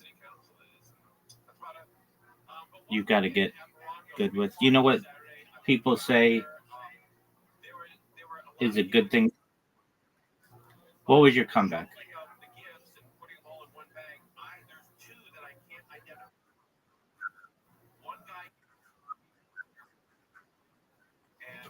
Okay, too long. What about if you would have said, "It's hard to hear you with a dick in your mouth"?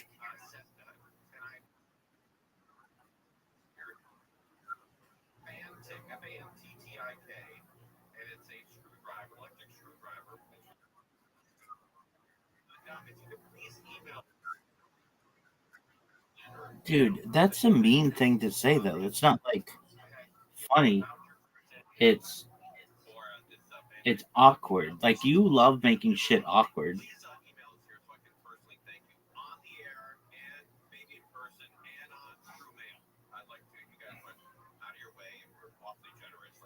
Dog, have you played with Sora? It's fucking amazing.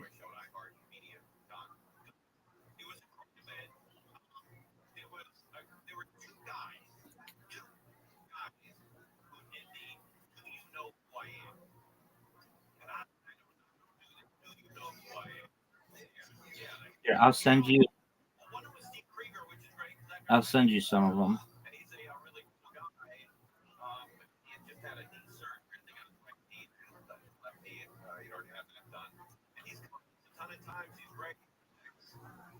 Check your Discord.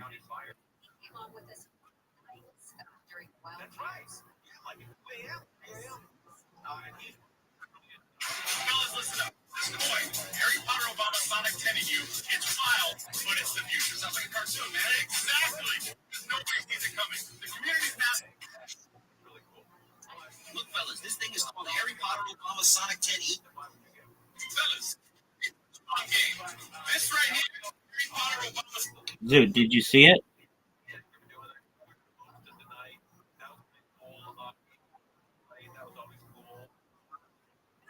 No, your video didn't come in yet.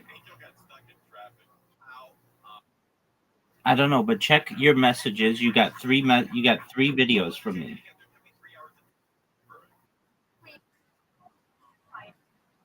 Okay, well, then split it and send it to me, or upload it and send me a link. All right, send it to me on Telegram.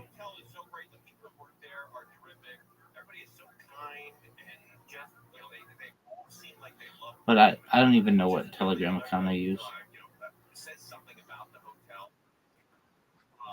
Dude, you're getting banned for that. Not banned, but you're gonna get muted for that, dude. This is what I'm talking about. I don't need your fucking insults. All right, I love you, man. You got to make that call though. I don't need to be fucking insulted. And go. That's unfortunately that's what Tom's dealing with. That's what Tom's dealing with. It sucks. You need to call the doctor, Zoot. I'm not going to sit here and be insulted. I don't care if you can control it or not. It's not nice. Second round submission, but then he struggles a little bit. He doesn't do much for him. Even though he gets his win, defends his title, doesn't do much. Dude, I'm going to send you a message in Telegram. I'm serious, though. You're getting real close to just getting fucking kicked. You can talk again, but it's not something that I like to deal with. And you're pushing my limit. Did you send it in Telegram?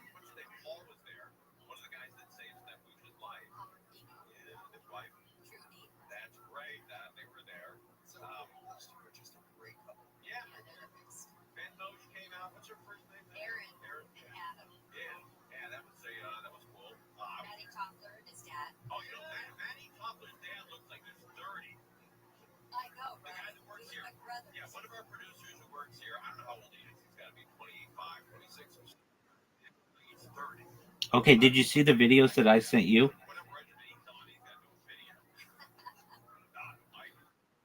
Zoot, check your Discord messages, dog. Very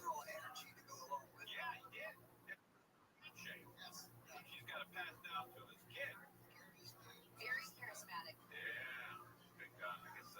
Also Miami Dolphins fan. But it was great. Bill Handel. Bill Handel was there with his wife. That was really cool. And Dave Weiss put this whole thing together. It was really nice of him to do that. I'm sure I'm leaving somebody out. Oh, yeah, Michael Bryan did traffic. He passed away, and his kid, he raised two really great kids. Two terrific kids. And they both look great, man. I love those kids. And so it was great. After the party, I'm still trying to get my voice back to the party in Yellow LA. I went down to the casino, drank a little there, went to Cielo, drank there, then went downstairs to my room and drank there. And I finally, I found a wallet. I found a wallet down at the casino with a license, some money in it, credit card, and I have the license with me. And I'm walking around buzzed trying to figure out if I can find the guy. Because I don't want to give him this. Yeah, I'm like, hey, are you Eddie? And the guy's like, no, I'm not. So this one guy comes up, he goes, hey, that's my buddy. I said, oh, okay. And I said, hey, I'll give it to him. I said, oh, okay, that's cool. I said, what's his name? He goes, Eddie. I said, what's his last name? He goes, well, I go, here we go. He said, it's my girlfriend's friend or my sister's girlfriend's friend. And he's in the garage right now looking for his wallet. And he lost his wallet. I said, okay. I said, can you get him on the cell phone? Because I'm not giving his wallet until I can talk to the guy. And they couldn't get on the cell phone. The reception was bad. And he finally gave me enough information. Like he told me he lived in Redlands. He said Redlands on their license. And he took it from me. And I said, I hope this guy gets, I'm sure this guy will get his wallet back. He goes, yeah, I'll give it to him. I said, I know you're going to give it to him. Because, well, before I met you, I took a picture of his license and I've just taken a picture of you. Okay. Well, in the meantime, look at the Discord messages that I sent you.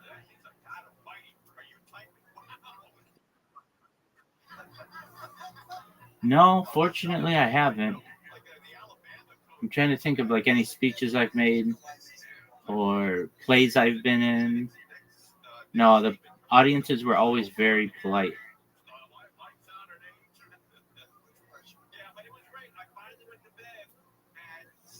It's okay, dude. Like, being heckled is one of the first signs that you're really becoming a comedian.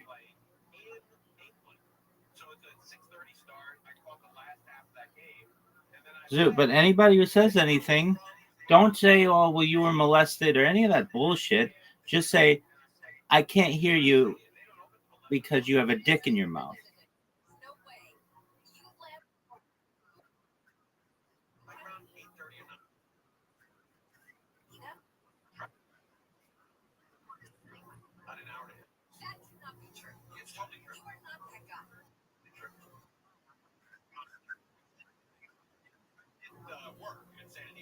Dog, do you see Discord? Do you see the messages I sent you in Discord?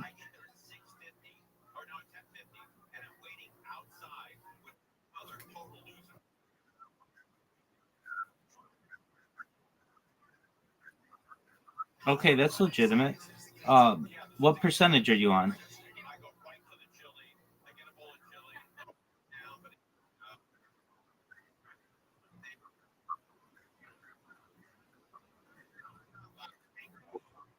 Oh, I'm halfway through. Very well. Next up.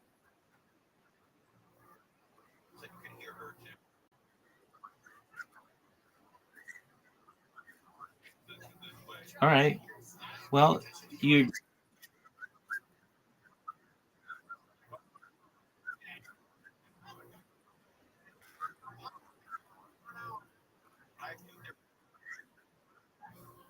Dog, these videos are 30 seconds in total. They should take you. You don't need to take a shower to watch them.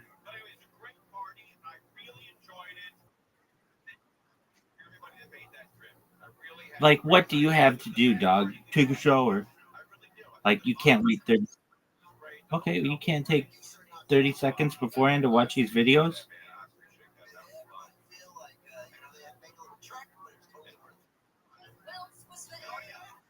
Okay, well, that kind of sucks for you.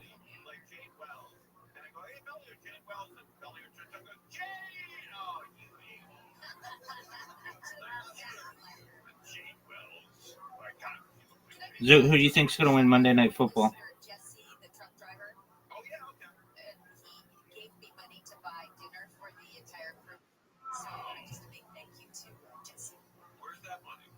Who's that?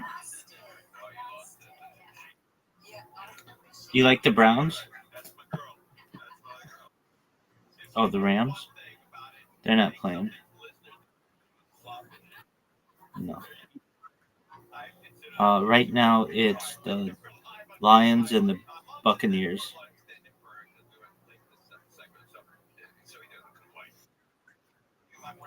I mean, I don't know. Maybe you follow football in the United States. There are people in Australia who follow football in the United States. Not a huge amount. You know they're going to play a football game in Melbourne, I think, next year.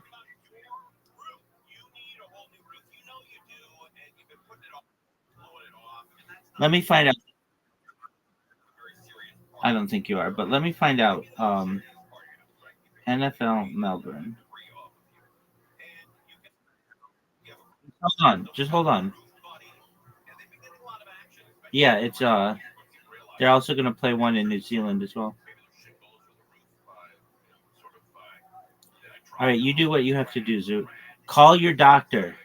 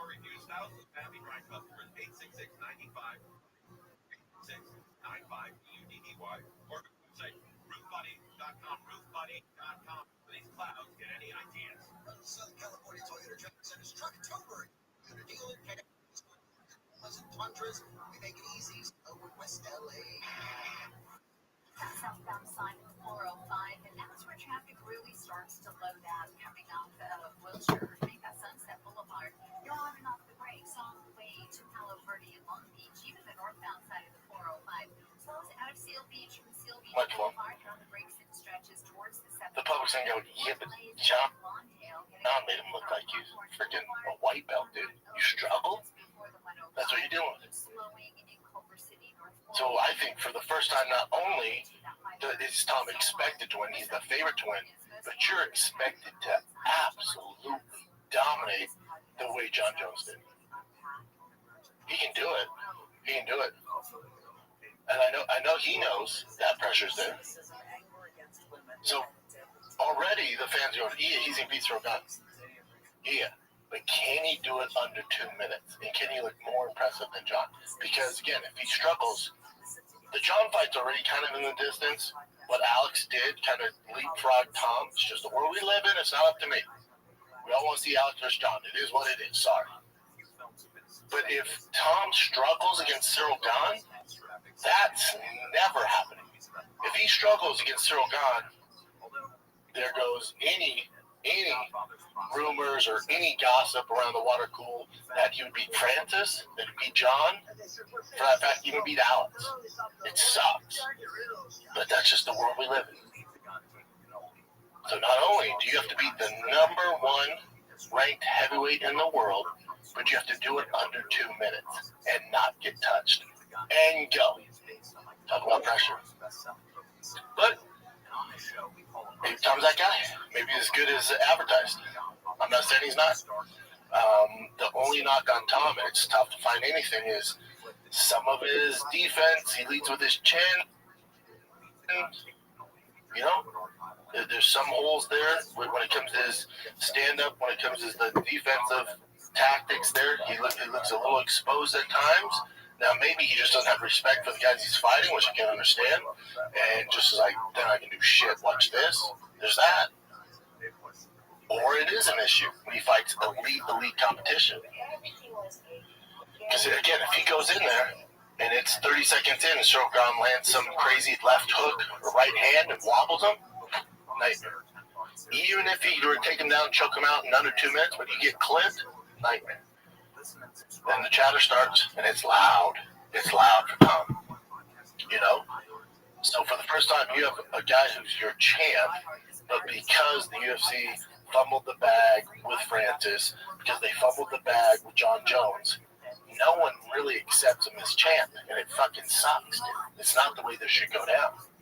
Because he's the best we have so far. Even though it's this weak-ass competition, he's the champ, man. But no one's really believing that. No one's believing it. So it's his job, unfortunately, because the UFC fumbled the bag on 2 huge fights for him. Not only does he have to win, but he has to beat him more impressively than John Jones beat Shogun. The chips are stacked against Tom. It's a bit of a disaster. But that's the state of the heavyweight division. Because if Tom goes on there, let's say he fucking mollywops Shogun. Let's say he just hits him with the right hand, comes out like a banshee, beats him in 30 seconds, gets on the mic, and is like, John, you and shit. See you at the White House. Boom. Now we're cooking with gas. Because if he struggles a little bit and calls out Johnny, we're like, get the fuck out of here. Even though he beat the number 1 guy. Talk about stress, dude. You know? Let's take a little break here, kids. Picture this. It's midnight. You're laying in bed, scrolling this new website you found, hitting the add to cart button, the item you've been looking for. After 15 minutes, you decide you've done enough damage to your wallet. You decide to check out. You remember that your wallet card is in the living room. You don't want to get out of bed and go get it just as you get ready to abandon your cart. That's when you see it, that purple shop button. That thing is magic. That shop button that has all of your payment and shipping info saved, saving you time while you stay warm in your cozy bed. That's Shopify. There's a reason so many businesses sell with it, because Shopify makes everything easier from checkout to creating your own storefront. Cha-ching, it's Shopify, baby. If you've shopped online, chances are you've bought from businesses powered by Shopify. All right, and you know that purple shop pay button you see at checkout? That's the one thing that makes buying so incredibly easy. That's Shopify. So if you want to see less carts being abandoned, it's time for you to head on over to Shopify. Cha-ching! Sign up for your $1 per month trial and start selling today at Shopify.com/shop, all lowercase. Go to Shopify.com/shop, all lowercase, SHAB, Shopify.com/shop. Cha-ching! What about in this scenario? What if he's like, it's like 50-50 going into like 4th, 5th round, disaster. But what if Tom has this crazy knockout at that point? Doesn't matter. Has to do it faster and more impressive than John Jones. Because you get a crazy knockdown in 4 rounds, but like, no, it took you 4 rounds? It took you 20 minutes? John did it in 2. You think you beat John? He's kind of in a no-win situation unless he completely dominates him in under 2 minutes. The level of difficulty is super high for Tom right now. He can do it, though. He can do it. It's just the verdict's still out on him, but this is the closest we're going to get to comparing him to these greats. Because Francis beat him on one leg and out-grappled him. And then John completely just big brothered him. But, okay, striker, cool, get against the cage. Here's a fucking amateur bulldog joke. So that's what he's dealing with. Sucks. And then if it's not John or Alex, it's like, who the fuck you want to see? They put Volkov and Almeida on there for a reason, just in case the John stuff and Alex stuff goes left. So they're on there for a reason. But again, they ain't no fucking main event barn burner, you know? The heavyweight division is tough, man. It's tough right now. So yeah, add that to the UFC getting down on their knees and praying. Tom Aspinall gets it done. It also puts a lot of pressure on the UFC to make something happen big for him. Because if Tom does his job and gets it done in under 2 minutes and looks more impressive than John, you can't toss him the winner of Volkov Almeida. What? The fuck? And then just have him fight one of those guys next year on some random card. We have the biggest card ever coming up at the White House, and all you're doing is, jacking off John and Alex. That ain't cool. So it's going to force UFC's hand where they're like, okay, we can do John and Alex. That's the fight the casuals definitely want. But then also, Francis is out there. There's a possibility. And if he looks so good against Cyril Gane, we can't toss him the winner of Volkov Almeida. That ain't right to do, Tom. We fucked him over how long now? We got to get this Francis deal done. So it kind of forces the UFC's hand. But it doesn't force anything. If he wins by decision, late in the fourth, late in the third, late in the second, you got to dominate in order to make all this happen. It ain't right, but it is what it is, It is what it is.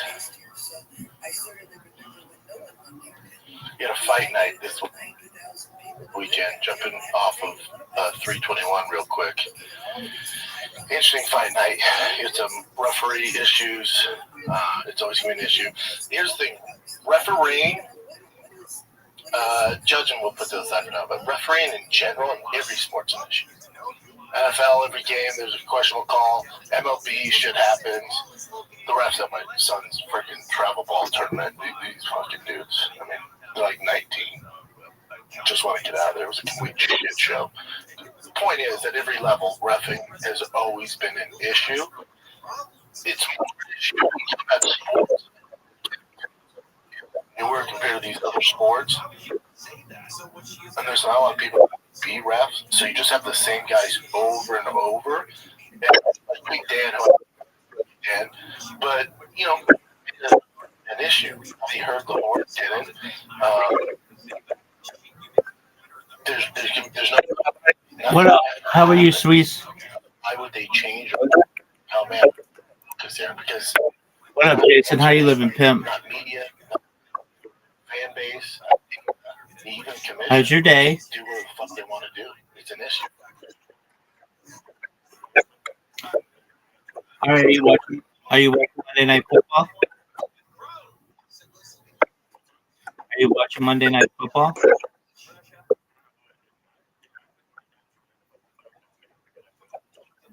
Okay.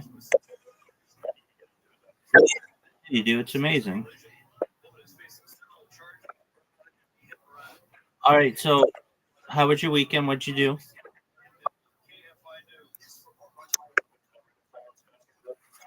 Oh, Ren Fair. How did that go? Okay. What'd you do?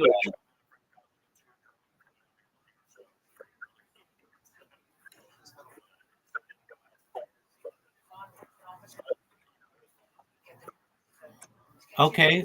How'd they get drunk? What up, big dog? Yes, I did. Did you see my Discord messages? That's okay. Hey, to Jason and please, have you guys seen Sora yet? SORA. It's like an AI. Dude, it's fucking amazing. You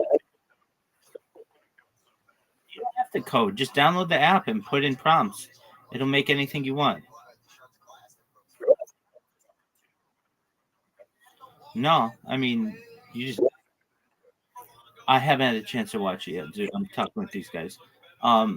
Yeah, all you need to do is download the app on iOS and put in prompts, and it'll make you talk with Tupac and Biggie and Elvis and Marilyn Monroe and Einstein. It's amazing.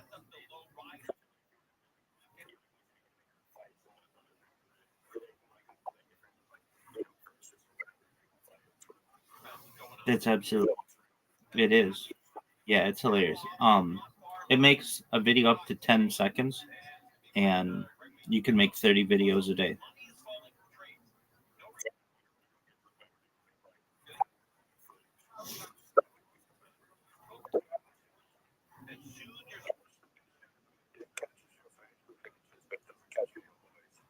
Yeah, no, I know that. No big deal. Um, Monday Night Football.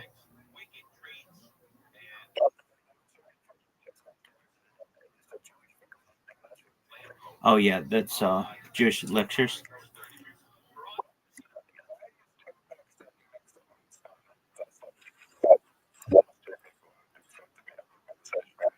That's why I put it.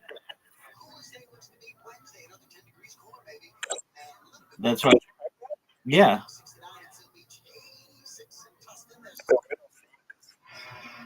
Here, I'll send it to you.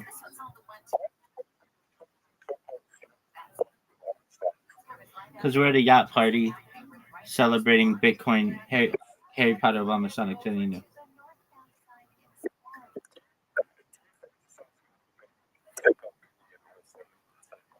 Not at all.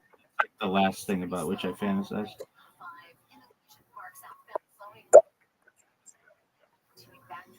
All right. I mean, I usually fantasize about shit, but whatever you want.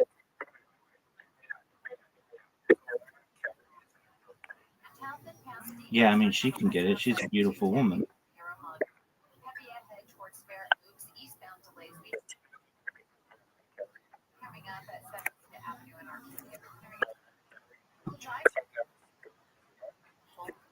Yeah, it's like I think she only makes like $3 million a year for that.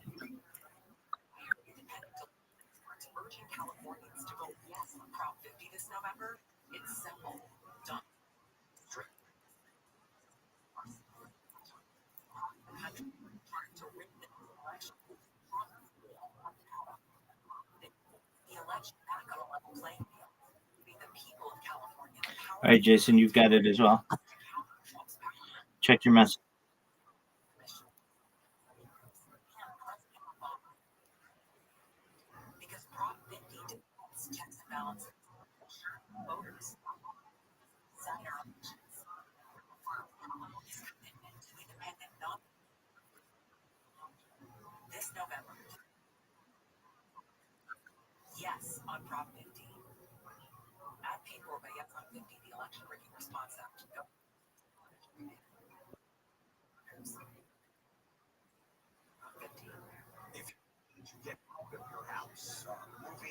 Yeah, so it's not perfect, but it is very close to being like I could just watch this for like an entire movie. Like, so you were asking when are they gonna make it, make movies with it?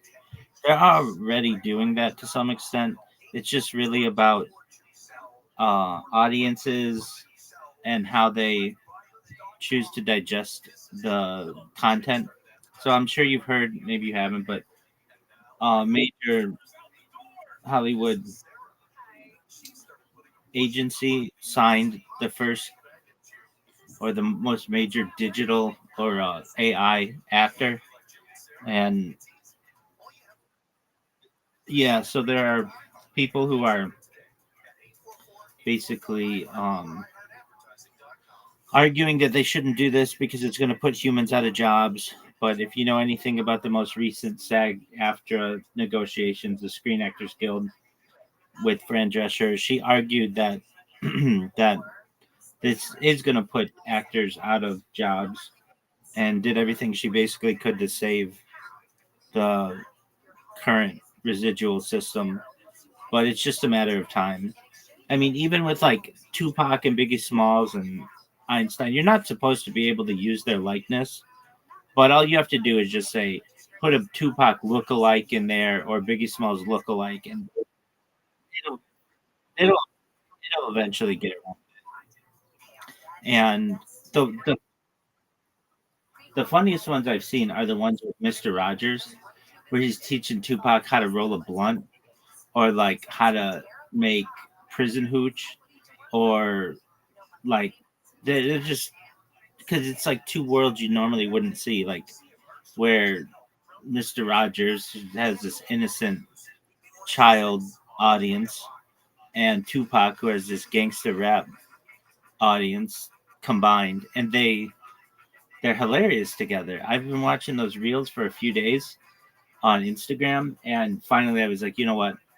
I'm gonna try this myself, and it's amazing. Like, even okay, so at first I was trying to upload my face, and it was like not taking for some reason. It wouldn't upload, so I was just manually doing the like I would be like 39-year-old rabbi, brown hair, glasses, like, and it would be very close to my face. And then I was like, okay, well, if it's this close already, I'm gonna try and figure out how to do this, where you make uh, a cameo of yourself, and then it maps your face, and then you can just put yourself in anywhere. I mean, like, I've done, I've done them. I've made them in Brooklyn, on yachts, in the back of cars. Um, I have it picking up chicks.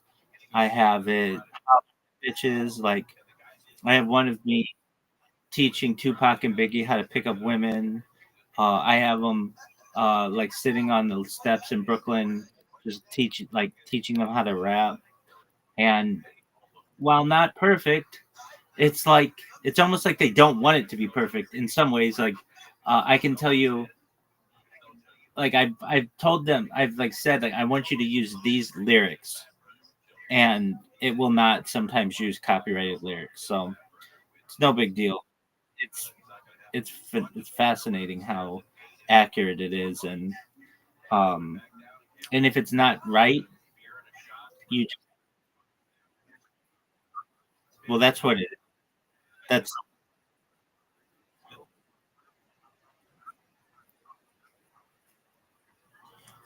it's open now on iOS. On Android, it's taking invitations, but on iOS, you just download it, you verify your email, or just log in with Google. You make a username, and it's like a new kind of Instagram. Like, so if I were you guys, I would create an account as soon as I can, so somebody doesn't get my handle, basically. And it's just like Instagram, and then you publish them, and people upvote them, and you make comments and things. It's just basically an AI Instagram. And yeah, and the prompts are like it gets some things wrong. Like, the things wrong that it gets, like, I had it driving on the California coast in a convertible, and it had me in like a British car. Like, I was driving on the wrong side of the road, and the steering wheel was on the wrong side of the road. So all you have to say is it has to be an American car, and then it'll flip it for you. Which I would think it would know that because California's in the United States, but little things like that. There were ones where I was getting a girl's number, and like the transition between our hands wasn't perfect. But I mean, these are really, really small details. Everything else is really, really good. The ones that made me laugh the hardest were Mr. Rogers and Tupac. Those were hilarious. And then they had these wrestling ones where they had like Stephen Hawking, uh, like in WWE matches, and like from the top of a cage, like dropping his fucking wheelchair on people. And it looks really pretty realistic. I mean, I'm sure it's even better now, because all of this is just training data to improve it, and it will be very soon until you cannot discern between AI and reality. I can tell you, I'm already in some subreddits. One is called Real or AI. It's Reddit subreddit Real or AI, and they'll show a video, and they have people vote on it, because we're in this what's called the uncanny valley, where people don't know whether something's real or not. And so I'm gonna be like, is this horse real? Like a horse like running into the water or something like that. And then people vote. And so some of them are a little easier to discern, but not really. You have to slow, like, in order to prove that it's AI. Generally, what they say is like you have to slow it down, and then like show an inaccuracy in it, where like a foot wouldn't move that way, or a hoof of a horse wouldn't move that way, but everything, or like a car wouldn't support the weight. But everything else is just like, if you're down, if you're like that specific, it's very soon. So uh there are already movie studios that are basically using this technology. I can tell you, so I don't know if you, what's his name? Oh, what is his name? He built, oh, what is his name? The guy who does all those Medea movies. Um, he's a actor, director, Medea movies. Um, Medea. Tyler Perry. So Tyler Perry had built, I believe, movie studios in like Georgia and North Carolina or something, these huge ones, because he figured, hey, I'm going to be able to turn out all this content in the future. And he shut down the project once he saw what green screens were doing and what AI was doing. Basically, was like, oh, there's no reason to have a huge warehouse full of green screens and such if you can just do this all on with AI. So I think that. What up, Grant? How you living, pimp? What up, Grant? How are you? How was your weekend? Kicking ass, taking names. You watching Monday Night Football? So it's two games tonight: the Bucks and the Lions, and then we've got two other games. The just bear with me. Bucks and Lions, and Seahawks and Texans. Do you follow football?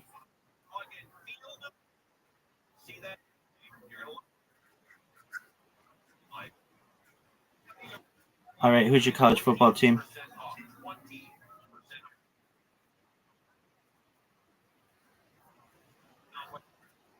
Oh, you didn't know who Arch Manning was, yeah. You didn't know shit.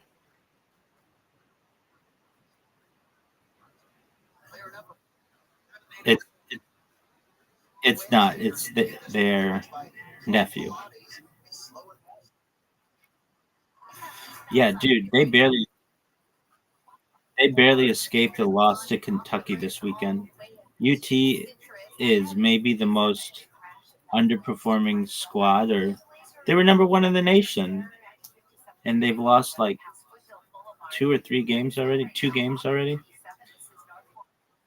They lost to Ohio State, and they lost to I forget who else. Somebody else. No, they're not. A&M's the number. No. Oh yeah, A&M is the number three team in the country.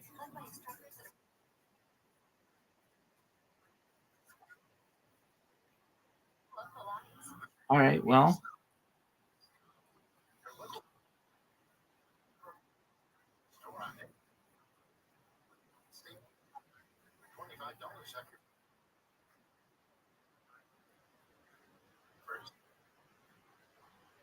all right. So Texas, Florida, and Oklahoma, or not Oklahoma, Florida, and Ohio State.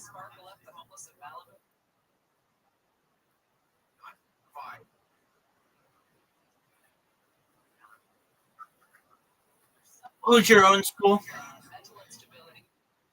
Oh yeah, dog. Gig 'em.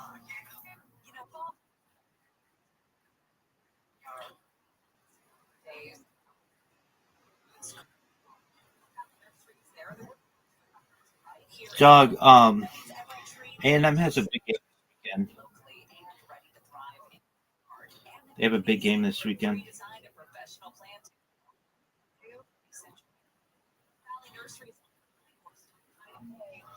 They are playing.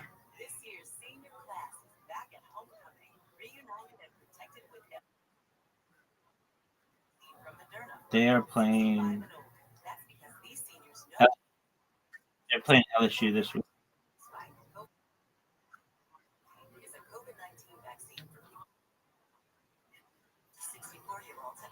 I mean, they're playing in the SEC. That's pretty difficult, but they play Texas November 28th. So get your shit.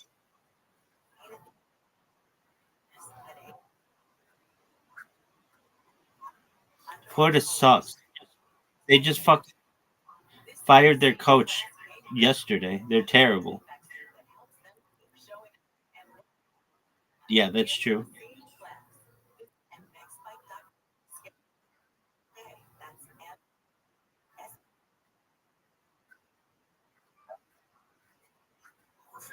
No, they play the number.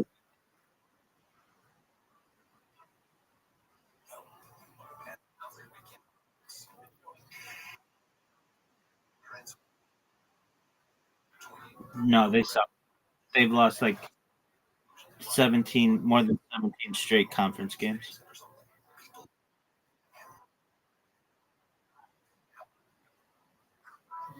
Um, yep, and lost by 7. That's a respectable loss. But they lost to Florida, and Florida's ass. I mean, you'll have it settled November 26th. So basically, in a month, you'll know who has the superior school this year.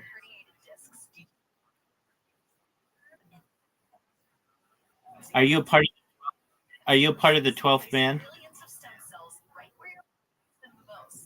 Very well. Yo, what is up with? It's not a military school, but there's like a military element to it. Yeah, what the fuck is that?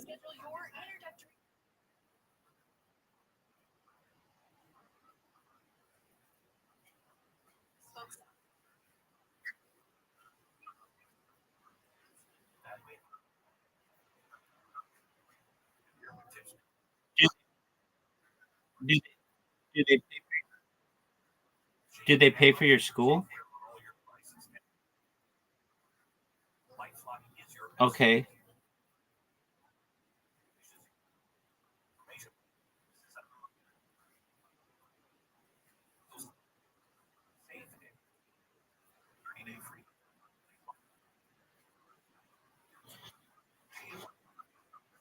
All right. And then who do they fight? Like if anybody invades College Station, or do they go off to war?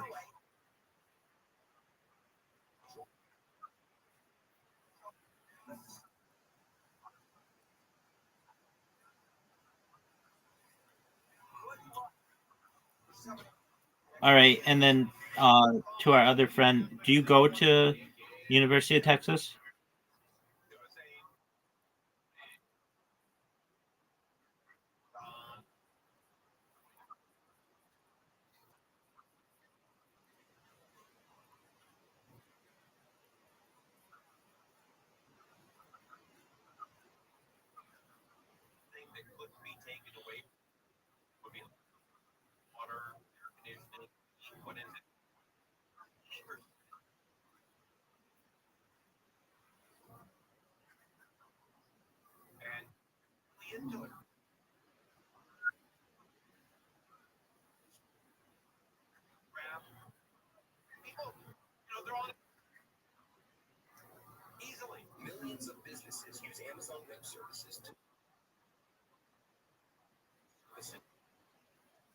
Yeah, they won 35 nothing.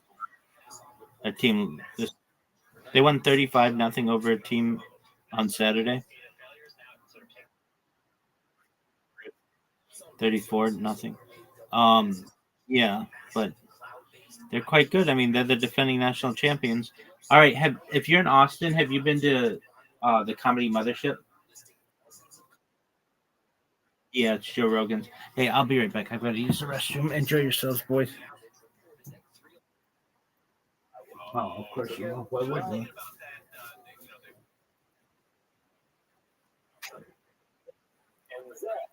Just the practical mix up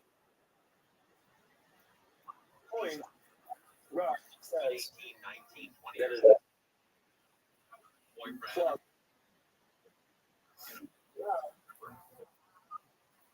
Okay. One of those either who or that. It's a deny part of the law. The part of the law that you take a shua. Law doesn't. The concept that the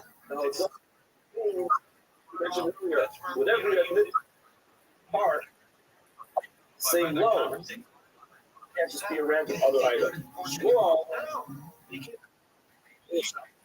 So you kind of you want to learn from your lot. You learn it from the words that said. The end of the entire claim is true, and I'm only whatever you want to learn. No problem. You can learn that. You want to learn the concept. The whole thing was too part of it. Stuck saying that he denied that that's how Shmuel understands it. So to me, that the entire claim can be true, but the denial can be less. Where we found Mela Shabbat, we know the chassid there. What is his good?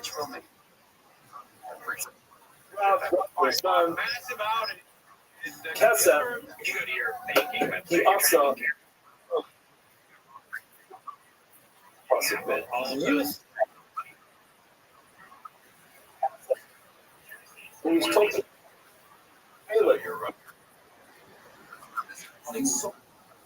to a single provider.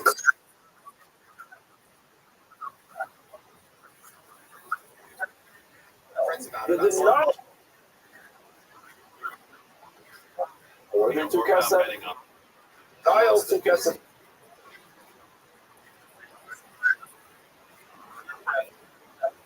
As well. That must have been playing. DNS. Yeah.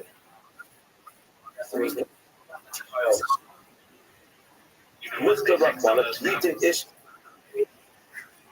You simply say, first one, I need and I don't know. Not Stein, everything has to be two.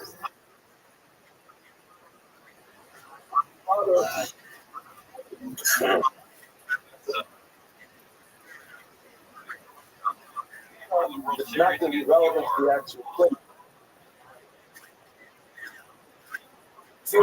I could.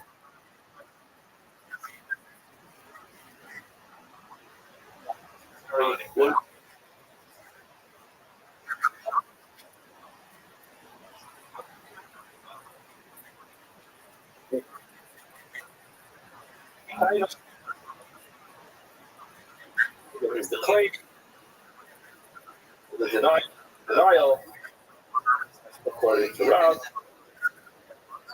As a matter of fact, he isn't. Muslim, he comes from Kalim, him.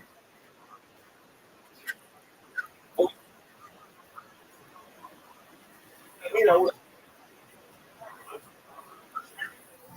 I would have thought after. That,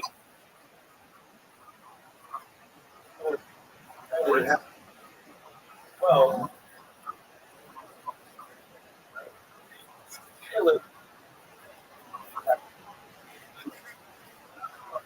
it can't.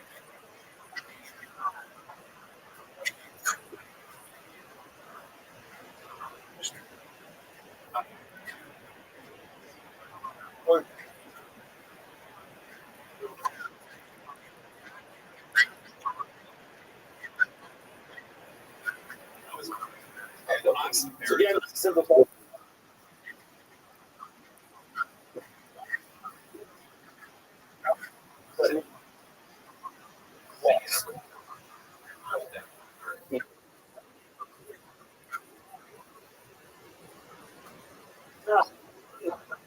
State council.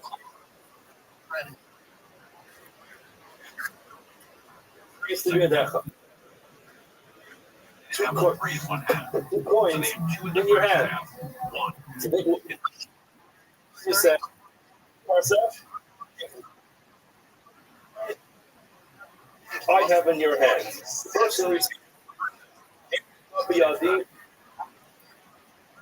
hands, which is yours. In other words, the only thing I owe you is a pruta. Not obligated to make. They don't care what it costs. Why is that? Yeah, they What's the reason for that? Lav mishum dechasam l'taina. Isn't it because it's not sufficient? To the shmuel. Now, in other words, according to Rav, the claim always has to be more than 2, because you have to have a denial of 2. Now, what would be the reason why, in this case, he's not obligated to make a shmuel? Probably because Rav is correct. That you have to have a minimum of 2 in denial, if the claim has to be more than that. The 2 for the shmuel, although shmuel will say no. Mi sabrit shava katani. You think the Mishnah is talking about the value of 2 coins? No. That's not what it's talking about. Dafka katani. He meant to say, you owe me these 2 silver coins. Says Shmuel, you misunderstood the entire Mishnah. You thought that the problem over here was that the value was 2, and yet the value of the entire claim was 2, and therefore the claim wasn't the denial wasn't sufficient, like Rob. No, that's not true. The reason why it doesn't have to take a shmuel here is because there's 2 different things. There's copper and silver. The person claims copper, and he admits to silver. That's not what it's not admitting to part of the loan. He's 100% denying what the person claims of him. He's saying, I owe you 0 silver. I don't owe you anything. Therefore, it does not meet the criteria of a dollar with a time. Whereas if that's the case, the Haki Shmuel, that the reason why he's profit from a Shmuel is because it's not a Hodah with a Taina, ain't a safe. Let's go further on in the Mishnah. It says, Shtei Kesef, Puta, Yesh Libiyadecha. Basically, you owe me 2 silver coins and a copper coin. And the person responds and he says, Ein l'cha b'yadi, ela pruti. The only thing that I have of yours in my hand is 1 copper coin. Tied. He's tied. Now, let's analyze this. If you understand that he's just claiming the value of a certain amount of money, which ultimately you'll take in a calculator and figure out how much 2 silver coins plus a copper one is worth, I understand why he's tied.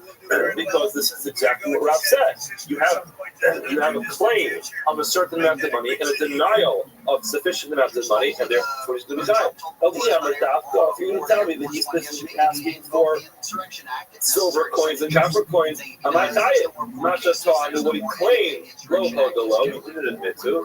Not shahodolo, lo tadu. He didn't admit to anything as part of it. In other words, again, if you're telling me that it's not a value of a certain amount of money, rather it's specific coins the person's claiming. So he admitted that he owes him certain coins, and he denied that he owes him other coins. It's not like it's one big claim, it's several different claims. He agrees that he owes him a piece of copper, he doesn't agree that he owes him any silver. And this is not a case of real adultery, since this is considered to be amazing.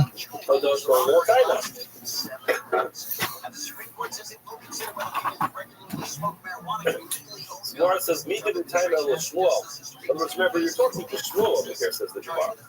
Now, according to Shmuel, you have to recognize that Shmuel is not going to be stuck with that. He's not going to have a problem with that. Why? Because even though Shmuel is of the opinion that the Hodah, that the admission needs to be kind of similar to the claim. However, not the or Shmuel.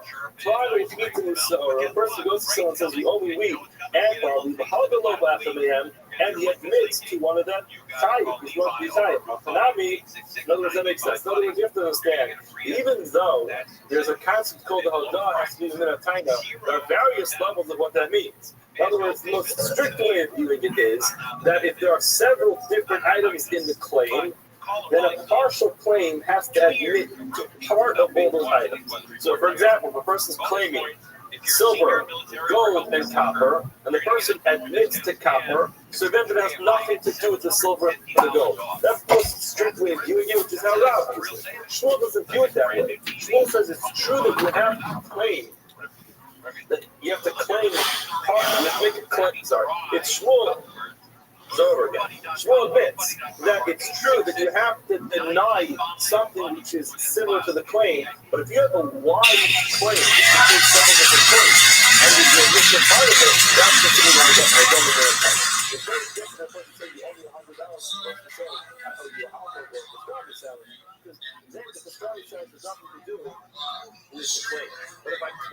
that you owe me barley, wheat, spelt, and rye, and I say I owe you rye, but not barley, wheat, and spelt, according to Shmuel, that's considered to be a double taina, and that's why it's not going to be a problem according to Shmuel. But the Sabra, this is makes sense. The study says it's 56 again in this, right? And this should solve needs to be at that time. In other words, you owe me a certain amount of gold. So the guy responds, I only owe you the certain exact amount, so not in gold, not in silver. Now, yeah, from a doctor to money, you're going to tell me that like Shmuel telling us that our Mishnah is saying that that's asking for some amount of value of money. Rather, he's talking about specific points. You probably understand why he's talking. Because what he claimed was not what he denied was not what he claimed. And yeah, Shava, if he did tell me like Rob, that I'm just telling you that the value is for not the money, I might purchase. Why would he purchase? You took two that happened. But if there's a lot, and therefore there's denial, you just say something. I thought. Since at the end of the Mishnah, we're talking about Davka, it should not be Davka. The late is also talking about Davka, the point, and therefore he wants to label that as kicked it out. Let's just say our Mishnah is being kicked it out. If you look at the Rashi explained this. It's the second plus Rashi on the page. Name it that it's Gifka, maybe it's not even Gifka. Probably what it says is she didn't catch up with the Adama. You owe me 2 points. And now the price is in the population of Pusa. I only owe you Pusa. While the Kanban, the reason is they're saying down to now. Because it's asking for a specific extra point. Not the problem, no other. The reason why you have to make it sure is why? Because what this leading to is not what it's doing. Now, let's get to it. But the difference is, my father Shava, and the overlay Shava, the food is in now. And he admitted to certain that, tired. He would be tired. But what's the problem? The Alpha got to isolate others. But that's hard Mishnah to help players to play. In other words, the reason why actually we're talking about Mishnah from the Shua is because there's a problem. It's not a minute timer. What was he talking about? Excellent recovery, period. You are really doing it! Exclamation point. I am proud of you, period. That was not the case. If Mishnah was talking about a certain value of coins, in such a case, it seems like you would be tired. But hold on a second. The entire claim was 2 coins. We said several times this morning that according to Rav, the claim has to be 2 plus because the denial has to be 2 coins. It seems like our Mishnah is a gift on Rav. Rav will say no. Kula must be said. Shut. The entire Mishnah is talking about the value of the coins, not the very specific types of coins.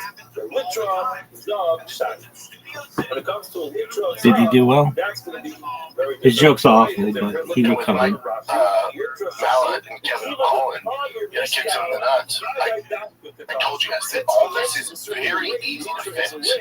There should be no gray. There's no warning. If you kick a guy in the nuts, it's an automatic point deduction. If he can't continue, you lose the fight. If a fighter grabs the fence, it's an automatic deduction. There's no warnings. Get rid of the fucking warnings. This is an easy problem to solve. I don't understand why we can't do this right now. Why can't we implement this right fucking now? How many times does he get? The guy gets poked in the eye. There's no warnings.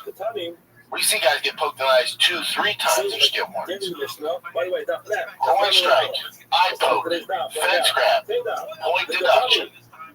If they can't continue because you poked in the fucking eye, you lose the fight. That's on you. The guy can't continue because you kicked him so hard in the nuts. That's on you. You lose the fight. You lose half your purse. I guarantee you, if you make it more strict, with no gray area, no warnings, I will promise you, point strikes, eye pokes, fence grabs, go damn near completely away. But because we're in this gray area and guys can get away with it, they're fucking professional athletes. Professional athletes are going to push it as far as they can to get an advantage in every sport. So if you allow them to do that, they're going to do it. But there's no wiggle room. Hey man, when you accidentally, purposely, whatever it is, eye poke, fence grab, kick in the nuts, you're losing a fucking point. You automatically lose round. It's so damaging to that fighter to lose a round. And if you do it hard enough where you lose the fight, I promise you they will be so conscious of it, it does not happen. This is not on the fucking moron. And I figured this out earlier.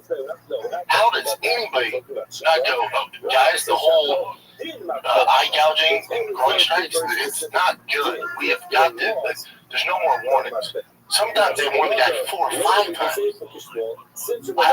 This is so easy to solve, it's not even funny, dude. This one's a fucking given. But here we are. It's fucking 2025, and guys are still doing it. I don't get it. I do not get it. That's a simple issue to solve. Clearly, your MVP of that fight night in Vancouver is Brendan Allen. Easily. This is athleticism, folks. Are you fucking serious?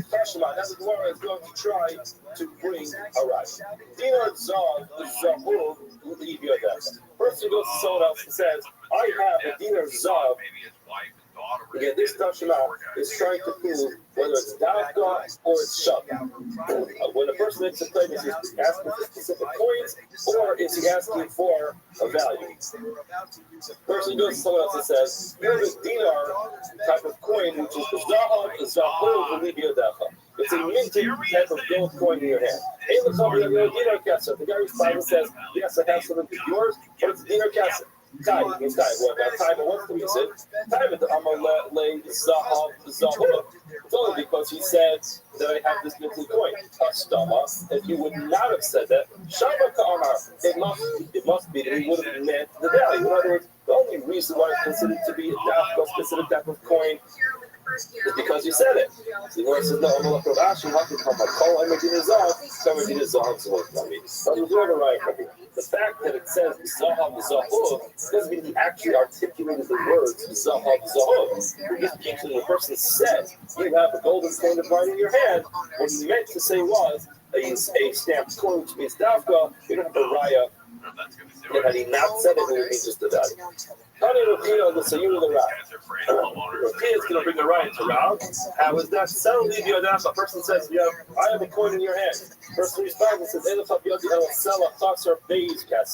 you only have a seller which is missing Beis Kassef. In other words, minus 2 coins. Chai.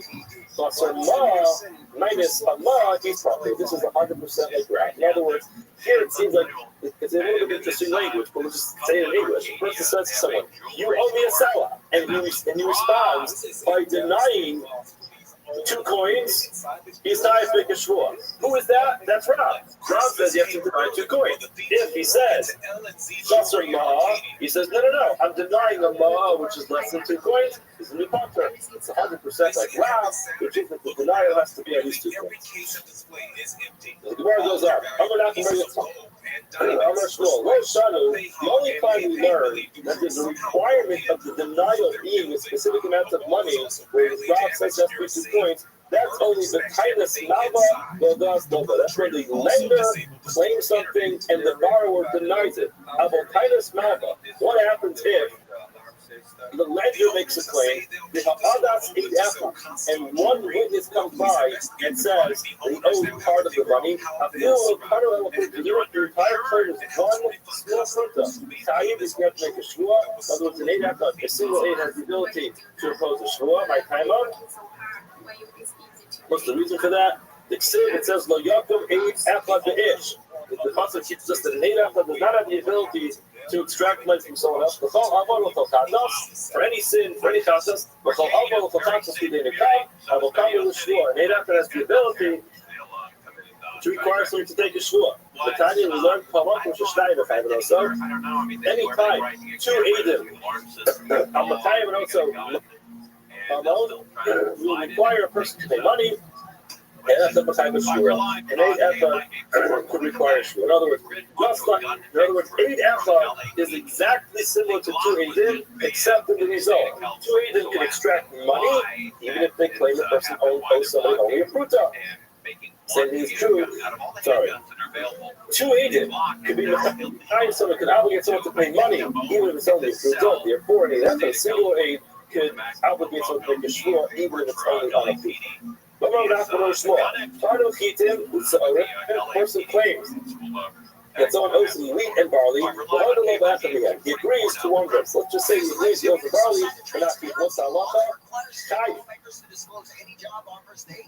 He is Kai. All of the Yitzchak.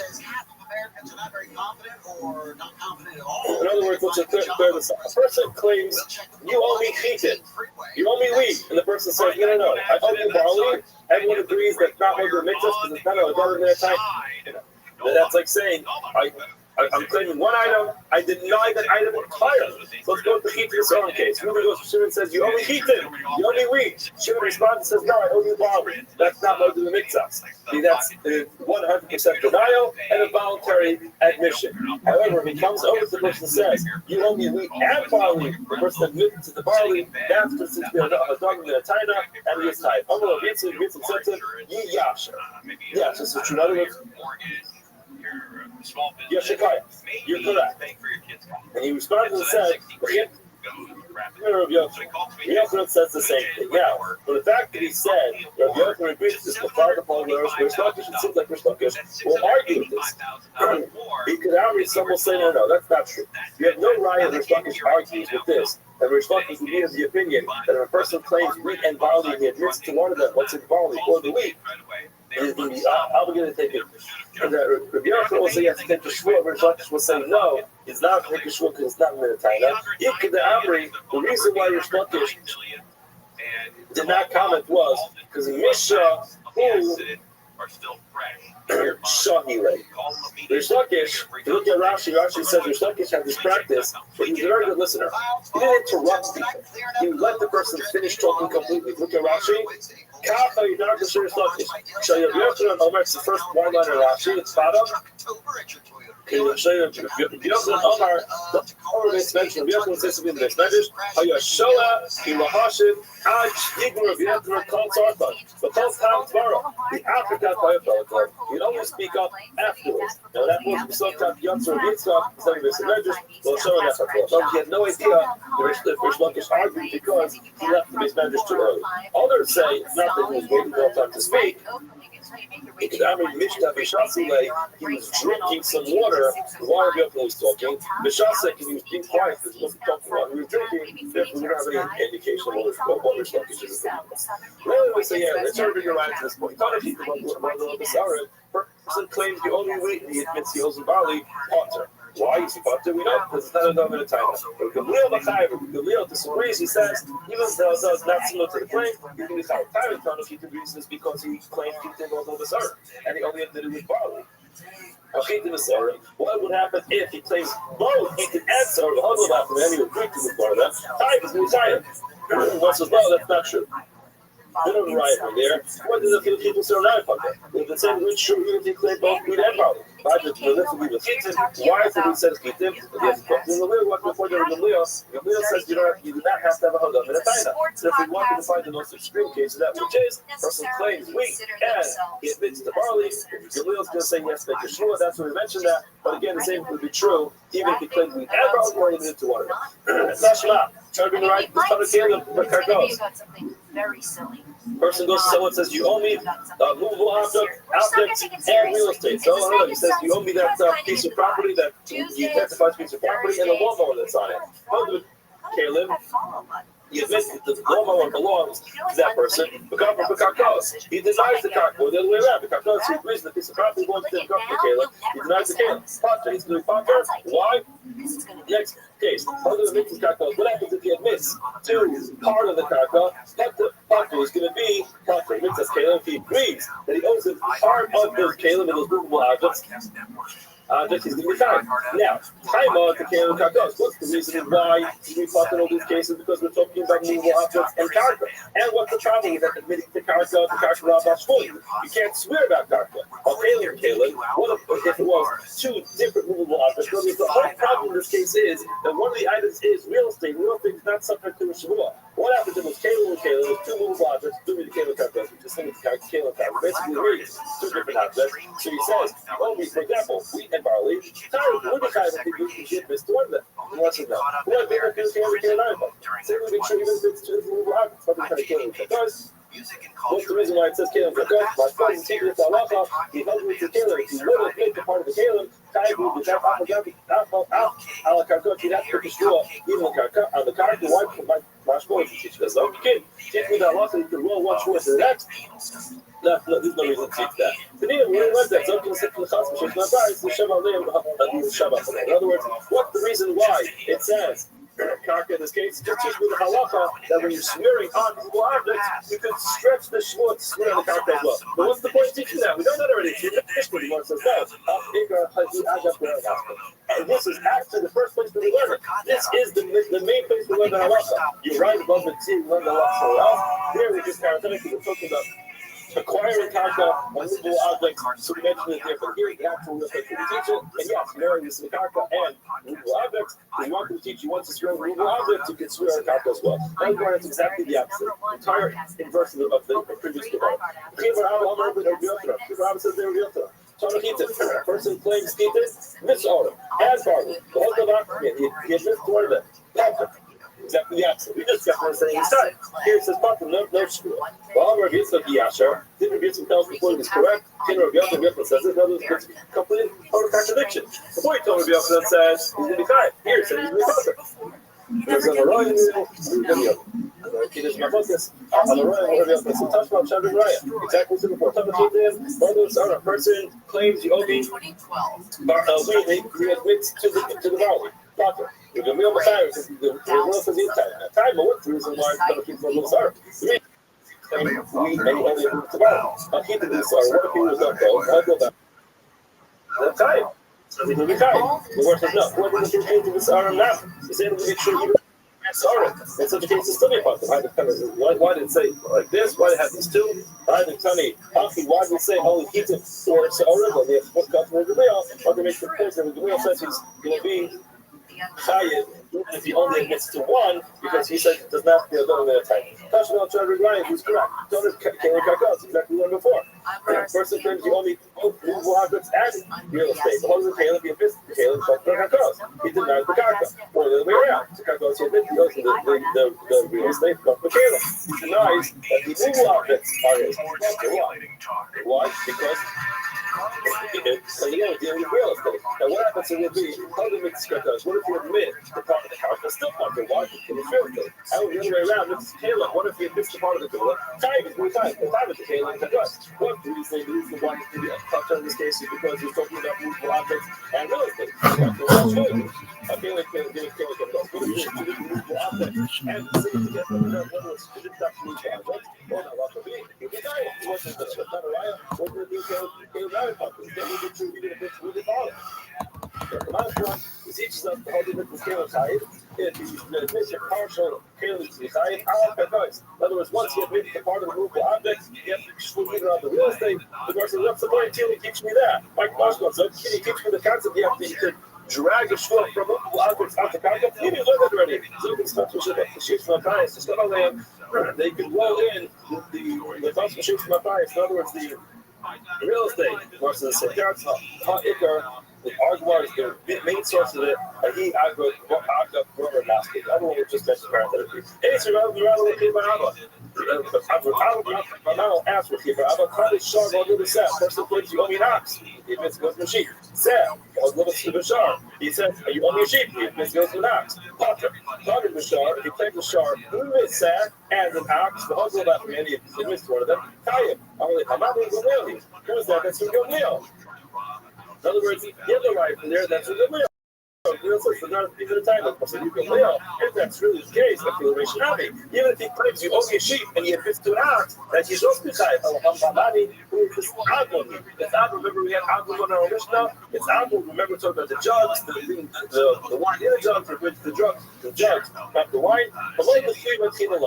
So don't think that I'm just trying to find some random character to answer your question. No, we have this is a solid source who constantly said that this case of the ox and the sheep is we will have to stop here for the day. Have a wonderful day. See everyone tomorrow, Mr. Shah.